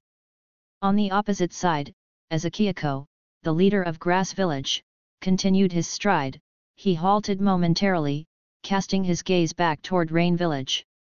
His eyes narrowed faintly, and a subtle smile graced his lips, akin to a hidden knowing. Time to ready the village. Chapter 91, ch. 89. Am I getting fired? The Aid to the Land of Rain plan, in essence, revolves around a recruitment endeavor. Akihiko's purpose in journeying to the Land of Rain was none other than recruitment itself. His strategic focus lay in establishing factories on Rain's terrain, offering provisions, wages, and educational opportunities. This approach was a necessity dictated by circumstances. Despite the Land of Rain's incessant rainfall, it boasted an abundance of iron ore. Coupled with the recent acquisition of ninja vests, the logical progression was to introduce ninja mesh armor, chainmail armor, into the market. This armor proved indispensable for mid to high-level shinobi, providing heightened protection against threats such as kunao and shuriken attacks.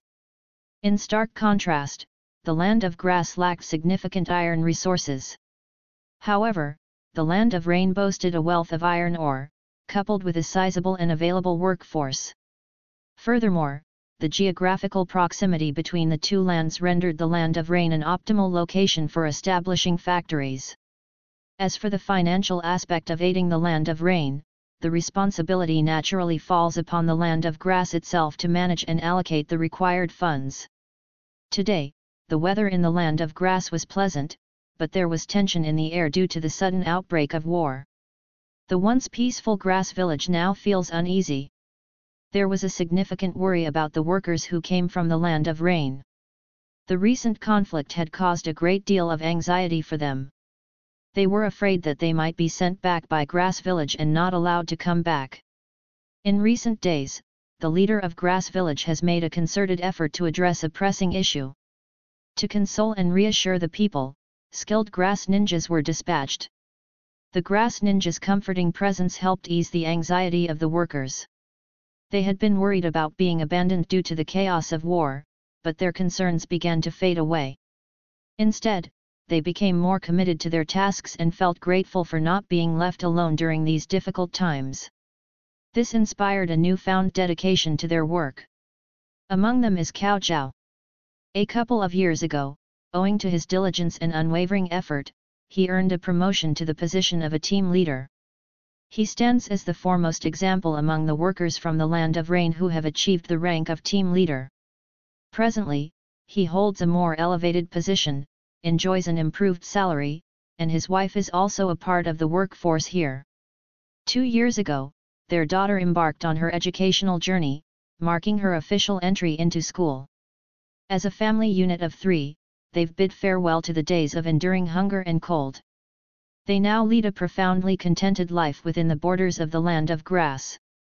He has reached a state of deep satisfaction with his present circumstances. Furthermore, he caught wind that following the culmination of the Ninja World War, the factory is slated to introduce a CO ownership housing initiative. In due course, both the factory and themselves will make contributions, enabling them to acquire their own spacious residence of here. Originally, Cao Zhao and his wife had harbored plans of persevering through hard work, amassing savings, and seizing the moment to purchase their own house. They also had plans to add a new family member into their family once they found a larger place to live. He holds firm in his belief that with their current standard of living, their child will never know the pangs of hunger. The trajectory of their lives has been consistently upward, casting a hopeful light upon everyone's future. Yet now, in an astonishingly brief span of time, the specter of war has re-emerged. Strolling along the corridor, Cao Zhao pauses and directs his gaze towards the door ahead, emitting a sigh laden with a sense of anticipation. He proceeds to knock softly on the door, the rhythmic sound echoing in the stillness. Knock, knock, knock. Enter. Following the voice emanating from within, Cao Zhao experiences a fleeting moment of hesitation. Taking a steadying inhalation, he turns the doorknob and steps inside, a genuine smile gracing his features. Captain Yamafuji, is there a task you require my assistance with? Although this sudden summon has left him curious about the purpose, a faint layer of nervousness clings to Cao Zhao's demeanor. Nonetheless, he earnestly adds, no matter the nature of the task, I am committed to fulfilling it diligently. Relax, Cao Zhao. Yamafuji regards him kindly, pouring a steaming cup of tea with a smile that conveys reassurance. Take a moment to enjoy some tea first. Our discussion on the task can follow. Captain Yamafuji. A subtle quiver runs through Cao Zhao's hands. While the prospect of tea doesn't hold much appeal at this juncture, he delicately raises the cup to his lips, taking a measured sip before inquiring, is there a specific assignment at the factory that requires my attention? Well, allow me to explain. Yamafuji's head tilts in a gesture of slight helplessness, though his smile remains intact. Temporarily suspend your ongoing tasks for the moment. There's an important matter. However, before he could conclude his sentence, Cao Zhao's movements came to an abrupt halt. The teacup he had been holding slipped from his grasp, its delicate contents spilling onto the ground below. His eyes widened in astonishment, a sudden rush of blood causing his face to flush crimson. He stared at Yamafuji in a state of shock, his body immobilized by an unforeseen reaction. The unexpected scene also caught Yamafuji off guard. Reacting swiftly, he reached for a cloth to clean up the spilled tea and inquired, "What's the matter with you?" I. Cao Zhao stammered, his voice barely above a whisper, his expression a mix of bewilderment and trepidation. He mustered the courage to speak, albeit hesitantly, "Captain Yamafuji, have I done something wrong? Please, tell me. Whatever it is, I'll diligently make amends. I'll put in my utmost effort. You're doing exceptionally well. There's no issue." Calm down and speak slowly, Yamafuji reassures him, perplexed by Cao Zhao's sudden distress. Then, is the factory planning to dismiss me? Cao Zhao's query was tinged with nervous hesitation, his voice quivering. Dismiss you? Absolutely not. Yamafuji blinks, a realization dawning upon him. With a reassuring smile, he retrieves a document from his possession. The factory has no intention of firing you. It's quite the opposite. The Land of Rain is in need of a factory manager, and given your familiarity with the operations coupled with your dedication and responsibility, makes you an ideal candidate. That's why I'm putting forth a recommendation for you. If you accept, you'll step into the role of deputy chief directly. Naturally, the choice is yours. Deputy chief? The Land of Rain? Cao Zhao echoed, his initial doubt now replaced by a mixture of surprise and contemplation. Indeed, it's within the Land of Rain, Yamafuji confirms with a nod, maintaining his patient demeanor. He observes Cao Zhao's lingering uncertainty and encourages, "Feel free to ask any other questions you might have. Don't hesitate." The Land of Rain. Cao Zhao contemplates for a brief moment before voicing his concern, "But aren't we currently in a state of war with them? War is one matter, and your work is separate. Rest assured, you won't be sent to the battlefield. Your responsibilities there will mirror what you do here. While there may be some risks, Grass Ninja will ensure your safety. You need not fret," Yamafuji explains earnestly. Rising from his seat, he places a reassuring hand on Cao Zhao's shoulder, continuing, you won't be alone. Many others are also joining this endeavor. If you're still unsure, that's perfectly fine. The decision is ultimately yours. Then, a pause ensues, and Yamafuji queries, do you recall what you said when you first joined the factory? Cao Zhao's expression shifts, a spark of recognition lighting up his eyes. Standing up with newfound determination, he declares, I remember saying that I am like a brick, ready to be placed wherever needed. Exactly, Yamafuji affirms, a hint of pride in his voice. Now, take some time to think it over. Discuss it with your family. There's no need to fear. Whether you accept or decline, it's your choice. With a final pat on Cao Zhao's shoulder, he adds, remember, this is a remarkable opportunity. Don't let it slip away.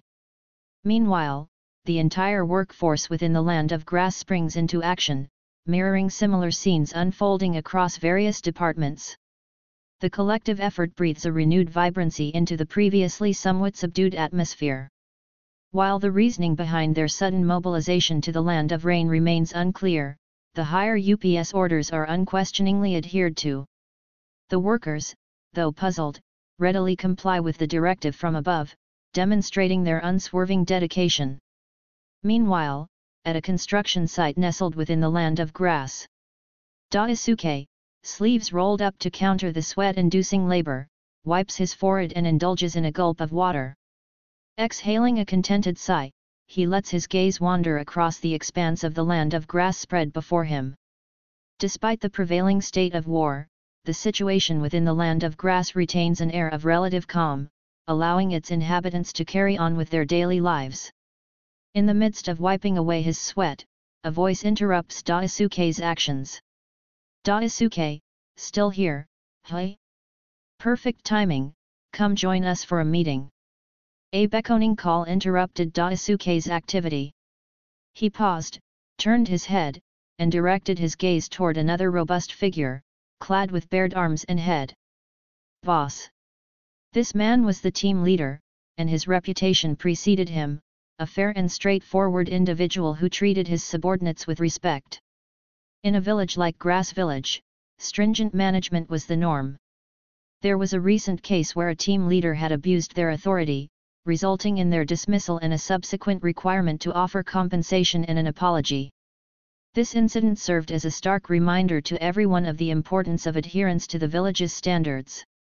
Boss, did we receive some unexpected orders from above? It sounds rather urgent, Daisuke inquired with a tinge of uncertainty. Ha ha ha. Indeed, this project is a massive undertaking. We've been tasked by higher UPS to head to the Land of Rain. The boss trailed off for a moment, his expression reflecting contemplation, before he scratched his head in recollection. Daisuke, if I remember correctly, you're originally from the Land of Rain, aren't you? Yes, Daisuke nodded, his surprise evident as he began to grasp the situation. We're heading to the Land of Rain? But what's our purpose there? Aren't we currently at war with them? Don't fret, Grass Ninja will be accompanying us, and our leader assures us there won't be any issues. Oh, my apologies, I forgot. Given your background, you'll need to seek approval from the higher UPS before joining this mission, the boss explained, offering a regretful smile. You don't need to attend this meeting. Head back and rest early. While Daisuke was a diligent and committed worker, rules were rules, and exceptions couldn't be made. I'm a bit pressed for time, so I'll go on ahead, the boss announced before Daisuke could respond. Without waiting for further discussion, he strode away, leaving Daisuke momentarily stunned in his place. It took a moment for Daisuke to snap back to reality. He turned his gaze toward the Land of Rain, the direction his boss had departed in, his eyes reflecting a mixture of emotions. The Land of Rain. Baffled, he murmured to himself, are we going to the Land of Rain, perhaps, for construction? Chapter 92, ch. 90 Higher Ninjas? How in the world did you manage to find your way here? Akihako's surprise was palpable as he observed Miyabuki's unexpected presence. Aren't you deeply engrossed in your business? Has it taken a sharp downturn? I just couldn't stand remaining in the village any longer. Miobuki's discontent was clearly evident as he vented his exasperation. That fellow you mentioned, the one that Konan girl brought along, seriously. Out of nowhere, he's asserting that I owe him 10 million ryo. I mean, really, leader, you're well aware that I've always been an honorable grass ninja. How could I conceivably owe someone 10 million? Yet this man is hounding me endlessly for his supposed debt. From sunrise to sunset, and even when I'm in bed with my wife. Tell me, who could endure such incessant pestering? He's annoyingly insistent, as if he's more punctual than our factory workers, Miobuki added, rolling his eyes. His relentless pursuit has even led my family to doubt whether I secretly wasted that money on something shady. Why else haven't they seen a single coin from it? I simply couldn't bear it any longer, so I sought refuge here, Miobuki explained. The frustration was clearly evident in his words. Akihiko regarded Miobuki with a mixture of astonishment and concern, sensing the genuine distress in his demeanor. Reflecting on Kakuzu's relentless pursuit of money, Akihiko couldn't help but wonder how Kakuzu had ended up chasing Miobuki for a debt. His suspicion prompted him to inquire, "Are you absolutely certain that you don't owe him anything?" Without a doubt, Miobuki's expression oscillated between irritation and disbelief. "I'm starting to believe that this fellow might be missing a few screws. Let me be crystal clear, I have absolutely no outstanding debt to him. And to top it off, he just keeps spouting off all day, claiming things like, 'Back in the day, I even clashed with the god of the ninja world.' Maybe he's genuinely dealing with some severe mental issues." Akihiko was left momentarily speechless. He was well aware of the truth behind Kakuzu's grandiose claims. In any case, for the greater good of the village, a minor inconvenience on my part is tolerable, Miobuki dismissed the issue with an aura of moral virtue. And you know what? Besides his boasting and being a bit miserly, he's actually not that bad. Right from the outset, he abandoned the idea of a half-price discount and instead started offering a 20% reduction compared to the market price. Initially, some of the smaller ninja villages resisted, protesting against the price increase. However, it didn't take them long to return. Given the ongoing turmoil, the other ninja villages couldn't afford to let such an opportunity slip by. After all, they had to make practical decisions. It must be acknowledged that Kakuzu, despite his tendency to exaggerate, seemed to possess keen insight. He swiftly analyzed the prevailing market conditions. Moving on from that topic, Miobuki's gaze shifted expectantly to Akihiko. "The initial group of ninjas and workers has arrived. Leader, what's our course of action? Are we launching an attack on Rain Village? Perhaps capturing the demigod of the ninja world? Attack? Attack what?" Akihiko responded, his tone carrying a hint of exasperation. "Our objective here is business. If circumstances allow, we might deploy the grass ninjas to stir up some commotion there. However, for the time being..." His gaze swept across the assembly of grass ninjas and workers behind him, his eyes subtly narrowing. "We're establishing a factory. We're recruiting. The Land of Rain is a country that has never experienced lasting peace due to its constant rain and conflicts. The harsh weather and ongoing warfare have made it impossible for its citizens to live normal and productive lives. The inhabitants of this land endure endless hardship, facing scarcity and freezing conditions while enduring the never-ending turmoil of war.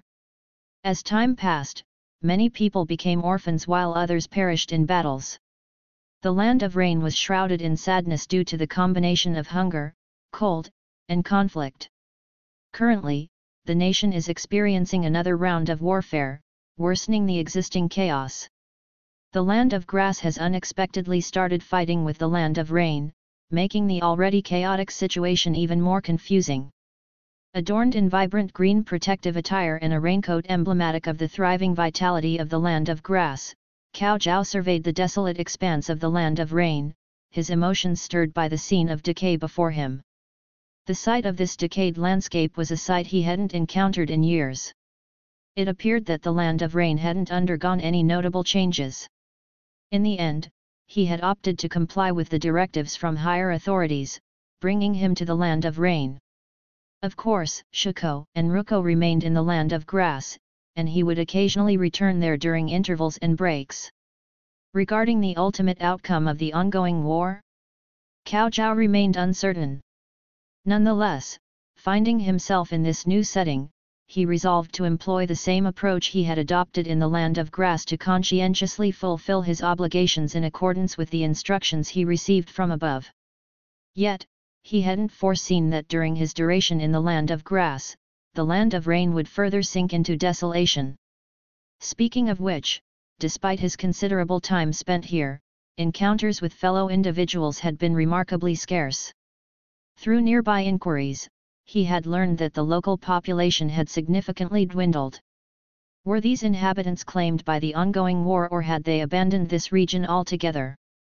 Regardless, the once thriving populace of the Land of Rain was fading. Deputy Chief Cao Zhao, a voice penetrated Cao Zhao's contemplation on the plight of the Land of Rain. He turned to find a burly, bald-headed man wearing a smile at his side. Daisuke-san. Daisuke, the leader of the team dispatched from above to aid in the establishment of the factory, stood before him. Their arrival in the Land of Rain marked a new beginning, calling for the revival of the factory's operations.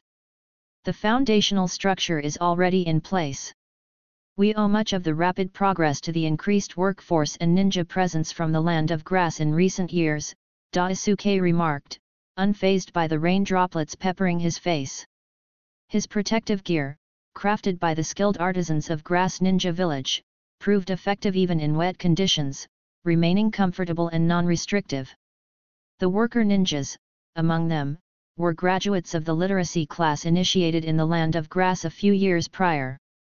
Over time, they had seamlessly integrated into various roles. There was no need for them to delve into combat techniques or powerful ninjutsu. Their focus lay in mastering specialized skills relevant to their assigned tasks. For instance, Cao Zhao himself had once been a starving refugee in the Land of Rain. After enrolling in the literacy class, he had even mastered chakra control. His earnings at the Scientific Ninja Tool Factory reportedly nearly doubled post-graduation. Currently, he stood in the Land of Rain as the factory's deputy chief. In the intervening years, many refugees from the Land of Rain had found solace in the Land of Grass. A remarkable transformation had swept through the residents, evident in brighter smiles and newfound vitality. Even Daisuke himself had undergone subtle yet noticeable changes, a testament to the positive impact of their transformation. It's truly remarkable how Grass Ninja leader thinks. Daisuke's admiration for the leader was unmistakable.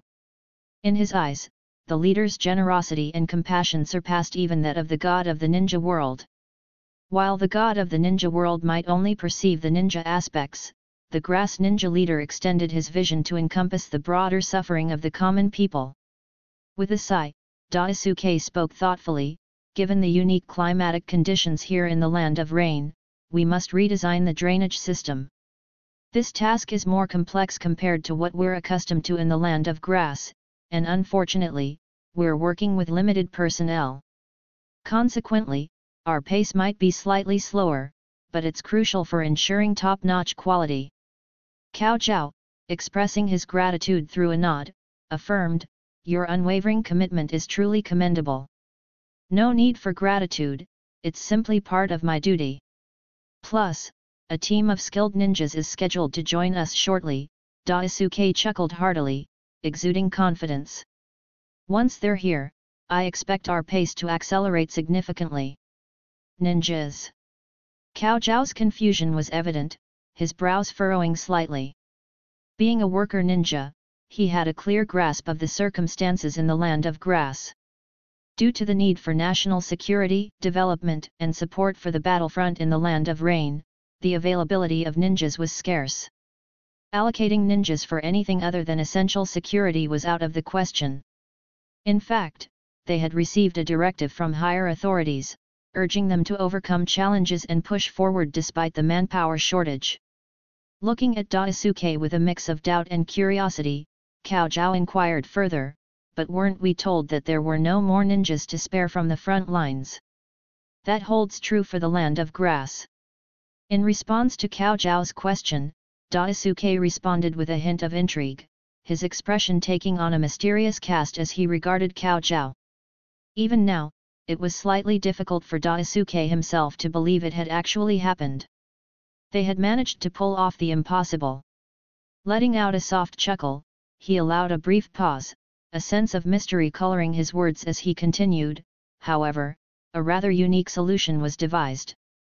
Since we were genuinely short on personnel, higher authorities made a decision to hire ninjas from the Rain Ninja village to assist us." As his words hung in the air, Cao Zhao's perplexity deepened. He wore an expression of utter bewilderment. Rain Ninja village ninjas? Weren't we currently at war with the very same village? How was it possible to hire ninjas from them? Chapter 93, ch. 91 Akihiko vs. Hanzo. In the midst of the relentless downpour in the land of rain, a duel of formidable figures unfolded. The atmosphere crackled with palpable tension, a symphony of weapons colliding echoed in the air, each strike a testament to the expertise behind it. Their distinct powers, formidable and unique, imbued the battleground with an electrifying energy. The first combatant, Hanzo, brandished a kusarigama, a chain sickle, with a wicked elegance that showcased his prowess. As the demigod of the ninja world and the leader of the kusagakure, his strikes were calculated and precise, the chain sickle dancing like a lethal serpent, striking with deadly accuracy and controlled power. On the opposing side stood Akihiko, unyielding and resolute, the very leader who had quelled the chaos that once gripped the land of grass. Without a trace of fear, he met Hanzo's onslaught head-on. No words were exchanged, only the clash of metal and the unspoken understanding of their battle dance. Akihiko's mastery over paper-style jutsu was nothing short of awe-inspiring. Sheets of paper transformed into razor-sharp blades, honed to perfection, materializing at his command. With an almost casual grace, he parried Hanzo's onslaught, skillfully deflecting the poisoned strikes with uncanny ease. His control was so adept that hand seals became redundant, the very paper element seemed to yield to Akihiko's unwavering will. Abruptly, as if by pure instinct, Akihiko's figure wavered and morphed, his physical presence replaced by a paper clone that intercepted Hanzo's intended strike. The demigod, momentarily caught off guard, realized the deception as the clone shattered into fragments before him. Seizing the advantage amidst Hanzo's momentary confusion, Akihiko used his paper-style, body flicker technique, his form dissolving into paper-thin fragments. In the blink of an eye, he traversed the battlefield at a speed that defied comprehension, a feat made possible by his mastery of the unique paper-based body flicker technique. At that precise moment, amid the rain-soaked battlefield, Akihiko executed his next strategic move. He uttered, "Paper style, rain of blades," causing a lethal array of weapons to appear in the sky.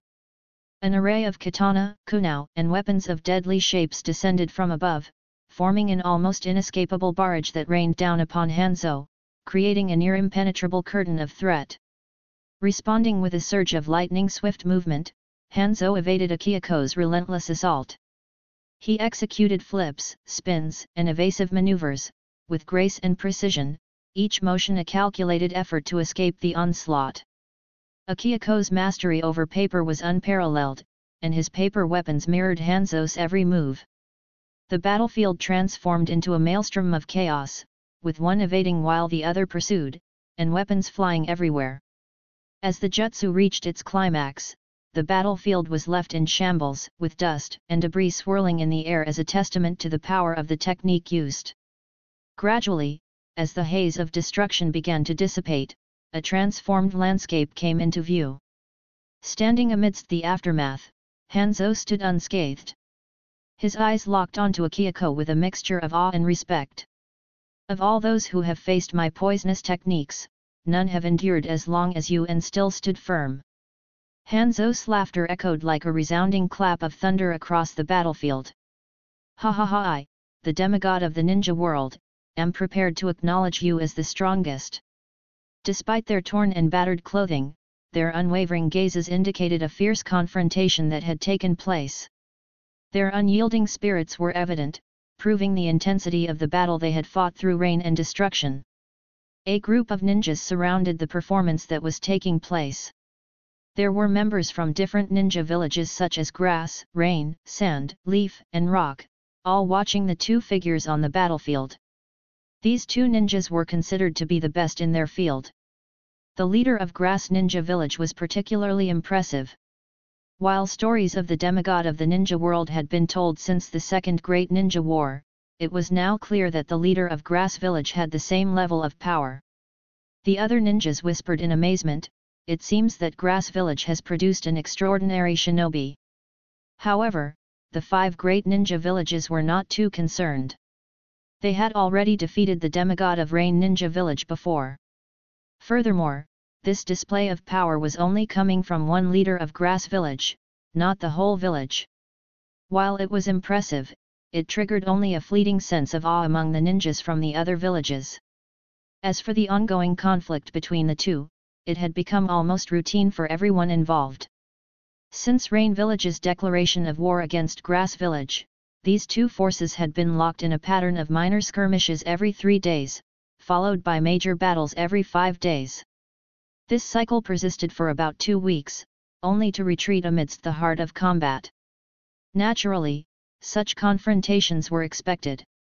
The complexities of war between nations were anything but straightforward. Conflicts of this scale could stretch over several years. Hence, the frequent clashes between Rain Village and Grass Village could be seen as a relatively common occurrence within the larger context. As expected, the demigod of the ninja world let out a dismissive snort, signaling the conclusion of the day's bout.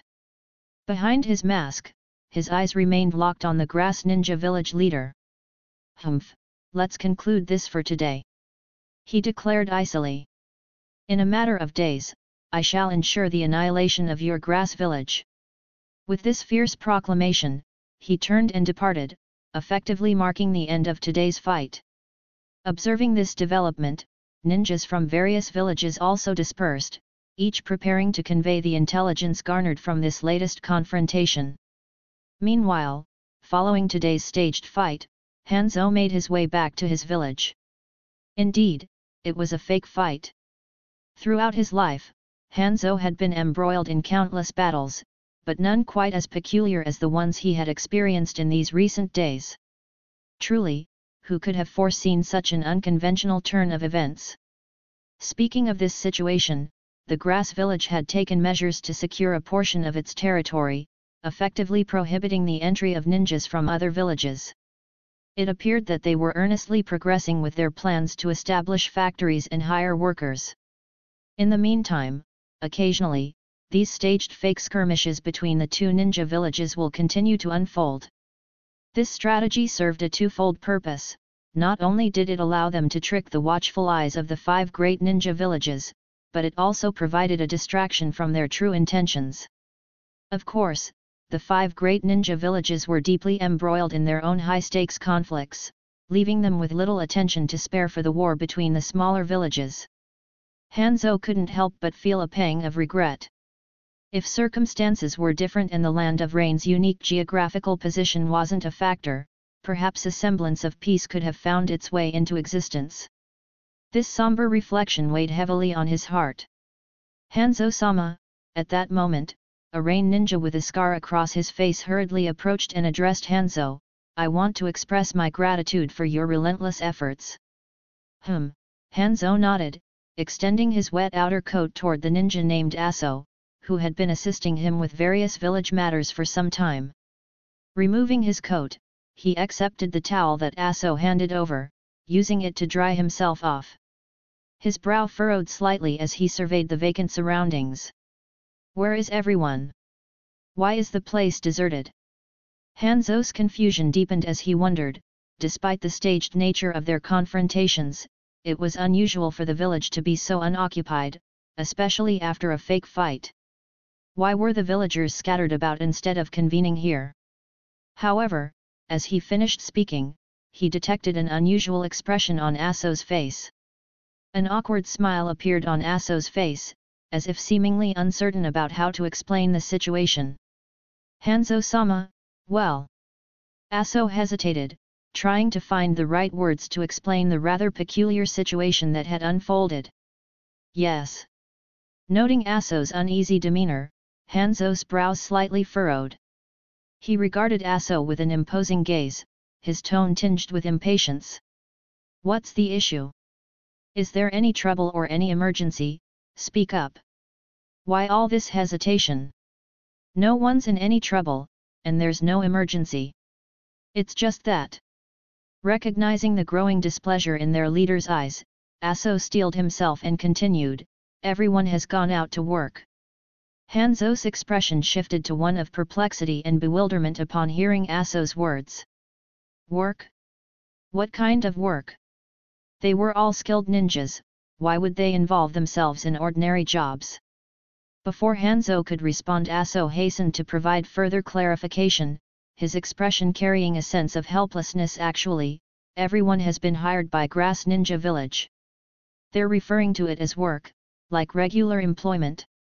As Aso's explanation lingered in the air, it was Hanzo's turn to fall into a contemplative silence.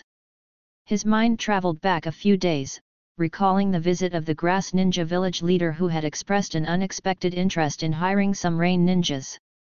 At that time, Hanzo had been taken aback.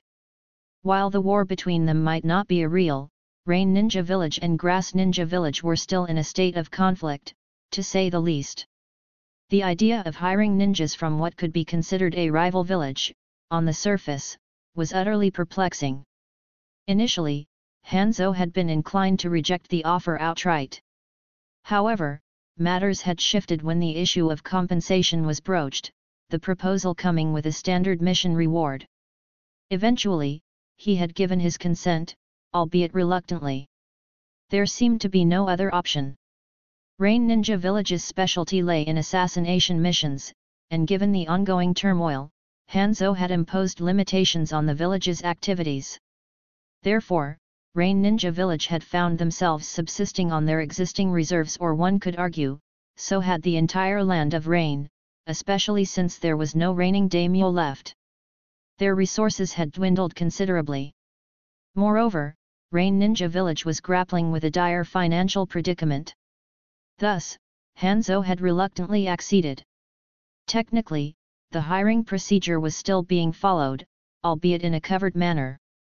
As of now, Rain Village had abstained from entangling itself in the ongoing battles among the 5 great ninja villages. As for their confrontations with Grass Village, the number of participants hardly mattered. A larger group could set the stage for a grand spectacle, whereas a more modest assembly would witness Hanzo and the Grass Village leader engage in a smaller-scale confrontation. Hence, it was possible to dispatch some ninjas. Nonetheless, I distinctly remember that only a handful of ninjas agreed to undertake the mission. Hanzo's brow furrowed as he struggled to comprehend the situation. So why are there so many absent today? In the beginning, only a small group of ninjas had signed up for the mission. However, Aso's face contorted, a flicker of uncertainty crossing his expression before he continued. After the last team of ninjas returned and shared their experiences, news spread that Grass Ninja Village is providing not only work but also meals, accommodation, and even overtime compensation. Since there wasn't much else to occupy them, many decided to give it a try. As Aso's explanation sank in, Hanzo found himself utterly dumbfounded. Were they all seeking employment with Grass Village now? It was rather ironic, considering that at present, Grass Village was effectively their foe in the ongoing scenario. How were they supposed to engage in the planned mock confrontations in a few days like this? And why was such a large portion of their ninjas opting for this employment opportunity? Hanzo's thoughts took a more absurd turn as he considered the potential continuation of this trend. He couldn't shake the idea that in the coming days, he might actually witness Rain ninjas assuming the roles of Grass ninjas, staging a fake attack on Rain Village. The sheer absurdity of such a scenario left Hanzo baffled, and he couldn't help but mutter to himself, "What on earth is happening?" Chapter 94, ch. 92 Hanzo's reaction. Grass Ninja Village and Rain Ninja Village engage in intense battle. Hiruzen Sarutobi carefully read the intelligence report before him, exhaling a contemplative sigh as he drew a contemplative puff from his pipe. In recent times, since the initial conflict flared up between Grass Village and Rain Village, a certain degree of calm seems to have settled over the situation. While their economic activities persist, prices have surged, and Grass Ninja Village appears to have curbed any further disruptive actions. Reports suggest that a significant portion of their ninja forces are currently engaged on the front lines in the Land of Rain's ongoing conflict. Consequently, their capacity for other undertakings has been notably limited. This relative tranquility has, in a sense, brought about a momentary respite from the previous turbulence. The absence of commotion has certainly contributed to a sense of relief within Konoha. Regarding the Grass Village's new leader, according to gathered intelligence, this individual boasts remarkable strength. Their leadership has enabled Grass Ninjas to engage Rain Ninjas on relatively equal footing, an accomplishment of no small significance. Furthermore, astonishingly, this leader has demonstrated the ability to contend with the demigod of the ninja world. Possibly, a combination of past events and the natural course of aging may have played a role in significantly diminishing Hanzo's power. Yet, one cannot dismiss the fact that an individual who carries the moniker demigod of the ninja world is undoubtedly a force to be reckoned with. It's truly intriguing that the leader of Grass Ninja Village can hold his own against such a figure. This achievement arguably surpasses even the accomplishments of Jiraiya and his peers from the past. However, Konoha has chosen to allocate only minimal attention to this unfolding situation. After all, their historical success against Rain Ninja Village, not to mention a mere faction of Grass Ninjas, remains a point of confidence. Presently, the primary concern lies in the ongoing conflict with Iwagakure. The protracted duration of this war threatens to drain Konoha's vitality considerably if left unchecked. Hence, Konoha's focus must be directed toward the engagements with other major ninja villages. As for the affairs of those two specific ninja villages, they shall manage their own battles. Hiruzen Sarutobi continued reading through the remaining intelligence reports, his expression growing graver. Visible decline in Rain Ninja numbers. Dire state of battle situation.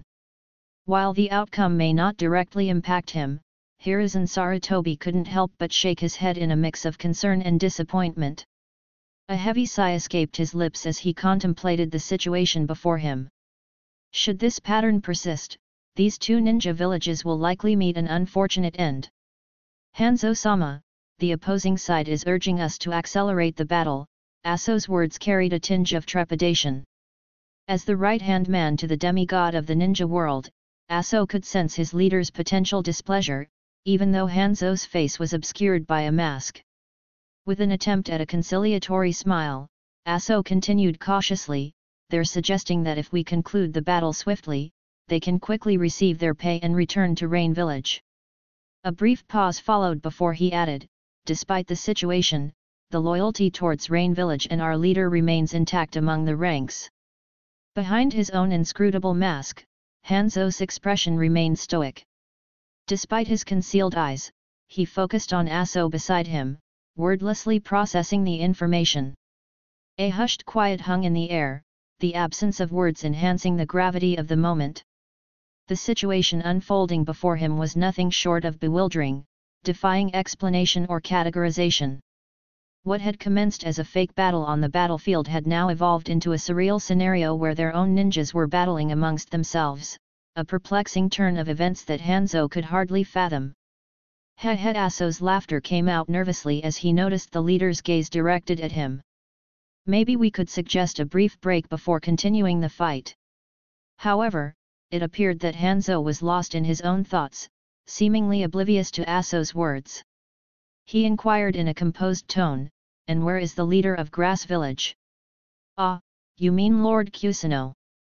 Aso paused, considering the question for a moment. According to their message, it seems that their factory is commencing operations today. He's occupied with that and hasn't arrived.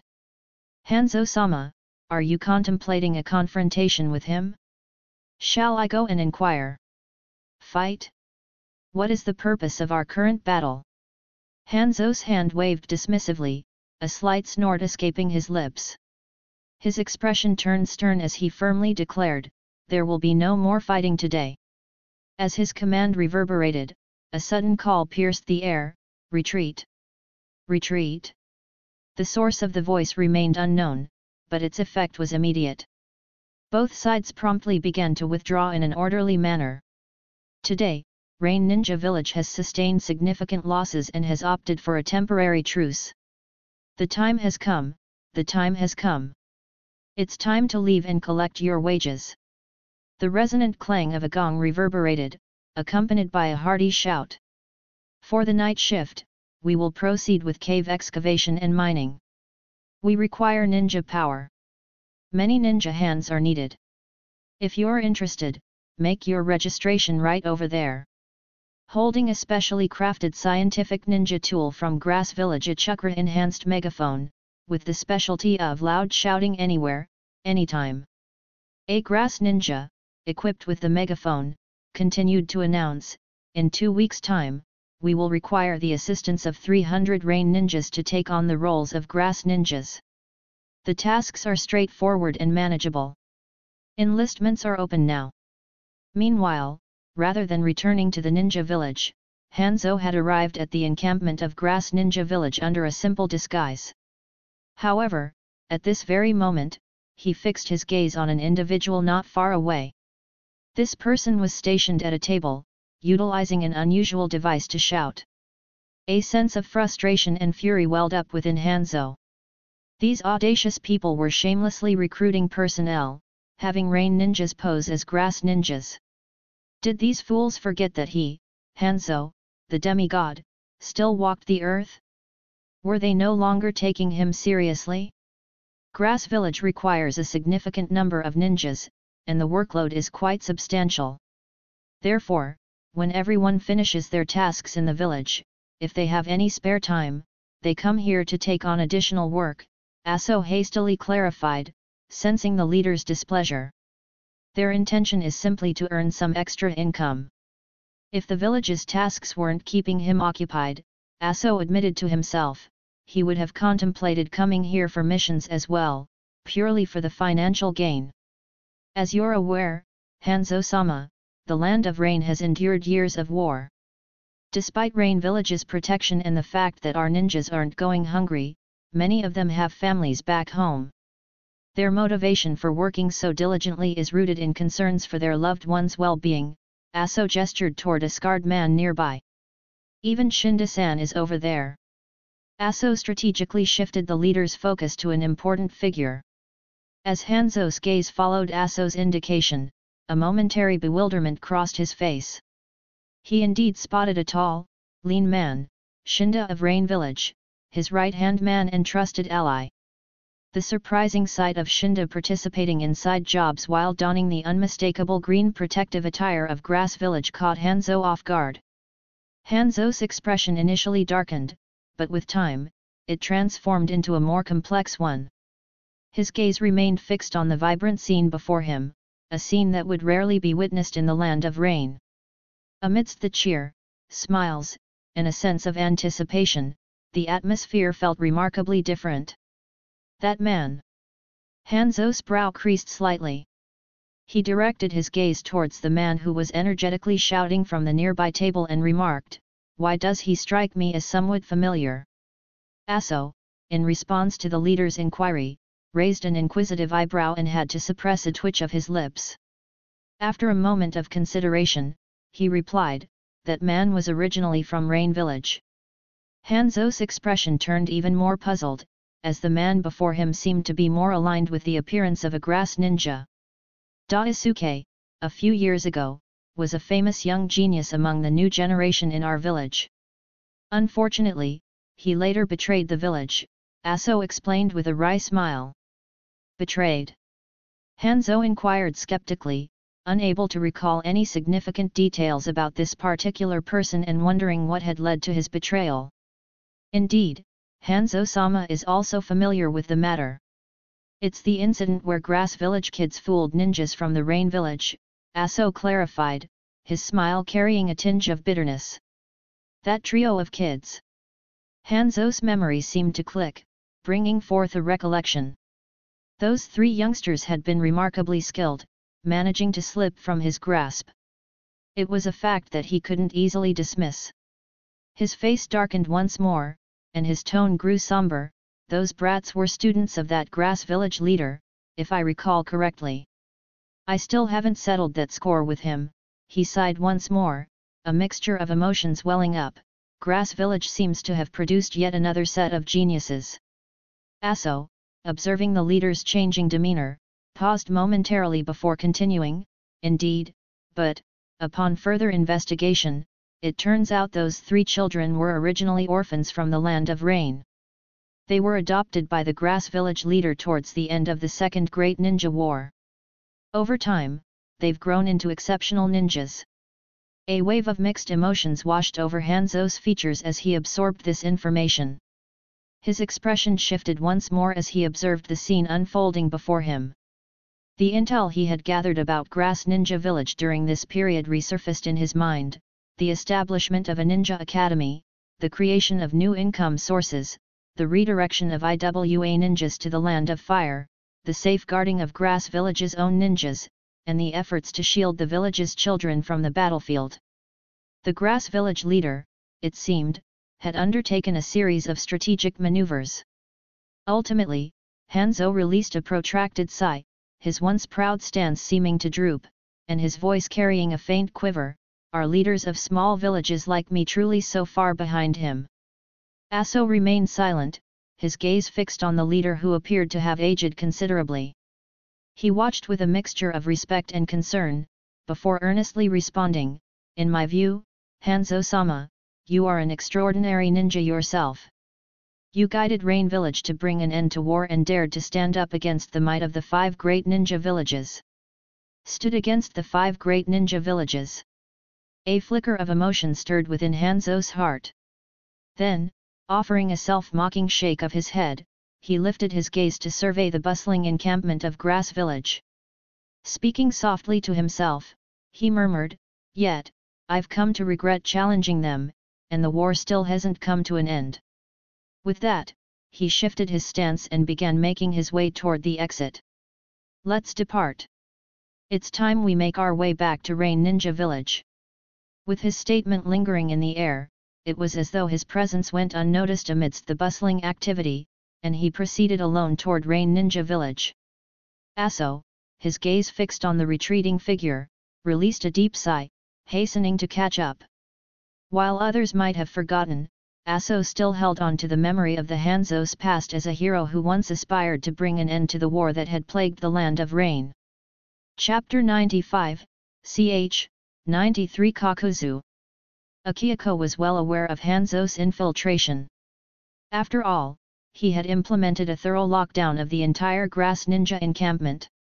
Anyone attempting to enter was subjected to stringent scrutiny. Each individual entering the premises for assigned tasks received a specially crafted work permit from Grass Village. These permits featured a corresponding photograph and a distinct seal technique developed by the Uzumaki clan. Counterfeiting such permits was virtually impossible. Moreover, regular ninja inspections were conducted to maintain security. Naturally, despite the stringent measures, there was always a chance for someone to exploit a loophole. However, most of the vital factories were tightly managed and not easily accessible. Furthermore, given the ongoing intense conflicts between the 5 great ninja villages, it was highly improbable that anyone would take an interest in investigating the affairs of a small ninja village. This ensured that their situation remained undiscovered. Interestingly, in the original timeline, after Nagato had removed Hanzo from power, he took significant steps to ensure peace in the Land of Rain. One of his strategies was to establish strict isolation measures, tightly controlling both entry and exit from the region. This isolationist approach eventually led to a period of tranquility within the Land of Rain. As a result of Nagato's actions, he came to be regarded as a god-like figure by the people of the Land of Rain, and Konan was revered as an angelic presence, earning the affection and admiration of the local ninja population. Nagato's ability to effectively monitor the entire Land of Rain was largely facilitated by his utilization of the Rain Tiger at Will technique. This unique technique allowed him to detect the presence of any unfamiliar individuals, granting him the means to maintain a comprehensive lockdown. Needless to say, achieving this level of surveillance was beyond the capability of ordinary ninja. However, Akihiko wasn't particularly concerned about these matters. His initial expectation was that Hanzo might initiate a confrontational encounter upon his observation of the situation. As a result, Akihiko had been prepared for a showdown. To his surprise, Hanzo had simply turned around and departed. It appeared that Hanzo had visited merely to observe the situation without engaging in any aggressive actions. Speaking of which, he really wasn't able to participate in today's battle, as he had other pressing concerns to address. Today, Akihiko found himself preoccupied with matters that required his attention. As he observed Elder Yoshinori's agitated state, Akihiko offered a gentle smile and took the initiative to pour a cup of tea for him. With a reassuring tone, he said, "Relax, Elder Yoshinori. Don't let that guy's behavior bother you. He has his peculiar ways. My approval carries enough weight in this matter." Recently, Akihiko had chosen to delegate a portion of his authority to Kakuzu, granting him the responsibility of overseeing the village's financial matters. Simultaneously, Konan worked as Kakuzu's assistant, aiding him in his tasks while also benefiting from his expertise. The village was flourishing under this arrangement. With Kakuzu's financial expertise, the village's economic activities were thriving, easing Akihiko's concerns. However, the situation took a turn a few days ago when Elder Yoshinori sought the allocation of funds for the current quarter. The village's research institute and academy both required significant financial backing, and the available funds were running low. Typically, Akihiko could easily authorize such funding requests himself, and it wouldn't be much of an issue. However, now that Kakuzu was overseeing the financial matters, obtaining the necessary funds had become a more intricate process. Kakuzu's meticulous approach, particularly with sizable fund allocations that demanded verification, was making the process less straightforward than it used to be. Initially, Elder Yoshinori had submitted a straightforward funding application to Kakuzu, hoping to secure the necessary financial resources. However, as expected with the new regulations in place, the application was promptly returned to him with a note detailing its shortcomings. Kakuzu had cited issues such as unclear project information, incomplete figures, and unspecified costs. It was an understandable outcome, as Elder Yoshinori's application had indeed been less precise in the past due to more lenient regulations. However, with the implementation of stricter guidelines, he was compelled to provide a comprehensive and accurate depiction of the reasons behind the funding request, along with the projects that necessitated financial support. Therefore, he dedicated an entire evening to crafting a comprehensive application that outlined the reasons behind each request for funds and provided detailed explanations of the associated projects. He hoped it would align with the new standards. However, the application faced another setback. Upon resubmitting it, Kakuzu once again returned it, this time asserting that the funding requested was excessive and wasteful. He required a re-evaluation, recalculations, and a more judicious approach to the allocation of funds. Kakuzu went even further, providing a modified list of items complete with costs that were substantially lower than market prices. He also recommended that the application include the specific items needed, while he himself would undertake the negotiation process for their prices. Reluctantly, Elder Yoshinori took the application back and undertook the task of reworking it yet again. Kakuzu evaluated the application thoroughly and finally expressed his approval, acknowledging that the application now met the established requirements. However, the ensuing process proved to be the most cumbersome part of all. To secure the necessary approval for the allocated funds, Elder Yoshinori required the signature of Kana, the leader's assistant. On the surface, it seemed like a straightforward task, merely a signature was needed. Thus, Yoshinori approached Konan to obtain her signature, thinking it would conclude the matter. However, the matter didn't conclude there. It was only the beginning.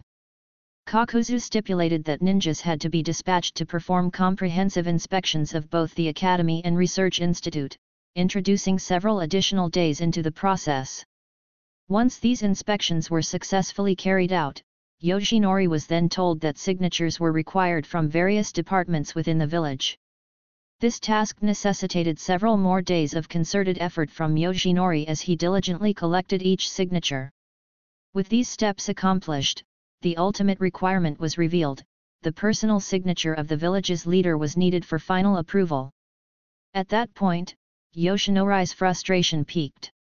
If such a requirement had been stated earlier, he could have simply sought out the leader himself. The need for him to run around at his age seemed entirely unnecessary and wasteful of his energy. After enduring these numerous hurdles and gathering all the requisite signatures, exasperated and nearly exhausted, Elder Yoshinori finally arrived at the front line with meticulously prepared application in his hand, still simmering with frustration. He approached Akiyako and tersely uttered just 2 words, conveying his demand: grant funds. I will definitely give him a piece of my mind, though I urge you not to let it upset you too much. At your age, it's not advisable to let anger consume you. The land of grass still relies on you, and its people need your guidance, Akiyako conveyed with a genuine tone of care. He then added with a tinge of exasperation, Kakuzu, though. Does he not realize the significance of the Academy and Research Institute? I'll have a serious conversation with him once I return.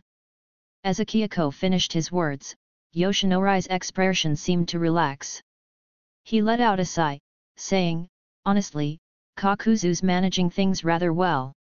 He's just stricter, though I've heard that if the matter is truly urgent, he'll reluctantly give his approval. The only issue is that obtaining funds from him is quite the task, as he's truly tight-fisted, Yoshinori explained with a wry smile. There was a momentary pause, and then Yoshinori continued, my visit this time isn't solely about seeking funds. It's also to assess the current situation here. This is our first attempt at producing machinery for ninja armor. I wanted to ensure that there are no unexpected issues and to identify any areas that might require adjustments. At present, there are no reported problems.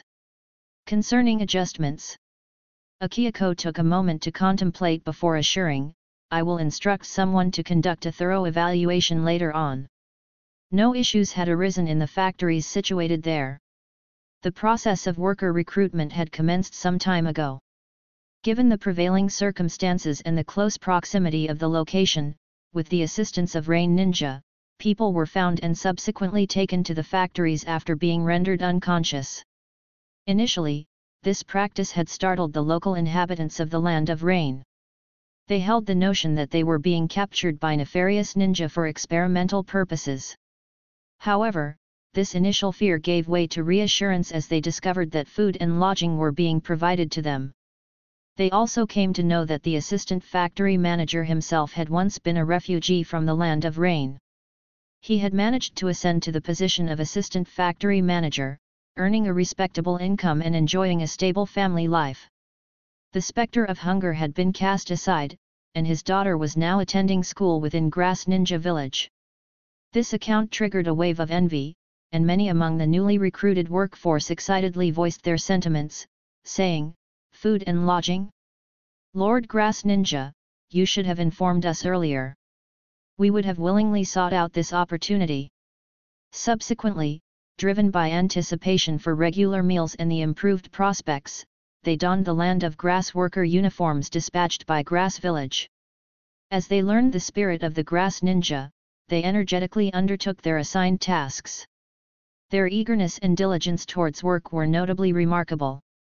In a few days, upon your return, with the warehouse brimming with ninja vests, it will be an opportune moment to also transport the ninja inner armor to the village.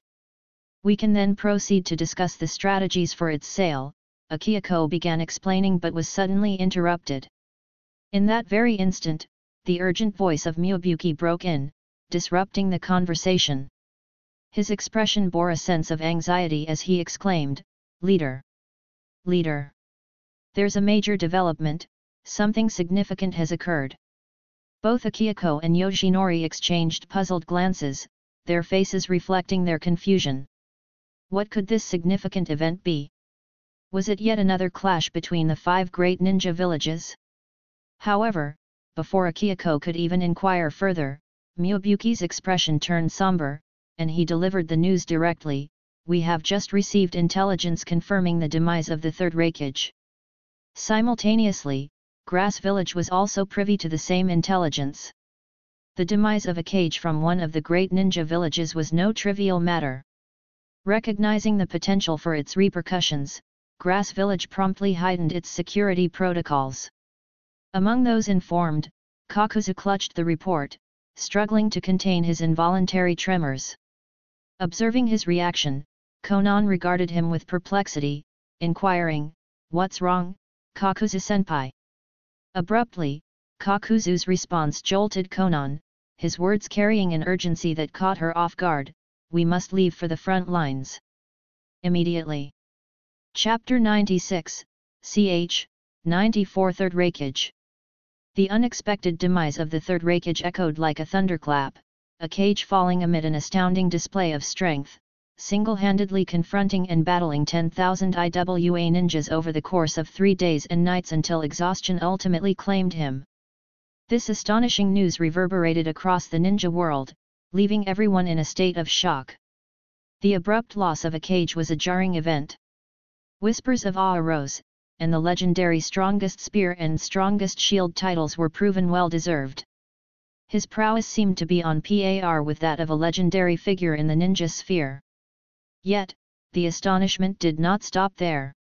Mere days later, another ripple coursed through the ninja world as news spread anew. The Mist Village had dispatched their 7 ninja swordsmen to infiltrate the Land of Fire, embarking on an assassination mission. However, this endeavor ended in failure. The 7 ninja swordsmen encountered a squad of Konoha genin, and nearly their entire group was decimated, with just 3 of their members managing to escape the ordeal. The news of the 7 ninja swordsmen's near defeat at the hands of Konoha genin sent shockwaves yet again. These legendary swordsmen were infamous for their collective might, capable of decimating a small nation within a day when united. Their individual strengths were extraordinarily terrifying. Yet, they infiltrated the Land of Fire, only to encounter a group of Konoha genin who nearly wiped them out. The stark contrast between their reputation and the reality was perplexing. Some even wondered, if could this information be a result of misinformation spread by Grass Village? However, once the authenticity of the news was verified, the entire ninja world found itself sighing once more. It was yet another reminder of the unpredictable nature of warfare. The situation could change dramatically within an instant.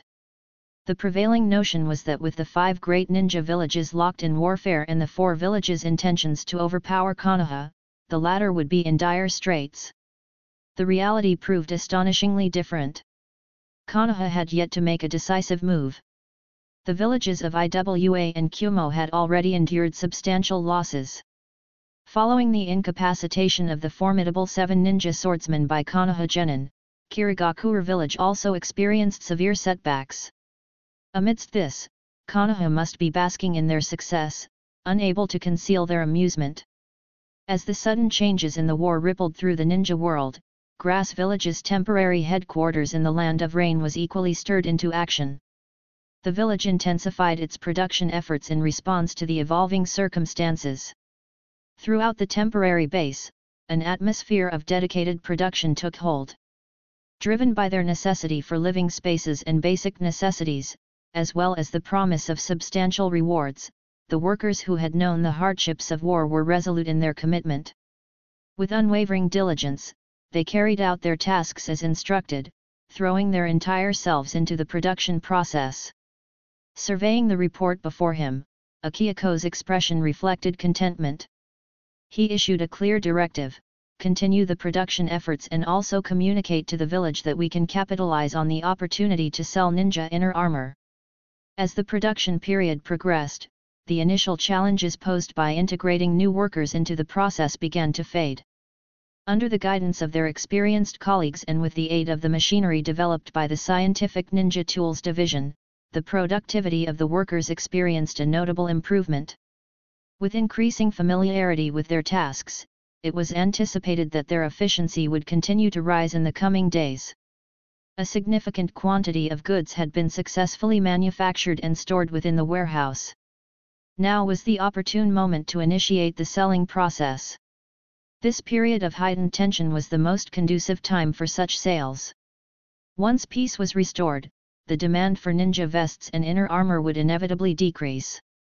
In peace times, the primary focus of ninja villages was on providing specialized equipment, including vests and inner armor, for their chunin and jonin ranks. While customized gear might come at a higher cost than mass-produced alternatives, the benefits were manifold. The tailor-made nature of these items ensured an optimal fit, maximizing comfort and mobility for those higher-ranking ninjas who engaged in more complex and demanding missions. The sudden surge in demand for ninja vests during these tense moments was a strategic opportunity.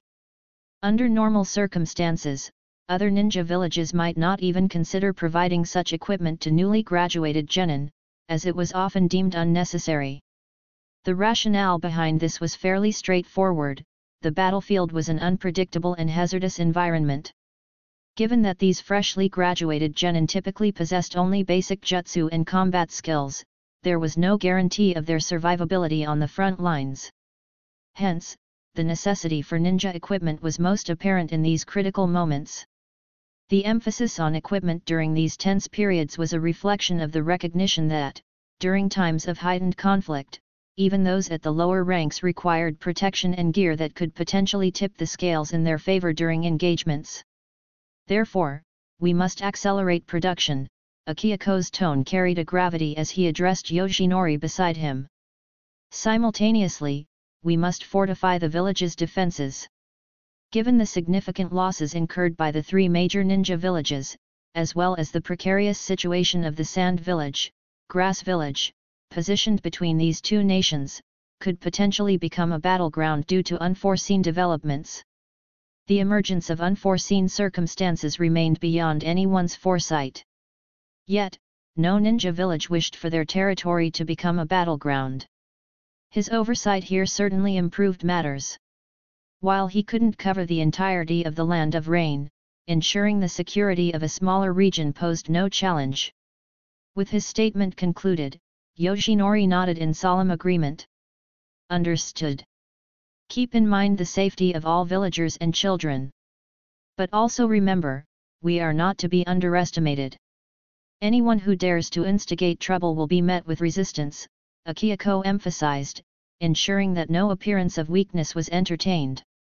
His expression remained serious as he continued, even if it demands every ounce of my strength, I am prepared to safeguard the land of grass with my life. Upon absorbing the weight of the leader's commitment, Yoshinori's lips quivered faintly. He responded with resolute conviction, Leader, rest assured, the Uzumaki clan stands ready to protect the land of grass alongside our comrades. The leader upheld the significance of life, yet his approach was not inflexible. If the land of grass was provoked, the leader would not hesitate to take action. This was precisely why the Uzumaki clan and the Shinoik clan had come to respect a nation that was once scoffed at by the entire ninja world. Naturally, the land of grass was far from weak at present. The leader possesses power comparable to that of a demigod in the ninja world. Among the clans with bloodline limits, the Uzumaki, the Yuki, and the Shinoik stood prominent. Simultaneously, within the academy, while the students might not match the top-tier clan children in Konoha, on the whole, Grass Village's children unquestionably surpassed the freshly graduated genin from any other ninja village. Therefore, even if they were to engage in war against the 5 great ninja villages, they harbored minimal trepidation. Naturally, if confronted by a single village, Grass Village might not guarantee victory, but neither would it experience a humiliating defeat. Yet, declaring an all-out war on the 5 great ninja villages akin to Rain Village was undoubtedly beyond their capacity. No need to be overly concerned. In fact, if things continue on this path, it's possible the war might conclude soon, Akihiko reassured while regarding Yoshinori's earnest demeanor, offering a comforting pat on his shoulder. He continued, by the way, how is the progress on the Thunder Car and the surveillance-type ninja tools that I had mentioned earlier? Regarding the Thunder Car, its potential to enhance transportation capacity is evident. Once a railway is established to directly connect with the Land of Rain, it would considerably expedite the movement of minerals and various goods. Regarding the surveillance-type ninja tools, they could significantly reinforce border monitoring. While the Land of Grass is currently safeguarded by sealing formations, an additional layer of security can only be advantageous. In time, Grass Village might not require the same reliance on ninjutsu that Nagato did in the original future. They could incorporate surveillance tools and techniques for oversight. Akihiko also recalled the third Hokage's telescopic jutsu, which facilitated real-time espionage over the entirety of Konoha. It's making good progress. Regarding the Thunder Car, we've made significant strides. As for the surveillance ninja tools, Yoshinori contemplated for a moment before continuing, actually, leader, do you recall the concept of cameras? You mean? Akihiko's memory was jogged, recalling a discussion about building a camera-like device similar to CCTV from his previous life. Yes, the Research Institute is currently gearing up to explore this concept, Yoshinori affirmed with a bright smile creasing his aged features. I'm confident that we'll yield results before too long. Akihiko, reminded of the somewhat bulkier monitoring devices used during Naruto's Chunin exams in the original future, returned the smile and said, I'm putting my trust in you. Just as their conversation concluded, an air of urgency entered the room. Miyubuki, the head of Grass Ninja Village's intelligence division, burst in, his expression serious.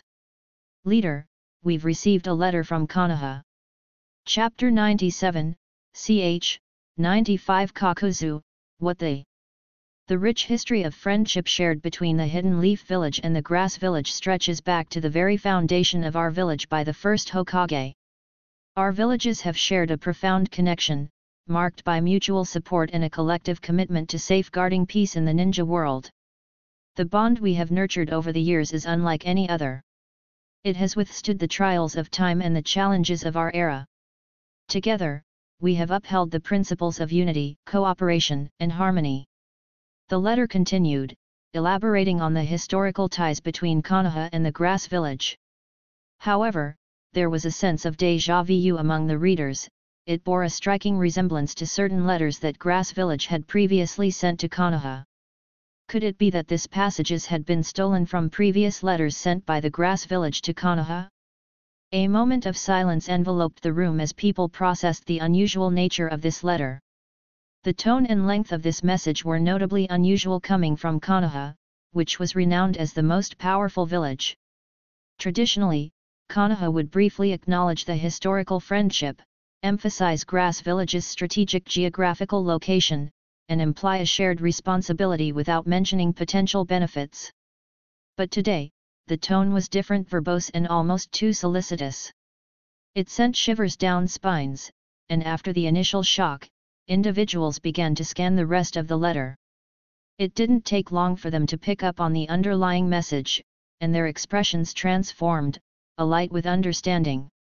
In essence, the letter extended a request to the Grass Ninja Village to collaborate with Konoha in seizing the opportunity created by Iwa's significant losses. The proposal was to jointly mount an offensive against IWA, thereby bringing an end to the prolonged and devastating war. Interestingly, this wasn't a one-sided appeal for assistance. Konoha was willing to provide something in return for Grass Village's aid. Following the conclusion of the present war, Konoha committed to deploying its forces to support Grass Village's efforts in prevailing over the Rain Village.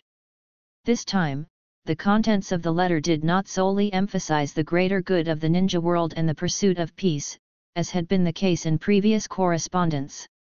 Instead, the offer now contained a tangible promise of support.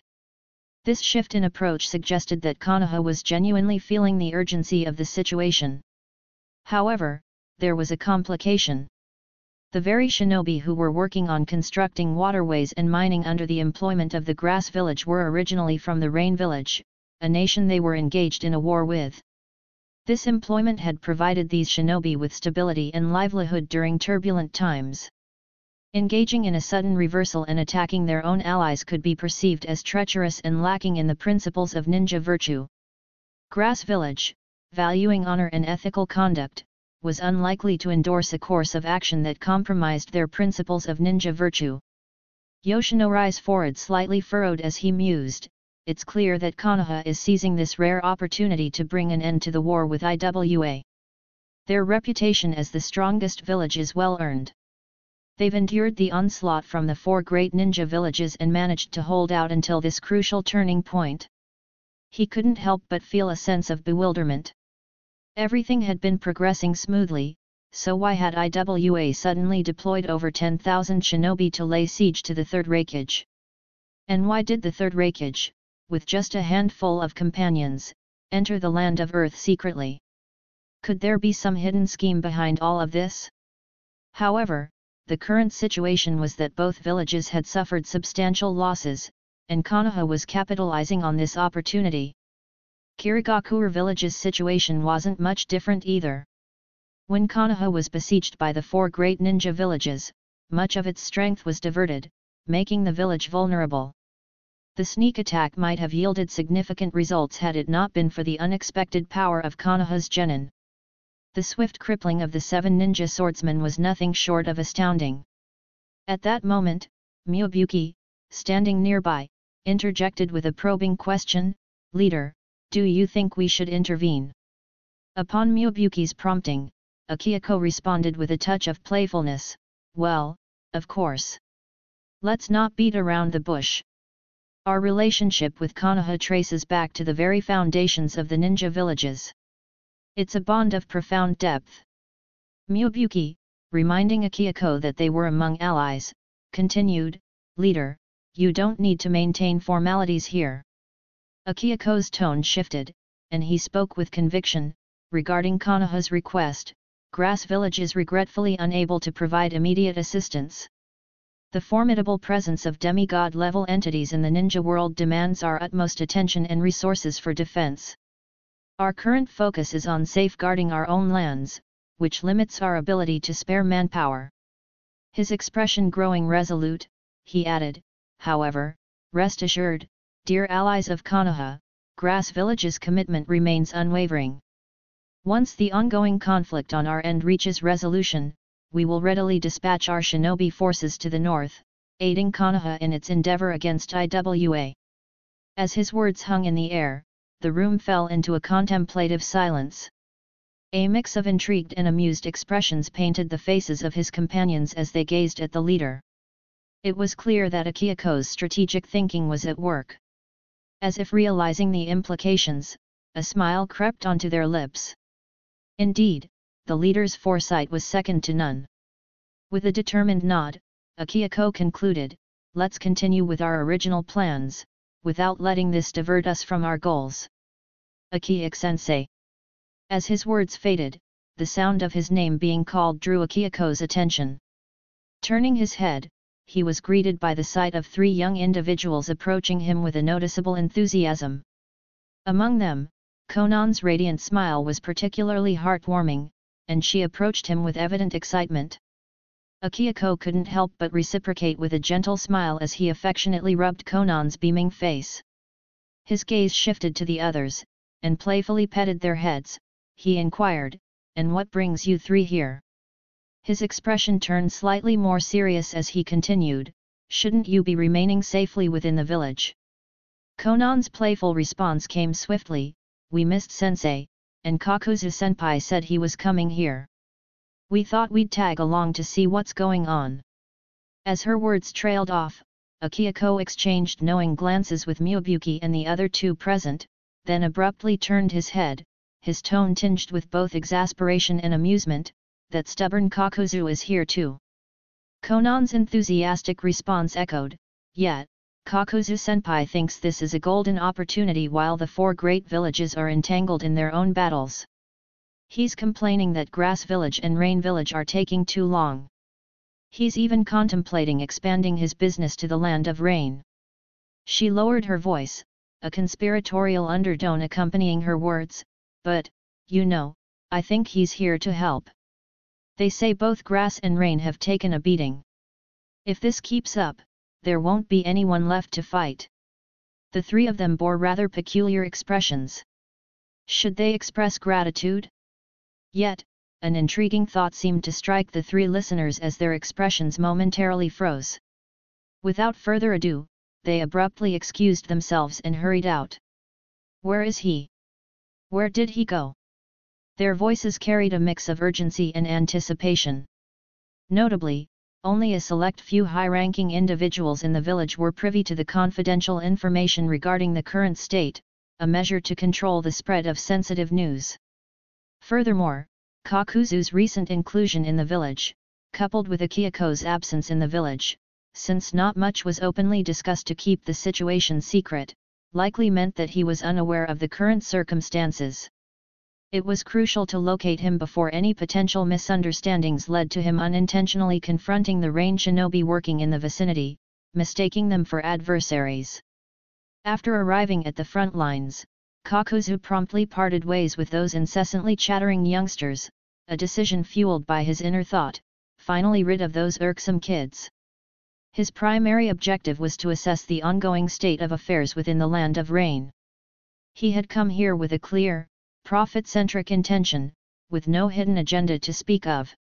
The potential survival or demise of Grass Village held little significance to him. Whether it endured or crumbled had no bearing on his aspirations. In fact, it might even be more advantageous for his financial interests if it faced demise. Such a scenario could provide a convenient window for him to seize the amassed wealth and then vanish into the shadows. However, he held a sliver of concern for Miyabuki. That man owed Kakuzu an astounding sum, reaching into the millions. If Miyabuki were to meet an untimely demise, who would Kakuzu turn to for the settlement? However, those three youngsters had proven to be an incessant nuisance during the journey. Being well aware of his extensive travels across the ninja world, they bombarded him with endless questions about various ninja-related matters. Their ceaseless chatter grated on his nerves, serving as a constant annoyance. What added to his vexation was the fact that they expected him to share his experiences and insights without offering any form of compensation. The audacity of wanting him to recount stories without payment was utterly absurd in Kakuzu's view. He couldn't help but sneer at their unrealistic expectations.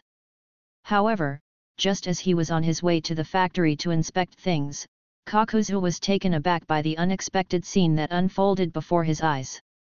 Why were so many individuals gathered here? Weren't they meant to be engaged in battle? However, the number of people alone wasn't necessarily a cause for concern for him, but what baffled him were the ninjas dressed in Grass Village's distinctive green attire, coupled with Rain Ninja Village headbands. Had Grass Ninja Village succumbed to defeat? Had Rain Ninja Village seized control of their base? Having lived through more than half a lifetime, clashing even with the god of the ninja world, Kakuzu prided himself on having witnessed a wide range of occurrences. However, the current situation left him utterly bewildered. What on earth was happening? But, before Kakuzu could make sense of the bizarre scenario before him, he was jolted by a voice that rang out, cutting through the confusion. Rain Grass. Battle scheduled in 1 week. Seeking 300 Rain Ninjas, preferably wounded, explosive tags will be provided for free. Limited spots available, first come, first served. Stunned and rendered momentarily speechless, Kakuzu remained rooted to the spot. His face displayed an expression of silent incredulity as he gazed up at the individual who was loudly making this announcement. If only someone could provide some clarity to the old man about what was unfolding before his eyes. Chapter 98, ch. 96 I am not an orphan. I am grateful to Aaron Mendoza for becoming a patron on my Patreon. Thank you for your support as they enable me to continue creating and providing valuable content. The entire scenario felt exceptionally awkward. At this moment, Kakuzu maintained his expressionless demeanor as he gazed at the grass ninja village leader before him, as well as Yoshinori and Miyabuki. The three from Grass Ninja Village returned his gaze with a mixture of curiosity and intrigue. Interestingly, this was the first meeting between Kakuzu and Akihiko. When Akihiko had arrived in the Land of Rain, Kakuzu had just become a part of Grass Ninja Village. Subsequently, Kakuzu assumed the role of Chief Financial Officer, sharing responsibilities with Kana and overseeing the financial matters of the Land of Grass. Kakuzu couldn't help but feel surprised by the extent of trust placed in him. He hadn't anticipated such a level of authority, particularly considering his position as a newcomer. Though it hadn't been openly addressed, there was an undeniable sense of acceptance extended to him. Reflecting on the recent peculiar scene he had witnessed, Kakuzu's face twitched with incredulity. He had considered Grass Village's strategic misinformation tactics during the First Great Ninja War to be remarkably audacious. Yet, the spectacle he had just observed surpassed even that. Never in his wildest imagination had he contemplated that Grass Ninja Village harbored such audacious schemes. The concept of fake war was already a remarkable stretch, but the true shock lay in their declaration of war against Rain Village while concurrently hiring Rain ninjas to battle against their own comrades from Rain Village. It was an absurd paradox that left Kakuzu flabbergasted. Having traversed through more than half a lifetime, having experienced the tumultuous Warring States era, and even having crossed paths with the god of the ninja world, Kakuzu found himself genuinely dumbfounded for the first time. Today, he had truly encountered enlightenment of an unparalleled kind. The sheer audacity of this operation surpassed any boundaries of reason. Ha ha ha, given its gravity, we've kept this rather discreet, and only a select few within the village are aware. Akihiko regarded Kakuzu, whose expressions shifted intermittently, with a complex gaze. His laughter resonated as he extended his arms in a welcoming gesture. You're welcome to join us, Kakuzu. Humph. I haven't affiliated myself with Grass Village, Kakuzu snorted icily, casting a cool glance at Akihiko, his voice carrying an air of detachment. I've merely accepted your employment. I understand, I understand. It's all the same. Akihiko responded nonchalantly, waving his hand in a dismissive manner to convey his point. Akihiko's words were barely out when Kakuzu's silence enveloped the space again. Swiftly rising to his feet, he made his way toward the exit. Without a backward glance, he spoke, his voice carrying a composed assurance, these matters don't pique my interest. As long as they don't interfere with my profit-making ventures. His pace halted briefly mid-stride, his back turned to Akihiko, as he calmly continued, however, if I don't profit from this endeavor, don't be surprised if I resort to impoliteness. With that proclamation, Kakuzu proceeded, his footsteps leading him out. His demeanor communicated his indifference to anything unrelated to monetary gains. Observing Kakuzu's departing figure, Akihiko shook his head, a smile tugging at his lips, and murmured, he traveled all this way for. After the meeting concluded, Kakuzu found himself outside the conference room, his eyes blinking in contemplation. He took in a deep breath, his thoughts wandering as he softly murmured to himself, Grass Ninja Village. His reflection was interrupted by the cacophony of sounds that surrounded him. Turning his gaze toward the source, he once again felt a slight twitch in his facial expression. The scene before him felt really weird. No matter how many times he witnessed it, the sight before him stirred an inexplicable feeling within him. Shaking his head in a somewhat helpless manner, he glanced at the trio of youngsters a short distance away. A blend of emotions flickered across his face as he paused briefly. Without a need for words, he set his course toward the factory, a resolute determination in his stride. He hadn't lost sight of his primary purpose in coming here, which was to make money. Yet, within this unwavering focus, an unexpected encounter veered into his path. A figure donning a gas mask crossed his trajectory, prompting both individuals to momentarily halt. Their gazes connected, a silent exchange passing between them before they continued on their separate routes. Hanzo-sama? Aso inquired with a hint of doubt, observing the strange reaction that played across Hanzo's features when he encountered the unknown figure. While intrigued, Aso remained unaware of the significance behind the exchange. "It's nothing," Hanzo responded, snapping back to reality. He shook his head, his tone composed as he added, "Let's continue." With his statement made, Hanzo resumed his stride. Yet, after taking a few steps, he paused again, his attention drawn to Kakuzu's departing form. He lapsed into a momentary silence, his contemplation deep. "Grass Ninja Village is truly intriguing," he murmured softly, his words carrying a sense of fascination as he detected Kakuzu's chakra fading away. Aso blinked, his gaze shifting between their leader and the retreating figure of Kakuzu.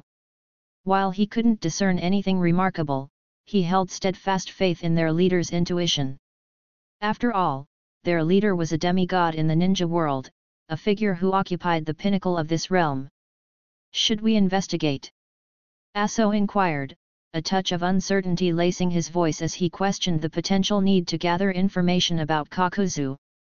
Hanzo's response was succinct, "Let it go." He then continued to walk forward with an expression devoid of emotion. Aso followed in his wake, musing on the leader's actions.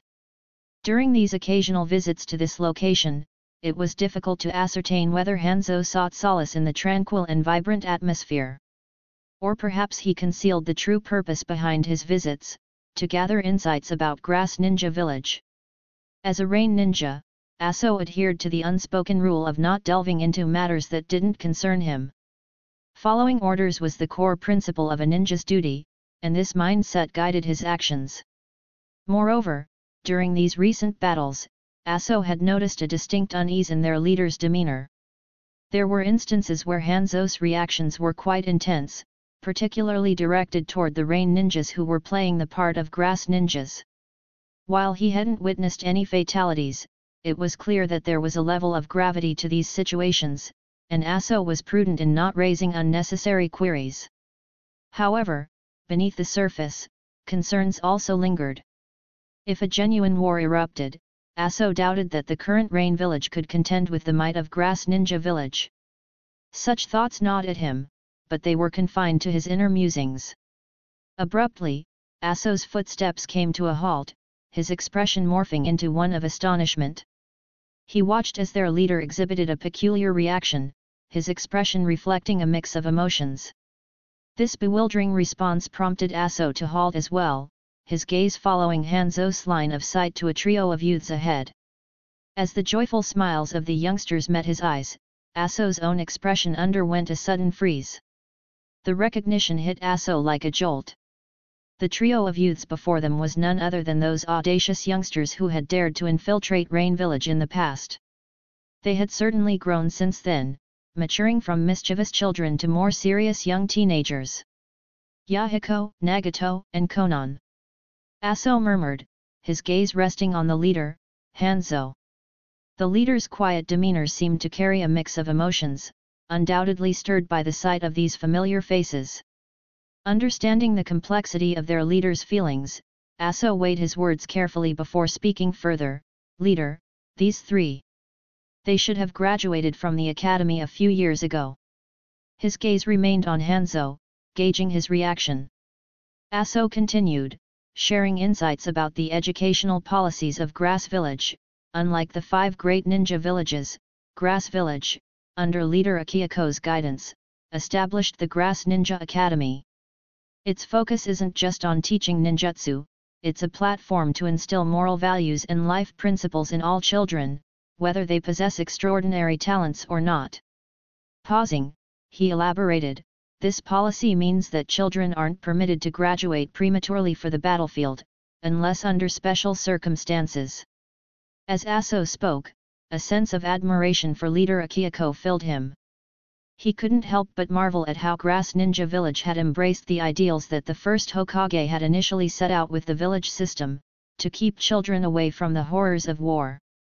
Contrary to the 5 great ninja villages that still struggled with this concept, Grass Ninja Village had ardently pursued it.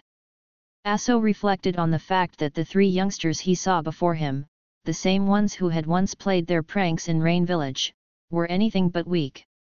In most other ninja villages, they would have likely been sent on missions or thrust onto the battlefield by now. Their leader's movements drew Aso's attention, prompting him to follow along without hesitation. As they neared the trio of young adults, Aso noticed a slight change in their expressions. The 3 seemed to be caught off guard, their faces showing traces of surprise and a hint of awkwardness. Their reaction was akin to children who had been caught red-handed doing something mischievous. "Why is he here too?" The trio exchanged puzzled glances as their eyes settled on Hanzo. Despite the absence of actual combat between the 2 villages, Hanzo still held the position of leadership within Rain Village. The unexpected encounter stirred a mixture of emotions within them. As they made their attempt to leave, Hanzo unexpectedly intercepted their path. Yahiko, feeling somewhat helpless, offered a cheerful chuckle and greeted, "Long time no see, Hanzo-sama." "Long time no see?" "Humph." Hanzo's response was more curt, his demeanor tinged with complexity as he looked at the now exceptional young ninjas before him. He reflected on how they had transformed from orphans of Rain Village into the individuals they are today, and the change left him with mixed feelings. For reasons even he wasn't entirely certain of, Hanzo had halted their departure. Unless Rain Village formally declared an all-out war on Grass Ninja Village, there was little justification for him to take action against them. He sighed inwardly, blinking in contemplation as he spoke with a measured tone, "I never imagined that the troublemakers who once stirred chaos in the Land of Rain and infiltrated Rain Village with disruptive intentions would be revealed as orphans hailing from our very own land." Yet, his sentence was abruptly cut short by Nagato, standing beside Yahiko, who raised his hand in an expressionless manner and asserted with a tone of seriousness, "I'm not an orphan." His unexpected remark left everyone momentarily stunned. Their gazes shifted to Nagato, a mixture of amusement and incredulity on their faces. In the midst of complex discussions, Nagato's interjection seemed to disrupt the flow, and their baffled expressions seemed to collectively question, "Is that really the point to focus on right now?" Chapter 99, ch. 97 Konoha's Letter. In October, the climate in the Land of Rain is gradually cooling down. Unlike snowy regions, the Land of Rain experiences consistent rainfall throughout the year. Nevertheless, the winter season brings a further drop in temperatures. During this period, the situation in the Land of Rain becomes truly dire. The inhabitants, common people of the land, face not only persistent hunger but also the harsh cold, compounded by the ceaseless rain. The trifecta of dampness, cold, and hunger creates conditions akin to a terrible war for ordinary citizens. "Hanzo-sama, should we consider raising the temperature slightly?" Aso's question snapped Hanzo out of his contemplation. His attention shifted towards a small device emitting a faint light nearby. Engraved on the device was the emblem of the village hidden in the grass. There was no doubt, this was a creation of the Grass Village, a remarkable machine. Operating on chakra rather than conventional fuels like coal or firewood, it could generate heat in cold environments, providing warmth to both spaces and bodies. Furthermore, the device offers 3 settings, allowing users to customize the temperature to their preference, showcasing its user-friendly nature. It was rumored to be a novel invention originating within the Land of Grass, not yet available for purchase. The present was a gift from the leader of the Grass Village. Though its internal mechanisms remained a mystery, the incorporation of chakra undeniably indicated the presence of a miniature fire release ninjutsu within it. How it managed to contain and utilize ninjutsu and ninja tools puzzled even Hanzo. It vaguely reminded him of certain lost techniques from the village hidden in the sky, a village that met its demise during the Second Great Ninja War. Hanzo nodded in approval at Aso's words, emitting a thoughtful hum. However, he didn't dwell on it further. Instead, he turned his attention back, his expression still marked by a furrowed brow, as if immersed in profound contemplation. Meanwhile, having caught Hanzo's affirmative response, Aso swiftly activated the heating device. A wave of warmth enveloped him, prompting a sigh of amazement to escape his lips. Muttering to himself, he acknowledged, "This thing is remarkably well suited for the winter." After his comment, Aso shifted his gaze towards Hanzo, who remained deep in thought. Aso couldn't help but sigh inwardly. Ever since the encounter with the three disciples of the grass village leader, Hanzo-sama seemed to prefer solitary contemplation, becoming notably more reticent. It was a reminder that even the demigod of the ninja realm was not impervious to the passage of time. Thinking back to those three youngsters, Aso couldn't help but shake his head in a mixture of frustration and amusement. Their lack of respect for their elders was evident, as they had even displayed a degree of disregard for Hanzo-sama. The red-haired youth was particularly audacious. Although Hanzo-sama's assumption about his orphan status might have been a misunderstanding, interrupting Hanzo-sama's speech was a bold move. Aso couldn't help but wonder why the youth couldn't have waited until Hanzo-sama had finished speaking.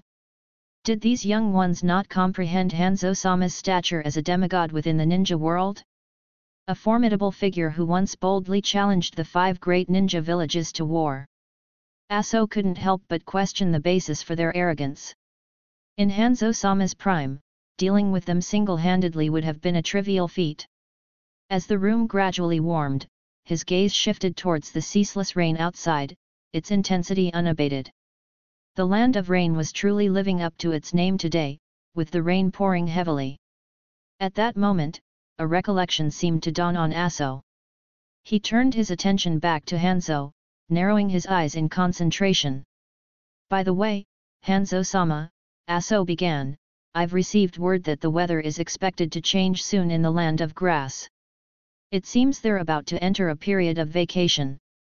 Although work won't come to a complete halt, many workers are preparing to return to the land of grass temporarily. Therefore, Leader Akihiko wanted me to convey that there will be a winter truce, which means no more battles." At these words, Hanzo refocused, a furrow forming on his brow. He acknowledged with a somewhat detached demeanor, "Understood." The concept of fighting between them seemed almost laughable.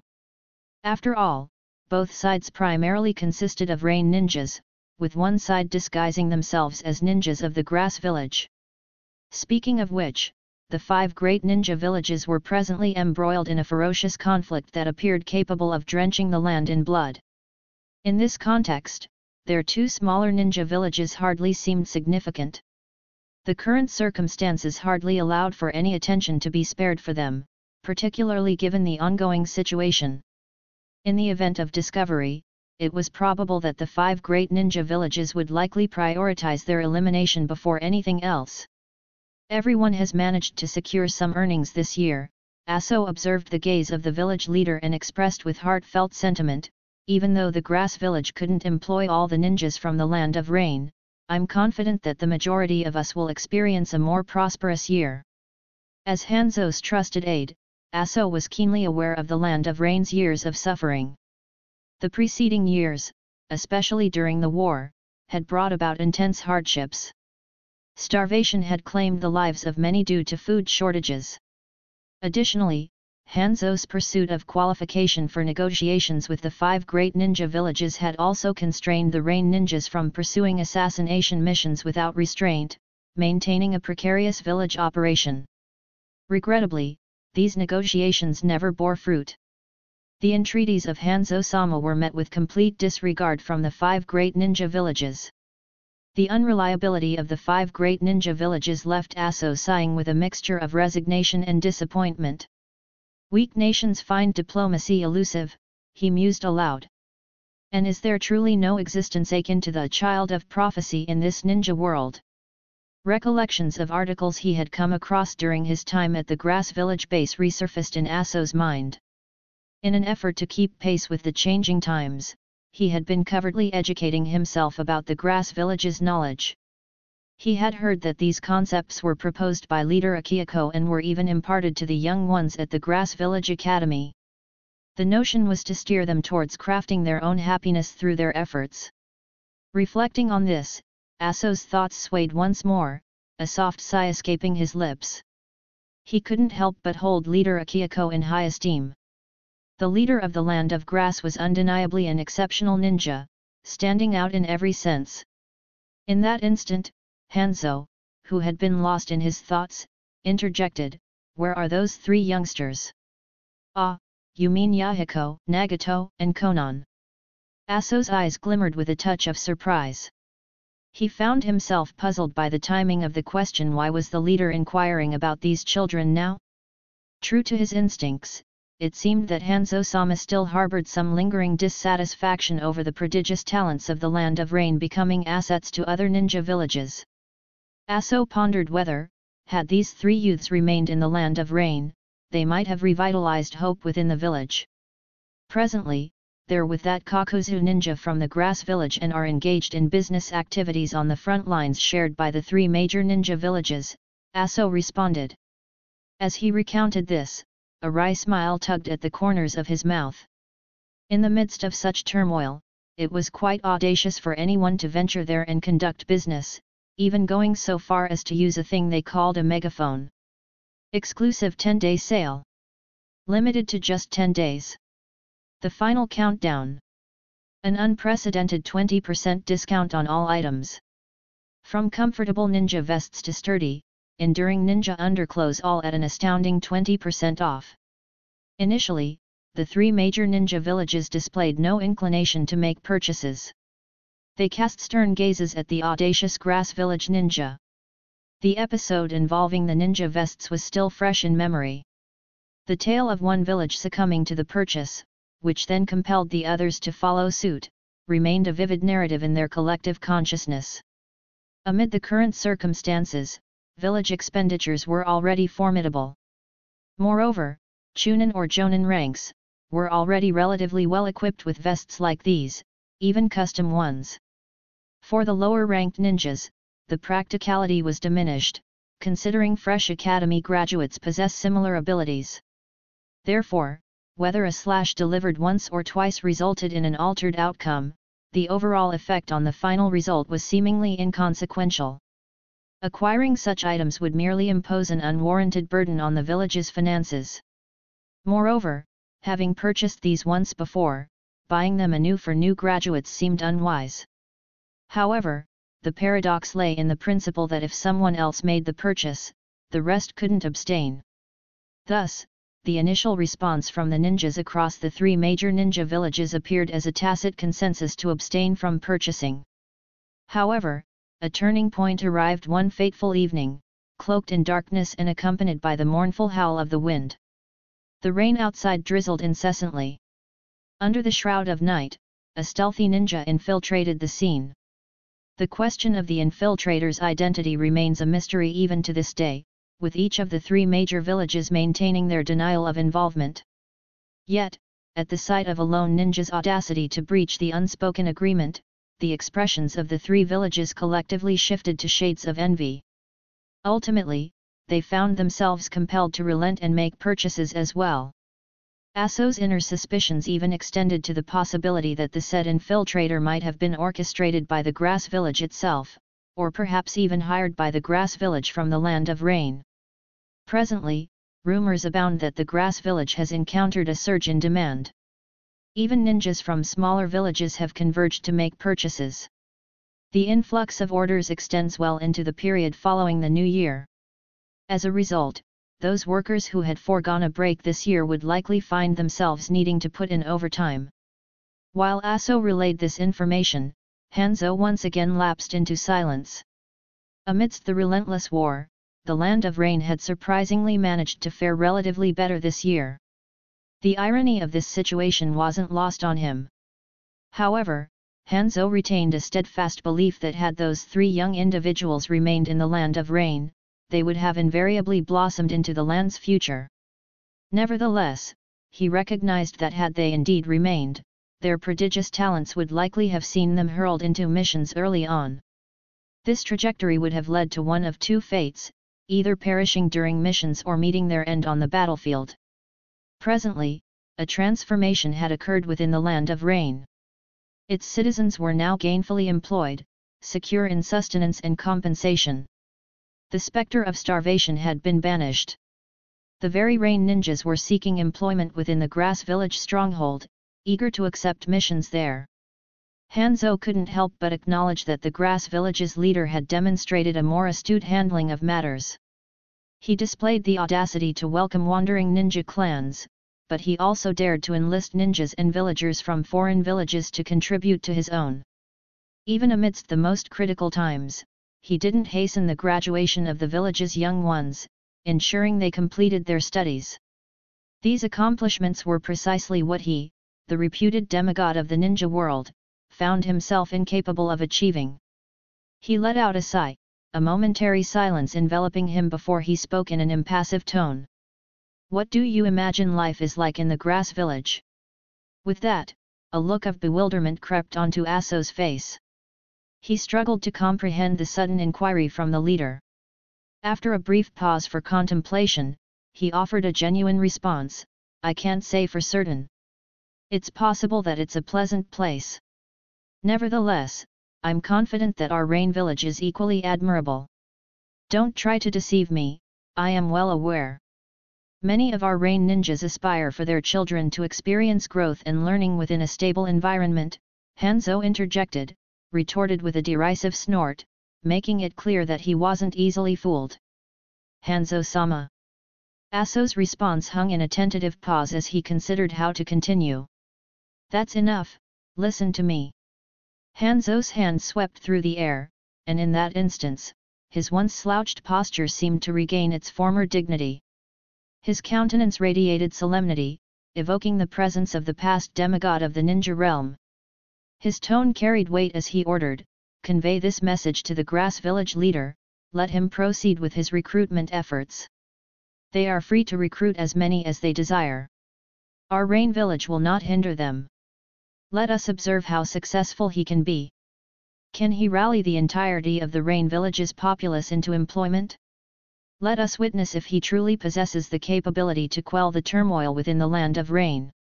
It's time to see his true capabilities. As he concluded, Aso's face transformed into one of sheer astonishment. Hanzo-sama, if such a scenario unfolds, the land of rain. Silence, simply follow my order. Hanzo's reprimanding tone sliced through the air, abruptly halting Aso's retort. Yes. The commanding tone from the leader triggered a reddening of Aso's eyes. Gazing upon the figure before him, it was as if he was beholding the very demigod of the ninja realm who had once led the Rain Village in a declaration of war against the 5 great ninja villages. With resounding resolve, Aso exclaimed, Hanzo-sama, I will stand by your side. However, no sooner had he uttered those words than an urgent interruption seized the room. A rain ninja burst in, executing a respectful bow before relaying, Hanzo-sama, a confidential letter from Konoha has arrived. Chapter 100, ch. 98 Uchiha Obito. Phew, the cold is really settling in. It's getting colder by the day, and still no sign of snow? Is Rain Village under some kind of winter curse? Akihiko let out a yawn while absent-mindedly scratching his head. He continued to peruse the intelligence report detailing the events in the broader ninja world. Despite Miyabuki's eccentricities, his knack for gathering intelligence remained commendable, consistently providing up-to-date information from across the ninja world. In the aftermath of the significant blows dealt to IWA and Kumo, Konoha had capitalized on the opportunity to launch an offensive against IWA. Evidently, they aimed to advance their front lines during this window, diverting the focus of the war away from the borders of the Land of Fire. However, IWA clung onto their positions tenaciously, with Kitsuki at the helm, directing the IWA shinobi to guard the Konobe Bridge while steadily pushing the front lines forward. Following the Third Reikage's ultimate sacrifice, Kumo refrained from being consumed by mourning. The Third Reikage's son swiftly ascended to the position of the Fourth Reikage. Displaying a ninjutsu prowess no less formidable than his predecessors, he expediently stabilized the situation and launched simultaneous attacks on IWA while continuing to engage in battle with Konoha. Meanwhile, the fate of Kusagakure hung in uncertainty. Swordsman of the Mist's ranks to merely 3, intelligence regarding these survivors vanished from the battleground. Their fate, even their survival, remained shrouded in uncertainty. Nonetheless, Kiri endured the hardship, upholding a stance of resolute perseverance. Thus, the overall situation continued to be in a state of chaos. Nevertheless, as the Third Great Ninja War continued to rage on over the course of multiple years, coupled with the unforeseen disruptions involving IWA, Kumo, and Kiri, a collective understanding emerged that the war had reached a pivotal juncture. It seemed plausible that the conclusion of this prolonged ninja war was drawing near. Meanwhile, Grass Village, their business continued. Recent sales of ninja inner armor have garnered exceptional success. Even Kazuki found himself donning a smile, a possible testament to these lucrative developments. Consequently, he promptly sanctioned the funds requested by Uzumaki Yoshinori. Speaking of Yoshinori, he had already departed for the Grass Village to oversee matters. After all, the battleground centered on the Kanabi Bridge remained of paramount importance. Despite the Land of Rain's weather descending into chilly temperatures, the production within the factory exhibited no signs of slowing. The Rain villagers nurtured an innate yearning for busyness, recognizing it as a source of sustenance. It granted them the means to satisfy their hunger. Preparations for the upcoming year within the village must commence. Akihako's demeanor shifted, adopting a solemn tone as he addressed the grass ninja beside him. The year's end approaches rapidly. Even for those who remain behind, it's essential to allocate time for rest. While the Land of Rain persisted as a crucial battlefield, its soil was entrenched in the intensity of battles fueled by the three major ninja villages. However, the presence of Akihiko himself seemed to cast an aura of tranquility over this stronghold. Consequently, many individuals hesitated to leave, reluctant to distance themselves from this relatively serene atmosphere. Furthermore, relay the message to our village to bolster its security protocols as the year draws to a close, minimizing any potential mishaps, Akihiko continued, emphasizing the necessity of reminding the village. Certainly, leader. The grass ninja responded with a sincere nod, brief hesitation preceding a subsequent inquiry, and concerning the Rain village. Keep a watchful eye on them and discourage any impulsive actions, Akihiko contemplated for a moment, shaking his head slightly as he added, actually, never mind. I've already had a conversation with them. We won't engage in conflict for now. Understood, the grass ninja responded, discerning the implication that they needn't maintain an overly vigilant stance toward the Rain village. You're dismissed, Akihiko instructed, and as the grass ninja exited, he stretched leisurely. He was preparing to take a break when Miyabuki barged in, his expression marked by anxiety. Leader. Akihiko's brow furrowed faintly, a sense of comprehension dawning upon him. He met Miyabuki's gaze and intimated, it appears you bear significant intelligence. It seems you bear significant information. Go ahead, share it. Miyabuki's tone turned serious as he conveyed, the Kanabi Bridge has been detonated. Akihiko was taken aback, his expression reflecting the profound implications of this news. As a transmigrator, he understood the significance of this information more than anyone else. Amidst the devastating blows endured by IWA and Kumo, Konoha seized the opportune moment to launch an offensive against IWA. Nonetheless, existing as a pivotal battleground with a strategic advantage, IWA exhibited an unyielding spirit. Despite the substantial losses incurred on the Kumo front, IWA refused to concede defeat readily, and under the skilled command of Kitsuki, the IWA shinobi tenaciously clung to Konoha's main forces. They almost managed to press Konoha's troops into a precarious situation, even approaching the threshold of a direct assault into the Land of Fire. However, it was at this critical juncture that Konoha deployed a specialized team for rescue, the Minato Namikaze Squad, led by none other than Minato Namikaze himself, a formidable shinobi with proficiency in space-time ninjutsu. His arrival instantly drew the attention of Iwagakure and shifted the course of the conflict. Even amidst these dire circumstances, Minato's mastery of space-time ninjutsu allowed him to turn the tide of battle. With strategic precision, he led his team in a surprise offensive against Iwagakure, culminating in the detonation of the Kanabi Bridge. This strategic move effectively severed Iwa's supply lines. As news of this incident spread, reverberations coursed through the entire expanse of the ninja world. The complexion of the war underwent a dramatic transformation. What had initially favored Iwagakure and disadvantaged Konoha had now reversed. A collective realization dawned on everyone. Iwa stood at the brink of a potential, genuine defeat this time. Following the recent incident where a Konoha genin almost single-handedly decimated the formidable 7 ninja swordsmen of Kiri, the reverberations of this event echoed across the ninja world, eliciting a unanimous sentiment: indeed, Konoha is truly deserving of its reputation as the strongest ninja village. Indeed, it was a village abounding in prodigies. Not only did it boast a formidable ninja adept in space-time ninjutsu, but it also showcased 3 recently graduated individuals whose impact on the ongoing battle was already palpable. Even when confronted with the Iwa's relentless siege, they managed to successfully able to detonate of the Kanabi Bridge with their collective efforts. This battlefield also bore witness to the emergence of 2 youthful heroes from Konoha's ranks. Despite their delicate figures, they were able to secure victory for their village through their unwavering determination.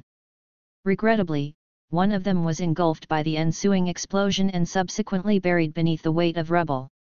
However, unbeknownst to them, at that very moment, a different scenario was unfolding. In the obscure depths of an underground cavern beneath the land of grass, a young man bearing an entirely white half of his body, almost unnaturally white color, and a conspicuous absence of an arm gradually roused from slumber. His awakening was accompanied by a tone of discontent, his muttered words muffled by his sleepy state: "Why all this commotion? Can't a person get some rest?" Suddenly, the youth stopped speaking, and he suddenly stiffened, looking bewildered as he scanned his dim surroundings. Then he turned his attention inward, examining the oddity of his own appearance. He noticed the softness of his skin, particularly the white half of his body. His eyes suddenly widened, as if he had remembered something important. I'm still alive? Could it be that sensei came in the nick of time? Ha ha ha, this hero Obito certainly isn't one to succumb to death easily. Kakashi, Rin. Where are you both? Where is this place? And what is that echoing sound? His words hung in the air momentarily before. Why are you causing such a ruckus? A resonant, aged voice pierced the air, compelling Obito to freeze anew. In a swift response, he turned his head, his gaze falling upon an elderly figure seated upon an expansive stone stool.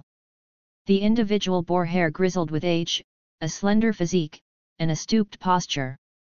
Oddly, beneath the man's feet lay a floor strewn with fragments of paper and sticks, reminiscent of the aftermath of consuming dango. Yet, a disconcerting aura emanated from the scene. Confusion swirled within Obito. Where is he? And who is this weird old man? As Obito's focus reeled back to the present, he experienced a moment of hesitation. Summoning his courage, he addressed the elderly figure, Grandpa, you. However, his sentence remained unfinished. Silence. The old man's gaze lifted, disinterest etching his features as he cast a fleeting glance in Obito's direction before promptly dismissing him. He closed his eyes once more, although his brows knit ever so slightly. His tone remained composed as he uttered, "We're in the midst of a lecture." Obito's expression twisted into one of perplexity. A lecture? What kind of lecture was this? Brows furrowed, he blinked, a subtle realization washing over him. Lifting his head, he directed his gaze skyward, detecting faint yet distinct sounds permeating the air. What on earth is happening here? Before Obito could understand what was happening, the elderly man beside him interjected once again, "Kid, quiet down and listen to the lecture silently, don't cause any disturbances." Then he addressed another presence, "And you idiot, hand him that pen and ensure he's equipped with his textbook. Also, make sure that he attends the lecture with due diligence." As the old man's words concluded, Obito's expression remained marked by bewilderment. What lecture was this old man referring to? Could this old man possibly be a teacher of sorts?